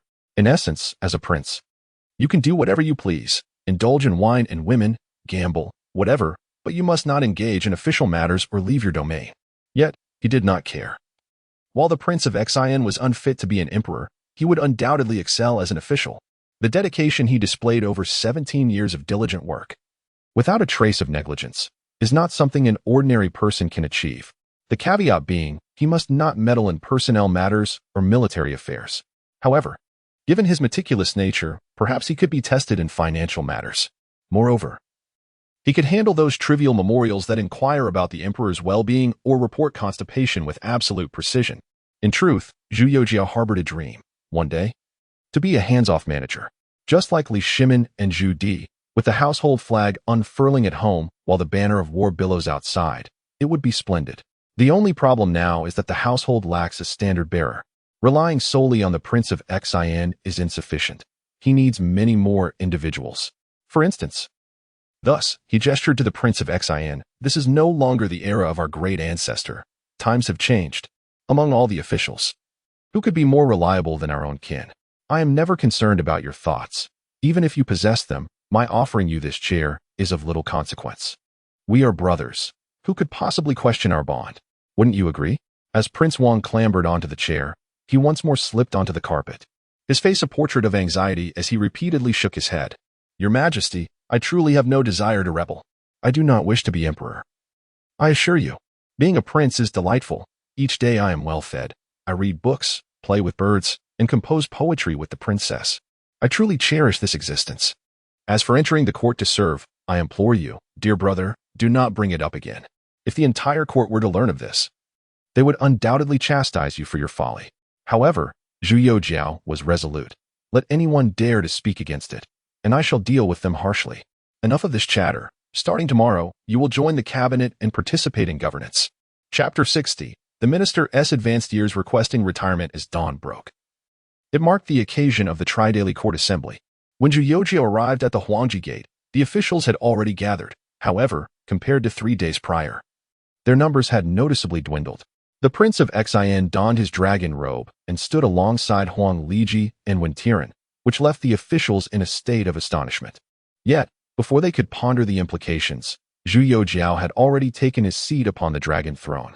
Observing this, the officials promptly bowed in unison, exclaiming, "Long live the emperor! Long live! Long live!" Zhu Youxiao's gaze swept across each individual present, yet he refrained from uttering the customary words of exemption from reverence. At that moment, the sun had yet to rise, and the eastern horizon bore only a pale hue of dawn, while a biting cold wind swept through, causing the officials to shiver involuntarily. With the emperor silent, they were compelled to maintain their bowed posture, enduring the discomfort of the stance. Nearly 5 minutes passed before some began to falter under the strain. Huang Liji, clutching his aching back, broke the silence beneath the Huangji Gate. "Your Majesty, I have heard that someone attempted to breach the palace's sanctum yesterday, plotting rebellion. Is this true?" Zhu Youxiao cast a sidelong glance at him, recognizing him as a mere pawn of Wei Zhongxian, fully aware of the events from the previous night. It was evident that the man could no longer withstand the strain and sought an excuse to rise. "Let us set this matter aside for now. I wish to inquire of you, my loyal ministers, why Tianqi, who is to assume his duties in Meiji, has appeared in the capital?" His voice was frigid, causing the officials present to instinctively retract their necks. With no one daring to respond, Huang Liji reluctantly stepped forward. "Your Majesty, might he be here to express gratitude? After all, you have recently bestowed upon him the position of magistrate of Meiji." "Gratitude?" Zhu Youxiao retorted with a cold, mocking smile. "He expresses his gratitude by offering it at the Prince of Xian's residence. Moreover, he conspired with others such as the Duke of Qing and various nobles to storm the Xuanwu Gate in the dead of night, intending to sever my head and install a new sovereign. Is this his method of expressing gratitude?" At his words, all the officials widened their eyes in shock. "By the heavens! To slay the emperor and establish a new ruler? Such audacity! Your Majesty, I believe such traitors should be punished with the annihilation of their entire clan to uphold justice." "I second that, Your Majesty. The Duke of Qing and others have long been beneficiaries of the nation's grace, yet they dare commit such treasonous acts. They too deserve to be punished with the annihilation of their clan." "I second that." After a brief moment of silence, the officials began to voice their opinions fervently. Suddenly, Huang Liji stepped forward, boldly inquiring, "Your Majesty, may I ask, who is this new sovereign that the traitor speaks of? Has it been ascertained?" The Prince of Xian, only a few steps away, felt a surge of animosity upon hearing this. He could only murmur, with a furrowed brow, "Minister One, the new sovereign referred to by that traitor is none other than myself." Huang Liji stood in bewilderment, having previously pondered why a prince would be present in the court.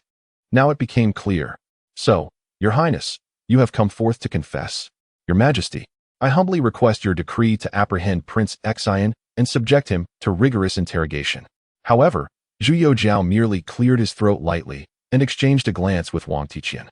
Subsequently, Wang Tiqian took a scroll from a nearby young eunuch and began to read aloud the imperial edict. "By the grace of heaven and the authority of the emperor, it is hereby commanded that Prince Xian, Zhu Youxiao, be appointed as the Grand Scholar of the Wenhua Hall and elevated to the position of Grand Tutor to the Crown Prince. Effective immediately, he shall enter the cabinet and participate in governance." Huang Liji was taken aback. A royal prince participating in governance and entering the cabinet? What manner of operation is this? He instinctively glanced at Wei Zhongxian, only to discover that his subtle signal was ignored by the old man. Turning back, he noticed that all the other cabinet members, except for Tiran, were observing him, their eyes blinking with anticipation, clearly urging him to take a stand on behalf of the cabinet. Originally, the cabinet consisted only of himself, Shi Fenglai, Li Guo, and Zhang Ruitu, with power divided among four. Recently, the emperor had also appointed Tiran, albeit in an advisory capacity, necessitating a division of authority with him as well. Now, they were to add another member, and a royal prince at that. Thus, it was not only Shi Fenglai and the others who felt discontent. Huang Liji himself harbored similar sentiments. Noticing Wei Zhongxian's indifference, Huang Liji assumed it was tacit approval for his forthcoming actions, and a surge of righteous indignation filled him. "Your Majesty, according to ancestral laws, princes should not engage in politics. Therefore, I believe it is inappropriate for Prince Xian to enter the cabinet. I beseech your Majesty to rescind this decree." As he spoke up, Shi Fenglai also stepped forward. "Your Majesty, we concur." This was soon echoed by Zhang Ruitu and Li Guo. Their voices resonated loudly, and Wei Zhongxian, standing beside Zhu Youxiao, suddenly opened his eyes wide in astonishment. He was bewildered. After a sleepless night, he had merely nodded off for a moment. And now these four old dogs dared to question their master? Just as he was about to reprimand them, he caught Zhu Youxiao's glare, causing him to instinctively shrink back a half-step. "Fine, let them perish if they wish. We do not care for these four ancient men. The emperor has grown up and is capable of making his own decisions. At his age, enjoying life beside the emperor is the true path. Why engage in power struggles?" While the five Biao may be our adopted sons, that does not imply we share their ambitions. Only then did Zhu Youxiao regard the officials below with a mocking expression. "Ancestral laws. Are you certain that all matters must adhere to ancestral precedent?" Huang Liji, oblivious to the exchange of glances between Zhu Youxiao and Wei Zhongxian, spoke with confidence. "Ancestral laws hold their own rationale. The Ming dynasty has persisted to this day, a testament to the constraints imposed by ancestral laws. Otherwise, without order, would this realm not descend into chaos?" "Oh." Zhu Youxiao nodded in faint agreement. Yet, in the next moment, he pretended to ponder as he looked towards Wang Tiqian. "Old Wang, what regulations did Emperor Hongwu establish when punishing corruption?" Wang Tiqian, holding a whisk in one hand and forming a delicate gesture with the other, replied, "Your Majesty, any official guilty of embezzling over 60 taels is subjected to the punishment of skinning and exposing the flesh." Zhu Youxiao turned, a smile gracing his visage as he directed his gaze towards Huang Liji. One wonders if the venerable elder Huang still recalls this ancestral decree. If what this old curmudgeon has uttered holds any truth, perhaps we might consider reviving it. Instantly, Huang Liji's countenance drained of color, his body trembling uncontrollably. Goodness! Is it true that he has indeed been summoned by the illustrious Hongwu for a reprimand? Has he even resorted to stripping the skin from the bones? If this were to be taken seriously, the entire court would likely form a queue awaiting their own flaying. The old minister felt a wave of shame wash over him. He collapsed to the ground with a thud, burying his face in the earth. "Your Majesty is indeed wise, yet I beseech you for one favor. Given my advanced age, I humbly request permission to retire. Alas, it seems that a hard stance cannot be maintained. I must resort to this age-old tactic of retreating to advance. Surely the emperor will retract his imperial edict?" Behind him, Shi Fenglai, Zhang Ruitu, and Li Guo also knelt in unison, exclaiming in chorus. "We humbly inform your majesty that we too have aged, and we beseech you for permission to retire." A blatant coup attempt. Chapter 61. The ancestral grave of Zhu Chunqing is to be blown up outside the Huangji Gate. An eerie silence enveloped the atmosphere. The simultaneous resignation of 4 ministers was an unprecedented occurrence. Prince Xian stood there, his palms slick with perspiration, feeling a twinge of panic. Whether or not he entered the cabinet was of little consequence. Would his imperial brother truly take drastic measures against him due to these 4 individuals? At that moment, Zhu Youxiao had adopted a stern demeanor, questioning, "Are you truly intent on resigning?" Huang Liji, unable to discern his expression, mistakenly believed his strategy of retreating to advance had borne fruit, and a flicker of joy ignited within him. Indeed, we ministers are of advanced age, and our vision for governance has dimmed. We find ourselves unable to fulfill our duties. Zhu Youxiao let out a deep sigh, shaking his head, however. "I cannot bear to part with you." The hearts of Shi Fo Lai and the others soared with elation. The emperor appeared to be softening. Yet, in the next moment, Zhu Youxiao continued, "Though I am reluctant, I also do not wish to be seen as cruel. You have toiled for the Ming dynasty all your lives, and your contributions are commendable. As you return home, I have little to bestow upon you. Thus, I shall grant each of you 2,000 taels of silver as a token of gratitude and send some personnel to escort you on your journey.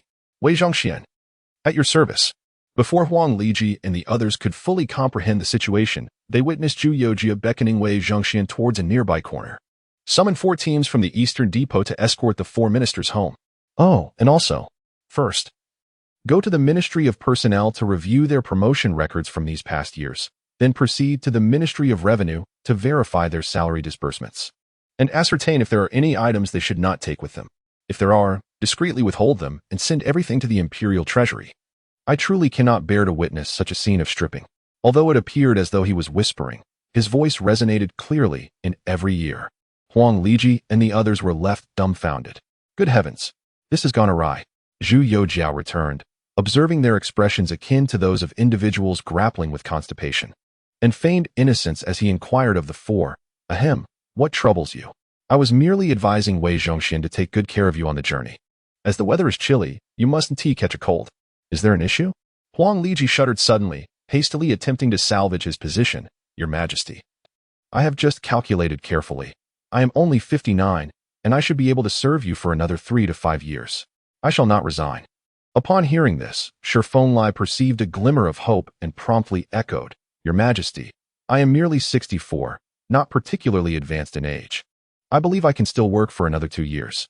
Your Majesty, I am but 57, and I can still consume half a sheep in one sitting.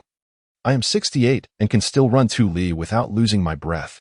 Zhu Youxiao's seemingly inadvertent orders were heard clearly by them, and they dared not mention resignation again. Dash it all, if we intend to leave, we must first lay bare our fortunes.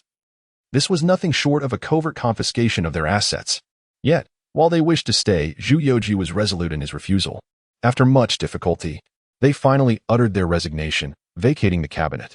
Their joy was so abundant that they could hardly bear to allow anyone to remain. The 4 esteemed ministers should not deprive themselves of their well-deserved comfort. It is time for you to return and revel in the joys of life. How could I bear to see you toil any longer? If there comes a day when misfortune befalls you, how shall I explain it to your families and the officials of this realm? Will others not say that I, disregarding your lives and deaths, have chosen to keep you here? Thus, in order to spare me from public scorn, you may return home to indulge in familial bliss." With these words, I offered no opportunity for Huang Liji and the others to retort, casting a fierce glare at Wei Zhongxian. "What are you still lingering for? Quickly escort the 4 esteemed ministers back to their residences." "Certainly." Wei Zhongxian bowed deeply, casually flicking the whisk in his hand, and descended the steps to stand before the 4 individuals. "Gentlemen, please proceed." Huang Liqui felt a surge of sorrow welling within him. He never imagined in his wildest dreams that matters would escalate to this extent. According to conventional wisdom, when a minister resigns, there should at least be a process of retention. Yet the current emperor is, quite astonishingly, deviating from all norms. As he watched the 4 individuals being escorted away by the guards, Zhu Youxiao cast his gaze upon the other officials, a smile gradually reappearing on his face. He spoke slowly. "Now, who among you still opposes the inclusion of the Prince of Faith in the cabinet? Step forward and let me see you." Everyone's necks retracted in apprehension. Opposition is futile. The 4 ministers were dismissed over this matter. Only a fool would dare to speak out further. Moments later, all the officials bowed in unison. Your Majesty, your wisdom is unparalleled. Acknowledging one's shortcomings is not disgraceful. Positions of power pale in comparison to the preservation of one's estate. Seeing the officials display such tact, Zhu Youxiao nodded in satisfaction and turned to face Prince Xian.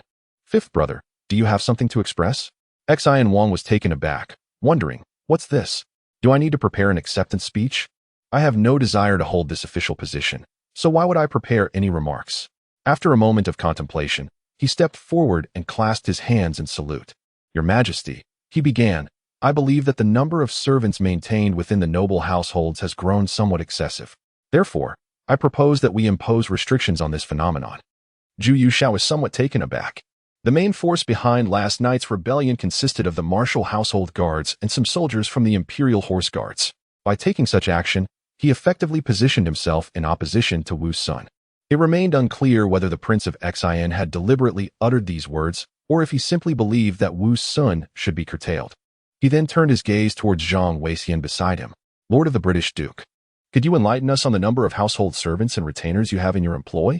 Zhang Weixian appeared to have anticipated the occurrence of such an event. Considering the outrageous actions of Zhu Chunqing the previous night, it is entirely understandable for the emperor to direct his ire towards the other noble families. Furthermore, this situation was beyond his control. In response to Zhu Youxiao's inquiry, he exhibited no desire for concealment and promptly bowed, stating, Your Majesty, my household is modest. With merely around 300 servants, Zhu Youxiao had no concept of this quantity and thus turned to Wei Zhongxian for clarification. The astute Wei promptly provided an explanation. Your Majesty, the circumstances within the noble households vary greatly. Some maintain merely over 100 servants, while others may possess close to 1,000. Considering the status of the Duke of England, having only 300 servants is indeed modest. A spark of inspiration lit up Zhu Youxiao's face. Very well, henceforth. Let us take the Duke of England as our benchmark. The Duke shall be limited to 300. The Marquis will have a reduction of 50, and the Earl shall. Before he could finish his statement, he noticed Wei Zhongxian fervently winking at him. What are you up to, old dog? With a conflicted expression, Wei Zhongxian cautioned. Your Majesty, the figure of 250. It lacks elegance. Zhu Youxiao waved his hand decisively and amended his decree. Let us accordingly reduce the number of servants by 100 for each rank. The Duke shall have 300, the Marquis 200, and the Earl 100. Any excess shall be dismissed immediately. Should there be any future transgressions, the offenders shall face demotion as a penalty. Zhang Weixian, I express my gratitude to you. He could already envision the reactions of the dukes and marquises upon hearing this news. Not to mention, Zhu Chunqing's ancestral grave would surely be disturbed. Chapter 62. This old dog. Has he truly taken the initiative to withdraw his claws from the Jianji? The matter of restricting the nobility was met with approval from the civil officials. Merely refraining from applause was already a concession to Zhang Weixian, and it was utterly inconceivable for them to voice opposition. Once this affair concluded, the morning court session was considered at an end. After the officials presented their trivial matters, Wei Zhongxian raised his voice to announce the adjournment of court. As for the rebellion, Zhu Youxiao did not elaborate in the court, and the officials dared not inquire further. After all, the mere dismissal of 4 cabinet elders was a monumental event. Furthermore, the rebellious traitors had already been apprehended, and the remaining matters were to be handled by the Eastern Depot and the Jianji, leaving no room for their interference. The conclusion of the morning court did not imply that Zhu Youxiao was truly at leisure. He summoned Prince Xian and went tearing to the Qianqing Palace, with Wei Zhongxian and Wang Tiqian attending on either side. Old dog, have those officials provided by the Ku family been dealt with? Once seated behind the imperial desk, Zhu Youxiao broached these matters that were unsuitable for public discourse. Wei Zhongxian stepped forward, bowing respectfully. Your Majesty, all has been handled appropriately. Their assets are still being assessed, but they will be seized and stored within 3 days at the latest. Here are the names of those involved. Please peruse them, Your Majesty. As he spoke, he produced a list from within his robes and presented it to Zhu Youxiao. Upon gazing at the string of names before him, Zhu Youxiao initially furrowed his brow but then found relief. Tian Urging, Su Stinchun, Chui Yingwan, Yang Huan. 70% of the names belonged to the Jianji, and notably, many were high-ranking officials. Tian Urging held the esteemed position of Chief of the Left Supervisory, being the head of the Jianji. This old dog has indeed withdrawn his grasp from the Jianji? considering that he had also dismissed Huang Liji and 3 others today. It meant that Wei Zhongxian was left with merely the Eastern Depot, although a portion of officials in the court were still his faction. Those with any real power were gone.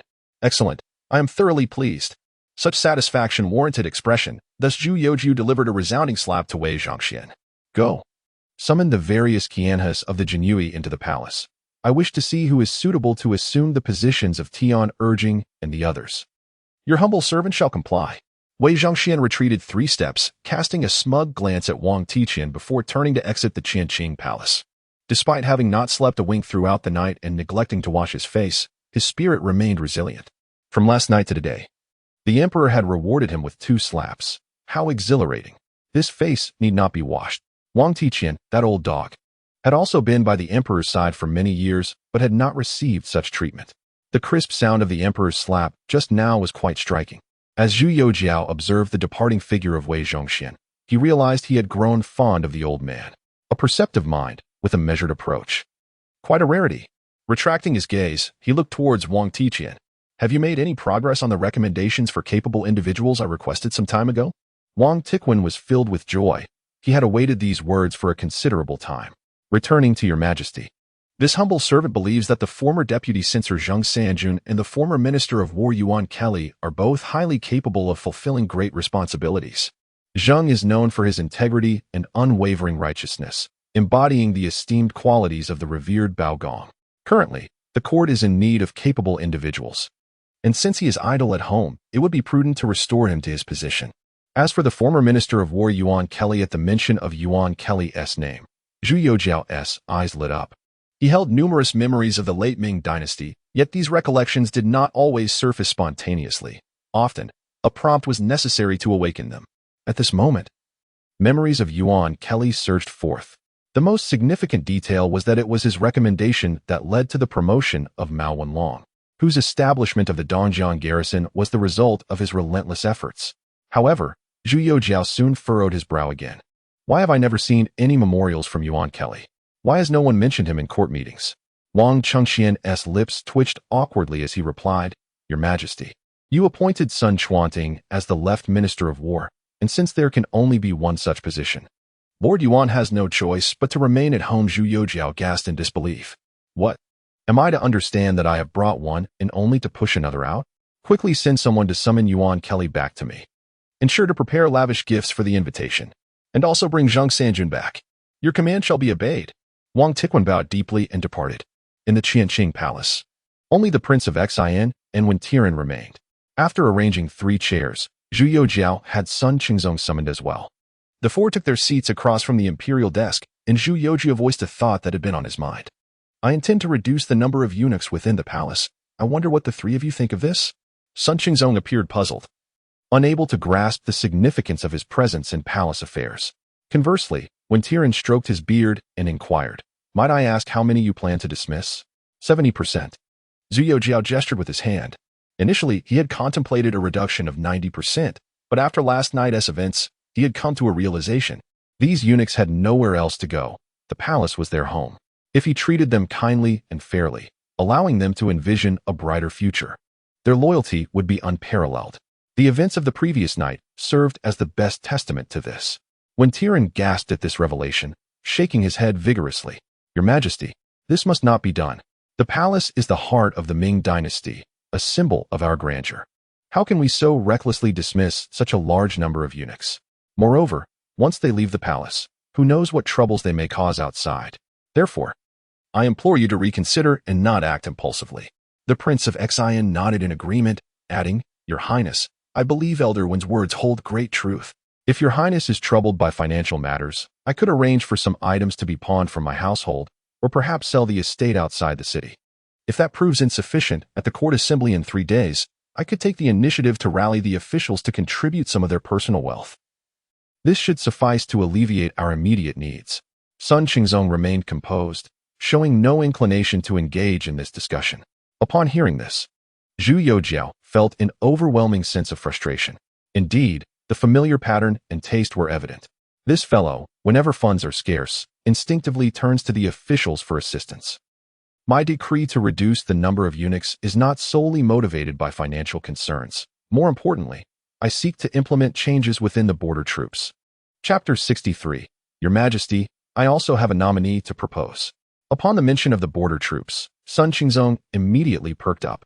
Your Majesty, what relevance does the dismissal of the inner court officials have with the border forces? Are you perhaps considering assigning these inner court officials to serve as soldiers? Zhu Youxiao nodded slightly, but then shook his head. They are to be placed within the border forces, but not as ordinary soldiers. Master Sun, being knowledgeable about military affairs, understands that throughout history, there has been a significant flaw within armies. That is, the influence of the commanding officer over the troops often surpasses that of the court in the eyes of the soldiers. Consequently, should the leader harbor any nefarious intentions, such thoughts could be exponentially magnified among the troops.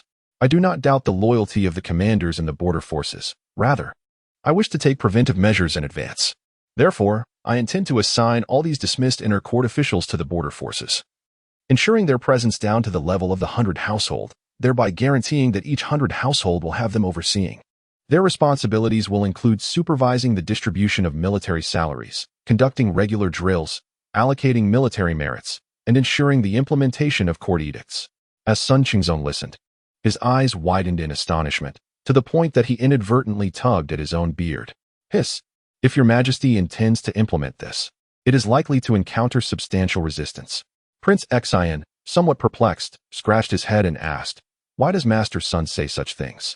Meanwhile, when Tiran, who had been quietly contemplating, remarked thoughtfully, I can surmise a few things. Zhu Youxiao gestured for him to continue, saying, Elder One, please share your thoughts. Thus, when Tiran articulated his conjecture, I believe the primary resistance will stem from the distribution of military salaries. If these inner court officials intervene, the commanding officers will lose control over financial matters. Furthermore, the issue of ghost salaries is rampant not only within the capital garrison but also in the 9 border regions, which are in disarray.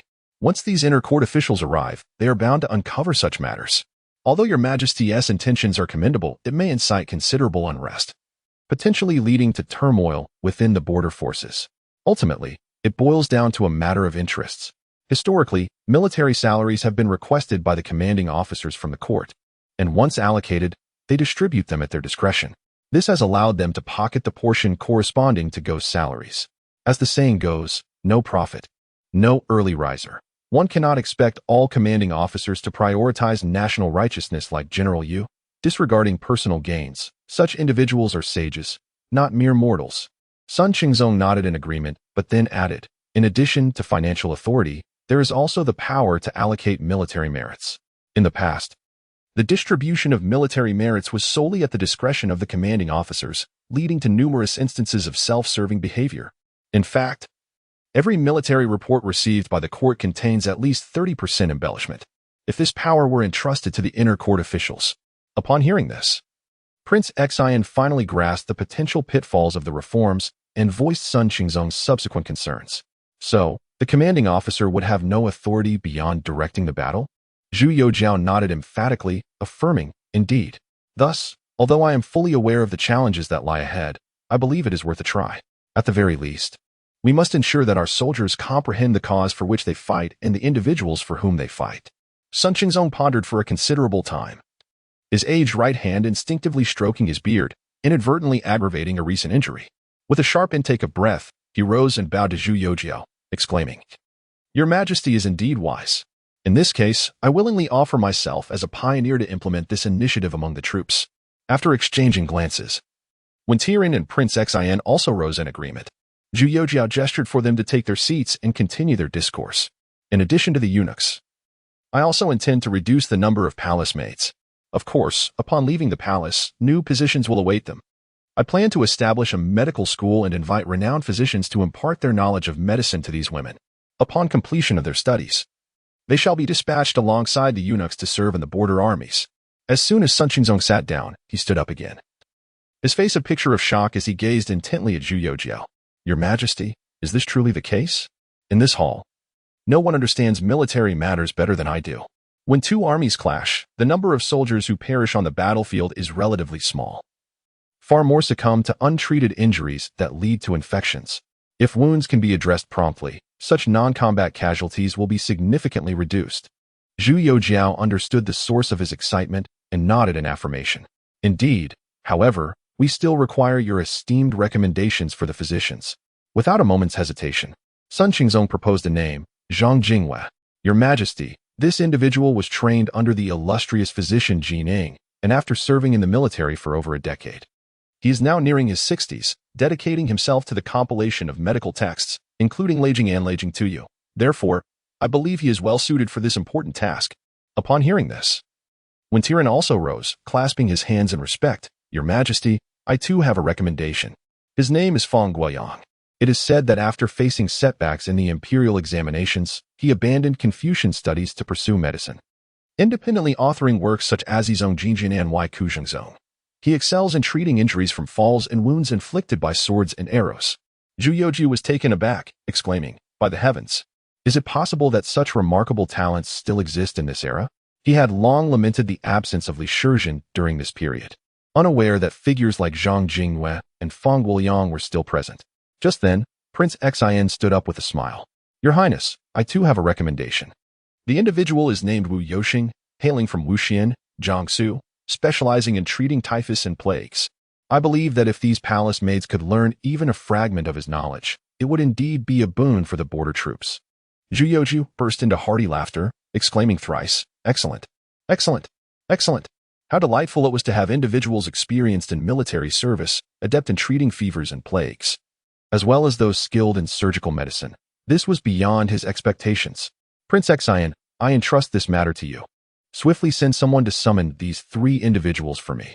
Seeing that he could also contribute to the affairs of the court, Prince Xin, Zhu Youxiao, felt a surge of joy and promptly rose to pay his respects. I shall obey the decree. Chapter 64. Have the strawberries ripe yet? At this juncture, the destinations of the eunuchs and palace maids were firmly established. The remaining tasks involved preparing the venue for their training and deliberating on their new roles. The title of superintendent could no longer be employed, as any mention of it evoked immense aversion, whether in military ranks or among the civilian populace. One cannot solely blame Wei Zhongxian for this. After all, he had admirably maintained stability at the borders while contending with the Eastern Forest faction during such tumultuous times. Consequently, Zhu Youxiao bestowed upon the eunuchs a new designation, Xuanwu, signifying the propagation of righteousness and the establishment of martial order throughout the realm. Each 100 households would have a Xuanwu Lang, ranked at the 6th grade, while 1,000 households would have a Xuanwu Wei, ranked at the 5th grade. The garrison would be assigned a Xuanwu Shi, holding the 4th grade. Furthermore, each town would appoint a Xuanwu Grand Commander and 3 subordinate commanders, corresponding to the 3rd grade and the junior 3rd grade, respectively.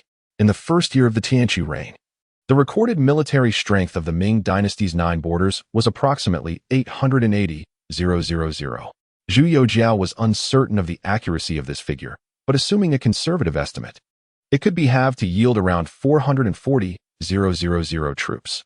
This meant over 4,000 households, and given the thousands of eunuchs in the palace, it would be effortless to select the required personnel. The titles for the palace maids were considerably simpler. Each 100 households would be equipped with 2 nurses, ranked at the 6th grade, while 1,000 households would have a medical matron, ranked at the 5th grade. The garrison would have a chief physician, ranked at the 4th grade. Each town would then appoint a medical officer and 3 assistant medical officers, similarly corresponding to the 3rd grade and junior 3rd grade. This arrangement would ensure that the ranks of these individuals were consistent with those of the commanding officers, and since they were dispatched from the palace, it would protect the palace maids from any potential mistreatment by unruly soldiers. Once the ranks were determined, a grand administrator's office was to be established within the palace.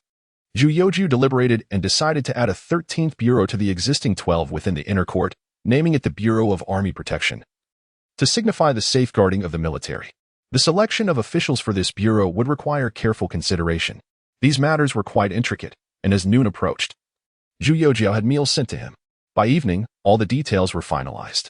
After dismissing the Prince of Xian, Sun Qingzong, and Tiran, Zhu Youxiao adeptly made his way to Jingren Palace. The pure consort was still in her ovulation period and needed to exert herself.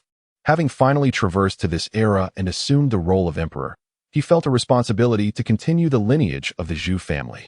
Wasn't it imperative to bear at least 100 or 80 offspring to honor an ancestor like Zhu Yuanzhang? Yesterday, he had merely fired a blank shot. Today, he had to make amends. As Zhu Youxiao approached Jing'an Palace, the guards, intending to announce his arrival, were met with a fierce glare from him, which silenced them. He preferred a more discreet entrance rather than a grand announcement. "Ah, your majesty has arrived. Your servant pays homage to your majesty." The pure consort, leaning against the palace door to admire the sunset, was startled by Zhu Youxiao's entrance and quickly rose to perform her respects. Meow. A large cat tumbled from her embrace, instinctively swiping its claws a few times, inadvertently loosening the ties around Chuanfei's waist. As Chuanfei performed her bow, an expanse of pristine white was suddenly revealed before her, adorned with several marks reminiscent of strawberries. Oh dear. The pure consort was momentarily bewildered. She hastily wrapped herself in her robe and hurried back into the palace. Zhu Youxiao stood in a daze for quite some time before finally reacting. He turned his gaze towards the large cat and couldn't help but smile. "Bring forth 2 fish from the imperial kitchen as a reward for this creature." Upon hearing the words, a palace maid departed, and the large cat, seemingly comprehending the situation, let out a call towards Zhu Youxiao, grinning widely. "Meow. Ha." Zhu Youxiao approached with a smile, gently scooping the large cat into his embrace, and curiously pried apart its hind legs for a closer inspection. Quite satisfactory. It is indeed a male cat. A male cat. By the heavens, it turns out to be a male cat. A male cat that has never been neutered? He then pointed to a nearby eunuch and exclaimed, "You, come here." The eunuch responded, "At your service." "What is your name?" "In response to your majesty." "This humble servant is Wang Yiqi." "Ah." Upon hearing this name, Zhu Youxiao sincerely praises his parents from the depths of his heart.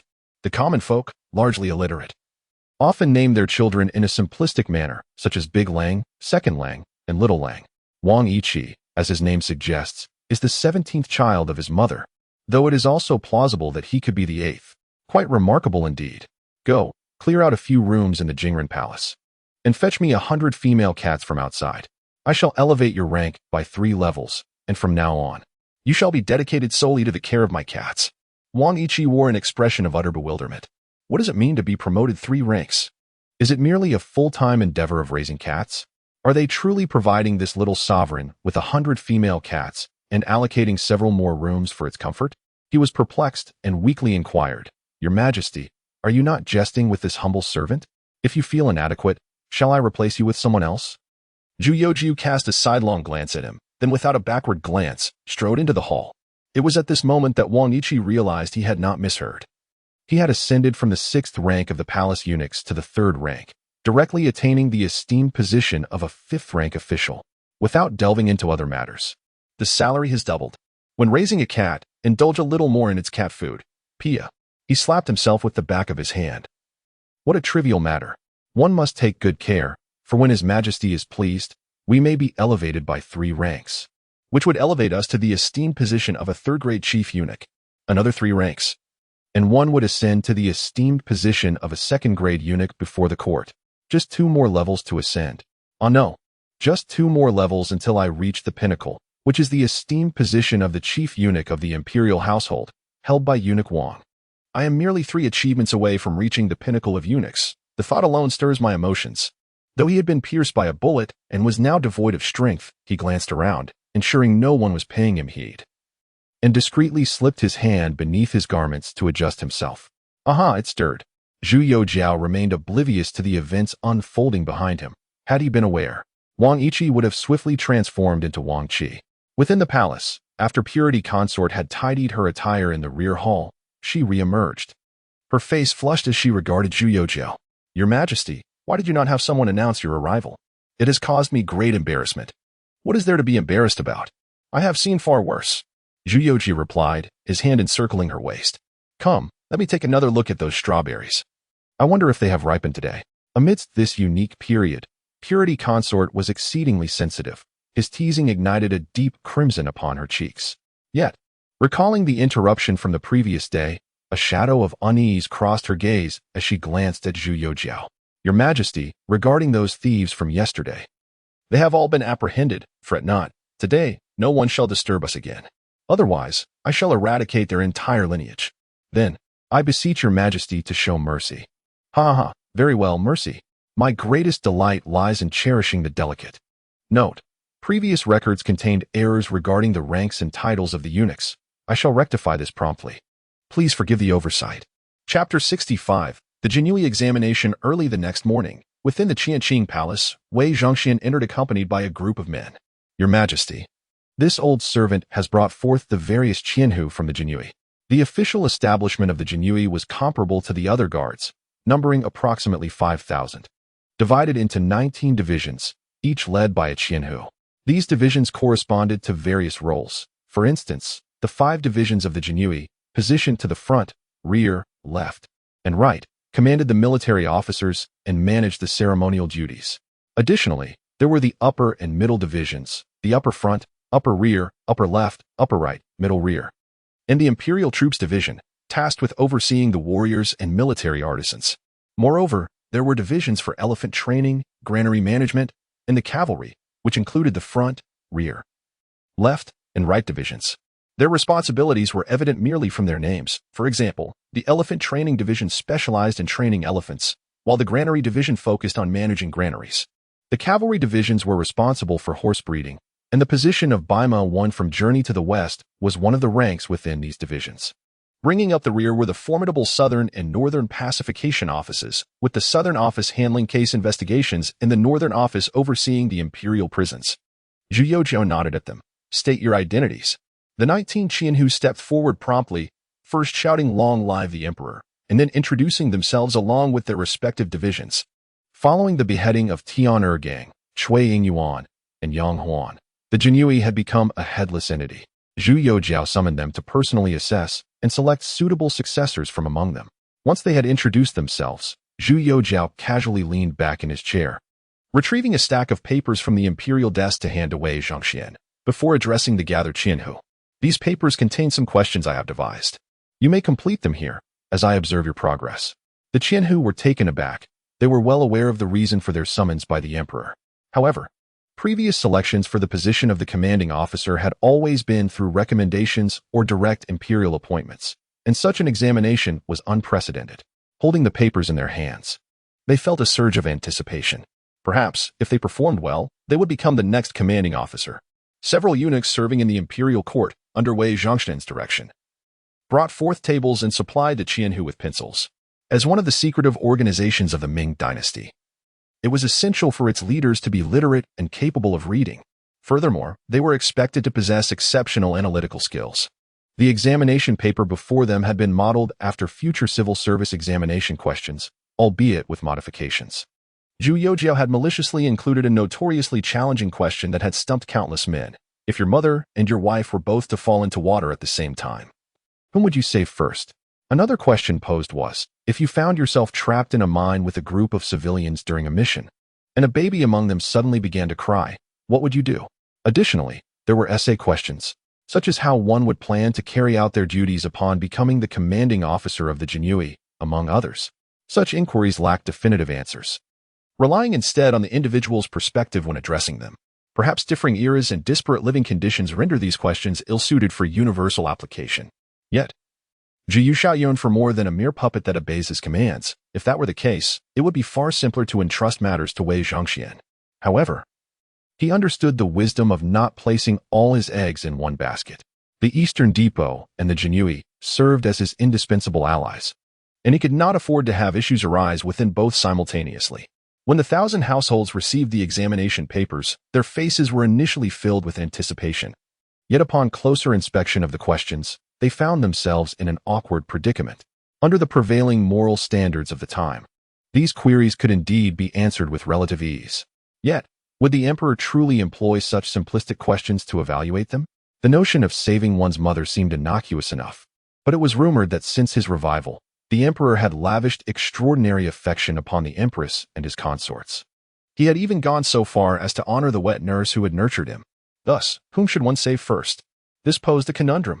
Before they could fully contemplate their responses, Zhu Youxiao's voice echoed once more.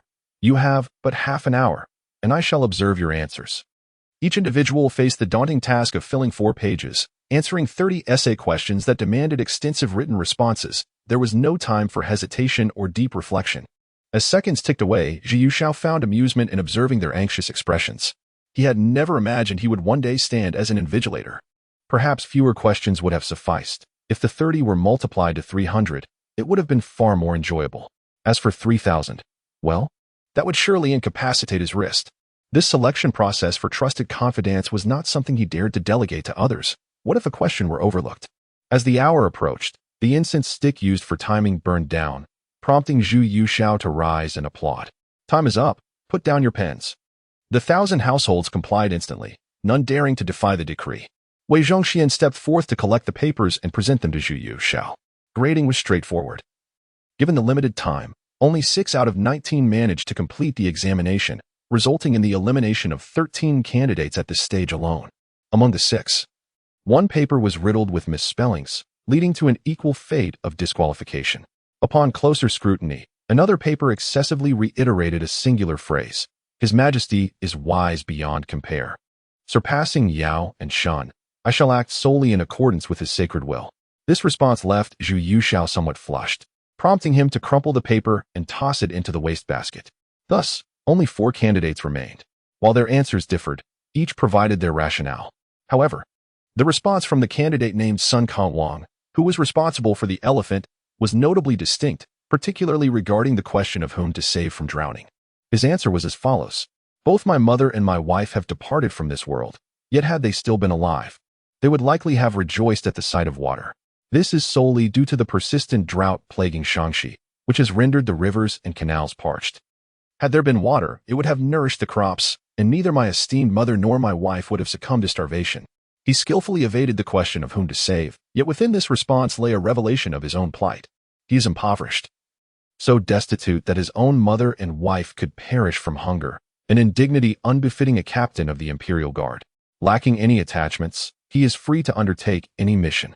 Zhu Youxiao, uncertain of the veracity of his words, summoned Wei Zhongxian to his side. Are you familiar with this Sun Kangwang? Wei Zhongxian, somewhat embarrassed, shook his head.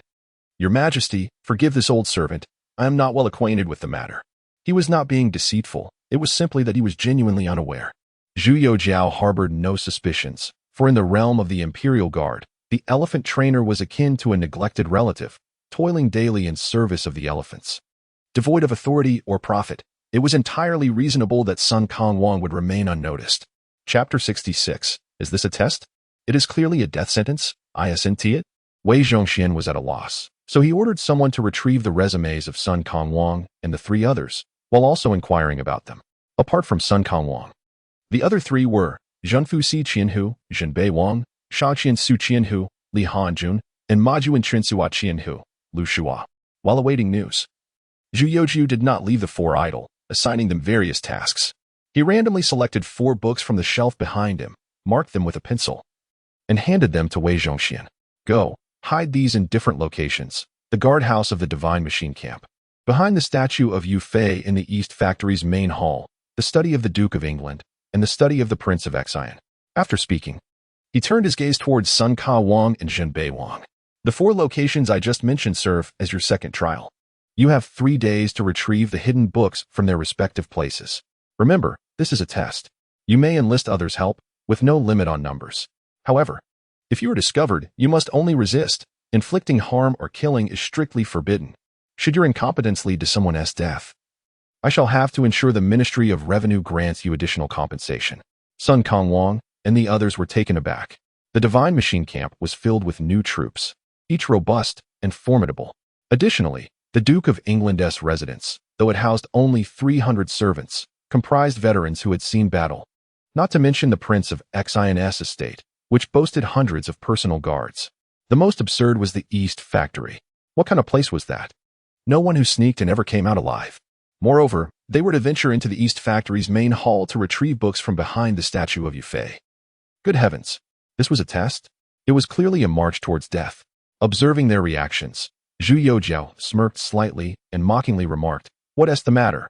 Are you afraid? If you are, you may withdraw. I shall not blame you." The 4 exchanged glances, and Sun Kangwang stepped forward. "Your Majesty, I choose the East Factory." After speaking, he cupped his fist towards Wei Zhongxian, adding, "I hope the factory master will show mercy and not let me die too disgracefully." Among the 4 locations, the East Factory posed the greatest challenge, and his choice elevated Zhu Youxiao's regard for him. Wei Zhongxian's expression twitched. This lad was quite bold. Yet, in front of Zhu Youxiao, he could only respond with a smile. "What a brave choice, Qianhu. Rest assured, If you fail, we shall only break one of your legs. Perhaps it might be the middle one. His grin appeared somewhat sinister to Sun Kong Wang, causing him to instinctively shrink his neck. However, he quickly mustered his courage. I am not afraid of you. Ha ha, good. A true man. Zhu Youxiao, satisfied, patted his shoulder twice before turning to the other three. What of you? Have you made your choices? Qin Bei stepped forward, clasping his fists. I, a humble servant, choose the divine machine camp. Li Hanjun declared. I shall go to the Prince of Xian's estate. Zhang, the 1,000 household commander, hesitated, having intended to select something else, but seeing it had been claimed, he reluctantly stated. Then I shall have to go to the estate of the Duke of England. Go then, prepare yourselves. The assessment will commence at the hour of the high tonight and conclude at the hour of the high 3 days hence. I hope to see the 4 of you here once more in 3 days. After bowing, the 4 departed the Qianqing Palace alongside the other 1,000 household commanders. As he observed their retreating figures, Zhu Youxiao inquired of Wang Tiqian, have you made any progress on the location I asked you to investigate yesterday? Your Majesty, Wang replied. After the explosion at Wang Gong factory last year, the residents in that vicinity have relocated, leaving the area vacant. The buildings have since been repaired, and with a few modifications, they can be repurposed as classrooms. Wang Gong factory. The great explosion of the Tianqi era? Zhu Youxiao shuddered. This catastrophic event was indeed earth-shattering. With historical accounts varying widely, some claiming the death toll reached over 100,000, while others suggested only a few thousand had perished, leaving the truth obscured. The mere thought of the gunpowder factory being situated within the city filled him with an inexplicable sense of trepidation.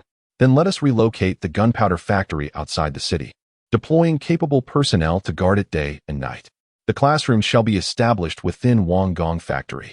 Additionally, select 1,000 individuals from the palace attendants and maids to await at Wang Gong factory. In a couple of days, I shall visit them. Your commands shall be obeyed. Wang Tiqian promptly bowed and departed. While the matters of the Jinyue had found resolution, Zhu Youxiao faced numerous other challenges, the most pressing being the vacancies among officials. A portion had been dispatched to the Shaanxi and Shanxi provinces, and recently, Wei Zhongxian had dismissed another batch, leaving nearly half of the 6 ministries vacant, necessitating prompt appointments. Otherwise, the governance would falter, rendering any plans he conceived futile. He summoned Wen Tiran and Xian Wang to the palace, where the 3 deliberated over the selection of candidates. The primary recommendations would come from the 2 of them, with Zhu Youxiao making the final decisions. As the saying goes, 3 cobblers with their wits combined surpass Zhuge Liang. And this sentiment rang true. Wen Tiran was astute and highly capable, but his most remarkable asset was his prodigious memory, allowing him to retain complex financial data effortlessly. Not to mention his interactions with living individuals. Zhu Youxiao noted that while the officials dispatched to Shaanxi and Shanxi had created significant vacancies, many had been returned from those provinces, such as Hong Chengqiu and Zhang Fuzhen. When Wen Tiran mentioned Hong Chengqiu, Zhu Youxiao chuckled. His abilities were undeniable. Yet his subsequent defection to the Manchus was also a reality. However, being from Quanzhou and possessing a complicated family background in the region, if utilized effectively, he could indeed contribute to the Ming dynasty. Conversely, Zhang Fuzhen caught Zhu Youxiao's attention. His resume was unremarkable, and prior to being recalled to the capital, he had merely served as a counselor in Gongchang. However, in the annals of genuine history, upon ascending to the throne, Chongzhen first served in various capacities such as the official of Yulin, the governor of Yinsui, the governor-general of Jili and Liaodong, the governor-general of Xuanda, and the governor-general of Shanhaiguan, ultimately rising through military merit to the esteemed position of Minister of War. It must be acknowledged that he was indeed a capable individual. And more importantly, he remained loyal to the Ming dynasty. He was one of the ministers who, in devotion to Chongzhen and the Ming, chose to sacrifice himself.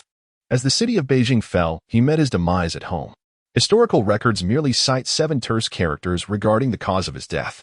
Yet, given the Qing dynasty's notorious penchant for historical revisionism, Zhu Youxiao believed that the truth must extend beyond this. Nevertheless, that was no longer of consequence. What mattered was that this individual had manifested before him. Imperial Edict of Self-Examination. Due to an abundance of information, I have discovered yet another error in the official history. Yuan Chongwan was at this time reflecting in his homeland, and the governor of Liaodong was Wang Zhiqing, a correction I have previously made. And I offer my sincerest apologies. Chapter 67. Who is Li Ziqing? Step forward and speak. In the region of Miji, Shanxi, after breaching the county town, The righteous army under Li Zicheng began to swell like a snowball, amassing over 20,000 members in a mere fortnight. Contrary to the depictions in historical texts, these individuals were not a ragtag group. Li Zicheng understood precisely what Zhu Youxiao desired. Thus, he sent the elderly, women, and children home with parcels of land, retaining only the robust men. With the support of this formidable band of 20,000, he thoroughly swept through Meiji, eradicating all affluent merchants and unscrupulous gentry who had committed heinous acts. Their lands were equitably distributed among the common folk, and their residences were allocated as rewards for merit. The truth could not be concealed, and Li Zicheng had no intention of doing so. Consequently, news of the events in Meiji spread swiftly to the neighboring counties. In the regions of Jiazhou, Wubu, Suida, and Qinjian, initial trepidation swept through the populace, fearing that this righteous army might encroach upon their territories. However, as days passed, a dramatic transformation unfolded. Land, the sole means of sustenance for the farmers of this era, became a beacon of hope. Upon learning that every citizen in Meiji had received land without fear of retribution, villages bordering Meiji began to stir with excitement. Families gradually migrated to Meiji, and some even approached the county office, beseeching Li Zicheng to lead his army to their counties and cleanse them of their corrupt merchants and gentry. Perhaps it was the inevitable tide of history or merely a fortuitous coincidence, but notable figures from history, Gao Yigong, Yuan Zhongdi, Li Laixiang, and Tian Jinxiao, who had once stood by Li Zicheng's side, were now returning to their rightful places. Among these four, Li Laixiang and Gao Yigong were natives of Meiji, having joined during the plundering. Though Li Laixiang was merely 12 or 13 years old, he had grown tall and sturdy, resembling an adult. Yuan Zhongdi and Tian Jinxiao hailed from Suida in Lin County. Their intent was twofold: to join Li Zicheng's army and to request that he lead his forces to Suida. However, Li Zicheng declined their request. At that moment, he stood at the county office entrance, witnessing a group of bound individuals vociferously berating one another. A pack of murderers. Did I not say before? No indiscriminate slaughter of the innocent, no violation of women. Do you take my words as mere trifles? He bellowed. Lao Chi of Lu's village was a decent man. He could not restrain himself upon seeing a beautiful girl. Bring forth this wretch and castrate him. Toss him into the Wooding River to feed the fish. As his words echoed, several members of the righteous army surged forward, restraining one of the bound individuals and, without hesitation, severing his heirloom. Amidst the man's agonized cries, one of the righteous army members respectfully inquired, "Master, shall we feed the fish only the rod, or the man as well?" Li Zicheng glared. What a foolish question. Of course, we will feed both. Do you think I would keep a eunuch by my side? How revolting. The man who had been scolded shrank his neck and, alongside another, lifted the one who had been cut and began to carry him away from the city. Li Zicheng spat on the ground, casting a glance at the others. Each of these individuals bore a taint of wrongdoing. Some had seized the belongings of innocent citizens during the tumultuous aftermath in Meiji, while others had committed acts of infidelity against their wives and daughters. There were even those who turned against one another for the sake of wealth. In short, each one was deserving of their fate. This scenario had been anticipated by Zhu Youxiao, yet he found himself powerless. To swiftly stabilize the chaotic state of the Ming dynasty, one could only resort to violence to counter violence. The common folk of Shaanxi and Shanxi had already lost all hope. Even if Li Zicheng, Gao Yingxiang, and their ilk were eliminated, figures like Wang Zicheng and Lu Yingxiang would inevitably rise to incite rebellion anew. Such individuals would care little for the lives of ordinary citizens. Historically, the death toll among the populace during the late Ming, due to peasant uprisings and natural disasters, exceeded 10 million. This was the prevailing situation, one that no one could thwart. Solely relying on the imperial court's disaster relief, regardless of the amount of silver, would only fill a bottomless pit, enriching corrupt officials and vile gentry further. Only through a thorough cleansing could the shadowy gloom enveloping the Ming dynasty give way to light once more. Li Zicheng did not comprehend these matters, yet he understood what Zhu Youxiao desired. Thus, he focused on restoring military discipline, which was the primary reason he refrained from plundering other counties after subduing Meiji. At that moment, several swift horses appeared in the distance, prompting the onlooking citizens to hastily disperse. The horses halted at the county office, and a man atop one surveyed the crowd before loudly demanding, "Who is Li Zicheng? Step forward and speak." Before Li Zicheng could respond, Gao Yigong stepped forward, pointing at the man and cursing, "Presumptuous fool, who do you think you are?" The horseman's expression darkened upon hearing this, and with a swift motion, he drew a long knife from his waist. Noticing the blade's form, Li Ziqing furrowed his brow, as if recalling something, and reached out to restrain Gao Yigong, advancing toward the newcomer. "Are you from the north?" he inquired. "Indeed," came the reply. Following this exchange, Li Ziqing gestured towards the county office. "Please, let us speak inside." The horseman sheathed his knife, dismounted, and accompanied Li Ziqing into the office, casting a fierce glare at Gao Yigong as he passed. Startled by the look, Gao Yigong, embarrassed to lose face before the crowd, shouted at the man's back, "What do you want?" Upon hearing this, the man abruptly halted, turned on his heel, and with a swift stride, kicked Gao Yigong, sending him flying several meters away before he could react. Li Ziqing's eyes lit up at this display of skill. However, Yuan Zhongdi and Li Liheng quickly closed in, and other righteous troops immediately brandished their weapons. Only Li Gua suspected the identity of the newcomer and hurriedly shouted, "Stop! Everyone retreat." Only then did Yuan Zhongdi and the others grudgingly withdraw. The man cast a glance at Li Gua before approaching Gao Yigong, leaning down to fixate on his eyes, and coldly remarked, "Still have questions?" Gao Yigong shivered once more, realizing there was no room for further inquiry. He understood that had the man not restrained his strength earlier, that kick could have easily claimed his life. Observing his cowering silence, the man turned away and stepped beside Li Ziqing, deliberately lowering his voice. "If you wish to avoid demise, do not surround yourself with the likes of those unworthy." Li Ziqing offered an awkward smile, acknowledging, Understood. Upon entering the Grand Hall, the man produced a badge, revealing his identity to Li Ziqing. Jinyui, captain of the Northern Pacification Bureau, Zhanglo. Chapter 68. Surrender? Surrender. Li Ziqing's pupils contracted. Indeed. His guess was correct. He wondered if this brother had come with some important matter to convey. Chong Lu nodded and retrieved a letter from his bosom, handing it over. Although Li Ziqing had once served as a courier, he was not well versed in literacy, and the majority of the contents of the letter were unfamiliar to him. Prompting an awkward smile, "Please forgive me, esteemed sir, for my limited literacy.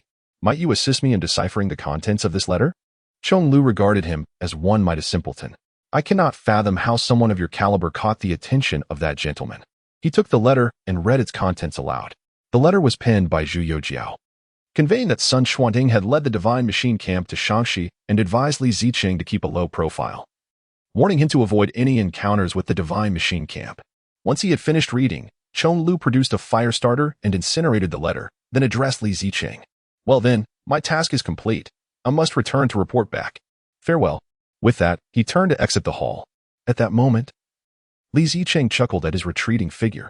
"Brother, are you truly leaving just like that?" Chong Lu paused in his stride. "What, do you have further matters? Why not abandon the capital and join us in rebellion? Are you attempting to drag me into this?" No. I merely wish to extend an offer of allegiance." After a series of exchanges, Chong Lu felt his wits waning. What kind of world is this? Surrender to the Jinyui? Bah! The government offers clemency to bandits. This Li fellow was attempting to ensnare him. Observing Chong Lu's bewildered expression, Li Ziqing spoke with conviction. "Brother, do you truly believe that after accepting this mission, returning to the capital will yield favorable outcomes? You must understand, Li is engaged in clandestine operations.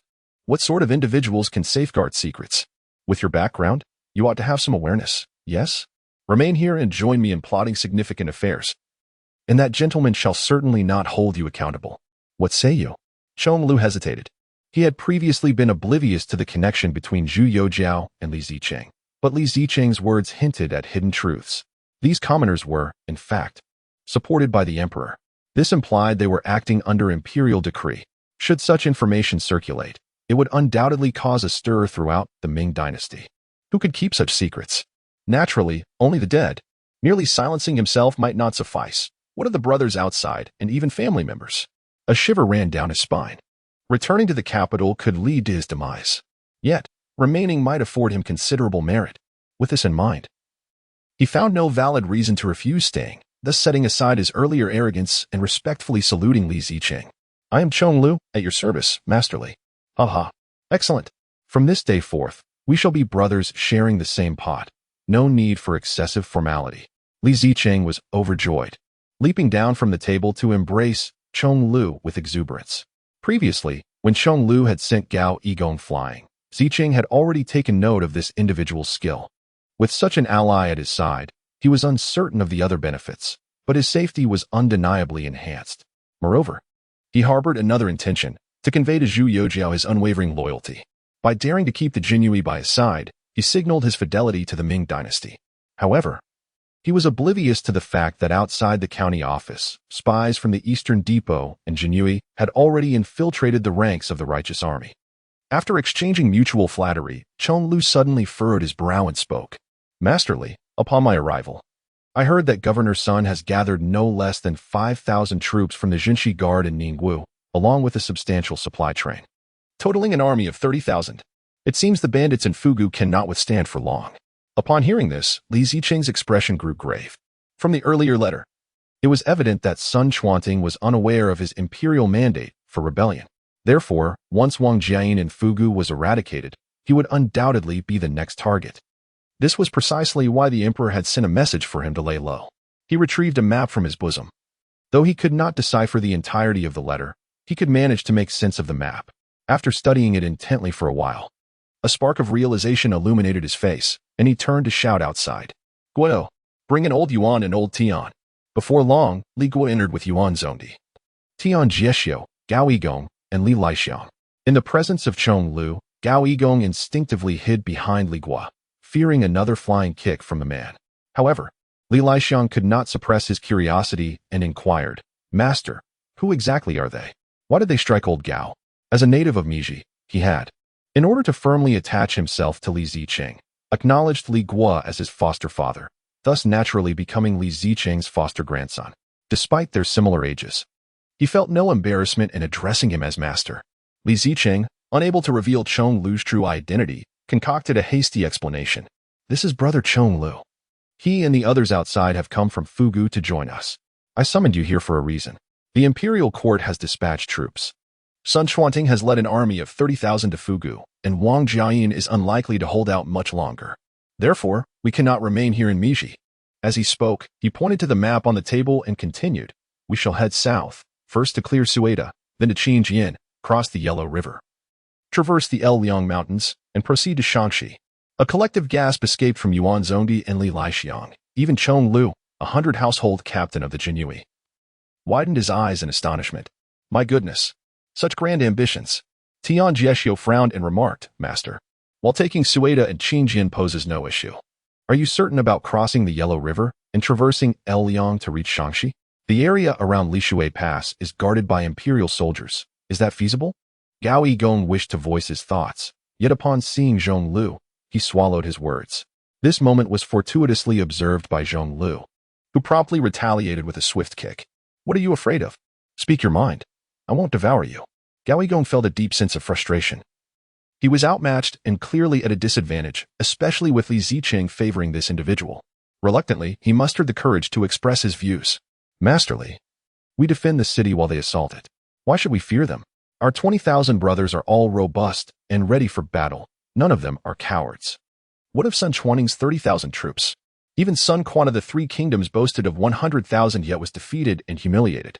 In my opinion, the Sun family merely boasts, they are not formidable in combat. Zhonglu cast him a disdainful glance, chuckling derisively. Setting aside the origin of your claim of 100,000, whether it holds any truth or not, Sun Quanting has brought 3,000 elite soldiers from the Divine Machine Camp, a new army personally established by the Emperor. Their firearms can kill from 100 paces away, not to mention the artillery capable of striking targets from 2 miles away. Tell me, how can our 20,000 young men withstand such might? Gao Yigong was left speechless, stuttering for a considerable time before admitting, I heard the 100,000 from a storyteller. They are learned individuals and surely would not deceive. Chapter 69. Good days should not be solely enjoyed by the villagers of Meiji enough. Li Zicheng interrupted the two, gesturing towards the map. Look here. Li Guo furrowed his brow in confusion. Jixiao? What about it? Li Zicheng elaborated. The Fan family in Jixiao has committed innumerable atrocities, selling the grain that rightfully belongs to us to the Mongols and the Jurchens beyond the borders. Although their activities are centered around Zhangjiago, Jixiao is their ancestral home. Capturing Jixiao will yield a substantial fortune, significantly enhancing our strength. So what do you say? Are you brave enough to follow me? With that, he slammed his fist on the table, his gaze sweeping across each person's face. Tian Jixiao scratched his head and reiterated his previous concern. Li Yi, going to Shaanxi is one thing, but But what about Yinshui Pass? It is guarded by soldiers, and on the opposite bank of the Yellow River. A direct assault could cost us countless brothers. Li Zicheng chuckled, turning to the side where Chong Lu stood. Brother, can you handle Yinshui Pass? Chong Lu was taken aback, pointing at himself. You want me to lead a charge against Yinshui Pass? Is this some kind of jest?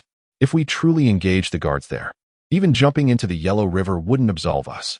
Although he was uncertain of the number of troops stationed at Yinshui Pass, he estimated it would not exceed 1,000 men.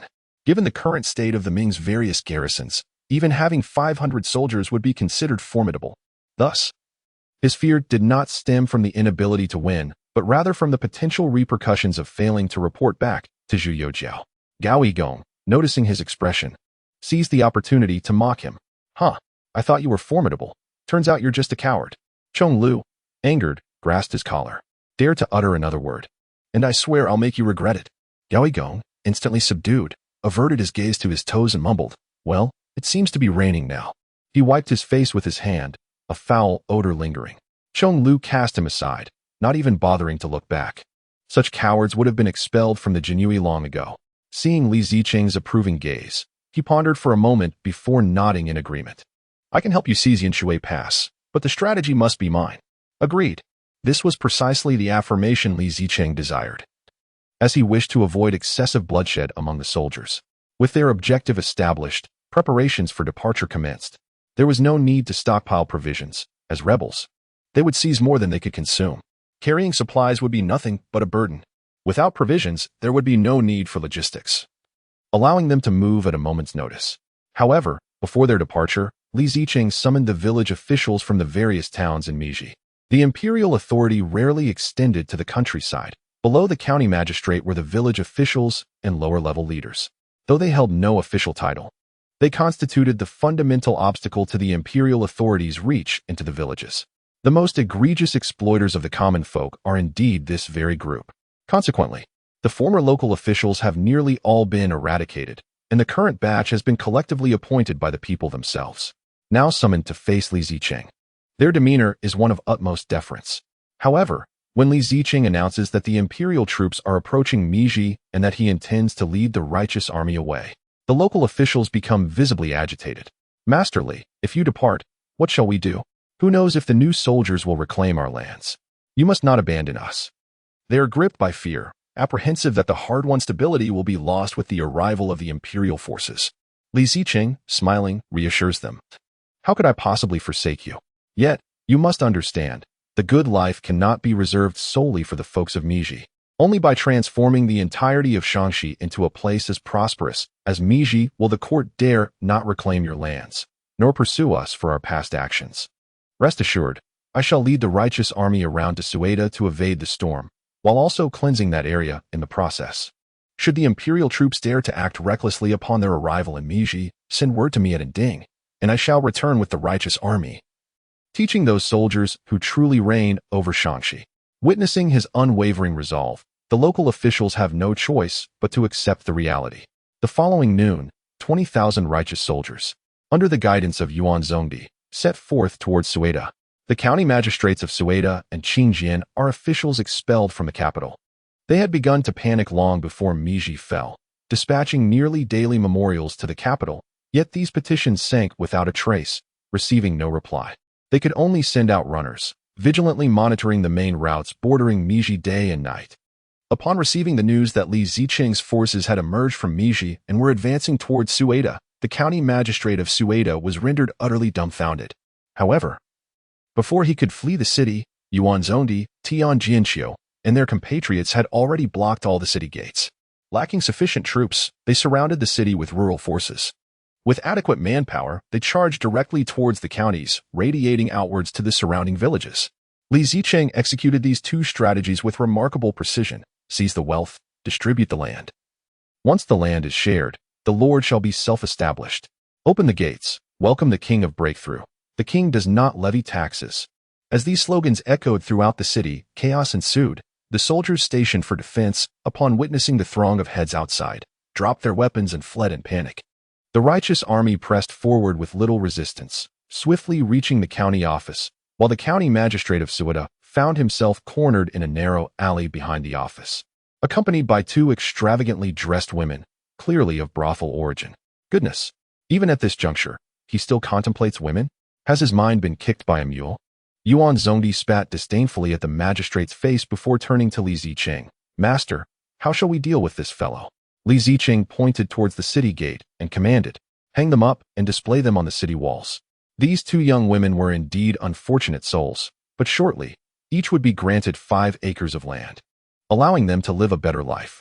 The two women, who had anticipated an endless nightmare, were taken aback by such unexpected kindness and hurriedly knelt down, bowing their heads in gratitude. Thank you, kind sir. Thank you for your mercy. After capturing Sueda, 20,000 able-bodied men divided into several routes centering around the county town, launching a new wave of cleansing in the surrounding villages. Chapter 70. To hell with the rules. In Shaanxi, I am the rule.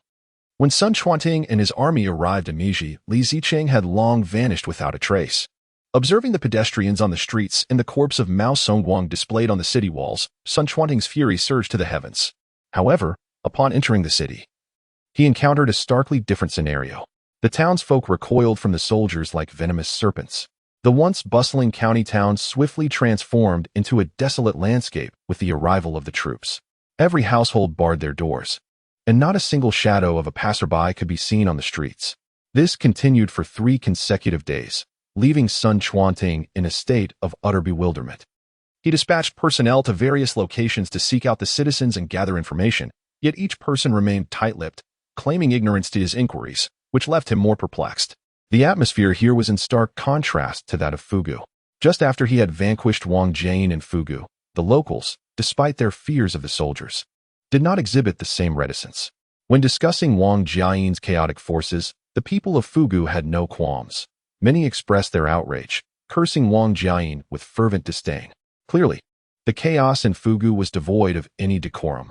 Looting, pillaging, and the violation of women were commonplace.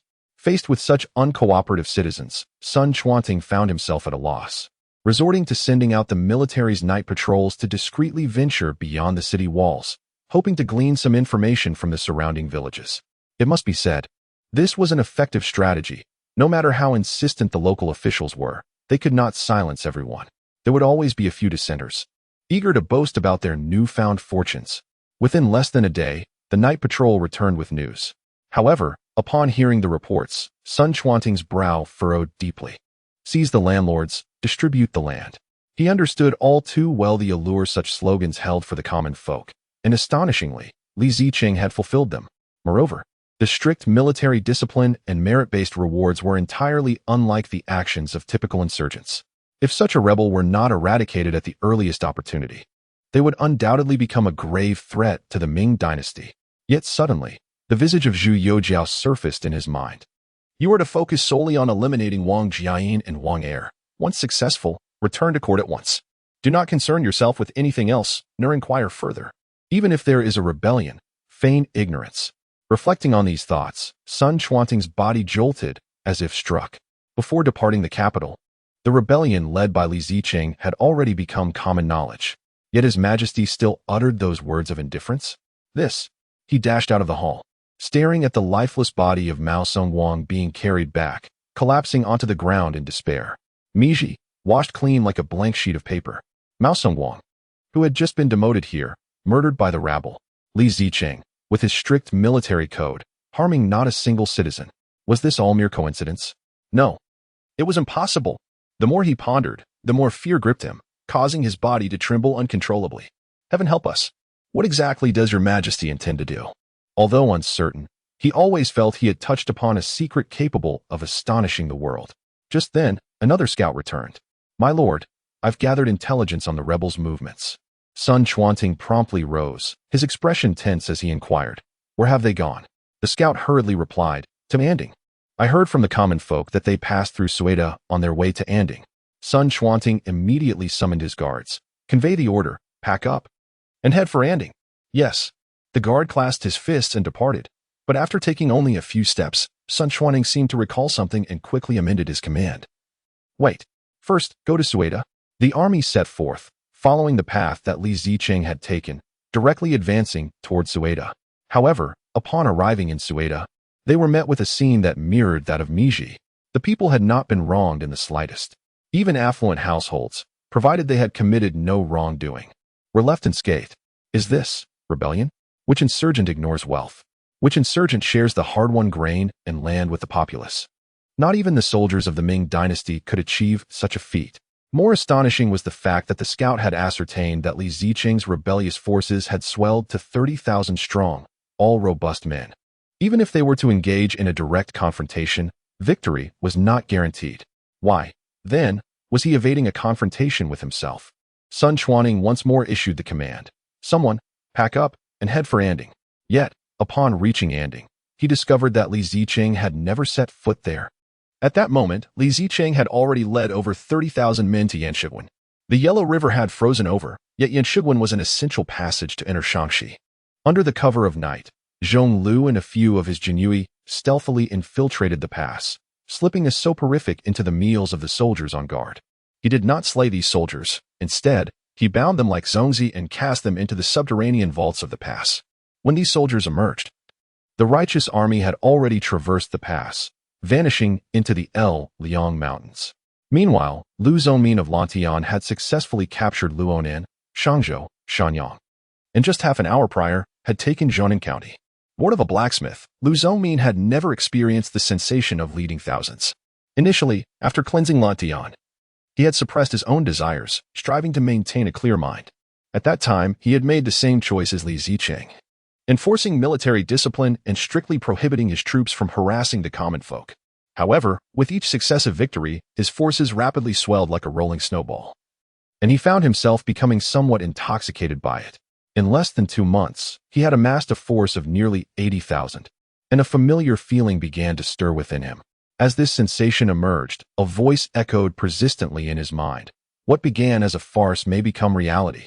One day, I shall muster 1,000,000 strong and dethrone the one seated upon the dragon throne in the Forbidden City. Our esteemed Lu family descends from Lu Bang. Surely we can replicate the glory of our ancestors. Spare me, noble warrior, do not take my life. Observing the county magistrate of Zhenan kneeling before him in utter desperation, Lu Zongmin displayed a triumphant smile. Corrupt official, your time has come.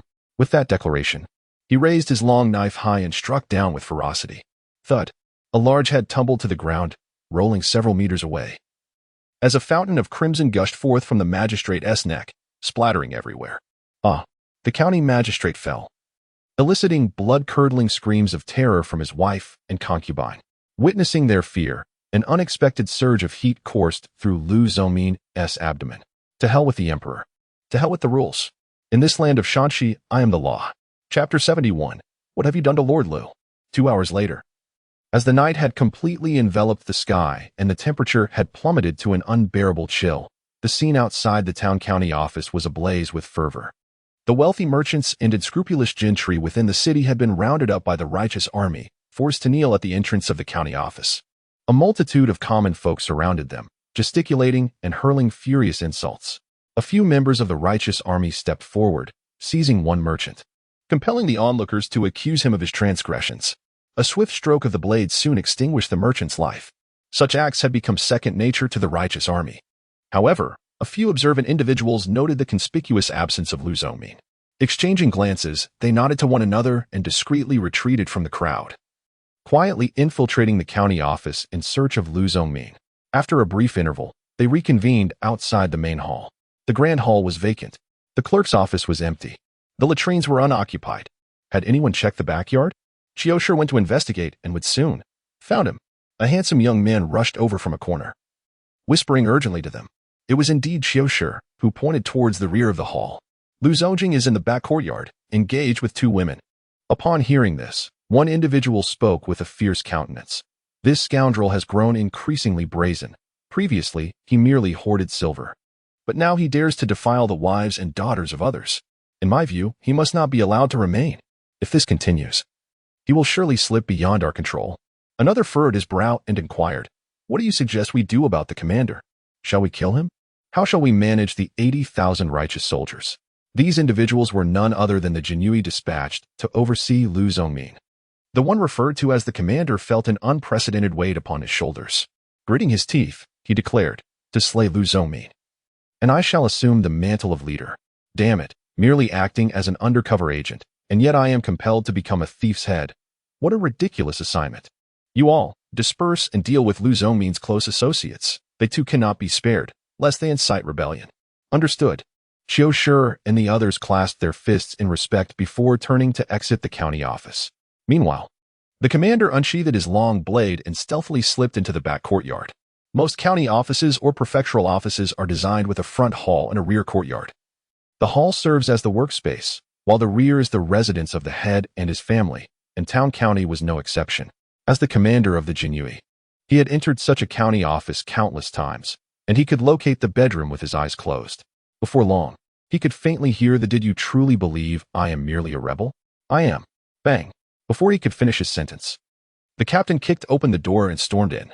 Lu Zhongmin, are you seeking death? Lu Zhongmin was still in a daze when a long knife lunged toward him. Instinctively, he grabbed the woman beside him and used her as a shield, shouting furiously, "Niu Liang, have you gone mad?" Niu Liang, the captain, showed no hesitation as his long knife pierced through the woman's chest, continuing its deadly trajectory into Lu Zhongmin's left shoulder. The pain surged through Lu Zhongmin, forcing him to release the woman, and he collapsed heavily onto the bed.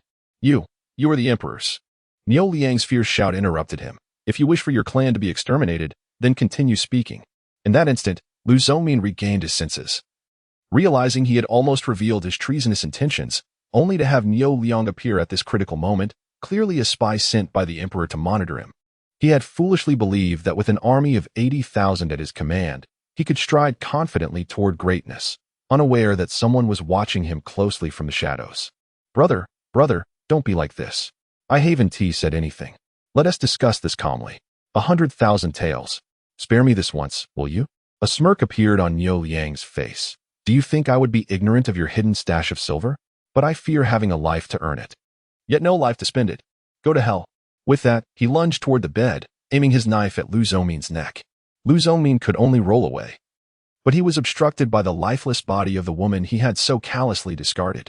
His gaze met the unblinking eyes of the concubine of the county magistrate, whom he had killed.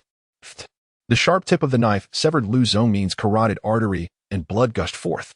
Terrified, he clutched his neck, but no effort could stem the torrent. The rapid loss of blood drained his strength, leaving him pallid, his lips devoid of color. As he sensed his life slipping away, he greedily inhaled one last breath, gazing at the corpse before him. By imperial decree. Seeing the dire situation, Niu Liang intended to strike again, but Lu Zhongmin had already fallen silent. He surveyed the three bodies in the room before deciding to deliver the final blow. This was a matter of great consequence. He dared not be careless. Upon exiting the back chamber and arriving at the front hall, he found the judgment outside the county office had concluded. Qiu Shi and others were cornered by a group of righteous warriors within the hall, surrounded by a sea of corpses. "What do you intend to do?" Niu Liang glared at the insurgents. "Have you rebelled against the court, only to turn against your own?" Blood stained his body, and even his face bore the marks of violence. These righteous soldiers were, in essence, mere commoners who had recently risen up.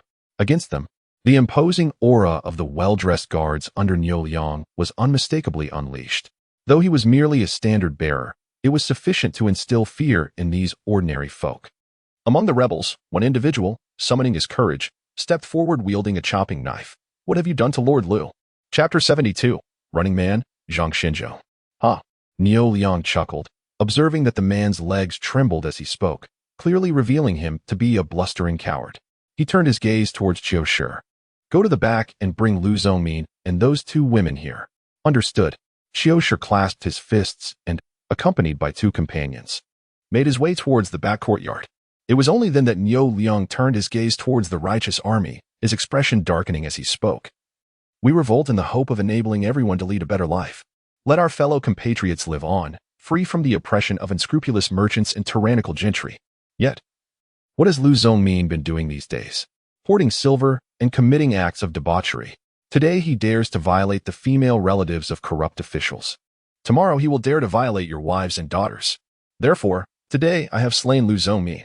It is solely to prevent him from violating your wives and daughters.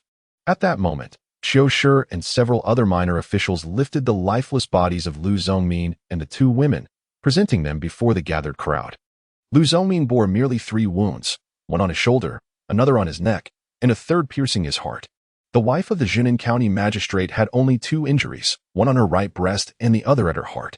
In stark contrast, the condition of the Jinan concubine was a horrific sight, far more gruesome than that of the others by at least tenfold. She stood completely naked, her cheeks swollen and reddened, bearing the imprints of countless slaps. On her chest and the inner thighs, there were disturbing bruises everywhere. Upon witnessing the lifeless body of the concubine, a portion of the righteous army could not help but have their eyes well up with tears. Such a scene. How strikingly reminiscent it is. Once upon a time, there were women in their household who were tormented by bullies. When the lifeless bodies of their wives, daughters, and even mothers were brought back, it was reminiscent of this concubine. A well-deserved act of vengeance. Indeed, those who indulge in the debauchery of other spouses are beyond redemption. To grant him such a swift demise is to afford him an undeserved mercy. In my view, he ought to be subjected to a slow and torturous end. Piece by piece, the wrath of the masses arrives with such suddenness. Although they are aware that the lifeless body before them belongs to the concubine of the county magistrate, the gruesome state of her demise still renders them unable to gaze upon it with ease. In the beginning, human nature is inherently good. Though the common folk have chosen to rebel, the seed of kindness remains unextinguished by the bloodshed. Amidst the cacophony of curses, a robust woman surged forward and delivered a heavy kick to Lu Zhongmin's lifeless body. Though merely a corpse, the sound of shattering bones resonated clearly in the ears of all present. The man who had previously challenged Niu Liang instinctively tightened his legs at the sight. The once admiring members of the righteous army, who had held Lu Zhongmin in high esteem, now turned their backs and joined the chorus of invective. Niu Liang stood there observing until he sensed it was time to intervene, at which point he bellowed, "Lu Zhongmin is dead." Yet, the rebels cannot be without a leader. We must continue our insurrection, ensuring that the people in other provinces and counties can all have land to cultivate, clothing to wear, and food to eat. I, Laozi Niu Liang, am willing to continue this journey with you all. Now, if anyone has an objection, step forward and speak. As soon as his words fell, someone stepped forward, exclaiming, "I refuse to accept this. Why should it be you leading the rebellion? I could do it too." This individual acted as a spark. Igniting the courage of others as one by one, the righteous army members emerged. These were the first batch of followers who had stood by Lu Zhongmin since the uprising in Lantian. Although they had not become Lu Zhongmin's most trusted confidants, they always carried an inexplicable sense of superiority when facing others. Even in Lu Zhongmin's absence, they still regarded themselves as the backbone of the righteous army, akin to a sturdy pillar. Under their command, nearly every one of them led a contingent of close to 1,000 men. The shift of power inevitably brings forth bloodshed, and Niu Liang was well prepared. Leaning against the doorpost, he turned to Qiushi and the others, signaling with a glance. Qiushi was the first to respond, declaring, "To claim the title of the king of the righteous army, you must first pass through me." With that, he seized a wooden stick and charged at the provocateurs. In a one-against-many confrontation, he dared to take the offensive, catching the challengers off guard. Soon, others stepped forward to confront Qiushi, while the remaining members of the Jinyui surged forth, and the two sides were instantly locked in combat. However, as the battle commenced, the outcome became apparent. Qiushi and his comrades executed their moves with seasoned precision, adeptly evading incoming attacks with minimal turns, all the while waiting for the opportune moment to counterattack. In contrast, their adversaries, who had only 2 months prior been on the brink of starvation, despite their recent experiences in rebellion, found themselves overwhelmed and retreating under the relentless onslaught of Qiushi and his companions. The Jinyui refrained from delivering fatal blows. Each strike landed on the neck, chest, or behind the knees of their opponents, employing the most energy-efficient techniques to bring them down one by one. This contest for the title of King of the Righteous Army persisted throughout the night. At dawn, no one dared to rise against Niu Liang. For those who opposed his ascension lay curled in the corners, sleeping more soundly than pigs. Fortunately, a fire had been kindled beside them. Otherwise, their bodies would have been colder than that of the innkeeper. With the righteous army now under his command, Niu Liang issued a series of commands at first light. Reinforce military discipline, unearth the silver hidden away by Lu Zhongmin to serve as severance pay, and expel those unfit from the ranks. As the commander of the Jinyui, he understood far better than Li Ziqing the importance of both quantity and quality. Yet, the paramount concern remained quality. Achieving this required a rigorous selection process through successive battles. Meanwhile, Gao Xiang had led his forces to successively conquer the counties of Anxi, Yinchuan, Yinchang, and Gongguan. Just as he was preparing to assault the city of Yinan, 2 pieces of intelligence were presented to him by agents from the Eastern Factory embedded within his troops. Sun Quanning had arrived at Anding, a mere 200 miles away. Li Zicheng had led his grand army through the Lushui Pass into the El Liang Mountains. Cunningly, Gao Xiang deliberated for a mere 3 seconds before arriving at a new decision. Abandoning Yan'an, they diverted towards Bao'an, crossed the Luo River, and ascended Mount Taibai to survey the surroundings. Once the intentions of Sun Quanting were elucidated, further plans would be devised. At this very moment, Zhang Xianzhong was clandestinely residing within the confines of Mount Taibai. It was not due to his ineptitude. Rather, their insurrection had commenced a full 6 months prior to the timeline recorded in historical texts. At this juncture, the area was referred to as Dingbian Camp. The very name suggests an inextricable connection to the border forces, as it was one of the 9 borders of the Ming dynasty. With the primary forces of the Ningxia garrison stationed less than 100 miles from Dingbian Camp at Yanqi, the ancient city of Huamapool, in later times. Furthermore, Dingbian Camp housed thousands of border troops. Lacking geographical advantage and having initiated their rebellion prematurely, they forfeited the element of surprise. Thus, when Zhang Xianzhong unfurled his banner of revolt, having barely cleansed 3 counties, he soon found himself pursued by the border forces. Consequently, he was forced to scurry like a mouse, evading capture. Despite the misfortunes, there existed a silver lining. His innate talent for evasion was activated under such duress. Leading a mere few hundred insurgents, he deftly eluded the pursuit of over 1,000 border troops, who could do nothing but trail behind in futility. It was only upon reaching Mount Taibai that the border forces lost their trail and were compelled to retreat back to Yanqi. Chapter 73, My Lord. May I go over and give them a few slaps? In the 7th year of the apocalypse, on the 7th day of November, the trial of Sun Kongwang, Zhenbei Wang, Li Hanzhong, and Lu Shua officially commenced. Wei Zhongxian had been personally stationed in the Grand Hall of the Eastern Bureau since midnight, never straying from his post. At this moment, he sat beneath the statue of Yu Fei, admonishing his subordinates. Everyone, focus. Do you know where we are? The Eastern Bureau. If that scoundrel Sun Kongwang manages to steal the token from here, how will you show your faces to the world? The subordinates exchanged glances, their fists clenched in determination. They did not believe that anyone could breach the Eastern Bureau and emerge unscathed. After all, this was the Eastern Bureau, a place that instilled fear in the hearts of the common folk. The adjudicator, Sun Yunhe, thumped his chest in assurance. Rest assured, my adoptive father, whoever dares to enter, I will ensure their blood spills on the spot. However, Wei Zhongxian glared at him, hurling a cup in his direction. Nonsense. Those are the emperor's appointed men. If you dare to let their blood spill, I will make you pay dearly. His gaze swept over the faces of all present as he barked. Remember, injuries are permissible, but no one is allowed to deal a fatal blow. Sun Yunhe shrank back, quickly offering a smile. My adoptive father, please do not be angered. I was merely speaking in jest. The others silently committed Wei Zhongxian's words to memory before proceeding to assign tasks to the guards below. One by one, the guards were summoned back, and the vast Eastern Bureau was nearly fortified to the extent of every 3 steps having a sentry and every 5 steps a lookout. Under such circumstances, not even a mouse could hope to slip through undetected.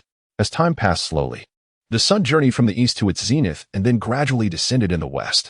Sun Yunhe, feeling a twinge of boredom, approached the entrance with his sword, inquiring of the guards on duty if they had seen any suspicious individuals. However, he received only negative responses. My lord, that fellow is unlikely to arrive this early. Is he? Indeed, my lord, I share the same sentiment. Did not the chief state that his majesty granted 3 days? Sun Qianhu would not be so desperate, would he?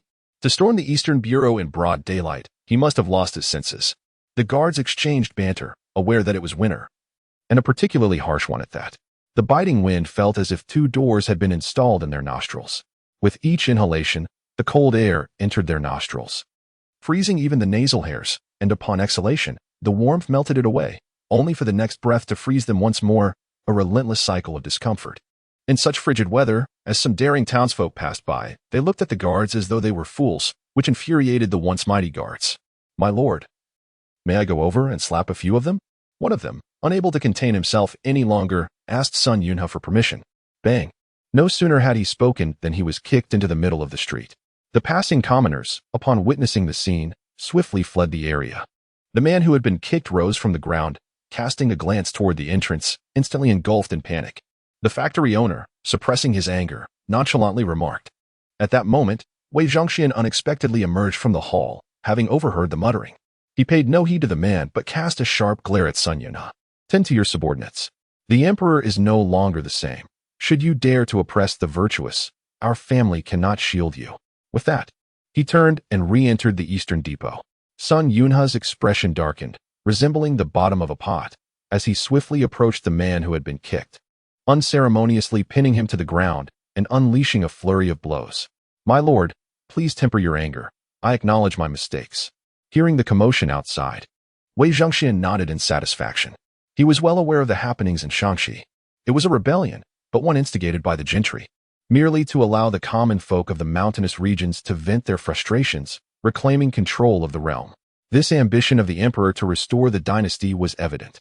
Any who dared obstruct this path would face dire consequences. Before the emperor even spoke, we would extract their tendons, strip their skin, and it would be no overreach to light our lamps with their oil. At that moment, across from the eastern depot, on the palace walls of the Forbidden City, Sun Caoguang and several of his 100 men lay concealed atop the wall, their backs to the grand entrance of the eastern depot.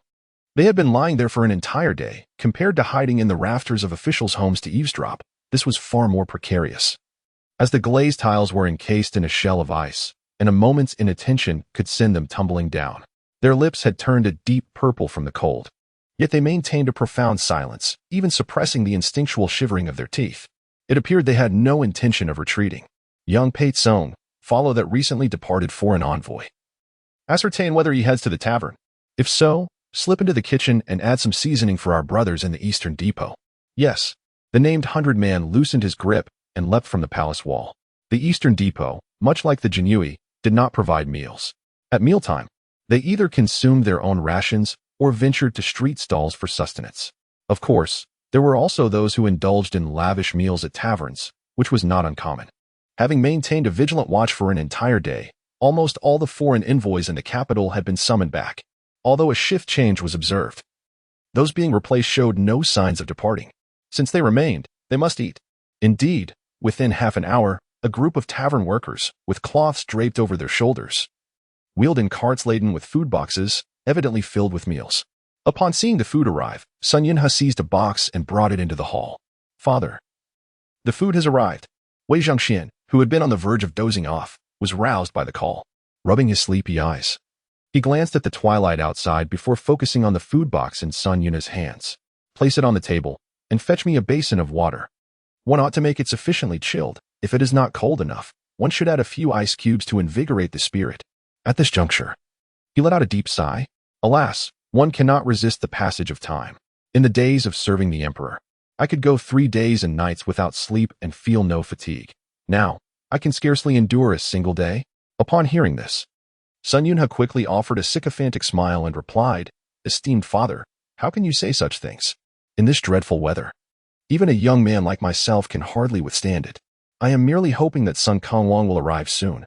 Once he restrains me, I shall take the opportunity to enjoy a restful slumber at Yunni Tower." Wei Zhongxian shot him a disdainful glare and retorted, "One cannot expect pearls from a dog's mouth. Utter such words in my presence again, and I shall personally ensure your downfall." Chapter 74. Wei Zhongxian, playing tricks with us is still a bit naive. It was only then that Sun Yunhe realized his momentary slip of the tongue and instinctively slapped himself across the face. "Forgive me, father," the child spoke out of turn. "How foolish of me to mention visiting brothels in the presence of a eunuch. Such a transgression deserved punishment." Noticing that Wei Zhongxian was ignoring him, he hastily turned to fetch some cold water. After he left, Wei Zhongxian glanced at the dishes laid out on the table. There was an abundance of chicken, duck, fish, and meat, along with a pot of clam soup. In winter, such a delicacy was possible, but in summer, it would spoil before reaching the capital. Sun Yunhe was quick in his movements, and in no time, he returned with a copper basin, the clear water containing large chunks of ice. Wei Zhongxian washed his face and took the cloth Sun Yunhe offered to dry off the water. He pointed at the food and asked, "Which establishment sent these?" In response to his adoptive father, Sun Yunhe replied, "These are the signature dishes from the Zhu Youxiao. I remember you particularly enjoy their squirrel fish and dompa pork. The wine is also the finest Zhu Youxiao brew."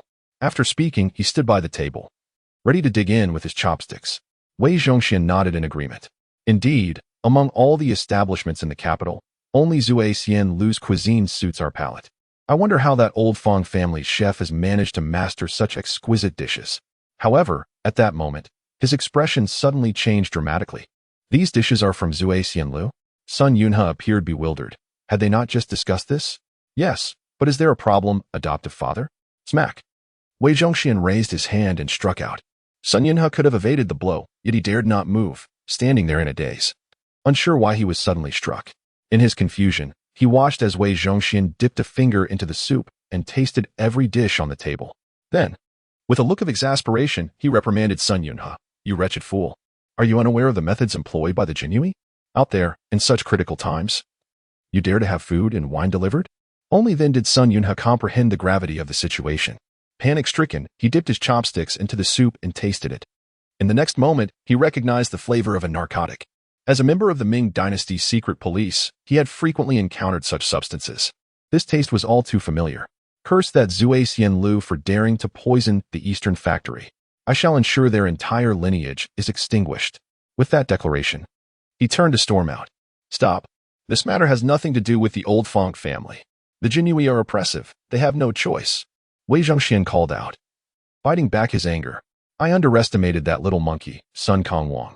He nearly ensnared us. With his hands clasped behind his back, he paced the room for a while before advising Sun Yunhe, do not alert those outside. Act as if nothing has occurred. Sun Yunhe was taken aback. But father, what about the brothers stationed outside? Fear not. It is merely a touch of narcotic. It will not cost them their lives. They will have to endure a brief inconvenience outside. But once they return, they can enjoy a bowl of ginger syrup. Wei Zhongxian waved his hand dismissively and continued. Call up the recently replaced guards, but keep it discreet. Prepare an ambush quietly, since the poison has already infiltrated our provisions. The little monkey should be making his moves soon. Within the span of a single incense stick, the guards stationed outside, having just finished their meals, began to sense something amiss. One sentry, leaning against the wall out of the wind, suddenly found his mind clouded, as if he had ingested an aphrodisiac, his upper eyelids rebelliously seeking the affection of his lower ones. He shook his head vigorously, yet his body swayed uncontrollably. Damn, it's the sweat drug. With those words, he collapsed, his right cheek striking the stone pavement, instantly bloodied and disfigured. The others, witnessing this, felt an immediate sense of dread. But it was already too late. He has arrived. The Imperial Guards dare to drug us at the East Factory. May the curse of my ancestors be upon them. In this frigid weather, we shall freeze to death. Sound the alarm, quickly sound the alarm. Each guard, filled with frustration, uttered a curse before succumbing to the ground. Inside the hall, upon receiving Sun Yunhe's report, Wei Zhongxian sat composedly in his chair, delicately adjusting his graying hair with a flourish. Hiya. The little monkey thinks he can outsmart us? How navi. Sun Yunhe, eager to ingratiate himself, promptly lavished praise. Father, your wisdom is unparalleled. I am utterly in awe. Wei Zhongxian merely cast a sidelong glance at him. Stay calm. There is much for you to learn by my side. Outside the East Factory, Yang Pei-tsong rubbed his hands together gleefully as he observed the guards falling like dominoes. Captain. They've taken the bait. Sun Kongwang, however, shook his head. Do not be complacent. Send the rest of the gifts over. This is the East Factory. We must remain vigilant. Understood. Yang Pei-tsong replied, signaling for the other 200 men to leap down from the palace walls. This time, they landed on the main street outside the East Factory. Then, he pinched his thumb and index finger together, placed them in his mouth, and let out a sharp whistle. A thunderous stampede of footsteps echoed from both ends of the street, numbering in the hundreds. Following this, the Imperial Guards unfastened a sack from their waists and hurled it forcefully into the East Factory. Within the East Factory, those guards who had spent the entire day on duty had just fallen asleep when they were abruptly roused for the ambush, now huddled beneath the walls, waiting for Sun Kongwang to lead his men down from above. However, instead of the expected figures, they were met with a flurry of sacks flying in from outside. What the hell is this? One guard questioned, only to have his companion swiftly cover his mouth. Silence, it must be a probe. His warning prompted the others, who had been curious about the contents of the sacks, to halt their advance. Someone nervously pointed at the burlap sack and speculated, could it be gunpowder? Will it explode? The leader among them shook his head solemnly in denial, stating, impossible. The factory manager has declared that the Emperor's orders are clear, they must outsmart them. And no lethal force is permitted. Only then did the crowd retreat once more into the corner, shivering in the biting cold wind. The small flags of the imperial guards on the street, having discarded the burlap sacks, withdrew without a backward glance. Once again, the surroundings of the East Factory fell into silence, so quiet that one could hear a pin drop. Sun Kangwang remained perched on the wall, waiting for the reaction from within the East Factory. No, he was awaiting the response from inside. Suddenly, the previously tranquil East Factory erupted with a chaotic buzzing sound. Following that, horrifying screams echoed from within. What the hell? Was that a hornet? Curse it all. In this biting winter, where did the hornets come from? Chapter 75. Having lived nearly 60 years, it was the first time our family felt so utterly humiliated. It was not wasps, but bees. The multitude of burlap sacks hurled in by the Jianji contained nothing but beehives. As they landed, the unsealed sacks released a swarm of bees, violently awakened from their winter slumber, enveloping the entire Dongchang like a dark cloud, stinging anyone in sight. The once fearsome agents of Dongchang instantly began to cower in panic, with hardly anyone able to escape unscathed. Wei Zhongxian, stationed in the Grand Hall, was incensed by the commotion outside and angrily pushed open the door. Buzzing. The moment the door swung open, a throng of bees surged inside. Poor old Wei had yet to grasp the situation when he felt a sharp sting on his face, and not just one. Where on earth did so many bees come from? Instinctively, he attempted to close the door, but soon regretted his decision. The bees confined within the room grew even more ferocious, relentlessly pursuing him and Sun Yunha. Every exposed inch of skin, his face, ears, neck, and hands, was mercilessly assaulted by the bees' stingers. Sun Kangwang, you wretched soul, I concede. Please come and remove these bees. I shall give you the token. Will that suffice? Desperately, Wei Zhongxian had no choice but to remove his python robe to shield his head, bellowing towards the outside. If it were a person, he would have 1,000 ways to eliminate them. But these relentless bees were truly maddening. The sensation of being stung was excruciatingly intense. Unfortunately, Sun Kangwang did not come as he had hoped, still hiding on the palace wall opposite Dongchang. Seeing the chaos within Dongchang, he exchanged a knowing glance with Yang Peizong, who grinned wickedly in response. The tactics of the Qianhu are simply astounding. He then leapt down, and shortly thereafter, the team of Jianji that had just vanished reappeared. Each one still carried a burlap sack. Whoosh! Thud! The sacks were hurled into the air above Dongchang, and before they could touch the ground, arrows from the Jianji pierced them. In the darkness, a vast cloud of powder billowed from the sacks, scattering everywhere in the chilling wind. Good heavens! These scoundrels not only unleashed bees, but also poison. Enough is enough. Brothers, follow me, let us obliterate these vile wretches. The gates of Dongchang burst open, and a group of agents, their faces swollen and bruised from bee stings, charged out, attacking the Jianji without hesitation. Brothers, retreat, Yang Peizong commanded, waving his hand and leading the Jianji away in a flash. The agents of Dongchang. Shameless, unprincipled, despicable. Damn it. Do not let me discover who you are. Hiss, my face. The target for my venting has vanished. They returned to the East Factory grumbling, yet as they reached the steps, they abruptly halted. No, we must pursue them. Damn it, they shall not have it easy. If need be, we will storm the northern town constabulary to uncover their identities. One of the leaders glanced at the swarm of bees and the floating powder within the East Factory and instantly changed his mind. Those behind him, upon witnessing this, expressed no dissent and immediately followed him towards the northern town constabulary. Over there, at worst, they would endure a beating. But to return to the East Factory. Just the thought sends a thrill through me. As they departed, angry shouts erupted from within the East Factory. Good heavens, it's cat's eye grass. Such a vile method. It is driving me mad with itch. Oh dear, I cannot endure this. It itches so much. Who will come to my aid? I am dying of itchiness. Oh, hiss. Do not snatch it away. I found it first. Let me indulge in it a moment longer. Cat's eye grass can be used medicinally, yet possesses a mild toxicity. Contact with it causes the skin to swell and itch to the very bones. For this examination, Sun Kangwang nearly depleted all the supplies from the elephant training facility. Listening to the curses from the East Factory and the incessant sneezing, he finally leapt down from the palace wall. Brothers, follow me into the tiger's den. The other 100 households laughed heartily and trailed behind him, marching unabashedly towards the East Factory's grand entrance. However, as they walked, they retrieved handkerchiefs from their pockets to wrap themselves securely. Inside the Grand Hall of the East Factory, Wei Zhongxian had been tormented to the brink of despair. His face was in such a state that even his long-deceased mother would scarcely recognize him. He clawed at his ears and scratched his skin, inadvertently touching the spots where he had been stung by bees, causing him to gasp in pain, only to continue scratching elsewhere. The itch was unbearable. Those who have not experienced it can hardly fathom this sensation.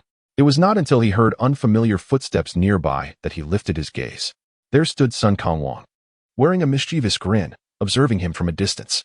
"Little monkey, what enmity or grudge do we hold against each other? I have lived nearly 60 years, and for the first time, I am subjected to such humiliation." Wei Zhongxian shielded his face with one hand while pointing angrily at Sun Kangwang with the other. Sun Kangwang slightly bowed, grinning as he spoke. "Do not be angry, factory chief. I am left with no choice. This place is indeed a den of hidden talents, and countless heroes of the martial world serve under your command. If I do not employ some extraordinary means, I fear I will not obtain this token." With that, he boldly approached the statue of Yu Fei and reached behind it to retrieve a book. It was one of the 4 volumes that Zhu Youxiao had produced yesterday, bearing the grand seal of the imperial jade, unmistakably authentic. After verifying the accuracy, he cautiously tucked the book into his bosom and, at the same time, produced a small vial, presenting it to Wei Zhongxian. This was the sap of the tongue tree, capable of alleviating the effects of bee venom and the poison of cat's eye grass. If the factory master deemed the subordinate trustworthy, applying it to his face should provide some relief. Moreover, the subordinate had prepared an ample supply of this remedy, intending to have the brothers from the Eastern Depot fetch more from the elephant training grounds, thus sparing them from suffering. Having said this, he paid no heed to Wei Zhongxian's reaction, placing the vial on the table before turning and exiting the hall. Wei Zhongxian glared at his retreating figure, wishing fervently to flay the young man alive. As he had just expressed, having lived to this age, he had never endured such a significant humiliation. Damn it, how frustrating. Chapter 76. A Misguided Quest for Vengeance. Truly a talented bunch. As Sun Kangwang exited the Eastern Depot with the token in hand, the situation at the Divine Mechanism Camp, located far beyond the city limits, was no more favorable. Zhen Beiwang, leading over 300 genie Wei, had taken position early that morning, surrounding the camp. Throughout the day, aside from 1,000 men stationed to secure the barracks, the remaining soldiers engaged in their regular training. Not a single anomaly was detected as the day unfolded. However, as the clock struck the second watch of the night, just as the weary soldiers were drifting into slumber after a long day of drills, the sudden blare of an emergency assembly horn pierced the night. Instinct honed by long-term training propelled them to awaken abruptly, don their garments, and hasten to the parade ground. Upon arrival, bewilderment etched across their faces. The horn had not been sounded by any officer from the Divine Mechanism Camp. Lu Xiangshan, drawn by the commotion, appeared with a countenance as dark as a pot's bottom, unleashing a torrent of rebuke upon the duty officer. "You allowed an intruder to sound the alarm. What were you thinking? You shall forfeit this month's pay. And should this happen again, military punishment awaits." Subsequently, he dismissed the soldiers, permitting them to return to their quarters for rest. The duty officer stood in confusion. He had dispatched his entire contingent to patrol the night, and how that hornblower managed to infiltrate was a mystery. It was no surprise that the Genie Wei could replicate the Divine Mechanism Camp's emergency signal, given their extensive intelligence network. Under normal circumstances, no one would dare to sound an alarm within the camp. The consequence would be death. Yet, these were extraordinary times, allowing the Genie Wei to employ such tactics to sow discord. 2 miles away, Zhen Beiwang, having received a report from his subordinates, nodded with satisfaction. "You lot, take turns blowing the horn. Make those fellows at the Divine Mechanism Camp crave for their lives. Remember, sound the horn every half hour. If anyone fails to please them or gets caught, they shall be demoted 3 ranks and will spend a month washing socks for everyone. I'm off to sleep. This task is yours." The captains exchanged glances, their eyes reflecting a sense of despair. Damn it, that's the Divine Mechanism Camp. After 3 rounds of recruitment, they now boast a full 20,000 soldiers. The earlier horn had been sounded by Zhen Beiwang himself, catching the camp completely off guard. Yet, to attempt it again, if caught, one might not only face death, but would certainly endure the wrath of those formidable soldiers. At that juncture, what would happen next was anyone's guess. Watching Zhen Beiwang stroll away with a relaxed demeanor, one captain could not restrain himself from asking, what if the Divine Mechanism Camp retaliates? Without turning back, Zhen Beiwang shot back, "Are you foolish? If the enemy advances, we retreat. If they retreat, we disturb. We seek not to slay, but to flay. Today marks merely the first day.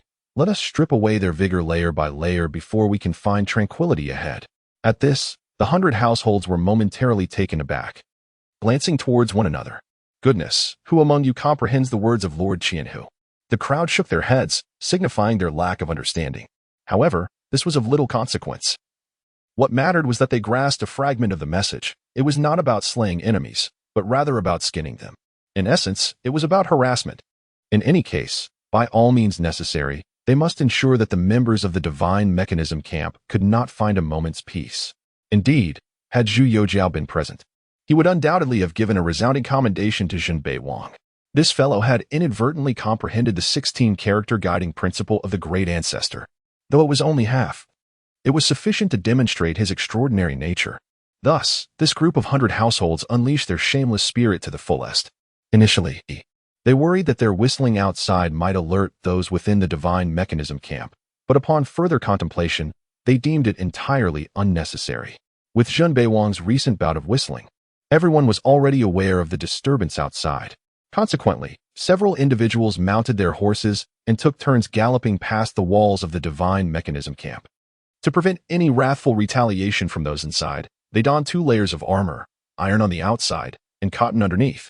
As long as they avoided being struck in the face, they would encounter no significant issues. After 2 consecutive disturbances, Lu Xiangxing grew somewhat exasperated and dispatched 5,000 men to investigate. However, under the cover of night, locating a few elusive individuals in the wild proved exceedingly challenging, ultimately leading to a fruitless endeavor. As the hours passed, from the 4th watch to the 5th and finally to dawn, the 100 households had long since cast aside Zhen Beiwang's instructions. The notion of blowing the whistle every half an hour had devolved into a matter of personal whim. When the mood was favorable, they would blow. When it was not, they would still do so. Yet, upon the arrival of dawn, when the divine mechanism camp sent out scouts once more, the 100 households had already roused Zhen Beiwang from his lair, fleeing on horseback. Their initial intention had been to return to the town patrol office for a brief slumber. But upon entering, they were met with the sight of several Eastern factory agents bound like dumplings and discarded in the hall. Zhen Beiwang, extracting a scratching stick from his waist, fiddled with it behind his back and inquired of the night watchman, "What is the meaning of this? They look like swine. Have they been gored by pigs?" After the night watchman recounted the unfolding events, Zhen Beiwang chuckled, his eyes darting about before he waved his hand decisively. "Strike them. Once finished, toss them into the elephant training yard." It was truly remarkable that they could misplace their vengeance. Such was the caliber of this group. The bound agents, upon hearing this, lamented their foolishness, regretting their oversight. The elephant training yard had far too little presence, while the North Town Patrol Office loomed large in comparison, leading them to mistakenly misidentify their targets. In the Qianqing Palace, upon hearing of the Eastern factories and divine mechanism camp's misadventures from Wang Tiqian, Zhu Youxiao could hardly contain his mirth. "Well done. These fellows are certainly not devoid of intelligence, even engaging in such nefarious acts as poisoning with bees. This fellow Sun Kong Wang is truly remarkable. Go ahead and send a few capable individuals to test his mettle. If all goes well, the position of commander of the Jianji will undoubtedly be his." Among the 4 contenders, Sun Kong Wang was the first to accomplish the task, and he did so without shedding a drop of blood, an extraordinary feat indeed. As for the remaining candidates, Zhen Beiwang and Lu Shuo, Li Han shall await them, along with the vacant positions of deputy commander and Jianji assistant. Wang Tiqian pondered momentarily before clasping his hands and addressing the emperor. "Your Majesty, it has come to my attention that the younger brother of concubine Qing, Li Bubi, possesses remarkable swordsmanship at such a tender age. Perhaps we could send him to gauge the skills of Captain Sun? You may proceed as you see fit." Zhu Youxiao merely waved his hand, showing little regard for Li Bubi. His focus had been on playing cards with concubine Chun these past few days, and he had yet to visit concubine Qing. Hearing of her brother for the first time, he felt no particular interest. His curiosity was instead piqued by the yet-to-act Captain Li Han and cavalry Captain Lu Shuo, eager to see what strategies they might ultimately employ. Chapter 77. Oh, how ruthless you are. November 8th. The day following the examination by the Jianji. Upon hearing of the misfortunes befalling the Dongchang and the Xinjiang, the Prince of Faith's residence elevated its alertness once more. It was not out of fear of someone outside blowing a whistle, for such tactics bore little effect on the prince's abode. Rather, he was apprehensive of an incident akin to the Dongchang's, where a swarm of hornets might be hurled into the premises. Such underhanded and malicious methods were indeed chilling. The unfortunate souls from the Dongchong, who had suffered grievously the previous day, had soaked in medicinal concoctions for an entire day. And only then did their discomfort begin to subside. Consequently, their animosity towards Sun Kangwang had reached a profound level of hatred. To preempt any further disturbances that night, Liu Xiangxing dispatched 10,000 soldiers at dawn to scour the vicinity within a kilometer of their encampment, yet they encountered not a single Jinyui in sight. Meanwhile, at the British Duke's residence, as midday approached, the peak hour for pedestrians, a flamboyant group of women. No, they were merely men dressed in women's attire, adorned with heavy makeup. They boldly approached and obstructed the entrance of the British Duke's estate. The guards stationed outside the British Duke's residence sensed the impending trouble and lined up to disperse these faux ladies a distance back. One of the leading guards pointed at them and barked, "How dare you? Do you know where you are? This is the British Duke's residence." Before he could utter his subsequent threats, one of the faux ladies stepped forward and spat in his face. "Bah, what of the British Duke's estate? Do the servants of the Duke not owe a fee when visiting the brothel? Bring out Zhang Yitian, or we shall report to the Shuntian prefecture." As his words fell, the other faux ladies chimed in, clamoring loudly. "And Zhang Ding and Zhang Ku. That old hag did not pay for Zhang Li. Bring out Zhang Yuan. I still have his lip print on my backside. And Zhang Ergu. He gave me some coins, claiming we would only fool around. Yet nearly caused me my life." Bystanders drawn by the commotion began to gather, quickly grasping the unfolding situation. The servants of the British Duke had ventured to the brothel without compensating the courtesans. Moreover, they had the audacity to leave without payment. This revelation was indeed staggering. The faux ladies exhibited an audacious demeanor, their gestures more refined than those of eunuchs. A barrage of fierce and scathing remarks flowed from their lips, indifferent to the judgments cast upon them. The guards of the British Duke's estate were left bewildered. What in the world was happening? They could believe that servants might indulge in such escapades. They could even entertain the notion of servants failing to pay, considering the vastness of the British Duke's estate, which boasted over 300 servants. It was not unusual for a few rogues to emerge from such a crowd. However, the sudden appearance of so many creditors was simply too bizarre. "Go and inform the Lord, so that he may make a decision." The captain of the guards pulled one of his subordinates close and whispered an instruction into his ear. The subordinate hurriedly dashed toward the residence. On the opposite side of the British Duke's mansion, Liu Shua, the 1,000 household commander of the cavalry, along with several hundred household officers, lounged on the rooftop, munching on fried beans and gleefully observing the scene. "Commander, you truly have a knack for this. Let us see how the British Duke navigates this predicament," exclaimed 100 household officer, his joy evident as he gave Liu Shua a thumbs up. Liu Shua, brimming with pride, tossed a few beans into his mouth and chewed while responding. Of course, the old son from the Elephant Training Institute and the old Jin from the Northern Pacification Office Haven T even lifted a finger. How can our cavalry be any less formidable? Even without resorting to violence, I will extract that token from the Duke's residence today. Just wait and witness the unfolding drama. This is merely the beginning. As he spoke, he noticed Zhang Weixian emerging from the British Duke's mansion. The once imposing Zhang Weixian now wore a face as dark as a pot's bottom, standing on the steps at the entrance. He merely cast a glance and immediately recognized the suspicious nature of those disguised individuals. There was no way the rabbit lord in the brothel had such a pronounced Adam's apple. Damn, it must be the antics of those scoundrels from the Jinyui. He longed to drag those Jinyui inside and give them a thorough thrashing, provided it didn't result in any fatalities. However, with hundreds of onlookers around, who knew how the populace would interpret such an act? Among the Jinyui masquerading as women, one recognized Zhang Weixian and, upon seeing his furious expression, immediately knelt down, weeping and wailing, "O British Duke, please grant justice to this humble commoner." With his cry serving as a signal, the other Jinyui also knelt. "Have mercy on us, my lord. The rabbit lord is also a human. We cannot be treated so poorly. My lord, the payment for the rabbit lord's services must not be delayed." Zhang Weixian felt a surge of blood rising in his throat. These rascals were insufferably shameless. In this situation, he could neither strike nor berate them, which was utterly revolting. "My lord, I have searched for you with great difficulty." Just then, a woman's voice emerged from the crowd of onlookers. The townsfolk, eager for the unfolding spectacle, parted to create a pathway. A woman, appearing to be around 30, entered, holding a young boy by the hand. Upon reaching the impostors, she suddenly collapsed to her knees, dragging the boy down with her.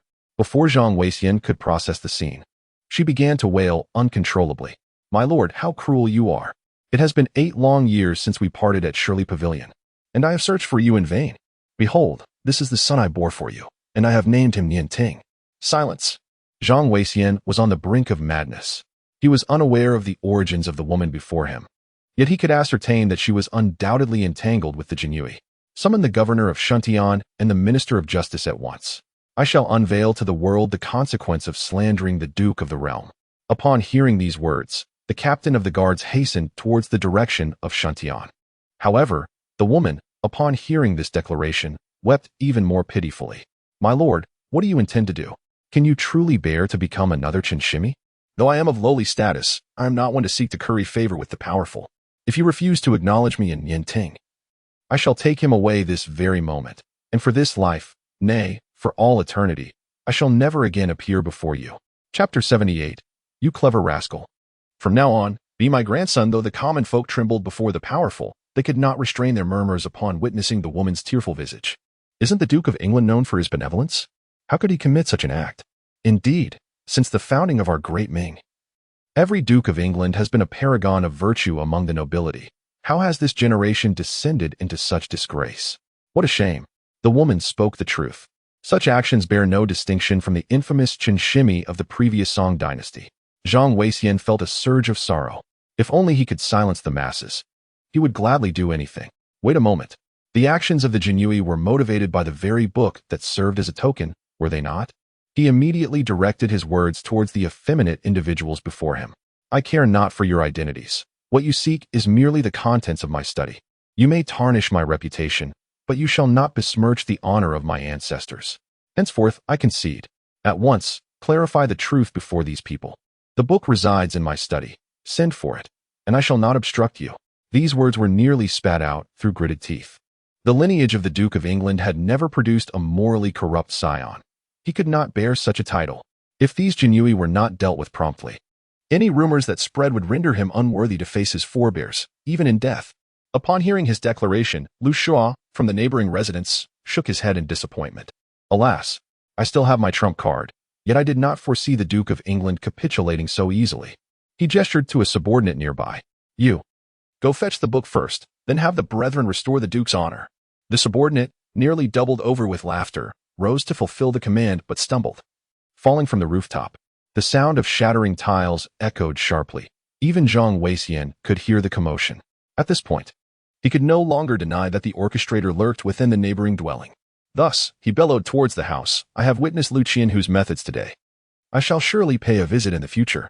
However, Lu Shua paid him no heed. The book was not yet in hand.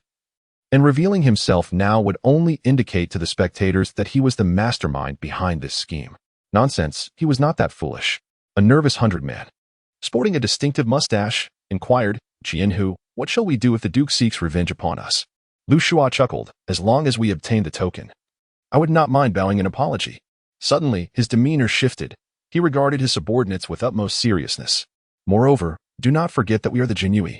There is no need to ponder the thoughts of the nobility, nor to foster closeness with them, as long as His Majesty is satisfied.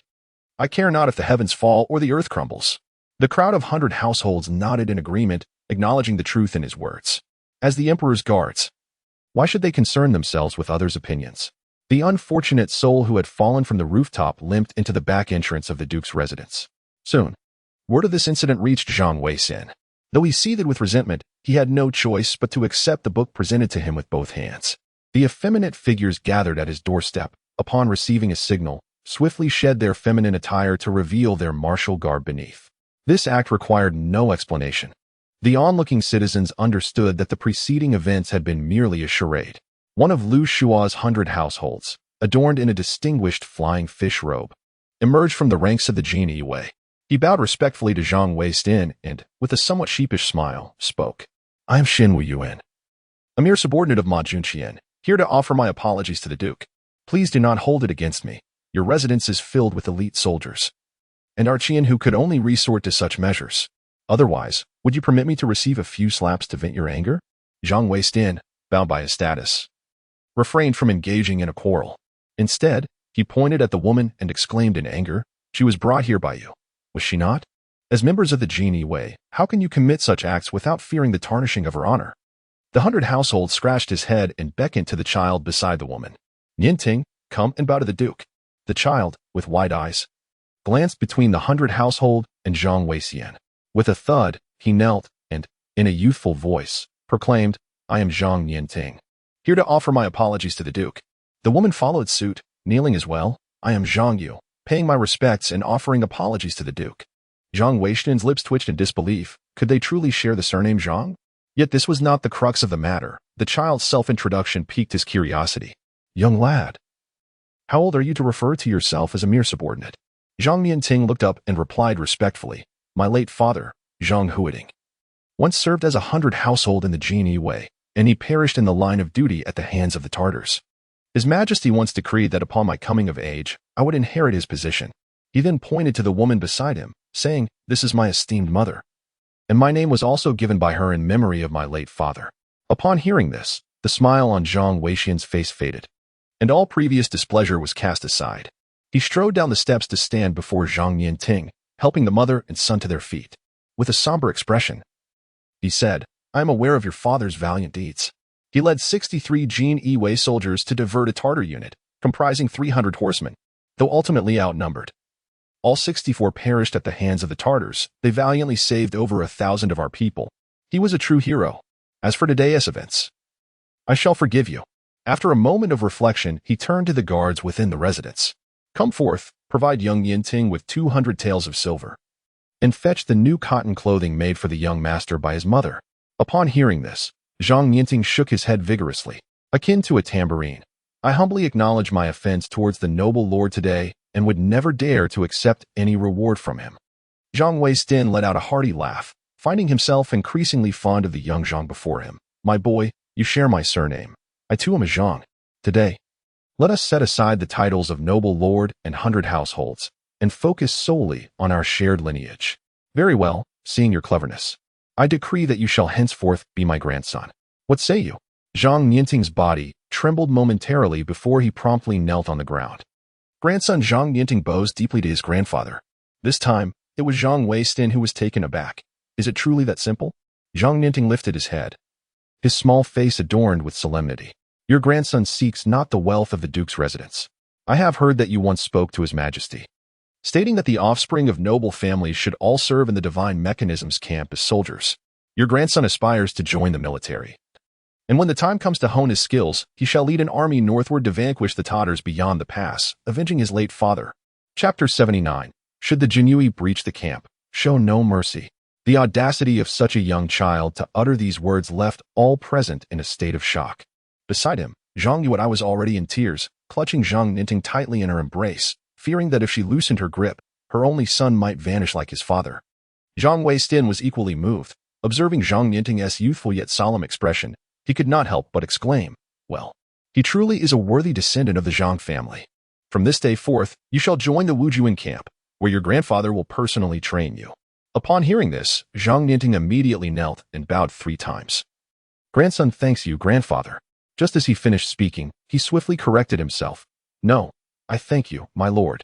Zhang Weixian chuckled heartily, lifting him from the ground and turning to Zhang Yuan. You and your son have endured much hardship over the years.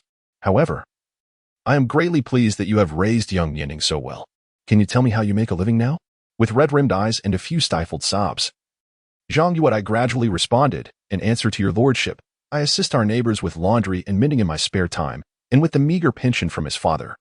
It suffices for our daily needs. Zhang Weixian pondered for a moment before addressing young Nianting. In that case, we could use a diligent worker at the estate. If you do not mind the modest pay, you may stay at the mansion. This way, young Nianting can focus on his training without worrying about your well-being at home. Zhang Yuan was taken aback by this unexpected offer and quickly expressed her gratitude alongside her son. The onlooking townsfolk erupted in applause, praising, indeed. The Earl of England continues to exhibit such benevolence. The Earl has never disappointed us. A son should aspire to be like young Nianting, and a statesman should emulate the Earl of England. This child is remarkable, with such ambition at a young age. He is destined to become a talent like Lord Hua or Lord Yu. In ancient times, Gan Luo became a minister at the age of 8. Now, we have Nianting destined for command at a tender age. This is a promising sign for the rejuvenation of the Ming dynasty. The flattery from the townsfolk even made Zhang Weistin blush, and he awkwardly waved his hand before leading young Yinting into the duke's residence, with Zhang Guodai following closely behind. Across the way, Lu Shua observed this scene and snapped his fingers at his subordinates. Now I am spared even the need to apologize. Withdraw. While matters at the Earl's residence came to a close, the festivities at the SH New Jiazi camp and the Prince of Xin's mansion were just beginning. As night fell, all soldiers at the SH New Jiazi camp grew increasingly vigilant. Lu Xiangshan, ever cautious against a potential night raid by the Jinyui, had not slept. Sitting in the guardhouse, awaiting developments. Upon hearing the commotion outside, his brows furrowed tightly. Do these Jinyui dare to charge straight into the camp? He donned his attire and pushed open the door, bellowing at the guards outside. Go and see what is happening. Yes. However, the guard had barely ventured 100 meters when a cacophony of sounds erupted from beyond the camp. Soon after, frantic cries from the soldiers at the camp gate pierced the air. This is disastrous. The firebulls are charging into the camp. The grandson of the Jinyui has even tied firecrackers to their tails. Quick, secure the gunpowder storehouse. Someone, fetch the firearms. These bulls have gone mad. Kill them. Upon hearing the soldiers' panicked shouts, Lu Xiangxing was suddenly overcome with an urge to drown the needle in the dung pit. Damn it! Who doesn't know that the Divine Machine Camp is primarily equipped with firearms? With 20,000 soldiers in the camp, at least 10,000 pounds of gunpowder are consumed daily during drills. Such a quantity of gunpowder cannot be transported every day. At present, there is at least 50,000 pounds stored here. If that gunpowder ignites, the consequences are unimaginable. He could not afford to concern himself with the tokens in the guardroom. Seizing a firearm from behind the door and grasping a long spear, he shouted at the guards. What are you still doing? Sound the emergency assembly call. Quickly. Before his words had fully escaped his lips, he dashed toward the camp gate. No matter the cost, he could not allow those firecracker-laden bulls to breach the camp. The outcome of such an event was beyond his capacity to bear. Before he reached the main gate, he saw a herd of frenzied bulls engulfed in flames, rampaging like headless flies. Faintly, he could smell the aroma of roasted beef. Yet, intermingled with that scent was a hint of incendiary oil. Bang! A soldier from the Divine Machine Camp felled one of the firebulls with a firearm. Lu Xiangxing approached for a closer look and immediately erupted into curses. Damn it, have these Jinyui lost their minds? The carcass before me, its tail mangled by firecrackers, is not the focal point. The real issue lies in the charred patches on the bull's back. The mere burning of the fur could not produce such devastation. Realization dawned upon him as he recalled the scent of incendiary oil he had just caught a whiff of. They must have smeared the bull's backs with it. Only then could the fire continue to blaze after the fur was consumed, as the surrounding firebulls were dispatched one by one. Just as he began to feel a sense of relief, the ground beneath him trembled once more. Looking into the distance, he saw a line of fire rapidly approaching. Damn it, more are coming? Lu Xiangxing's eyes reddened at the sight, and he shouted loudly, Form ranks. Steady. We cannot allow the firebulls to breach our defenses. 1st Division, guard the southern camp wall. 2nd Division, hold the east. 3rd Division, secure the west. If any Jinyui infiltrate the camp, they are to be killed without mercy. A wave of dread washed over him. Fortunately, His Majesty had repeatedly commanded that night raids be incorporated as a regular training exercise. Otherwise, the Divine Machine Camp would have already been obliterated. 1,000 meters from the entrance of the Divine Machine Camp, Jin Beiwang and his 100 subordinates were crouched beneath a grand tree. One of the 100, gazing anxiously at the distant explosives, turned to Jin Beiwang and expressed his unease. Captain, did His Majesty not decree that no lives should be lost? What if the gunpowder depot at the Divine Machine Camp is truly ignited? Jin Beiwang, however, responded with a dismissive tone. What sort of place is the Divine Machine Camp? They are the guardians of the capital. If they cannot handle such a minor disturbance, how can they defend the capital? How can they protect His Majesty? I have calculated that those oxen will be incapacitated along the way. Thus, even if the Divine Machine Camp falters, it shall not endanger the gunpowder depot. But if someone is indeed injured or killed by the oxen, then it is merely their misfortune. After delivering this, he turned to another of his 100. How much longer until the tunnel is completed? The subordinate looked up at the sky and replied, Rest assured, Captain, it will be completed by the hour of the tiger at the latest. I have enlisted the assistance of Su Guangqi from the Ministry of Works. There will certainly be no mistakes. Chapter 80. Has he departed just like that?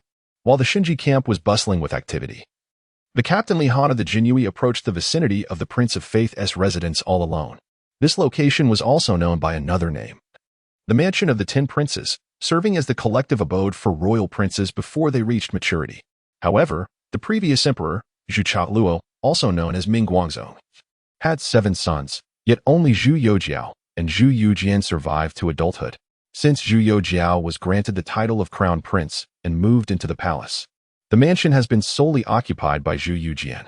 The Prince of Faith's residence was vast, sprawling over nearly 100 acres. At this hour, the city was under curfew, and only a few dim lights remained, with the moonlight casting a faint glow on the ground, barely illuminating the path. Li Han raised his gaze to the tall walls of the princess' residence, shaking his head in resignation. In terms of intellect, he felt he could not compare to Sun Kongwang and Lu Shuo, nor could he conceive of any underhanded tactics. The only option he could think of was to charge in boldly, which is why he had not brought along any accomplices. Stepping back a few paces, he took a running leap, skillfully using the gaps in the bricks to propel himself up to the top of the wall. After confirming that there were no guards in sight, he jumped down. The mansion of the 10 princes had been established for over 200 years, and its layout was no longer a secret, especially since he was a captain of the Jianji, evading several patrols without incident. He arrived on the roof of the Prince of Faith's study in less than the time it takes to burn an incense stick. At that moment, he faintly heard voices from below in the study. "Your Highness, it is getting late. You should rest early." The voice belonged to a eunuch.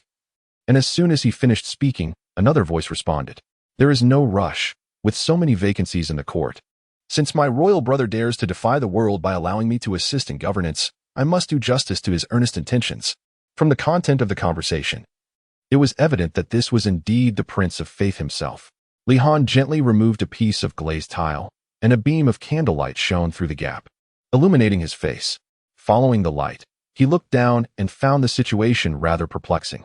Inside the study, there were only the prince and his trusted eunuch, Wang Qingyan. What was going on? There was not a hint of vigilance. Scratching his head, he cautiously repositioned himself directly above the prince. Once again lifting a tile, he produced a fine silk thread, spun from the silkworm, thinner than a strand of hair, nearly undetectable unless one looked closely. He carefully lowered the silk thread until its end dipped into the teacup beside the prince. After completing this task, he retrieved a small porcelain vial and dripped a few drops of liquid onto the silk. The liquid flowed down the silk, merging with the tea in the cup. Before long, the prince took a sip from the teacup and instructed Wang Qingyan to step out and fetch some snacks to quell his hunger. Shortly after Wang Qingyan left the room, the prince suddenly collapsed onto the table. From the rooftop, witnessing this scene, Li Han could hardly believe he had actually succeeded. He swiftly jumped down from the roof, pushed open the study door, and began his search within. The process of finding the book was remarkably smooth. Just as the footsteps of Wang Qingyan echoed outside, the tome bearing the imperial seal was tucked securely into his bosom. At the very moment Wang Qingyan pushed open the door to the study, he too flung open the window and leaped out. Li Hanjing's heart raced with fervor, following the same route as he had come, evading the patrols of the guards. He felt as though he were submerged in a dream until he finally exited the residence of the Prince of Li Xin. It was astonishingly smooth, almost beyond belief. Yet, he remained unaware that as soon as he had departed the study, Zhu Youxian sat up as if nothing had transpired. Upon entering, Wang Qingyan, noticing the still swaying window, merely approached and shut it, calling out a few warnings of an assassin. After completing these tasks, he placed a snack before the prince, begrudgingly remarking, "My lord, is it not too lenient to let that rascal succeed so easily?" The prince waved his hand with a bitter smile, responding, "It is as it should be. We are merely a princely residence. How can our guards compete with the Eastern Depot?" Even Wei Zhongxian had to obediently yield the token. "If I were to let that boy slip through my fingers, what would my elder brother think? Is the defense of a princely residence more formidable than that of the Eastern Depot?" With that, he retrieved a damp handkerchief from his sleeve and carelessly tossed it onto the corner of the table. Little did Li Hanjing dream that his unimpeded success was, in fact, a deliberate act of leniency from the prince. Meanwhile, at the Divine Machine Camp, the hour had reached the third watch. Lu Xiangxing had dispatched 3 waves of fireballs, their carcasses nearly obstructing the entrance of the camp. His greatest concern had not materialized. There was no sign of the Jianji in the eastern, northern, or western directions of the military encampment. Glancing at the pile of bull corpses beside him, he brandished a dagger and cut off a piece of well-cooked meat, biting into it with a puzzled frown. Such a ruckus. Could it be merely a disturbance? Just then, the officer beside him suddenly pointed toward the guardhouse. "Lord Guan, look over there." Lu Xiangxing turned to see, to his astonishment, a group of Jinui approaching from the guardhouse. What the devil? When had these individuals infiltrated the camp? Why had he received no word of their presence? Before he could fathom the situation, the figure clad in the flying fish attire, Jin Beiwang, stood before him. With a smile, Jin Beiwang snatched the piece of meat from Lu Xiangxing's hand and produced a small pouch of spices from his bosom. Sprinkling it generously over the steaming morsel, he then took a hearty bite. Delicious. The timing is perfect, Lord Guan. Thank you. With that, he waved his hand toward the Jinui behind him, commanding, "Brothers, retreat." One of the 100 households, eyeing the scattered bull carcasses with desire, asked, "My lord, what about these bulls?" Slap. Jin Beiwang swiftly delivered a resounding smack, exclaiming, "How unreasonable. Our brothers at the Divine Machine Camp have been disturbed for 2 days. Should we not offer them some recompense?" The 100 households shrank back, silenced. Lu Xiangxing was left bewildered. What in the world was happening? Such a brazen appearance. Do you not regard me as a person? You all, flee at once. Before he could finish his words, Jin Beiwang stuffed the beef into his bosom and dashed away. The imperial guards, akin to startled rabbits, swiftly bolted out of the camp gate. Lu Xiangxing? The soldiers of the Divine Machine Camp. What the hell? They've left? Just like that? They've truly departed? Chapter 81. Oh, fifth brother. Your perspective is rather narrow. On November 9th, although today marked the final day of the examination for Sun Kangwang and his associates, there was no need to wait any longer. Within the Qianqing Palace, Zhu Youxiao observed Sun Kangwang and the others, listening to Wei Zhongxian recount the details of the assessment. His delight nearly overwhelming. The antics, including releasing bees, poisoning, harassment, fireballs, tunnels, and even Lu Shua from the cavalry engaging in a battle of public opinion with Zhang Weixian, were utterly preposterous. Such absurdity was beyond comprehension. However, when it came to the report from the Prince of Xian, it was merely a brief statement. Your Majesty, I was caught off guard and rendered unconscious by Li Qianhu. My attendant dispatched guards to pursue him, yet he vanished after leaving the residence. This was rash.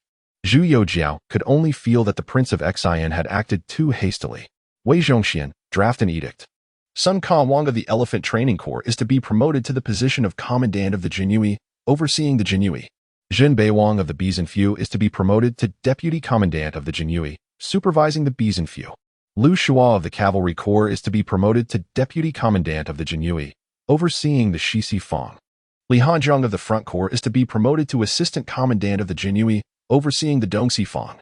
The vacancies shall be filled through public election from the respective corps. I humbly thank your Majesty for your grand favor. Wei Zhongxian danced across the page as Sun Kangwang and his companions hastily knelt in gratitude. The responsibilities of the Jinui were, in truth, not as depicted in dramas, merely focused on investigation, arrest, and interrogation. It was divided into the Eastern and Western offices, the Street Office, and the Northern and Southern Supervisory Offices. The Eastern Office oversaw serious matters such as subversion, treason, and murder, while the Western Office dealt with theft, fraud, and counterfeiting. The Street Office occupied a more precarious position, akin to that of street cleaners or neighborhood watch, responsible for fire incidents, gambling, brawls, and even street cleaning. The Southern Supervisory Office was tasked with internal anti-corruption within the Jinui, while the truly feared aspect of the Jinui was the Northern Supervisory Office, which managed the interrogation of prisoners without engaging in arrests. Offenders captured by other offices, barring civil crimes, were transferred to the Northern Supervisory Office for questioning regarding treason, official misconduct, and heretical speech. Previously, the leadership of the Jinui had been nearly eradicated by Wei Zhongxian, although the 4 of them now stood at the helm. It would still take time to restore the Jinui to its former state. Zhu Youxiao waved his hand dismissively. You may leave now. Serve diligently in the future, so as not to disappoint my expectations of you. Sun Kangwang and his companions bowed once more before rising to depart from the Qianqing Palace. Not long after exiting the Grand Hall, Li Hanzhong approached Sun Kangwang. A look of reluctance plastered across his face. My lord, I have a humble request. Sun Kangwang regarded him with curiosity. Speak your mind. Li Hanzhong replied, His Highness the Prince of Xian has insulted me. I have come to realize that he has deliberately allowed me to obtain the token with ease. Thus, I wish to send a few spies to the prince's residence. Sun Kangwang swiftly slapped him, exclaiming, What are you thinking? To be insulted by His Highness is a stroke of fortune for you. Sending spies? Nonsense. With that, he shot a fierce glare at Li Hanzhong and strode towards the southern gate. Li Hanzhong muttered under his breath, Damn it, you've raised an elephant. So you know best.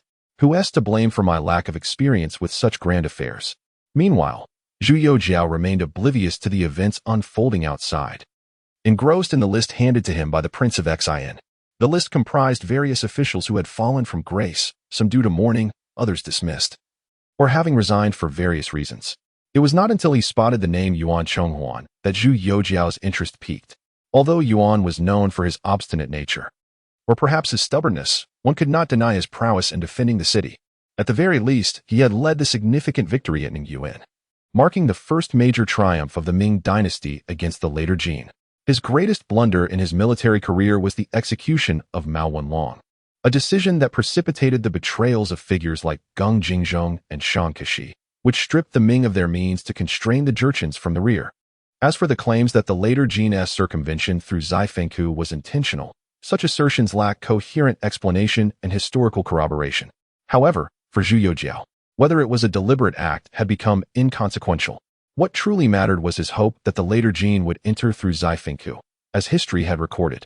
Therefore, to ensure that subsequent plans would remain unaffected and that the developments at Shanhaiguan would align with historical trajectories, allowing Yuan Chonghuan to make a temporary return was a commendable strategy. Zhu Youxiao contemplated and then instructed Wei Zhongxian. Convey an edict appointing Yuan Chonghuan as the governor of Liaodong, responsible for the military affairs beyond the pass. Inform him that I am already aware of his 5-year pacification plan for Liaodong, and there is no need for him to flaunt it before me.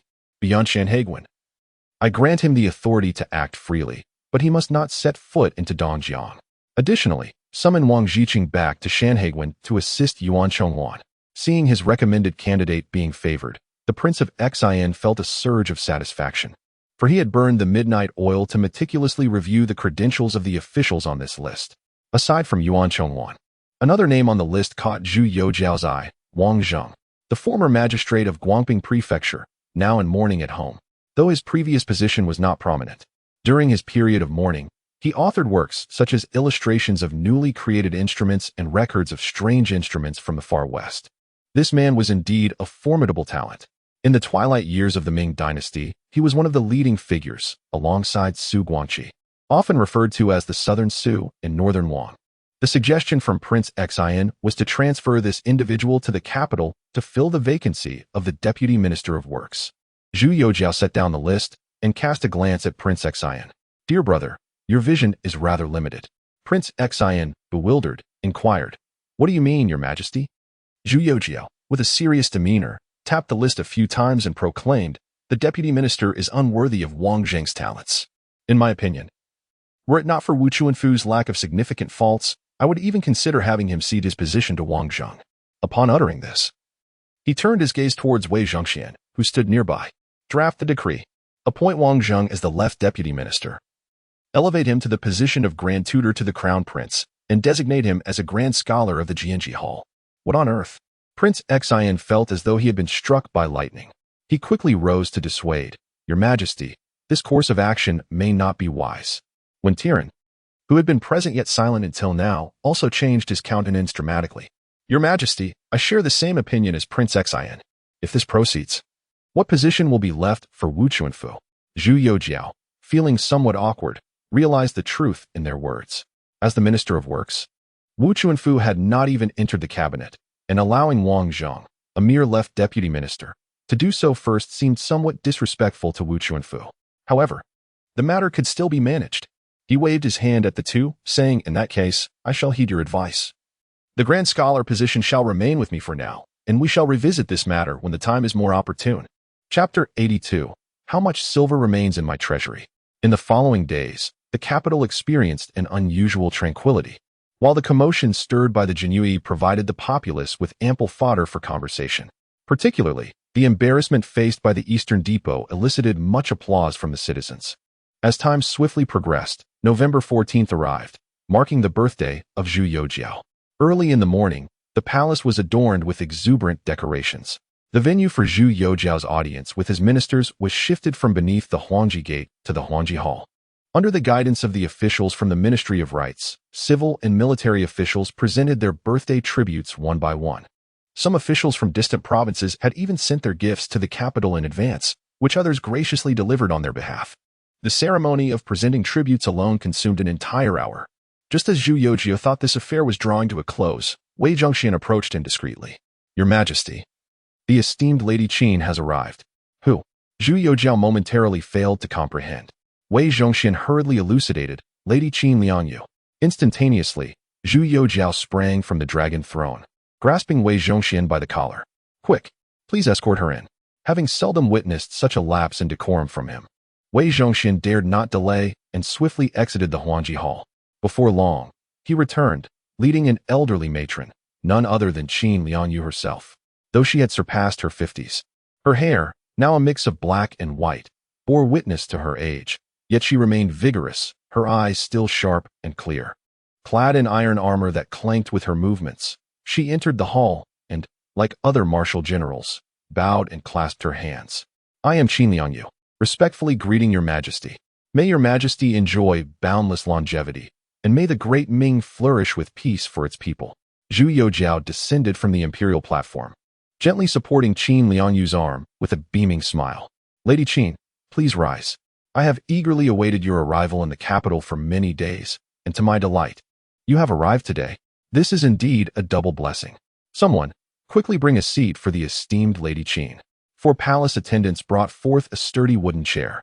After expressing her gratitude, Qin Liangyu sat down, her aged form exemplifying the essence of dignified repose. Even seated, her slightly frail back remained remarkably erect, rivaling that of any man. Once seated, she inquired, "Might I ask, your Majesty, is there a matter for which you have summoned me to the capital?" Zhu Youxiao had already formulated plans regarding her position. Thus, he replied candidly, "I intend to integrate the White Rod Army into the Wujuan camp, designating it as the Left Army of the Wujuan. As for you, Lady Qin, you shall serve as the vice commander of the Wujuan camp. Furthermore, I have heard that your 2 nephews are also valiant warriors. I would like to appoint them as commanders of the Left Army. As for who will take precedence, I leave that to your discretion, Lady Qin." Upon hearing this proclamation, the hall erupted in astonishment. The officials did not dispute the achievements of the White Rod Army but expressed considerable dissent regarding its inclusion in the Wujuan camp. When Tiran stepped forward with a respectful gesture, "Your Majesty." However, as soon as he began to speak, he was met with a fierce glare from Zhu Youxiao. "I have made my decision. You may have your opinions, but it would be best to keep them to yourselves." When Tiran's face flushed with embarrassment, utterly unprepared for such an outcome. However, his remarkable talent, honed over a decade of service in the cabinet, was suddenly awakened at this moment. "Your Majesty, what I wish to convey is this. The white-clad soldiers are undeniably capable in battle, yet their numbers are somewhat insufficient. My suggestion is whether it would be possible for Deputy General Qin to dispatch trusted individuals back to Sichuan to recruit additional troops. It need not be an excessive amount. 20,000 would suffice." Zhu Youxiao. "Oh my goodness, this old fellow is quite astute." The expressions of dissatisfaction transformed instantaneously into admiration, and one could not help but give him a thumbs up. "When AI Qin truly captures my heart. Thus, this matter is settled." Having spoken, he turned to gaze at Qin Liangyu. "What does Lady Qin think?" Qin Liangyu was taken aback. It was not the sudden arrival of happiness that astonished her, but rather the fact that a dignified Grand Secretary of the Cabinet could change his demeanor more swiftly than the performers from her hometown. This left her momentarily speechless. It was only upon hearing Zhu Youxiao's inquiry that she regained her composure, offering a wry smile and shaking her head. "On behalf of the citizens of Shizhou, I express my gratitude to your Majesty for your immense grace. However, considering the limited population of Shizhou, it is somewhat unrealistic to summon 20,000 soldiers all at once." Zhu Youxiao clarified, No, Madam Qin has misunderstood. These soldiers need not be confined to merely the region of Shizhou. I bestow upon you the imperial decree and the sword of the Son of Heaven. The entirety of Sichuan is your domain for conscription. For every recruit, a settlement allowance of 2 taels of silver shall be granted, along with a monthly stipend of 7 coins of silver, should one enter the battlefield. Compensation for injuries shall be accorded in accordance with the law. For those who fall in battle, in addition to compensation, a white pole shrine shall be erected outside the 5 military camps, to be venerated through the ages. Upon hearing these words, Qin Liangyu swiftly rose to her feet, her eyes brimming with tears as she bowed deeply. "I, on behalf of the brothers of the White Banner soldiers, express my profound gratitude to your Majesty." Upon my return today, I shall instruct my nephew to commence the recruitment of soldiers. Within 100 days, I shall ensure that your majesty is presented with a full complement of 20,000 white-armored troops. As soon as she finished speaking, Lu Xiangxing emerged with a look of grievance. Your majesty, the divine machine camp has yet to establish a shrine. Zhu Youxiao, in high spirits, readily nodded in agreement. Then let it be constructed.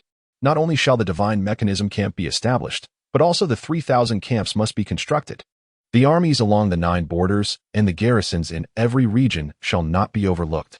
At this point, he cast a glance at the 3 ministers from the Ministry of Rights, the Ministry of Works, and the Ministry of Revenue.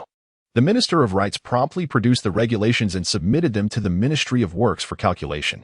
Once the frost thawed after the new year, work was to commence without delay. The Ministry of Revenue was to offer no excuses. The necessary funds must be dispersed in full and without fail. Minister of Rights Ming Xiaoyu harbored no objections. It was merely the construction of a shrine, a trivial matter. Minister of Works Wu Chuanfu also expressed no dissent. As long as there was work to be done, there were. Ahem. Such matters are not to be disclosed. However, the Minister of Revenue, Guo Yuho, was not pleased. Your Majesty, the treasury is empty. Upon hearing this, Zhu Youxiao's lips twitched uncomfortably, and he suddenly recalled that the last time Sun Chuanting led troops to Shaanxi to quell bandits, it was from his own private treasury that he had drawn silver. The Ministry of Revenue has yet to repay that sum. Turning to Wei Zhongxian beside him, he inquired, "How much silver remains in my private treasury?" Wei Zhongxian promptly retrieved a small notebook from his bosom, flipping to a page to read aloud. Your Majesty, the noble families previously contributed a fine of 20 million taels. The Divine Machine Camp recruited soldiers and replenished firearms with an initial expenditure of 2 million taels. Subsequently, 80,000 taels were lent to the Ministry of Revenue to cover the salaries of border troops, and another 200,000 taels were borrowed for the purpose of subduing bandits in Shaanxi. Today, the expenses for the birthday celebration amount to 20,000 taels. For your Majesty's grand birthday, the tributes from the palace eunuchs and maidens total 1,653,000 taels. Currently, the remaining balance is 18,633,000 taels. Perhaps out of pride, the old man became increasingly boisterous as he spoke. The Minister of Revenue, Guo Yuho, was nearby and clearly heard the final figure. His face instantly turned as green as a bitter gourd. However, before he could utter a word, Zhu Youxiao swiftly struck Wei Zhongxian with his hand. Old dog, do you not know that wealth should not be flaunted? Wei Zhongxian awkwardly apologized, retreating a few steps while covering his face, no longer daring to utter a sound. Zhu Youxiao then turned to Guo Yunho and said, "Since the Ministry of Revenue finds itself in dire straits, I cannot remain indifferent. Thus, I shall lend you 50 million taels. Is that sufficient? However, do remember to repay it, for you already owe me 300 million taels." Chapter 83. Does the Emperor truly have an affinity for carpentry? Upon hearing this, Guo Yunho's mind was instantly flooded with 1,000 thoughts of despair. 300,000 taels. Even if the Ministry of Revenue were to be sold in its entirety, it would scarcely be worth such a sum. This autumn, many regions are suffering from severe drought. The seedlings planted have faced significant calamity, and who knows if next year's summer harvest will even come to fruition. If the common folk cannot gather grain, what will they offer as tax? Without taxes, how will they repay their debts? Trade taxes? Goodness, if I were to utter such words, the wealthy merchants of Jiang'an would surely desecrate my ancestors' graves. No, they would obliterate them. The more he thought about his predicament as a minister, the more oppressive it felt. Guo Yunho suddenly fell to his knees, tears of bitterness streaming down his face as he lamented, "Your Majesty, how could it come to this? This realm belongs to you.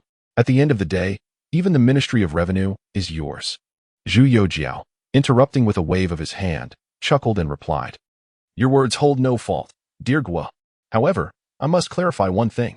While what is yours is indeed mine, what is mine remains distinctly mine.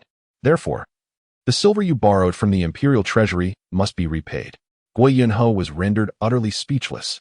What kind of emperor emphasizes such unreasonable claims? He racked his brain for a solution, knowing that 50,000 taels was but a drop in the bucket for constructing a temple. Suddenly, a spark of inspiration lit up his mind. "Your Majesty, the reconstruction of the 3 great halls is under your esteemed guidance, and you even took the time to learn carpentry for it. Might I request your assistance amidst your busy schedule?" Preposterous. Before Guo Yunho could finish, Wei Zhongxian's booming voice cut him off. How dare you ask His Majesty to intervene in such trivial matters? What is the Ministry of Revenue and the Ministry of Works maintained for? The officials present all shivered in unison, and Gui Yunho's face turned a deep shade of crimson. Meanwhile, Zhu Youxiao stood there in a daze. He had no time to quarrel with Wei Zhongxian, as Gui Yunho's words had sparked a flicker of curiosity. Did his comments just reveal something? Was there a reason behind the emperor's interest in carpentry, beyond mere personal preference? He pondered deeply, recalling that he had indeed seen references to the reconstruction of the 3 great halls in the palace records, which stated that 5 million taels of silver had been expended. At the time, he had not given it much thought, but upon reflection, it now seemed rather suspicious. The 3 great halls are the most significant locations within the Forbidden City, namely the Hall of Supreme Harmony, the Hall of Central Harmony, and the Hall of Preserving Harmony, serving as symbols of imperial power and the state. Together, they span an area exceeding 80,000 square meters. Such an extensive project, completed for a mere 5 million taels of silver? It is important to note that the giant timbers, golden bricks, and the glazed tiles and ornate carvings on the roof are all anything but cheap. Just considering the golden bricks beneath his feet, albeit mud-made. Each one costs over 8 taels of silver. Moreover, one must not overlook the colossal timber that supports the Grand Hall, all of which was hewn from the depths of the southern mountains and transported to the capital. While the wood itself may not possess great monetary value, the cost of transportation is undeniably astronomical. Thus, he does not perceive the expenditure of 5 million taels of silver for the reconstruction of the 3 great halls as excessive. Rather, he feels it is grossly inadequate. Empress Dowager Cixi appropriated 30 million taels of silver merely for the creation of a garden, when compared to her. The reconstruction of these 3 halls seems remarkably economical. It is crucial to note that Cixi was merely constructing a garden, while the reconstruction of the 3 great halls symbolizes imperial authority. Such a modest expense for transforming the 3 great halls into their current grandeur can only be interpreted in one way. There was no corruption involved in this undertaking. The more he contemplates, the more Zhu Youxiao feels he has grasped the Carpenter Emperor's predicament. Is he personally overseeing the project out of fear of corruption? No. It is certainly not that simple. If one correlates this matter with the factional strife. In the 3rd year of the Tianqi era, the Donglin faction seized the opportunity to ruthlessly suppress dissenters, targeting numerous officials who bore no significant transgressions, merely because their ideologies clashed with those of the Donglin faction. Ultimately, the court was nearly transformed into a dominion of the Donglin faction. Moreover, the reconstruction of the 3 great halls conveniently occurred after the 3rd year of Tianqi. Thus, at that time, Tianqi likely harbored another intention, namely to delegate power to Wei Zhongxian through the eunuchs as a counterbalance to the Donglin faction. Perhaps this is the true essence of history? The historical records merely note Tianqi's passion for carpentry. Yet they fail to mention when he began his studies or under whose tutelage he honed his skills. However, it is noteworthy that Emperor Wanli, Zhu Youxiao, passed away in 1620, leaving a will that proclaimed Zhu Youxiao as the imperial heir. If Zhu Youxiao were indeed, as the rumors suggest, illiterate in the Confucian classics and obsessively devoted to carpentry, Emperor Wanli would never have bequeathed such a will. For over 20 years, he was embroiled in a stalemate with the Donglin faction over the foundation of the state, even resorting to boycotting court sessions to threaten his ministers. Given his temperament, why would he not bestow the title of heir to the virtuous and well-read Zhu Youxiao, who was known for his self-discipline? It is essential to recognize that, based on historical evidence, the youthful Zhu Youxiao was far more reliable than Zhu Youxiao. Had he named Zhu Youxiao as the heir, he would not only ensure a dependable successor for the Ming dynasty, but also deliver a final blow to the Donglin faction after his demise. Such a will would align perfectly with Wanli's character. Yet, he inexplicably adhered to the custom of designating the eldest over the worthy, choosing Zhu Youxiao instead. From the imposition of taxes in Liaodong, the dispatch of mining supervisors, to supporting Zhang Zhuxing's reforms, and the entire dispute over the state foundation, it is evident that he seldom adhered to regulations throughout his life. How could he suddenly conform to them in his final moments? Therefore, the portrayal of the young Zhu Youxiao must surely diverge from the historical accounts. After all, most of those records were penned by scholars who capitulated to the Qing. Zhu Youxiao buried his doubts deep within and resolved to subtly inquire about them from Zhang Yan in the evening at the palace. Upon witnessing the anxious countenance of the officials in the court, he raised his hand and delivered a sharp slap to Wei Zhongxian's face. Who do you think you are speaking to? The minister merely sought to conserve some silver. What are you doing? Wei Zhongxian, clutching his face, took several steps back, feeling aggrieved. The stinging pain made it abundantly clear that this slap was not a reward but a punishment. Yet, he could not fathom why. When he rebutted Guo Yunho's suggestion, which was evidently an affront to the emperor, he found himself on the receiving end of such retribution. Chapter 84. The value of wealth and reputation. A resounding slap echoed throughout the vast imperial hall, leaving the court officials in stunned silence. Sun Qingzong, Qin Liangyu, Wen Tiren, and Zhu Youxiao stood frozen in disbelief. How many times had His Majesty struck Wei Zhongxian now? Guo Yuho was rendered utterly speechless, his face turning an even deeper shade of crimson, not from the shame of being rebuked by Wei Zhongxian, but from the overwhelming excitement of the emperor defending him. That was Wei Zhongxian, once a figure of immense power, and now the emperor had the audacity to strike him in front of all the civil and military officials. The imprint of the emperor's hand was starkly visible on Wei Zhongxian's face. Tears streamed down Guo Yunho's cheeks as he bowed deeply, his voice choked with emotion. Your Majesty, I am grateful for your understanding. Zhu Youxiao waved his hand dismissively. There is no need for such formality. What you were about to request was for me to provide support for the ancestral halls of the various garrisons, correct? I can assist with that. What? Guo Yuho was taken aback. His original intention had merely been to use this as a pretext to persuade Zhu Youxiao to increase funding. Yet he had received an immediate affirmation. Sun Qingzong, as the Minister of War, stepped forward. Your Majesty, this matter should not be taken lightly. Zhu Youxiao replied calmly. As the sovereign of the realm, my word carries weight. The garrisons are the foundation of the Ming dynasty, and it is my duty to ensure that the soldiers who died for our country have a place to rest. With that, he returned to his dragon throne. Today marks my longevity celebration. It is a rare occasion for all of you to gather, and I shall take this opportunity to finalize this matter. Minister of War, how many garrisons does our Ming dynasty currently have? Sun Qingzong hastily responded. Your Majesty, there are a total of 493 garrisons across the 2 capitals and 13 provinces, comprising 783,000 households. Minister of Works, according to the regulations for the construction of the Yuan Temple, how much silver is required to build an ancestral hall? Minister of Works Wu Chuanfu's mind raced, and after a brief pause, he stepped forward to answer. Your Majesty, it requires at least 7,000 taels of silver. If each of the 493 garrisons builds one, it will cost a total of 3,451,000 taels. Zhu Youxiao's lips twitched. This figure exceeded his expectations. However, having made the declaration, to renege would be to slap his own face. The matter of over 3 million taels of silver versus reputation neither held significance. What mattered was that spending this substantial sum could secure the loyalty of many. With a mindset focused on frugality, he cleared his throat and addressed Wu Chuanfu. Recently, the Ministry of Works has been occupied with equipping the capital's military. Therefore, I believe the construction of the ancestral halls can be contracted out. Contracted out? Wu Chuanfu was momentarily taken aback, but quickly grasped the emperor's intent to allow civilian craftsmen to undertake the task. Zhu Youxiao nodded. Precisely. Issue an edict to the provinces, inviting open competition. As long as quality and timelines are ensured, the contract will be awarded to the lowest bidder. Anyone attempting to deceive in this matter will face severe punishment. Where there are penalties, there will also be rewards. To ensure the completion of tasks with both quality and quantity, I shall not hesitate to bestow rewards. Guo Yunho's visage darkened. It appeared that he himself was the greatest contractor of the Ming dynasty. At the inception of the Ming dynasty, the policies regarding artisans from the Yuan dynasty were retained, categorizing all craftsmen into the official records, thus binding them to the government for generations, serving the state through rotation or residency. Although from the 41st year of the Jianji reign, the rotation artisans were mandated to pay in silver, with the government employing laborers with the collected funds.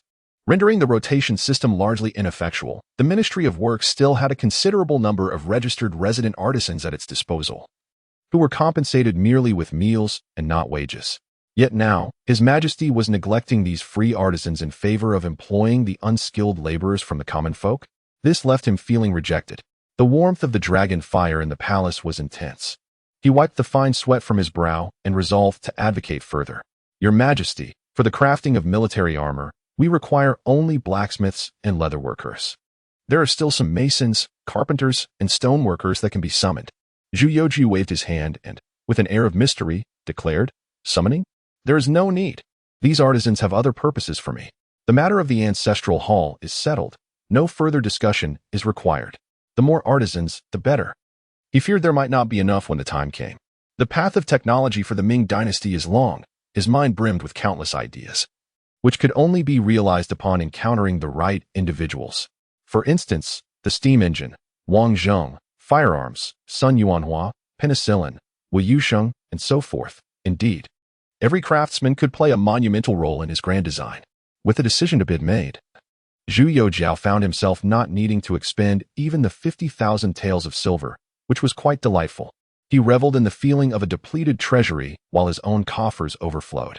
Although the required payments must still be made, he relished this sensation, particularly when the Minister of Revenue pitifully sought funds from him. With this matter settled, the military officials within the palace expressed their gratitude. We, the ministers and soldiers, thank your majesty. Throughout history, there have been many ancestral halls to commemorate generals and numerous halls dedicated to specific armies. However, establishing an ancestral hall for every garrison has never been precedent.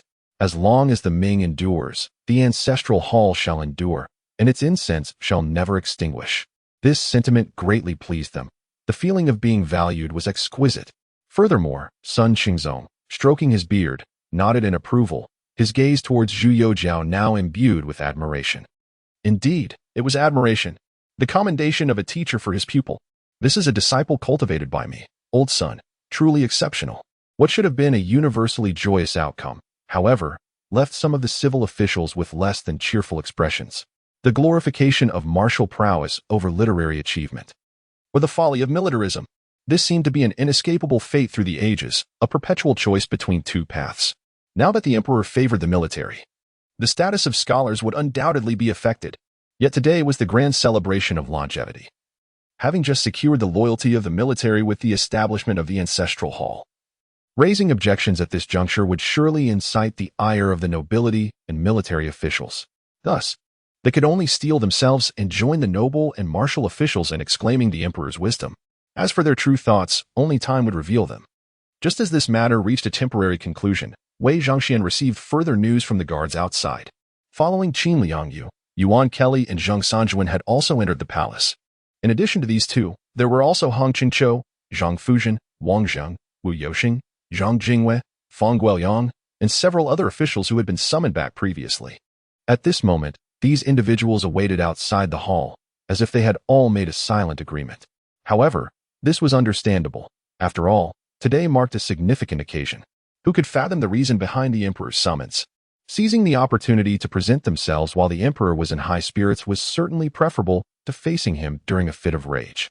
What if the emperor, in a moment of joy, were to bestow upon them the title of Grand Secretary?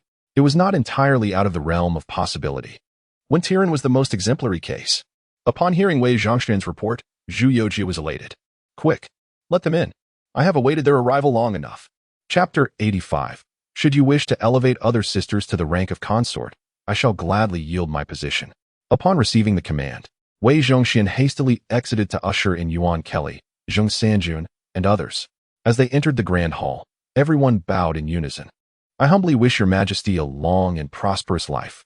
Zhu Youxiao rose and gestured for them to rise. Please, do stand. It is fortuitous that you have arrived on this auspicious day of celebration. I encourage you all to partake in a few more cups. Thank you, your majesty, they replied, expressing their gratitude once more. Zhu Youxiao had already contemplated these individuals' placements in his mind. Wu Youxing, Zhang Jingwei, and Fang Guoyang would henceforth serve as the medical instructors for the palace maidens. Zhang Fuzhen was perfectly suited to fill the vacancy of Right Vice Minister of War, thus solidifying the positions of one minister and two vice ministers within the Ministry of War. Wang Zheng's position had also been predetermined, designated as Right Vice Minister of Works. Following the announcement of these appointments, gratitude echoed once more. Yet, Hong Qingqiu stood there in confusion. After being summoned from afar, everyone else had received significant roles, while he remained without an official title. Had he been overlooked? A sense of dissatisfaction stirred within him, and he stepped forward to clasp his hands. Your Majesty, I. His position had been usurped by officials exiled to Shaanxi, which did not constitute a dismissal, hence his subservience was quite reasonable. Zhu Youxiao glanced at him, feeling somewhat conflicted. The historical fact of his defection to the Qing dynasty was undeniable. If there were to be a title for the foremost bachelor of the Manchus, Even Aoba would have to step aside. This honor undoubtedly belonged to Hong Chicho. Nevertheless, he possessed capability, and if utilized wisely, could achieve much. Do not be in haste, Hong Aiqing. I have already considered your future placement. The timing simply has not arrived. You have labored in Shaanxi for several months. Return home to rest and recuperate for a time. When the moment is ripe, I shall entrust you with significant responsibilities, and I hope you will dedicate yourself wholeheartedly. So as not to disappoint me. Hong Qinsho was overjoyed, bowing deeply in gratitude. I obey your command. After a full day of festivities for the birthday banquet, Zhu Youxiao returned to the palace utterly fatigued, even forgetting to subtly broach the matter with Zhang Yin, as he promptly discarded his court shoes and fell into slumber. The following morning, upon awakening, he found Zhang Yin sitting at the bedside, gazing at him. Instinctively, Zhu Youxiao reached to touch the corner of his mouth. Why do you look at me so? Did I drool in my sleep? Zhang Yin smiled gently. Nonsense. Even if you did, it would be dragon saliva, not mere drool. With that, she summoned the palace maidens to assist Zhu Youxiao with his ablutions and attire. Zhu Youxiao mused. What is dragon saliva, anyway? It sounds so familiar. Yet, as he beheld Zhang Yan's exquisite visage, he swiftly cast aside the thought of dragon saliva. He had previously considered finding a secretary. And here's to Zhang Yin as the most fitting candidate. Though she hailed from humble origins, she excelled in the arts of music, chess, calligraphy, and painting, and had even cautioned him against consuming the palace food upon his ascension, demonstrating her keen awareness of court matters. With this in mind, he smiled and asked, What does Baizhu usually occupy herself with in the palace? Zhang Yin was taken aback, uncertain why he had broached this topic. Your Majesty, I have little to occupy my time, merely passing the hours with books and the piano. Indeed, without the distraction of children, her days stretched endlessly, aside from eating and drinking. How could the Empress engage in such matters? Beyond sustenance, her pastime seemed limited to reading and playing music to while away the hours. Zhu Youxiao candidly articulated his intentions. How about you assist me in the Palace of Heavenly Purity? Zhang Yin was startled by his suggestion. Your Majesty, please refrain from such talk. It is a long-standing rule that the inner palace does not interfere in politics. Should I take on such a role? It might lead the scholars of the realm to believe I have bewitched you. I cannot bear the infamy of being likened to a hen crowing at dawn. Zhu Youxiao's eyes widened. Nonsense. Women hold up half the sky. This is what Lord Hanwu declared. He himself acknowledged the invaluable assistance his matriarch provided in governance. He had completely fallen for Zhu Yuanzhang. After all, who could resist the efficacy of such a banner? Zhang Yin was momentarily speechless. The notion that women could hold equal weight in society struck her like a thunderclap, especially given her upbringing steeped in the Confucian virtues of obedience.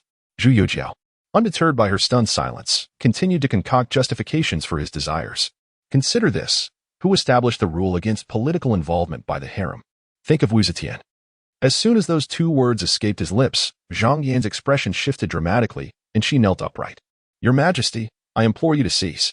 If you wish to elevate one of my sisters, I shall gladly step aside. There is no need to employ such threats against me. Zhu Youxiao was taken aback. How did this become a threat? I merely seek a secretary.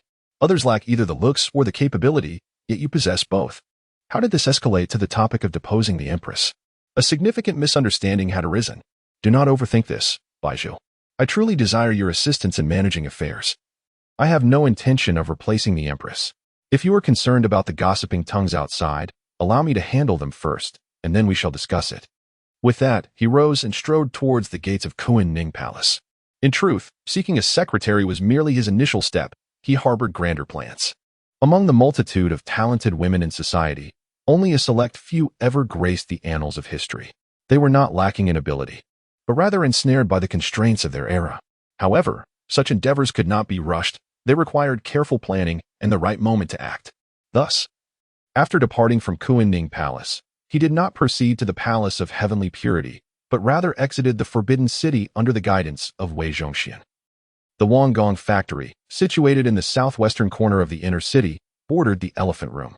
Dressed in plain clothes, he exited the palace and walked along West Chang'an Street, observing the throngs of common folk. Zhu Youxiao felt a profound sense of melancholy. Ignorance, after all, is a blessing. Observe the smiles gracing the faces of the common folk, the lively shouts of street vendors hawking their wares, and the innocent laughter of children frolicking in playful pursuit. Who could have imagined that within a mere decade, all of this could be annihilated? in the annals of history. It is likely that fewer than half of these individuals survived to witness the day the Qing army entered the capital. Perhaps this is the very reason the heavens have granted me the opportunity to traverse time. I must endeavor to prevent these events from unfolding. Chapter 86, Your Majesty. We shall mobilize troops to annihilate them. Throughout the journey, he remained ensconced in his own thoughts until Wei Zhongxian softly remarked in his ear, Your Majesty, we have arrived at the Wanggong factory. Only then did Zhu Youxiao regain his senses, realizing that he had unwittingly come to stand before the gates of the Wanggong factory. Guarding the entrance was a contingent of imperial guards, who, while perhaps unfamiliar with Zhu Youxiao, certainly recognized Wei Zhongxian. Upon witnessing the latter's respectful demeanor, it was evident to them who Zhu Youxiao must be. Just as they were about to pay their respects, Zhu Youxiao halted them with a mere glance. The Wanggong factory before him had expanded to more than double its original size since the cataclysmic explosion. This significant increase in area was primarily due to the loss of many civilians during the Tianqi explosion. In the reconstruction of the Wanggong factory, the surrounding residences had been incorporated as well. However, the repurposed factory was no longer a munitions site, and even prior to Zhu Youxiao's arrival, its new function had yet to be determined. A new munitions factory, named Onmin Factory, was being constructed to the north of Zizaman Road, and as of yet, it remained unfinished. This was why Zhu Youxiao had previously suggested relocating the munitions factory outside the city. After all, it was a hazardous location. Should an incident occur within the city, not only would the munitions be at risk, but the civilian populace would also suffer the consequences. At this moment, 5,000 palace maidens and 5,000 eunuchs had already taken residence within the Wanggong factory. Therefore, when they laid eyes on Zhu Youxiao, their excitement was palpable. We humbly greet your majesty. Zhu Youxiao nodded in acknowledgement, his gaze scanning the crowd until it settled upon a familiar face. Yutong? Did you not go to prepare my privy? What brings you here? Yutong promptly stepped forth from the throng, smiling obsequiously as he replied, Your Majesty. The privies have been completed and sent to the inner ministry. Upon hearing that your majesty required a selection of individuals for other purposes, I volunteered to come here. Zhu Youxiao was taken aback. No wonder he had not seen Yutong in the palace these past few days. He had come here instead. Perhaps the new privy he had used yesterday was crafted by Yutong. This was an aspect he had been blissfully unaware of. Indeed, matters as trivial as this would not warrant a report from Wei Zhongxian or Wang Tiqian. He nodded approvingly at Yutong, saying, Well done, you possess a clever mind. And I appreciate such initiative. Yutong's face lit up with joy, and he hastily expressed his gratitude. Zhu Youxiao's gaze swept across the other faces present. There were merely a few dozen individuals, predominantly eunuchs, with only 2 or 3 maidens in attendance. The training for eunuchs and maidens was conducted in separate subjects. So he first dismissed the maidens to rest, then instructed Yutong to summon all eunuchs of at least the 7th rank from the Wanggong factory. Eunuchs of this rank were few in number, totaling just over 100. Remarkably, Yutong was the sole eunuch holding the 5th rank. This revelation further astonished Zhu Youxiao. After all, a chief eunuch of the 5th rank possessed considerable autonomy and wielded significant influence within the palace. Who would willingly relinquish such a position? Seated upon a chair, Zhu Youxiao regarded the assembly of eunuchs and posed his first inquiry. Who can tell me, whose realm is this? And what are your identities? In the context of the feudal era, this question posed little challenge for the eunuchs. Your Majesty, they responded, this realm naturally belongs to you. We are but your humble servants. Zhu Youxiao nodded and continued his inquiry. Then tell me, who sustains me? Who sustains this realm? This time, silence enveloped the room. Who dares to claim they sustain the emperor? One among the crowd, a eunuch named Yutong, stepped forward, his eyes gleaming with resolve. Your Majesty, during my studies in the inner library, I learned a saying, water can carry a boat, but it can also capsize it, if I recall correctly. This was uttered by Emperor Taizong of the Tang dynasty, Li Shimin. The water symbolizes the common folk, and the boat represents the emperor. Indeed. Zhu Youxiao rose to his feet. The common people pay their taxes, sustaining me, sustaining you, sustaining the entire court of the great Ming and the soldiers at the borders. Therefore, I must advocate for the commoners. You too must stand for them. Only then can we honor every grain of rice and every copper coin they contribute. The reason I summoned you from the palace was to teach you how to advocate for the people. Upon hearing this, all the eunuchs were taken aback. They were merely palace eunuchs, historically oppressed and subjugated. To put it bluntly, they were unable to even serve their own master. When had they ever possessed the authority to advocate for others? Zhu Youxiao, unfazed by their reaction, pointed at Yutong and asked, Yutong, I ask you, if barbarian forces were to attack the Great Ming, what would you do? Yutong responded without hesitation, Your Majesty, we must dispatch troops to eradicate them. Zhu Youxiao countered, Why? Yutong scratched his head, pondering for a moment before answering. Attacking the Great Ming is a provocation against Your Majesty. Thus, we must annihilate them. Zhu Youxiao, however, adopted a stern expression and retorted, No, that is not a provocation against me. It is a covetous desire for the Great Ming's territory. They seek to enslave our people, to seize their wealth, to covet the beauty of our women, and to lay claim to every inch of our land. Ultimately, what they desire is what belongs to the common folk. I am pleased with your previous answer. Should anyone dare to attack the Great Ming, we must indeed dispatch troops to annihilate them, not for me, but for the people of the realm. The soldiers at the borders number in the thousands. They too have families, they too have land. Their salaries, their armor, are not provided by me, but by the common people. Therefore, the eradication of invading enemies is to ensure that their families can live in peace. We must not betray the trust of the common folk. However, there are various issues within the military, which is why I have gathered you all here. I intend to send you to the borders and to various posts to relay this message. You shall serve as my eyes and ears, my voice, and the overseers of the military's discipline. Can you shoulder this weighty responsibility? The eunuchs gradually flushed with excitement, for they comprehended the significance of Zhu Youxiao's words. This meant they were to be dispatched as military supervisors. In comparison to their previous tasks within the palace, this was akin to an instantaneous ascent to glory. Your Majesty, I am willing to devote my life to this cause. One eunuch stepped forward, kneeling with fervent sincerity as he proclaimed loudly, I too shall do the same. Another eunuch emerged in agreement. Subsequently, the others swiftly expressed their readiness as well. Zhu Youxiao felt a sense of satisfaction, yet as his gaze swept across the assembly, he noticed one individual stood apart. It was none other than the peculiar Yutong. At that moment, he remained rooted in place, with his left hand cradling a small notebook and his right hand wielding a pencil, swiftly inscribing notes. Wei Zhongxian also observed his odd behavior, frowning as he inquired, Yutong, what are you doing? Unfazed, Yutong merely replied without lifting his gaze, Do not disturb me. I need to jot down what His Majesty has just said. Chapter 87 Are those two characters something one can truly deserve? His words left the entire assembly in astonishment. The eunuchs stared at him, their faces etched with disbelief. Was this audacious fellow possessed of the heart of a bear and the courage of a leopard? How dare he address the chief steward in such a manner? Wei Zhongxian was equally taken aback. Was he truly being confronted by a mere fifth-rank eunuch? And with such audacity? Zhu Youxiao momentarily froze. Noticing Wei Zhongxian's palpable impulse to retaliate, he swiftly pulled him back. Be patient, I await his conclusion. The pencil in Yutong's hand danced swiftly, and amid the silence, only the sound of his writing filled the air. Before long, he proudly tucked the pencil behind his ear and solemnly closed the notebook. When he lifted his gaze and found everyone staring at him, a wave of anxiety washed over him, suddenly recalling that someone had posed a question to him moments ago. The voice, it seemed to belong to the chief steward? How had he responded? In a flurry, he knelt on the ground, bowing 3 times with fervor. Your Majesty, forgive me. I was so engrossed in your teachings that I momentarily forgot my actions. Bring me your notebook for inspection. Zhu Youxiao observed him with a playful glint in his eyes. Whether this display was genuine or feigned mattered little. What was significant was that his recent conduct had set a commendable example for the other eunuchs. For that alone, he could not be punished.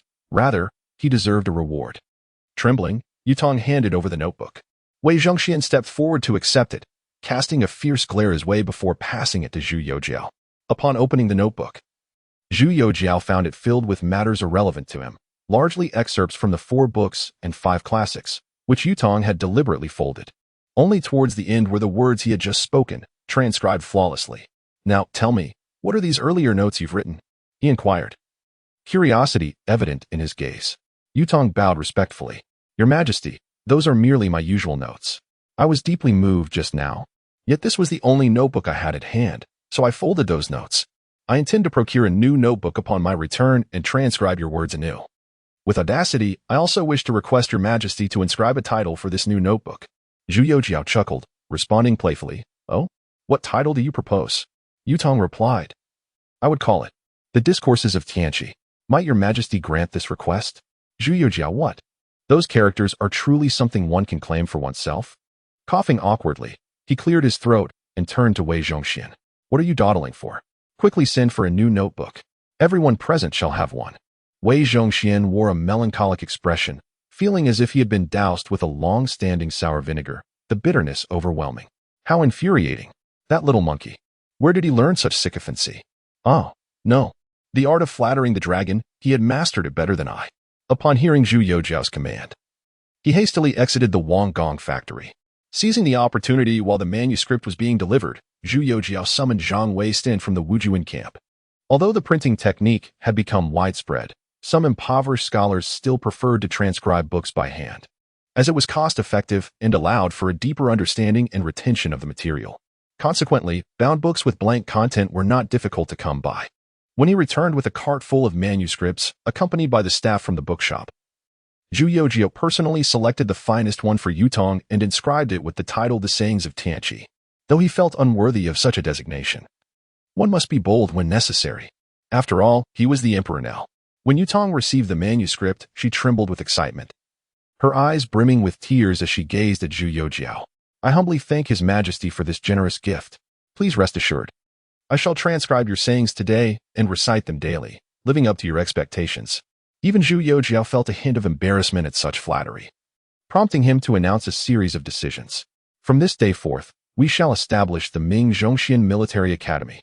I shall serve as the first principal, with Wei Zhongxian as the head instructor and Zhang Weistin as the director. You shall be the first batch of students. Study diligently, for after the assessment, I shall assign you to the border troops. Furthermore, from today, all previous official titles shall be rendered void, and new positions shall be instituted. Those who pass the assessment shall be promoted as follows. Those originally of the 6th rank and below shall ascend to the 6th rank as Xuanwu Lang. Assigned to the general flag, those of the 5th rank shall become Xuanwu Xiaowei. Assigned to the 100 household, those of the 4th rank shall become Xuanwu Fuwei. Assigned to the 1,000 household, those of the 3rd rank shall be Xuanwu Dui. Assigned to the guard, those of the 2nd rank shall be Xuanwu Zhongguan. Assigned to a garrison, and those of the 1st rank shall be Xuanwu Dezongguan, entering the Ministry of Rights, positioned just beneath the chief eunuch. All who are of the 5th, 4th, 3rd, 2nd, and even 1st rank shall be automatically promoted. This series of titles had been carefully considered for a long time. The title Zhengwei was too sacred. He would not dare to use it, and Xuanwu was quite fitting, signifying both pacification and martial prowess. As his words fell, Wei Zhongxian was left utterly astounded. The jealousy that once consumed him had dissipated completely. Listen, what name has His Majesty bestowed upon this military academy? Zhongxian. Haha. That is indeed our illustrious name. This signifies that His Majesty still holds our family in regard. Zhang Weixian, who had been abruptly conscripted, was equally bewildered. A military academy? Zhongxian Military Academy? It seemed his name was now intertwined within it. Meanwhile, the eunuchs present began to stir with excitement. Among these individuals, the majority are low-ranking eunuchs, predominantly of the 9th and 8th grades. If one could successfully pass the examination and ascend directly to the 6th grade, it would indeed be a momentous opportunity. Moreover, the allure of the esteemed 1st grade chief of the Su NW is temptingly present before them, second only to the esteemed position of the pin-holding eunuch. At that juncture, it is likely that the formidable figures of Wei Zhongxian and Wang Tiqian may have departed from this realm. Thus, with renewed vigor, the aspiration to attain the rank of pin-holding eunuch or even that of the chief eunuch becomes a tangible possibility. Clad in a dragon robe and standing behind His Majesty, what unparalleled glory that would bestow! Thank you, Your Majesty, exclaimed Wei Zhongxian and Zhang Weistin as they collectively bowed in reverence. The multitude of eunuchs promptly followed suit, lowering their heads in deference. In that moment, a singular thought occupied their minds, to diligently study and strive for self-improvement, aspiring to become individuals of value to the great Ming dynasty. In this manner, they would not betray the emperor's expectations. Chapter 88. Departing from the imperial palace to a den of robust men.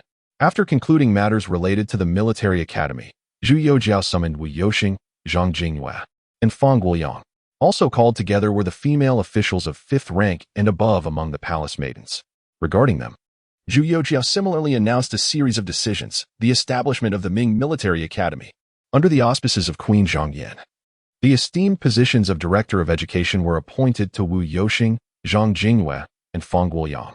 The future official ranks of these female officials were also subject to a new decree, much like the eunuchs in military academies. Those who successfully completed their training and passed the assessments would experience a corresponding elevation in their ranks, albeit one level higher than their male counterparts. Those originally ranked at the 5th grade or below would be directly promoted to the 5th grade, honored with the title of medical matron, and integrated into the main banner. Female officials with ranks above the 5th grade would ascend one level further, categorized as follows: 4th grade, medical officer, entering the 100 house; 3rd grade, medical command, entering the 1000 house; 2nd grade, medical supervisor, entering the guard division; 1st grade, medical chief, entering the town; and the highest rank, 1st grade medical scholar, entering the Imperial Medical Institute. Emperor Zhu Youxiao's rationale for placing these female physicians above the corresponding chief officials within the guard division stemmed from his profound concern that they might face harassment once assigned to the guard. Consequently, the distribution of female physicians would differ from that of the eunuchs. They would not be assigned independently to various main banners. Instead, the smallest unit would be the 1000 house, each supported by 1 medical officer and 2 medical matrons. Upon their initial deployment, they would be evaluated based on their rank. And after 1 year, adjustments would be made according to their medical expertise, promoting the capable while demoting the less competent. Much like the eunuchs in military academies, the female officials were utterly exhilarated upon hearing this series of innovative policies. Yet, the most thrilling developments were still to come. Zhu Youxiao gazed at them with a warm smile and uttered his final words. Ladies, should you find any soldier in the army to your liking, feel free to inform your physician, who will then relay the matter to me. As long as there are no significant issues, I shall grant my consent. Furthermore, having spent such an extended period within the palace, I consider myself akin to your family. Therefore, when the time comes, there shall indeed be a dowry presented. If, after establishing a family, you suffer from bullying or injustice, do not hesitate to inform me. I shall undoubtedly advocate for your rightful cause. These words hold a temptation for the female officials that is even more tangible than the prospect of promotion. As palace maids, although they hold the slim chance of being favored by the emperor and soaring to greatness, such opportunities are, for most, more improbable than being struck by lightning on a clear day. They must wait until after the age of 25 to have the opportunity to marry and establish a family, only after being released from the palace. However, those who are permitted to leave the palace are often the most marginalized, having endured a life of arduous labor. By the time they are set free, they are typically burdened with ailments, rendering them nearly unfit for a normal household. Who among ordinary families can afford to care for such a fragile vessel? Thus, even if they manage to endure until the day they are released from the palace, it is not guaranteed that they will find their ideal partners. Rather, they are more likely to face a life of solitude and loneliness. In this present age, the opportunity to study medicine grants individuals the chance to nurture their own health. Additionally, Your Majesty has consented to the freedom of marriage, thus securing a future for the latter half of their lives. How could they possibly suppress the tumultuous emotions within their hearts? At such a tender age, blossoming like flowers, they are on the cusp of romantic stirrings. The mere thought of departing from a palace with only one man to venture into a realm teeming with robust suitors. The faces of these palace maids inevitably flushed with color. Some even crossed their legs in bashfulness. Observing this, Zhu Youxiao promptly cleared his throat twice. However, while the frontier soldiers may be valiant, it is imperative that you keep your eyes wide open. The matter of marriage is no trifling affair, do you understand? The maidservants dutifully acknowledged his decree. Yet, what they truly contemplated in their hearts remained known only to them. Zhu Youxiao rubbed his forehead and turned to Wu Youxing and the others. My 3 esteemed ministers, I entrust the medical academy to your capable hands. As they are destined for the frontier, you are undoubtedly more aware than I of what they should be taught. Furthermore, at this juncture, he lowered his voice deliberately. Furthermore, let them focus their minds, and do not let them arrive at the frontier only to present me with a multitude of offspring. Having their medical skills recognized by the emperor, all 3 felt as if they had encountered a patron of talent. Wu Youxing stroked his beard and nodded, assuring, Your Majesty, rest assured, I fully comprehend. The concerns you harbor shall not come to pass. Just as the palace maids returned to prepare for their official classes the following day, Zhu Youxiao summoned Wu Youxing and the others into an empty chamber, mysteriously producing a branch from his bosom. Esteemed ministers, can you discern what is peculiar about this branch? The 3 were perplexed, examining the branch closely for quite some time, until Fang Guoyang made a tentative conjecture. Your Majesty, if I am not mistaken, the lower part of this branch appears to be from a neem tree, while the upper section is from a plum tree, employing the technique of grafting. However, I am uncertain about your Majesty's intention in presenting this to us. Excellent observation, Minister Fang. Zhu Youxiao replied with a smile before inquiring further.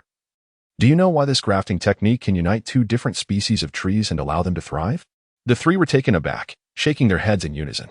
Zhu Youxiao had Wei Zhongxian bring forth a small knife and split the branch open, displaying it before them.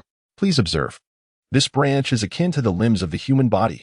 It possesses a protective outer layer, channels for the circulation of vital energy and blood, internal support akin to bones, and a nourishing inner flesh. When two branches of similar thickness are cut to create complementary notches, they can be joined together.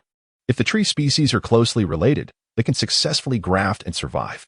Now, if we were to apply this method of successful grafting to human beings or livestock, what might ensue? Upon hearing these words, Wu Youxing and the others stood frozen, their eyes wide as saucers. Grafting a human, or perhaps a beast? Is it possible? Their expressions remained relatively composed, as this was their first encounter with such an extraordinary concept. Gazing at the severed branch before them, the three individuals fell into a contemplative silence, endeavoring to rationalize the feasibility of this operation within the confines of their minds.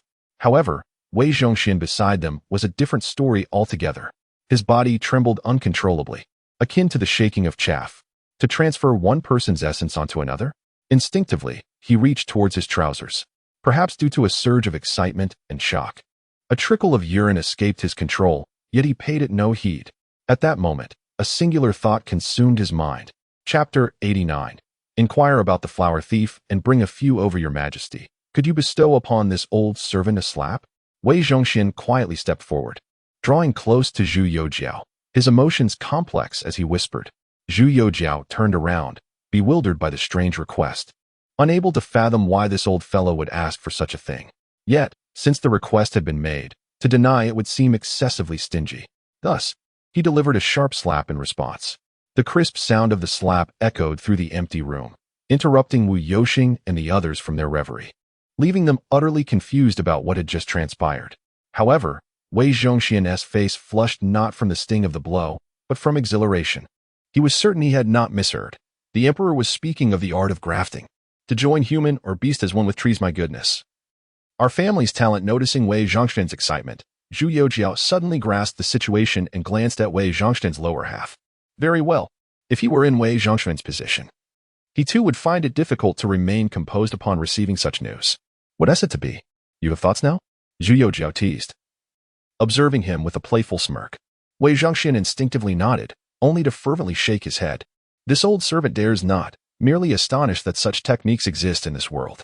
Your Majesty, such formidable skills you must have learned from Lord Hongwu, correct? Thoughts? None from this old fool? He was acutely aware that if he were to reload those 2 bullets into the chamber, he would likely lose all the glory he currently possessed. Whether it be the position of the director of the Imperial Ceremonial Office, the East Factory Supervisor, or his recently acquired post as the director of the loyal and virtuous army, all would be reclaimed by the emperor in an instant. At that point, the emperor might only grant him a minuscule title out of regard for their years together, allowing him to live out his days in retirement. But would that be worthwhile? Compared to women, he valued his current status far more. Wei Zhongxian's words stirred something within Wu Youxing, who had long heard of how the current emperor had been guided by Lord Hongwu, even feigning death for a few days for this purpose. It was indeed true. Yet, he furrowed his brow, perplexed as he inquired, Your Majesty, if such matters were known during the Hongwu era, why is there no mention of them in medical texts after over 200 years? Zhu Youxiao, with an air of mystery, pointed skyward. This technique is said to belong only to the heavens. How often does it resonate on earth? Lord Hongwu himself had only witnessed it after ascending to the celestial realm. A sharp intake of breath escaped Wu Youxing.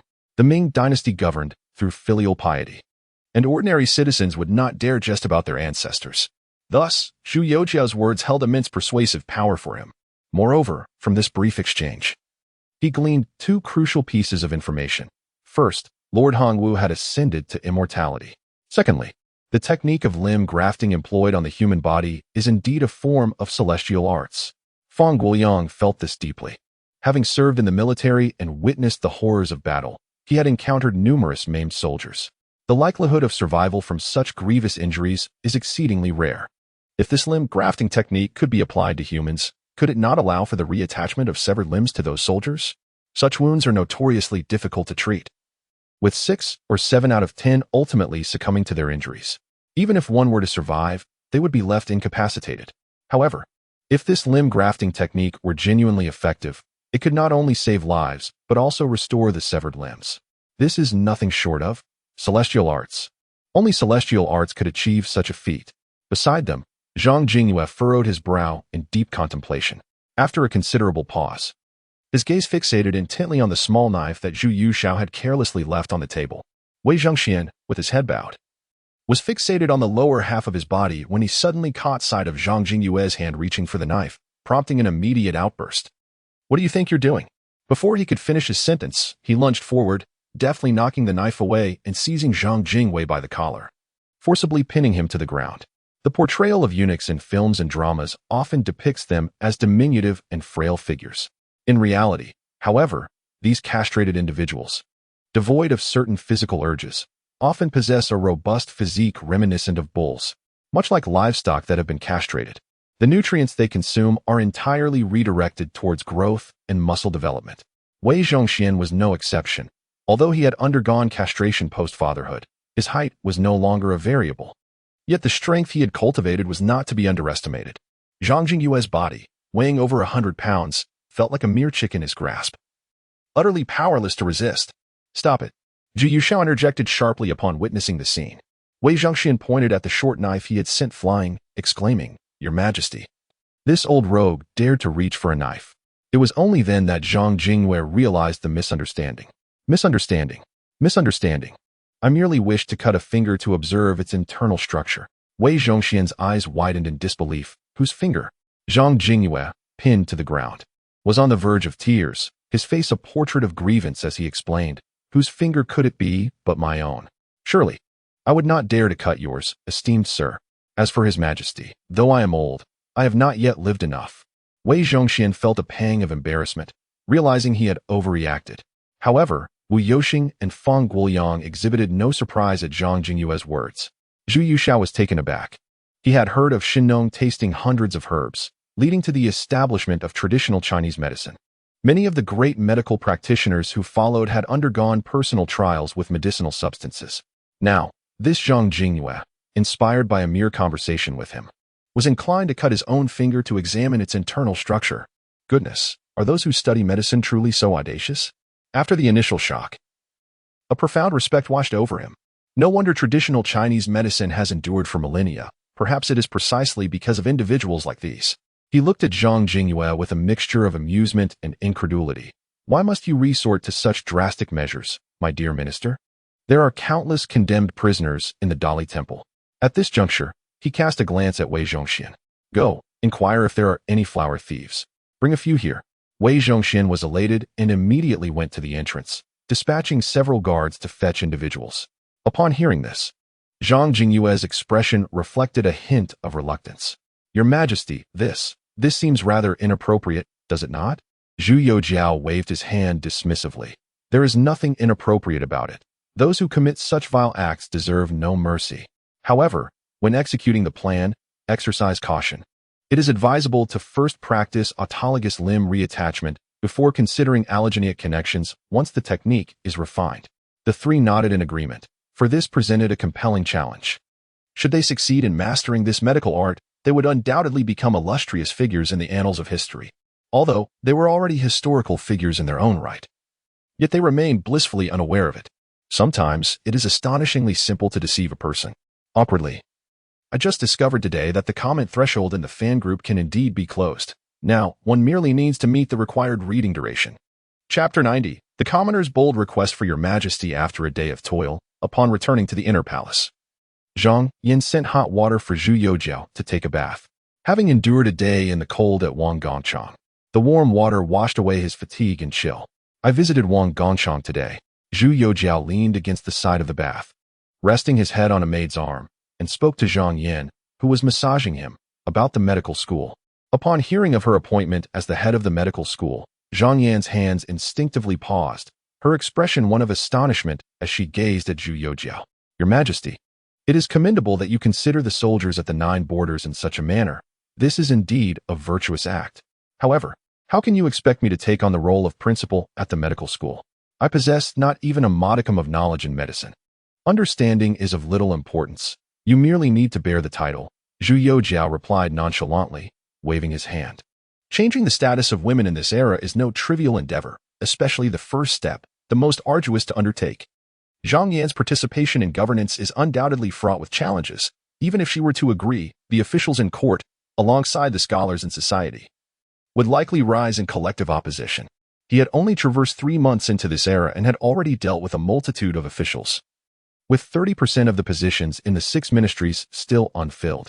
Should he attempt to appoint another batch, it could severely disrupt the administration. My intention in appointing you as principal is of another purpose. Those maids will eventually be dispatched to the 9 borders. And it is said that after 3 years of service, even a Sao would surpass Tiao Chan in beauty. I do not wish for these fair maidens to be harassed daily. Should you become their principal, they would then be your prot-gs. And any rogue soldiers contemplating ill intentions would have to consider whether they are capable of provoking the Emperor's prot-gs. At this, Zhang Yan let out a laugh. Your Majesty, where did you hear such nonsense? What nonsense about serving 3 years and a Sao surpassing Diao Chan? I have never heard such a thing. Please do not attribute these crude words to Lord Hongwu. He would never utter such vulgarities. Do not concern yourself with these details. Zhu Youxiao would not confess that this was his own fabrication, casually taking the handkerchief offered by a nearby maid to wipe the moisture from his face.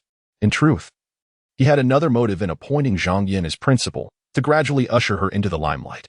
Currently, she would merely hold the title of principal. But once these female physicians achieved recognition through their accomplishments, he could then elevate Zhang Yan to the role of secretary. At that point, who would dare speak out of turn? By then, there would be a reserve of officials, and the achievements of the female physicians would stand as testament. Anyone bold enough to speak carelessly would find themselves at the receiving end of Zhu Youxiao's wrath. After bathing and donning a pair of trousers adorned with a 5-clawed golden dragon, just as he intended to retire for the night, he heard Wei Zhongxian's voice from outside. Your Majesty, someone has returned from Shangxi. Zhu Youxiao's expression shifted, and he immediately turned to the maid beside him. Help me change. After a brief respite over tea, he changed back into his customary attire and, accompanied by Wei Zhongxian, entered the Tianqi Palace. At that moment, 2 individuals were already awaiting them inside the hall.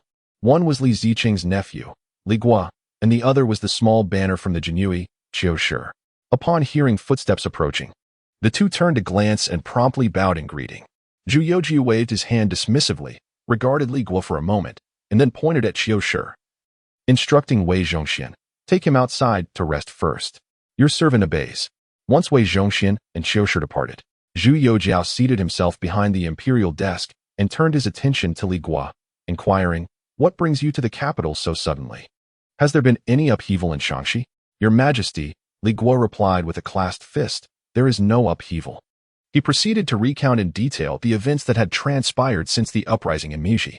In truth, many of these matters had already been reported back by the Jinui station beside Li Ziqing. However, after their departure from Shangxi and entry into the Liang Mountains, the army had remained inactive, prompting the Jinui to cease frequent reports. Zhu Youxiao nodded thoughtfully as he listened, and when Li Guo finished, he raised his head and said, You and your uncle have performed admirably. Upon your return, convey to Li Ziqing that I have duly noted your contributions. Given the current circumstances, should he wish to cease his efforts, I shall grant him a title of count, allowing him to retire peacefully in the south. If he continues his campaign, I shall not hesitate to bestow upon him the titles of Marquis or Duke. And you too. Li Guo was immediately filled with excitement. In the present Ming dynasty, aside from a few royal relatives, how long had it been since new noble families emerged? The commoner is willing to serve your Majesty unto death. As long as your Majesty requires it, both my uncle and I are prepared to persevere. Is it a jest? He continued. What could be more exhilarating than rebelling under imperial decree? The court wishes to quell bandits, and your Majesty personally provides intelligence. What could be more delightful than this? Moreover, there are merits to be gained. Only a fool would halt halfway. The most pressing concern is whether the emperor might suddenly silence us. This is a significant issue. Thus, continuing our efforts is indeed the safest course, is it not? Zhu Youxiao was quite pleased with his reaction. Now, tell me, Li Ziqing must have sent you all this way to the capital for more than just reporting these matters. What else is there? Speak freely. Li Gua scratched his head, appearing somewhat anxious as he replied, to be candid, Your Majesty, my uncle and I currently command 30,000 able-bodied men, all meticulously selected. Yet, despite our numbers, we are sorely lacking in weaponry and armor, which inevitably leads to unnecessary casualties in our operations. Thus, I humbly beseech Your Majesty to grant us a supply. With that, he knelt upright, his heart racing with trepidation. Zhu Youxiao was taken aback. He had anticipated that Li Ziqing would gather a cadre of craftsmen to forge their own arms after the uprising, for the iron mines in Shaanxi were abundant. With diligent management, not only 30,000 but even 300,000 could be equipped. He had not anticipated that these two, the uncle and nephew, would come all the way to Beijing to seek his assistance regarding this matter. Stroking the soft stubble on his chin, Zhu Youxiao's eyes darted thoughtfully. Having traversed the regions of Meiji, Sueda, and Xinjiang, you must have accumulated a considerable sum of silver, I presume? Li Gua promptly replied, Your Majesty is indeed wise. After rewarding my subordinates for their contributions, there remains a substantial amount of silver, approximately 370,000 taels. This treasure is currently buried within the Liang Mountains. My uncle has stated that this silver is set aside for Your Majesty. Should you require it, you may send someone to retrieve it at any time. With that, he produced a map from within his garments and presented it on his knees before the imperial desk. Chapter 91. Another windfall approaches 370,000 taels. This unexpected fortune was akin to a delightful surprise for Zhu Youxiao. Coupled with the treasury's reserves, his wealth had now accrued to over 22 million taels. Money, after all, is meant to be spent. What purpose does it serve if not utilized? Zhu Youxiao unfurled a map of Shaanxi, scrutinizing it intently. After a moment of contemplation, he turned to Li Gua and declared, I shall soon instruct the Ministry of Works to prepare a contingent of armor and weapons. Before the year concludes, I will send them to Xingda Pass under the pretext of supporting Sunningsong in his campaign against the bandits. At that time, you need only dispatch your men to seize it. Li Gua was elated, promptly bowing in gratitude. I humbly thank Your Majesty for your generosity. My nephew and I shall certainly clear all obstacles for Your Highness. After dismissing him, Zhu Youxiao summoned Wei Zhongxian and the young flag officer Qiu Shi of the Jinyue. Speak. Did you have any matters upon returning to the capital? Qiu Shi respectfully recounted the events concerning Lu Zongmin. Hearing this, Zhu Youxiao shook his head in exasperation. This Lu Zongmin truly could not reform his ways. The primary reason Wu Sangue opened the gates to the Tartars was that this man had abducted another's concubine. Let it be. If he is to perish, so be it. Such a scoundrel would be better off dead sooner rather than later. Currently, the one commanding that band of righteous soldiers is Niu Liang from your 100 households? Zhu Youxiao inquired for confirmation. Qiu Shi nodded vigorously and then revealed the true purpose of his journey to the capital. Beyond reporting the situation, Niu Liang's intent mirrored that of Li Gua, to procure funds and weaponry. It remained unclear whether Lu Zongmin was more ruthless in his pillaging or if the wealthy merchants in the southern Shaanxi region were more abundant. Their righteous troops had amassed over 445,000 taels of silver after their reward distribution. This silver now lay hidden in the jailhouse of Luonan County, guarded day and night by a contingent of Jinyue under Niu Liang's command. Zhu Youxiao observed the location of Luonan County on the map and soon devised a plan. Return and inform Niu Liang that as long as it benefits the common people, he may proceed with confidence. I shall dispatch a batch of armor to Xing'an shortly before the year ends. At that time, you may simply seize it. However, avoid any conflict with the local garrison. Otherwise, I cannot guarantee your safety. Qiu Shi understood the implications of these words and immediately clasped his hands in gratitude. I am most grateful for Your Majesty's favor. I will convey your message to Lord Niu Liang without alteration. After bowing, he took his leave. Zhu Youxiao beckoned Wei Zhongxian, who hurriedly approached. What commands do you have? Your Majesty? You shall proceed as follows. Wei Zhongxian's eyes flickered with understanding. This old servant comprehends. I shall attend to it forthwith. The arrangements were finalized in the morning. By afternoon, Sun Xingzong of the Ministry of War received 2 memorials. Upon reviewing their contents, he felt compelled to act without delay and personally carried the memorials to Qianqing Palace. I report to Your Majesty. Governor of Shaanxi, Sun Chuanting, has sent a memorial stating that the bandit forces in Shaanxi have grown excessively audacious, with multiple uprisings occurring, totaling over 80,000 bandits. Governor Sun stated in his memorial that the troops stationed at Jinxiang, Ningwu, and Yulin are in a state of disrepair, with incomplete armaments. rendering them unable to effectively combat bandits. He implored the court to allocate provisions and armaments. Additionally, commanders with Xianxing from Hanzhong reported that the notorious bandit Lu Zongmin had amassed considerable power, coercing tens of thousands of civilians, and had plundered regions such as Lantian, Shangzhou, and Shanong. To prevent the bandits from growing stronger, Zhu Xiansheng requested the allocation of 30,000 armaments and sought permission to mobilize the garrison troops at Luguan, Baituguan, Gupingguan, Yanchangguan, and King Shiguan to decisively eliminate the bandits. Upon reading the memorial, Zhu Youxiao, feigning nonchalance, cast it aside in a fit of rage. Summon the Minister of Works, he commanded. Minister Wu Chuanfu arrived promptly, and upon entering the hall, he was immediately struck by the tense atmosphere. He approached cautiously and bowed. Minister of Works Wu Chuanfu pays respects to your majesty. The ministry, Zhu Youxiao inquired coldly. Are there still swords and armor in the storerooms? The icy tone sent a shiver down Wu Chuanfu's spine, and he racked his brain to recall the inventory. After a considerable pause, he responded dejectedly, Your Majesty, the types of armaments are numerous. I must return to review the accounts to provide an accurate answer.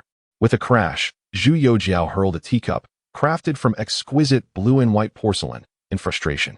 Incompetent. You do not even know your own resources. What use do I have for you? You have 1 incense stick's worth of time to return with a clear report. Yes. Wu Chuanfu, clutching his injured shoulder, hurriedly exited the Qianxing Palace. After the allotted time, he returned, laden with a pile of account books. Your Majesty, the storeroom currently holds 75,000 short swords, over 124,000 long spears, 60,000 shields, 40,000 bows, 700,000 arrows, 17,000 three-eyed matchlocks, and 6,800 flintlocks. Additionally, there are 5,000 cotton armors, 1,400 fish-scale armors, 3,200 chain armors, 18,000 leather armors, and over 40,000 Mandarin duck battle cloaks. While this extensive inventory sounded impressive, it was merely sufficient for emergency use. Zhu Youxiao decisively ordered. Prepare to count and load these supplies.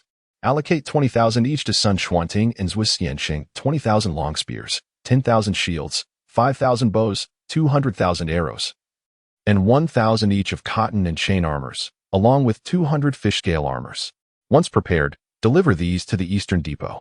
Wu Chuanfu, taken aback, queried, Your Majesty, these supplies are meant for the border troops. They must be dispatched by spring. Zhu Youxiao, his expression darkening, retorted, The necessary armaments for the border troops will be manufactured separately. We cannot delay matters in Shaanxi. Wu Chuanfu offered a wry smile. Your Majesty, the Ministry of Revenue. Very well. It is indeed the Ministry of Revenue's lack of funds, Zhu Youxiao interjected generously, waving his hand. I shall withdraw 2 million taels from the imperial treasury for you. Wei Dabin, go and retrieve the silver. And do not forget to ask Guo Yuho at the Ministry of Revenue for an IOU, along with the previous 3 million taels. Wei Zhongshan's lips quivered slightly.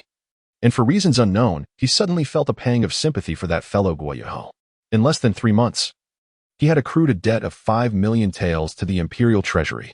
Surely, no minister of finance in any dynasty had faced such dire straits. After the two departed, Zhu Youxiao summoned the newly appointed commander of the Jianji Guard, Sun Kongwang. Have you taken over the individuals that Tian Urging dispatched to Shaanxi? Sun Kongwang nodded in response. Your Majesty, I have already deployed the imperial guards to establish contact. That is well. Here are 2 maps. Send 500 men discreetly to retrieve the silver stored there and return it to the treasury. Be cautious. Do not let word of this escape. If it does, you may as well resign from your post as commander. Rest assured, Your Majesty, I understand. Chapter 92. Urgent Dispatch. Swift steed to the capital as the affairs of the court began to stabilize. In the southeastern coastal region, Wei Zhongshan's godson, Li Zhaoqin, finally encountered the individual he had sought, Zheng Zhilong. At this juncture, Zheng Zhilong was still quite youthful, merely 23 years of age. Yet his prowess was not to be underestimated. In preceding years, he had accompanied the Japanese merchant Li Dan, trading between Xiangshan Ao, Macau, and Nagasaki in Japan. Due to his astute intellect and unique linguistic abilities, he gradually became a trusted aide to Li Dan.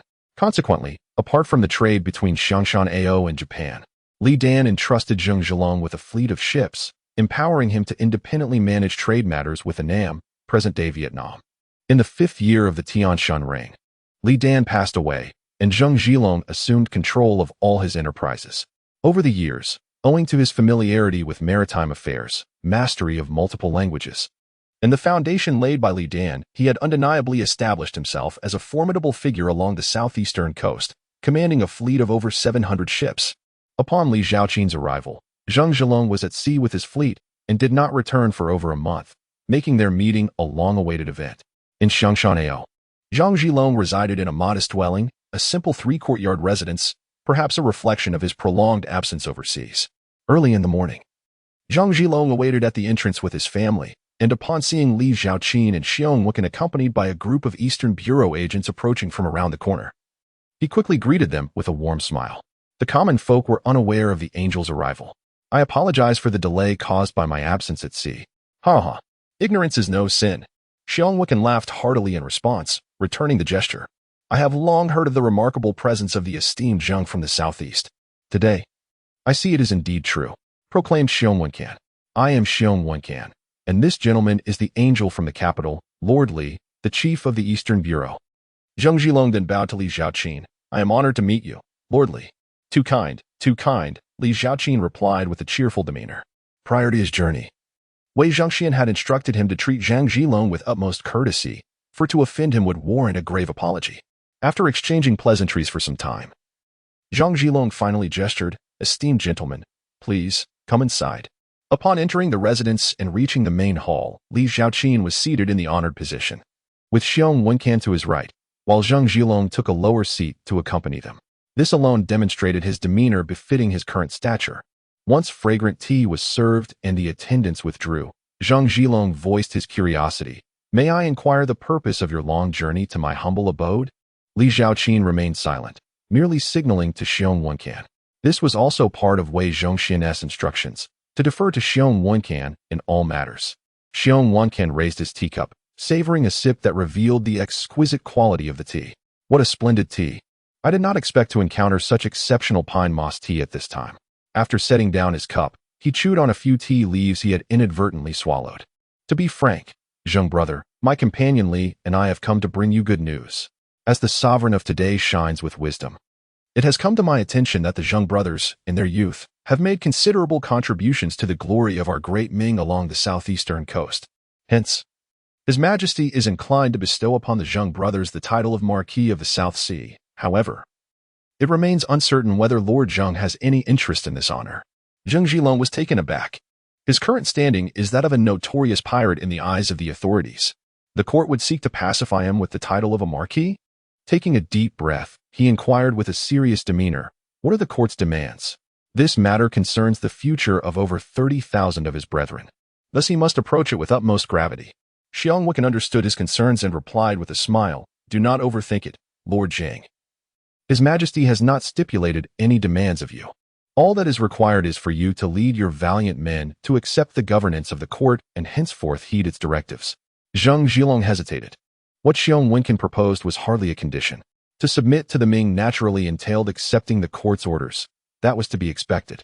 However, Master Xiong, given the court's generosity, I shall not be overly fastidious. Yet, I do have one condition. This year, southern Fujian has suffered from severe drought, and the people are on the brink of starvation, as you are both surely aware. Not long ago, I ventured out to sea to assist my compatriots from Fujian in seeking refuge in Taiwan. If the court is genuinely earnest in winning over my faction, I implore you to allocate sufficient grain to alleviate the suffering of the people in Fujian. If this matter can be resolved, I shall personally journey to the capital to pay my respects to His Majesty. Xiong Wensan's expression froze. The matter of disaster relief was of grave significance.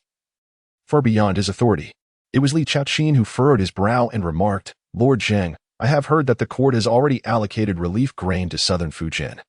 Is it insufficient? Zhang Zhilong shook his head and sighed. The relief grain has indeed arrived. Yet, the population of Fujian exceeds 10 million. A mere 100,000 stones of grain is hardly adequate. With a resounding thud, Li Zhaoqin slammed his palm on the table and rose abruptly. Only 100,000 stones of grain? I have been informed that the court allocated as much as 800,000 stones. 800,000 stones? Zhang Zhilong was left astonished. With 40% of the population in Fujian affected by the disaster, that amounts to approximately 4 million people. 100,000 stones translates to 12 million pounds of grain, barely providing each individual with 3 pounds, which, even when supplemented with wild vegetables and tree bark, would last at most 10 days. However, if there were 800,000 stones, each person could receive 24 pounds, and with additional wild vegetables and bark, it would suffice for over 2 months. Seeing Zhang Zhilong's reaction, which bore no semblance of deceit, Li Chaoqin was incensed. Damn it! Could that 70,000 stones of grain have been embezzled? He bellowed, bring me the local mine supervisor, tax supervisor, and the captains of the Jinyue from southern Fujian. The head of the East Factory's criminal division, in fact, was a transfer from the Jinyue, hence he was also referred to as the criminal officer, thus, in his capacity.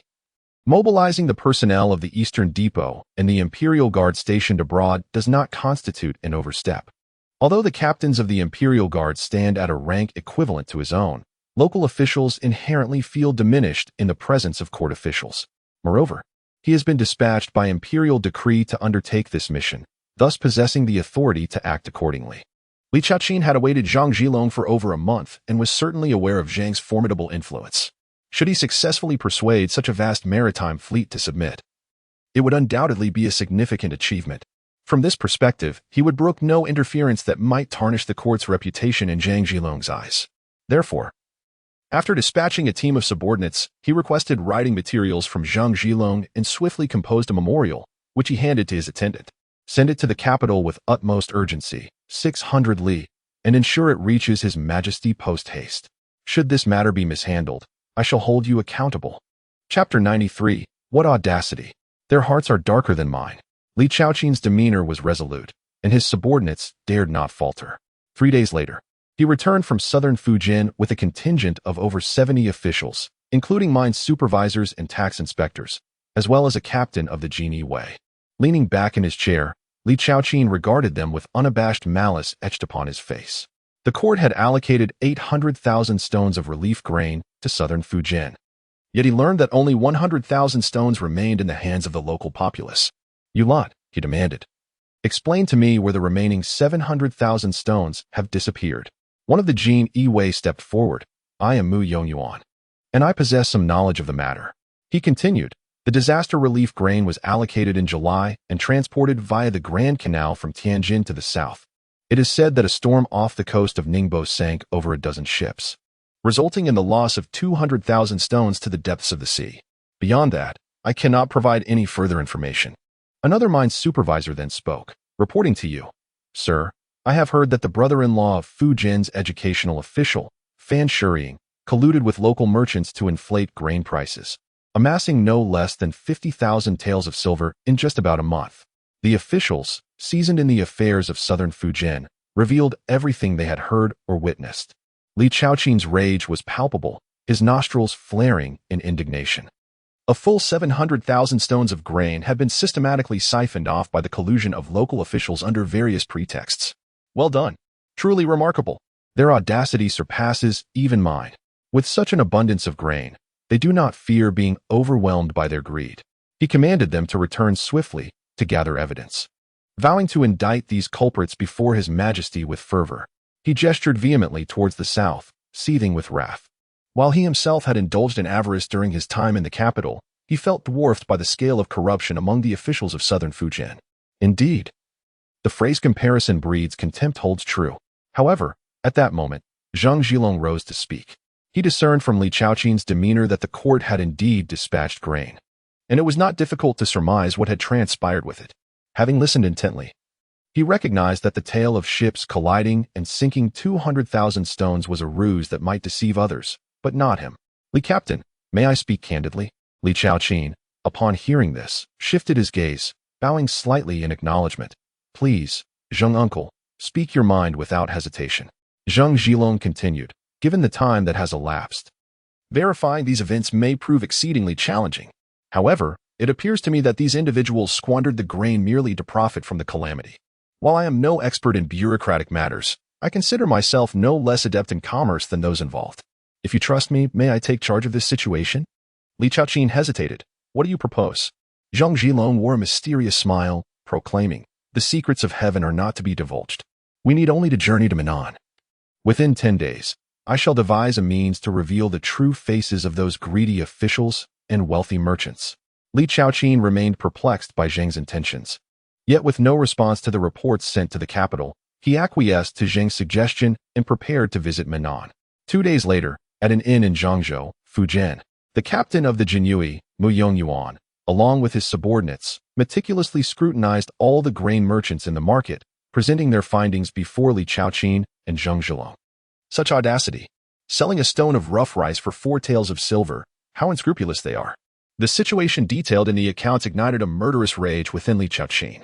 However, Zheng Zhilong appeared unfazed, exuding confidence and even gracing him with a smile. Captain Li, I have heard of a merchant convoy from the capital that has been extravagantly purchasing grain in Guangxi. Do you happen to know anything about this convoy? Li Chaoqin's vigilance heightened at Zheng's inquiry. The individuals Zheng referred to were indeed those dispatched by Wei Zhongxian to procure grain. And the person in charge, Wei Liaqing, was not unfamiliar to Li Chaoqin. Zheng Zhilong continued, I have conceived a strategy to deal with these grain merchants. However, I require a substantial amount of grain to facilitate my plan. Thus, I inquired if you were acquainted with the leader of that convoy. If so, we could easily reach out to them, borrow their grain in an emergency, and within half a month, I shall return it in full, potentially even earning them some interest. Alas, I fear I must disappoint you, Master Zheng. While I am familiar with the individual in charge of the grain procurement, borrowing the grain will prove exceedingly difficult. Li Chaoqin furrowed his brow. The grain was intended for the emperor and was meant as a means of atonement for Wei Zhongxian. He could not dare to commandeer it. Even if he did, how could Wei Liaqing possibly heed his request?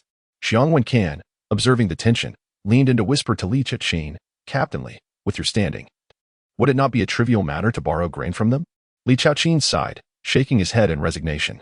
Do you truly believe I, as the head officer of the Eastern Depot, possess limitless power? I know the individual responsible for grain procurement, but acquiring the grain remains out of reach. Noticing Li's distress, Zheng Zhilong summoned his steward. Uncle Li, how much grain do we currently have in stock?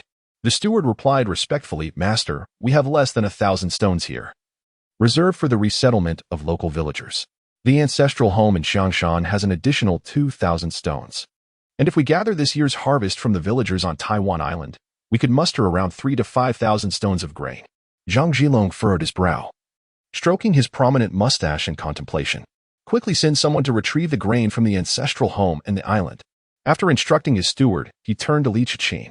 Captain Li, this grain is my capital. You must vouch for me later.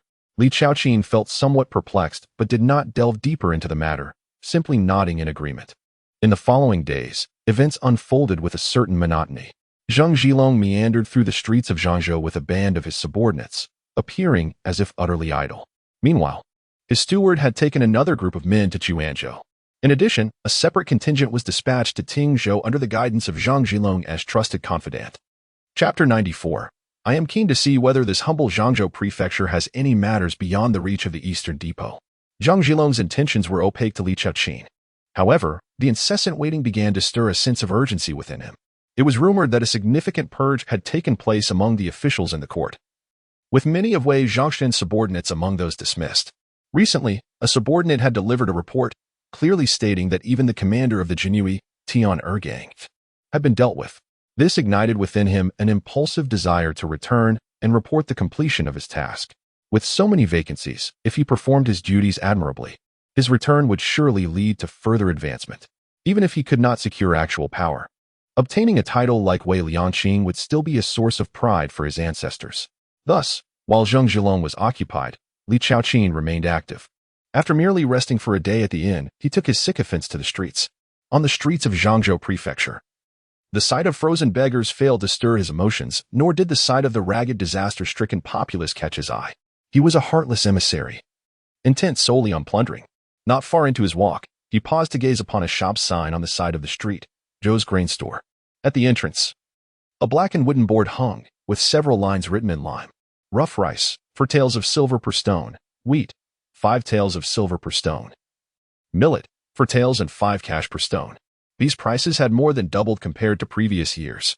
Emaciated citizens gathered at the grain store, illiterate ones inquiring from others, while those who could read shared the exorbitant prices allowed.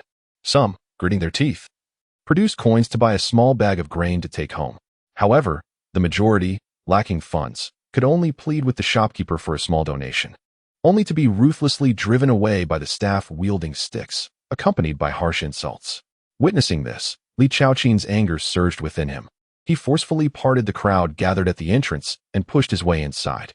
The storekeeper, upon seeing him in his official attire, immediately approached with sycophantic eagerness. "Esteemed official, please come inside," he exclaimed, then shouted to the other staff, "Quickly, drive these wretched souls out. Do not disturb the official's pleasure." Li Chaoqing halted, his face cold, and regarded the shopkeeper with a fierce glare before unexpectedly delivering a resounding slap. The sharp sound left everyone momentarily stunned. The storekeeper was left dazed, blood trickling from his mouth as he staggered back a couple of steps. Had it not been for a quick-witted assistant who caught him, he might have fallen to the ground. "Oh, official, why is this happening?" The storekeeper stammered, regaining his balance and looking bewilderedly at Li Chaoqing. "If my conduct has been improper, please, I implore you to state it plainly. Why resort to violence?" His words bore a hint of challenge. Li Chaoqing seized him by the collar, glaring angrily. "Who permitted you to sell grain at such exorbitant prices?" "I am an officer of the Jianji, dispatched to investigate. Be sensible and immediately lower the grain prices," the speaker demanded fiercely. "What were the prices in previous years? Those are the prices that should prevail now. Otherwise, I shall expose your unscrupulous grain business today." He is neither Zheng Zhilong nor Xiong Wenqian. He prefers to operate through the methods of the Jianji and the Eastern Depot, simple and brutal. Upon hearing this, the shopkeeper's body slackened, and he fell to his knees. "Your Excellency, please. I am but a humble shopkeeper. The prices are set by the owner. I have no authority to change them. If you wish to advocate for the people, you should seek our owner, not make things difficult for me." Li Chaoqing yanked him up from the ground, spitting words in his face. "Very well, then take me to your owner at once. If he refuses, I shall show you what the methods of the Eastern Depot entail." The shopkeeper begged for mercy once more. "Your Excellency, please calm your anger. To be honest, our owner went out to visit friends a couple of days ago and has yet to return. I have no idea where he is." Li Chaoqing, enraged to the point of laughter, tightened his grip on the shopkeeper's collar, raising his hand slightly to grasp his throat. "How do you mock me? Bring me the authorities. Seal this grain shop immediately, and check if there are any warehouses in the back. Also, surround the Zhou family." Yes. The men he had brought from the Eastern Depot immediately split into two groups. One group entered the grain shop, sealing all accounts and the storeroom in the back with official seals. The other group, led by a local Jianji officer, headed toward the Zhou family estate. The common folk, who had come to purchase grain, had never witnessed such a spectacle and quickly retreated from the shop, trembling as they watched the Eastern Depot exert its power. Li Chaoqing emerged from the shop, dragging the shopkeeper along. A clever officer promptly brought a chair for him to sit on. Once seated, Li Chaoqing placed his foot on the shopkeeper, exuding an air of arrogance. Before long, one of the officers rushed out. "Reporting to you, my lord. There are less than 100 stones of grain in the storeroom." Li Chaoqing immediately struck the shopkeeper hard across the head. "Where's the Zhou family's grain? Speak honestly, and I may spare your life. Otherwise, I shall have you flayed and feed your flesh to the hungry populace." However, the shopkeeper ceased his pleas for mercy, turning to meet Li Chaoqing's gaze with defiance, a hint of mockery glimmering in his eyes. "My lord, I would rather die than speak. If I do divulge anything, my entire family will perish. So, do you think I will speak? Also, let me offer you a word of caution. The waters of Manila run deep. No matter how skilled a swimmer you are, you might still drown here, and when the time comes, there may not even be anyone left to retrieve your body." Li Chaoqing never anticipated that this shopkeeper would prove to be so resilient, which piqued his curiosity. Stubborn? Huh. In this world, are there still secrets that the Eastern Depot cannot uncover? He suppressed his anger and regarded the shopkeeper with an amused expression. "Have you forgotten my identity?" "What identity?" the shopkeeper instinctively retorted. Li Chaoqing chuckled. "Let me quietly inform you. In addition to being a captain of the Jianji, I am also the chief enforcer of the Eastern Depot." The shopkeeper's body trembled violently as he remembered that this man had not only introduced himself as a captain of the Jianji upon entering the shop, but had consistently referred to himself in relation to the Eastern Depot thereafter. His complexion rapidly paled to a ghostly white. The name of the Eastern Depot could silence even the most restless of children. "My lord." Before he could finish his sentence, Li Chaoqing swiftly drew a half-foot-long steel nail from his waist and, in front of the gathered crowd, plunged it directly into the shopkeeper's shoulder. Blood gushed forth from the wound in an instant, and the shopkeeper let out a horrific scream, beads of sweat rapidly forming on his forehead. "Stop!" At that moment, a loud shout echoed from the end of the street. Li Xiaoqing turned to see a middle-aged man clad in a scarlet official robe, adorned with a cloud and wild goose pattern on his chest. Parting the crowd as he approached him,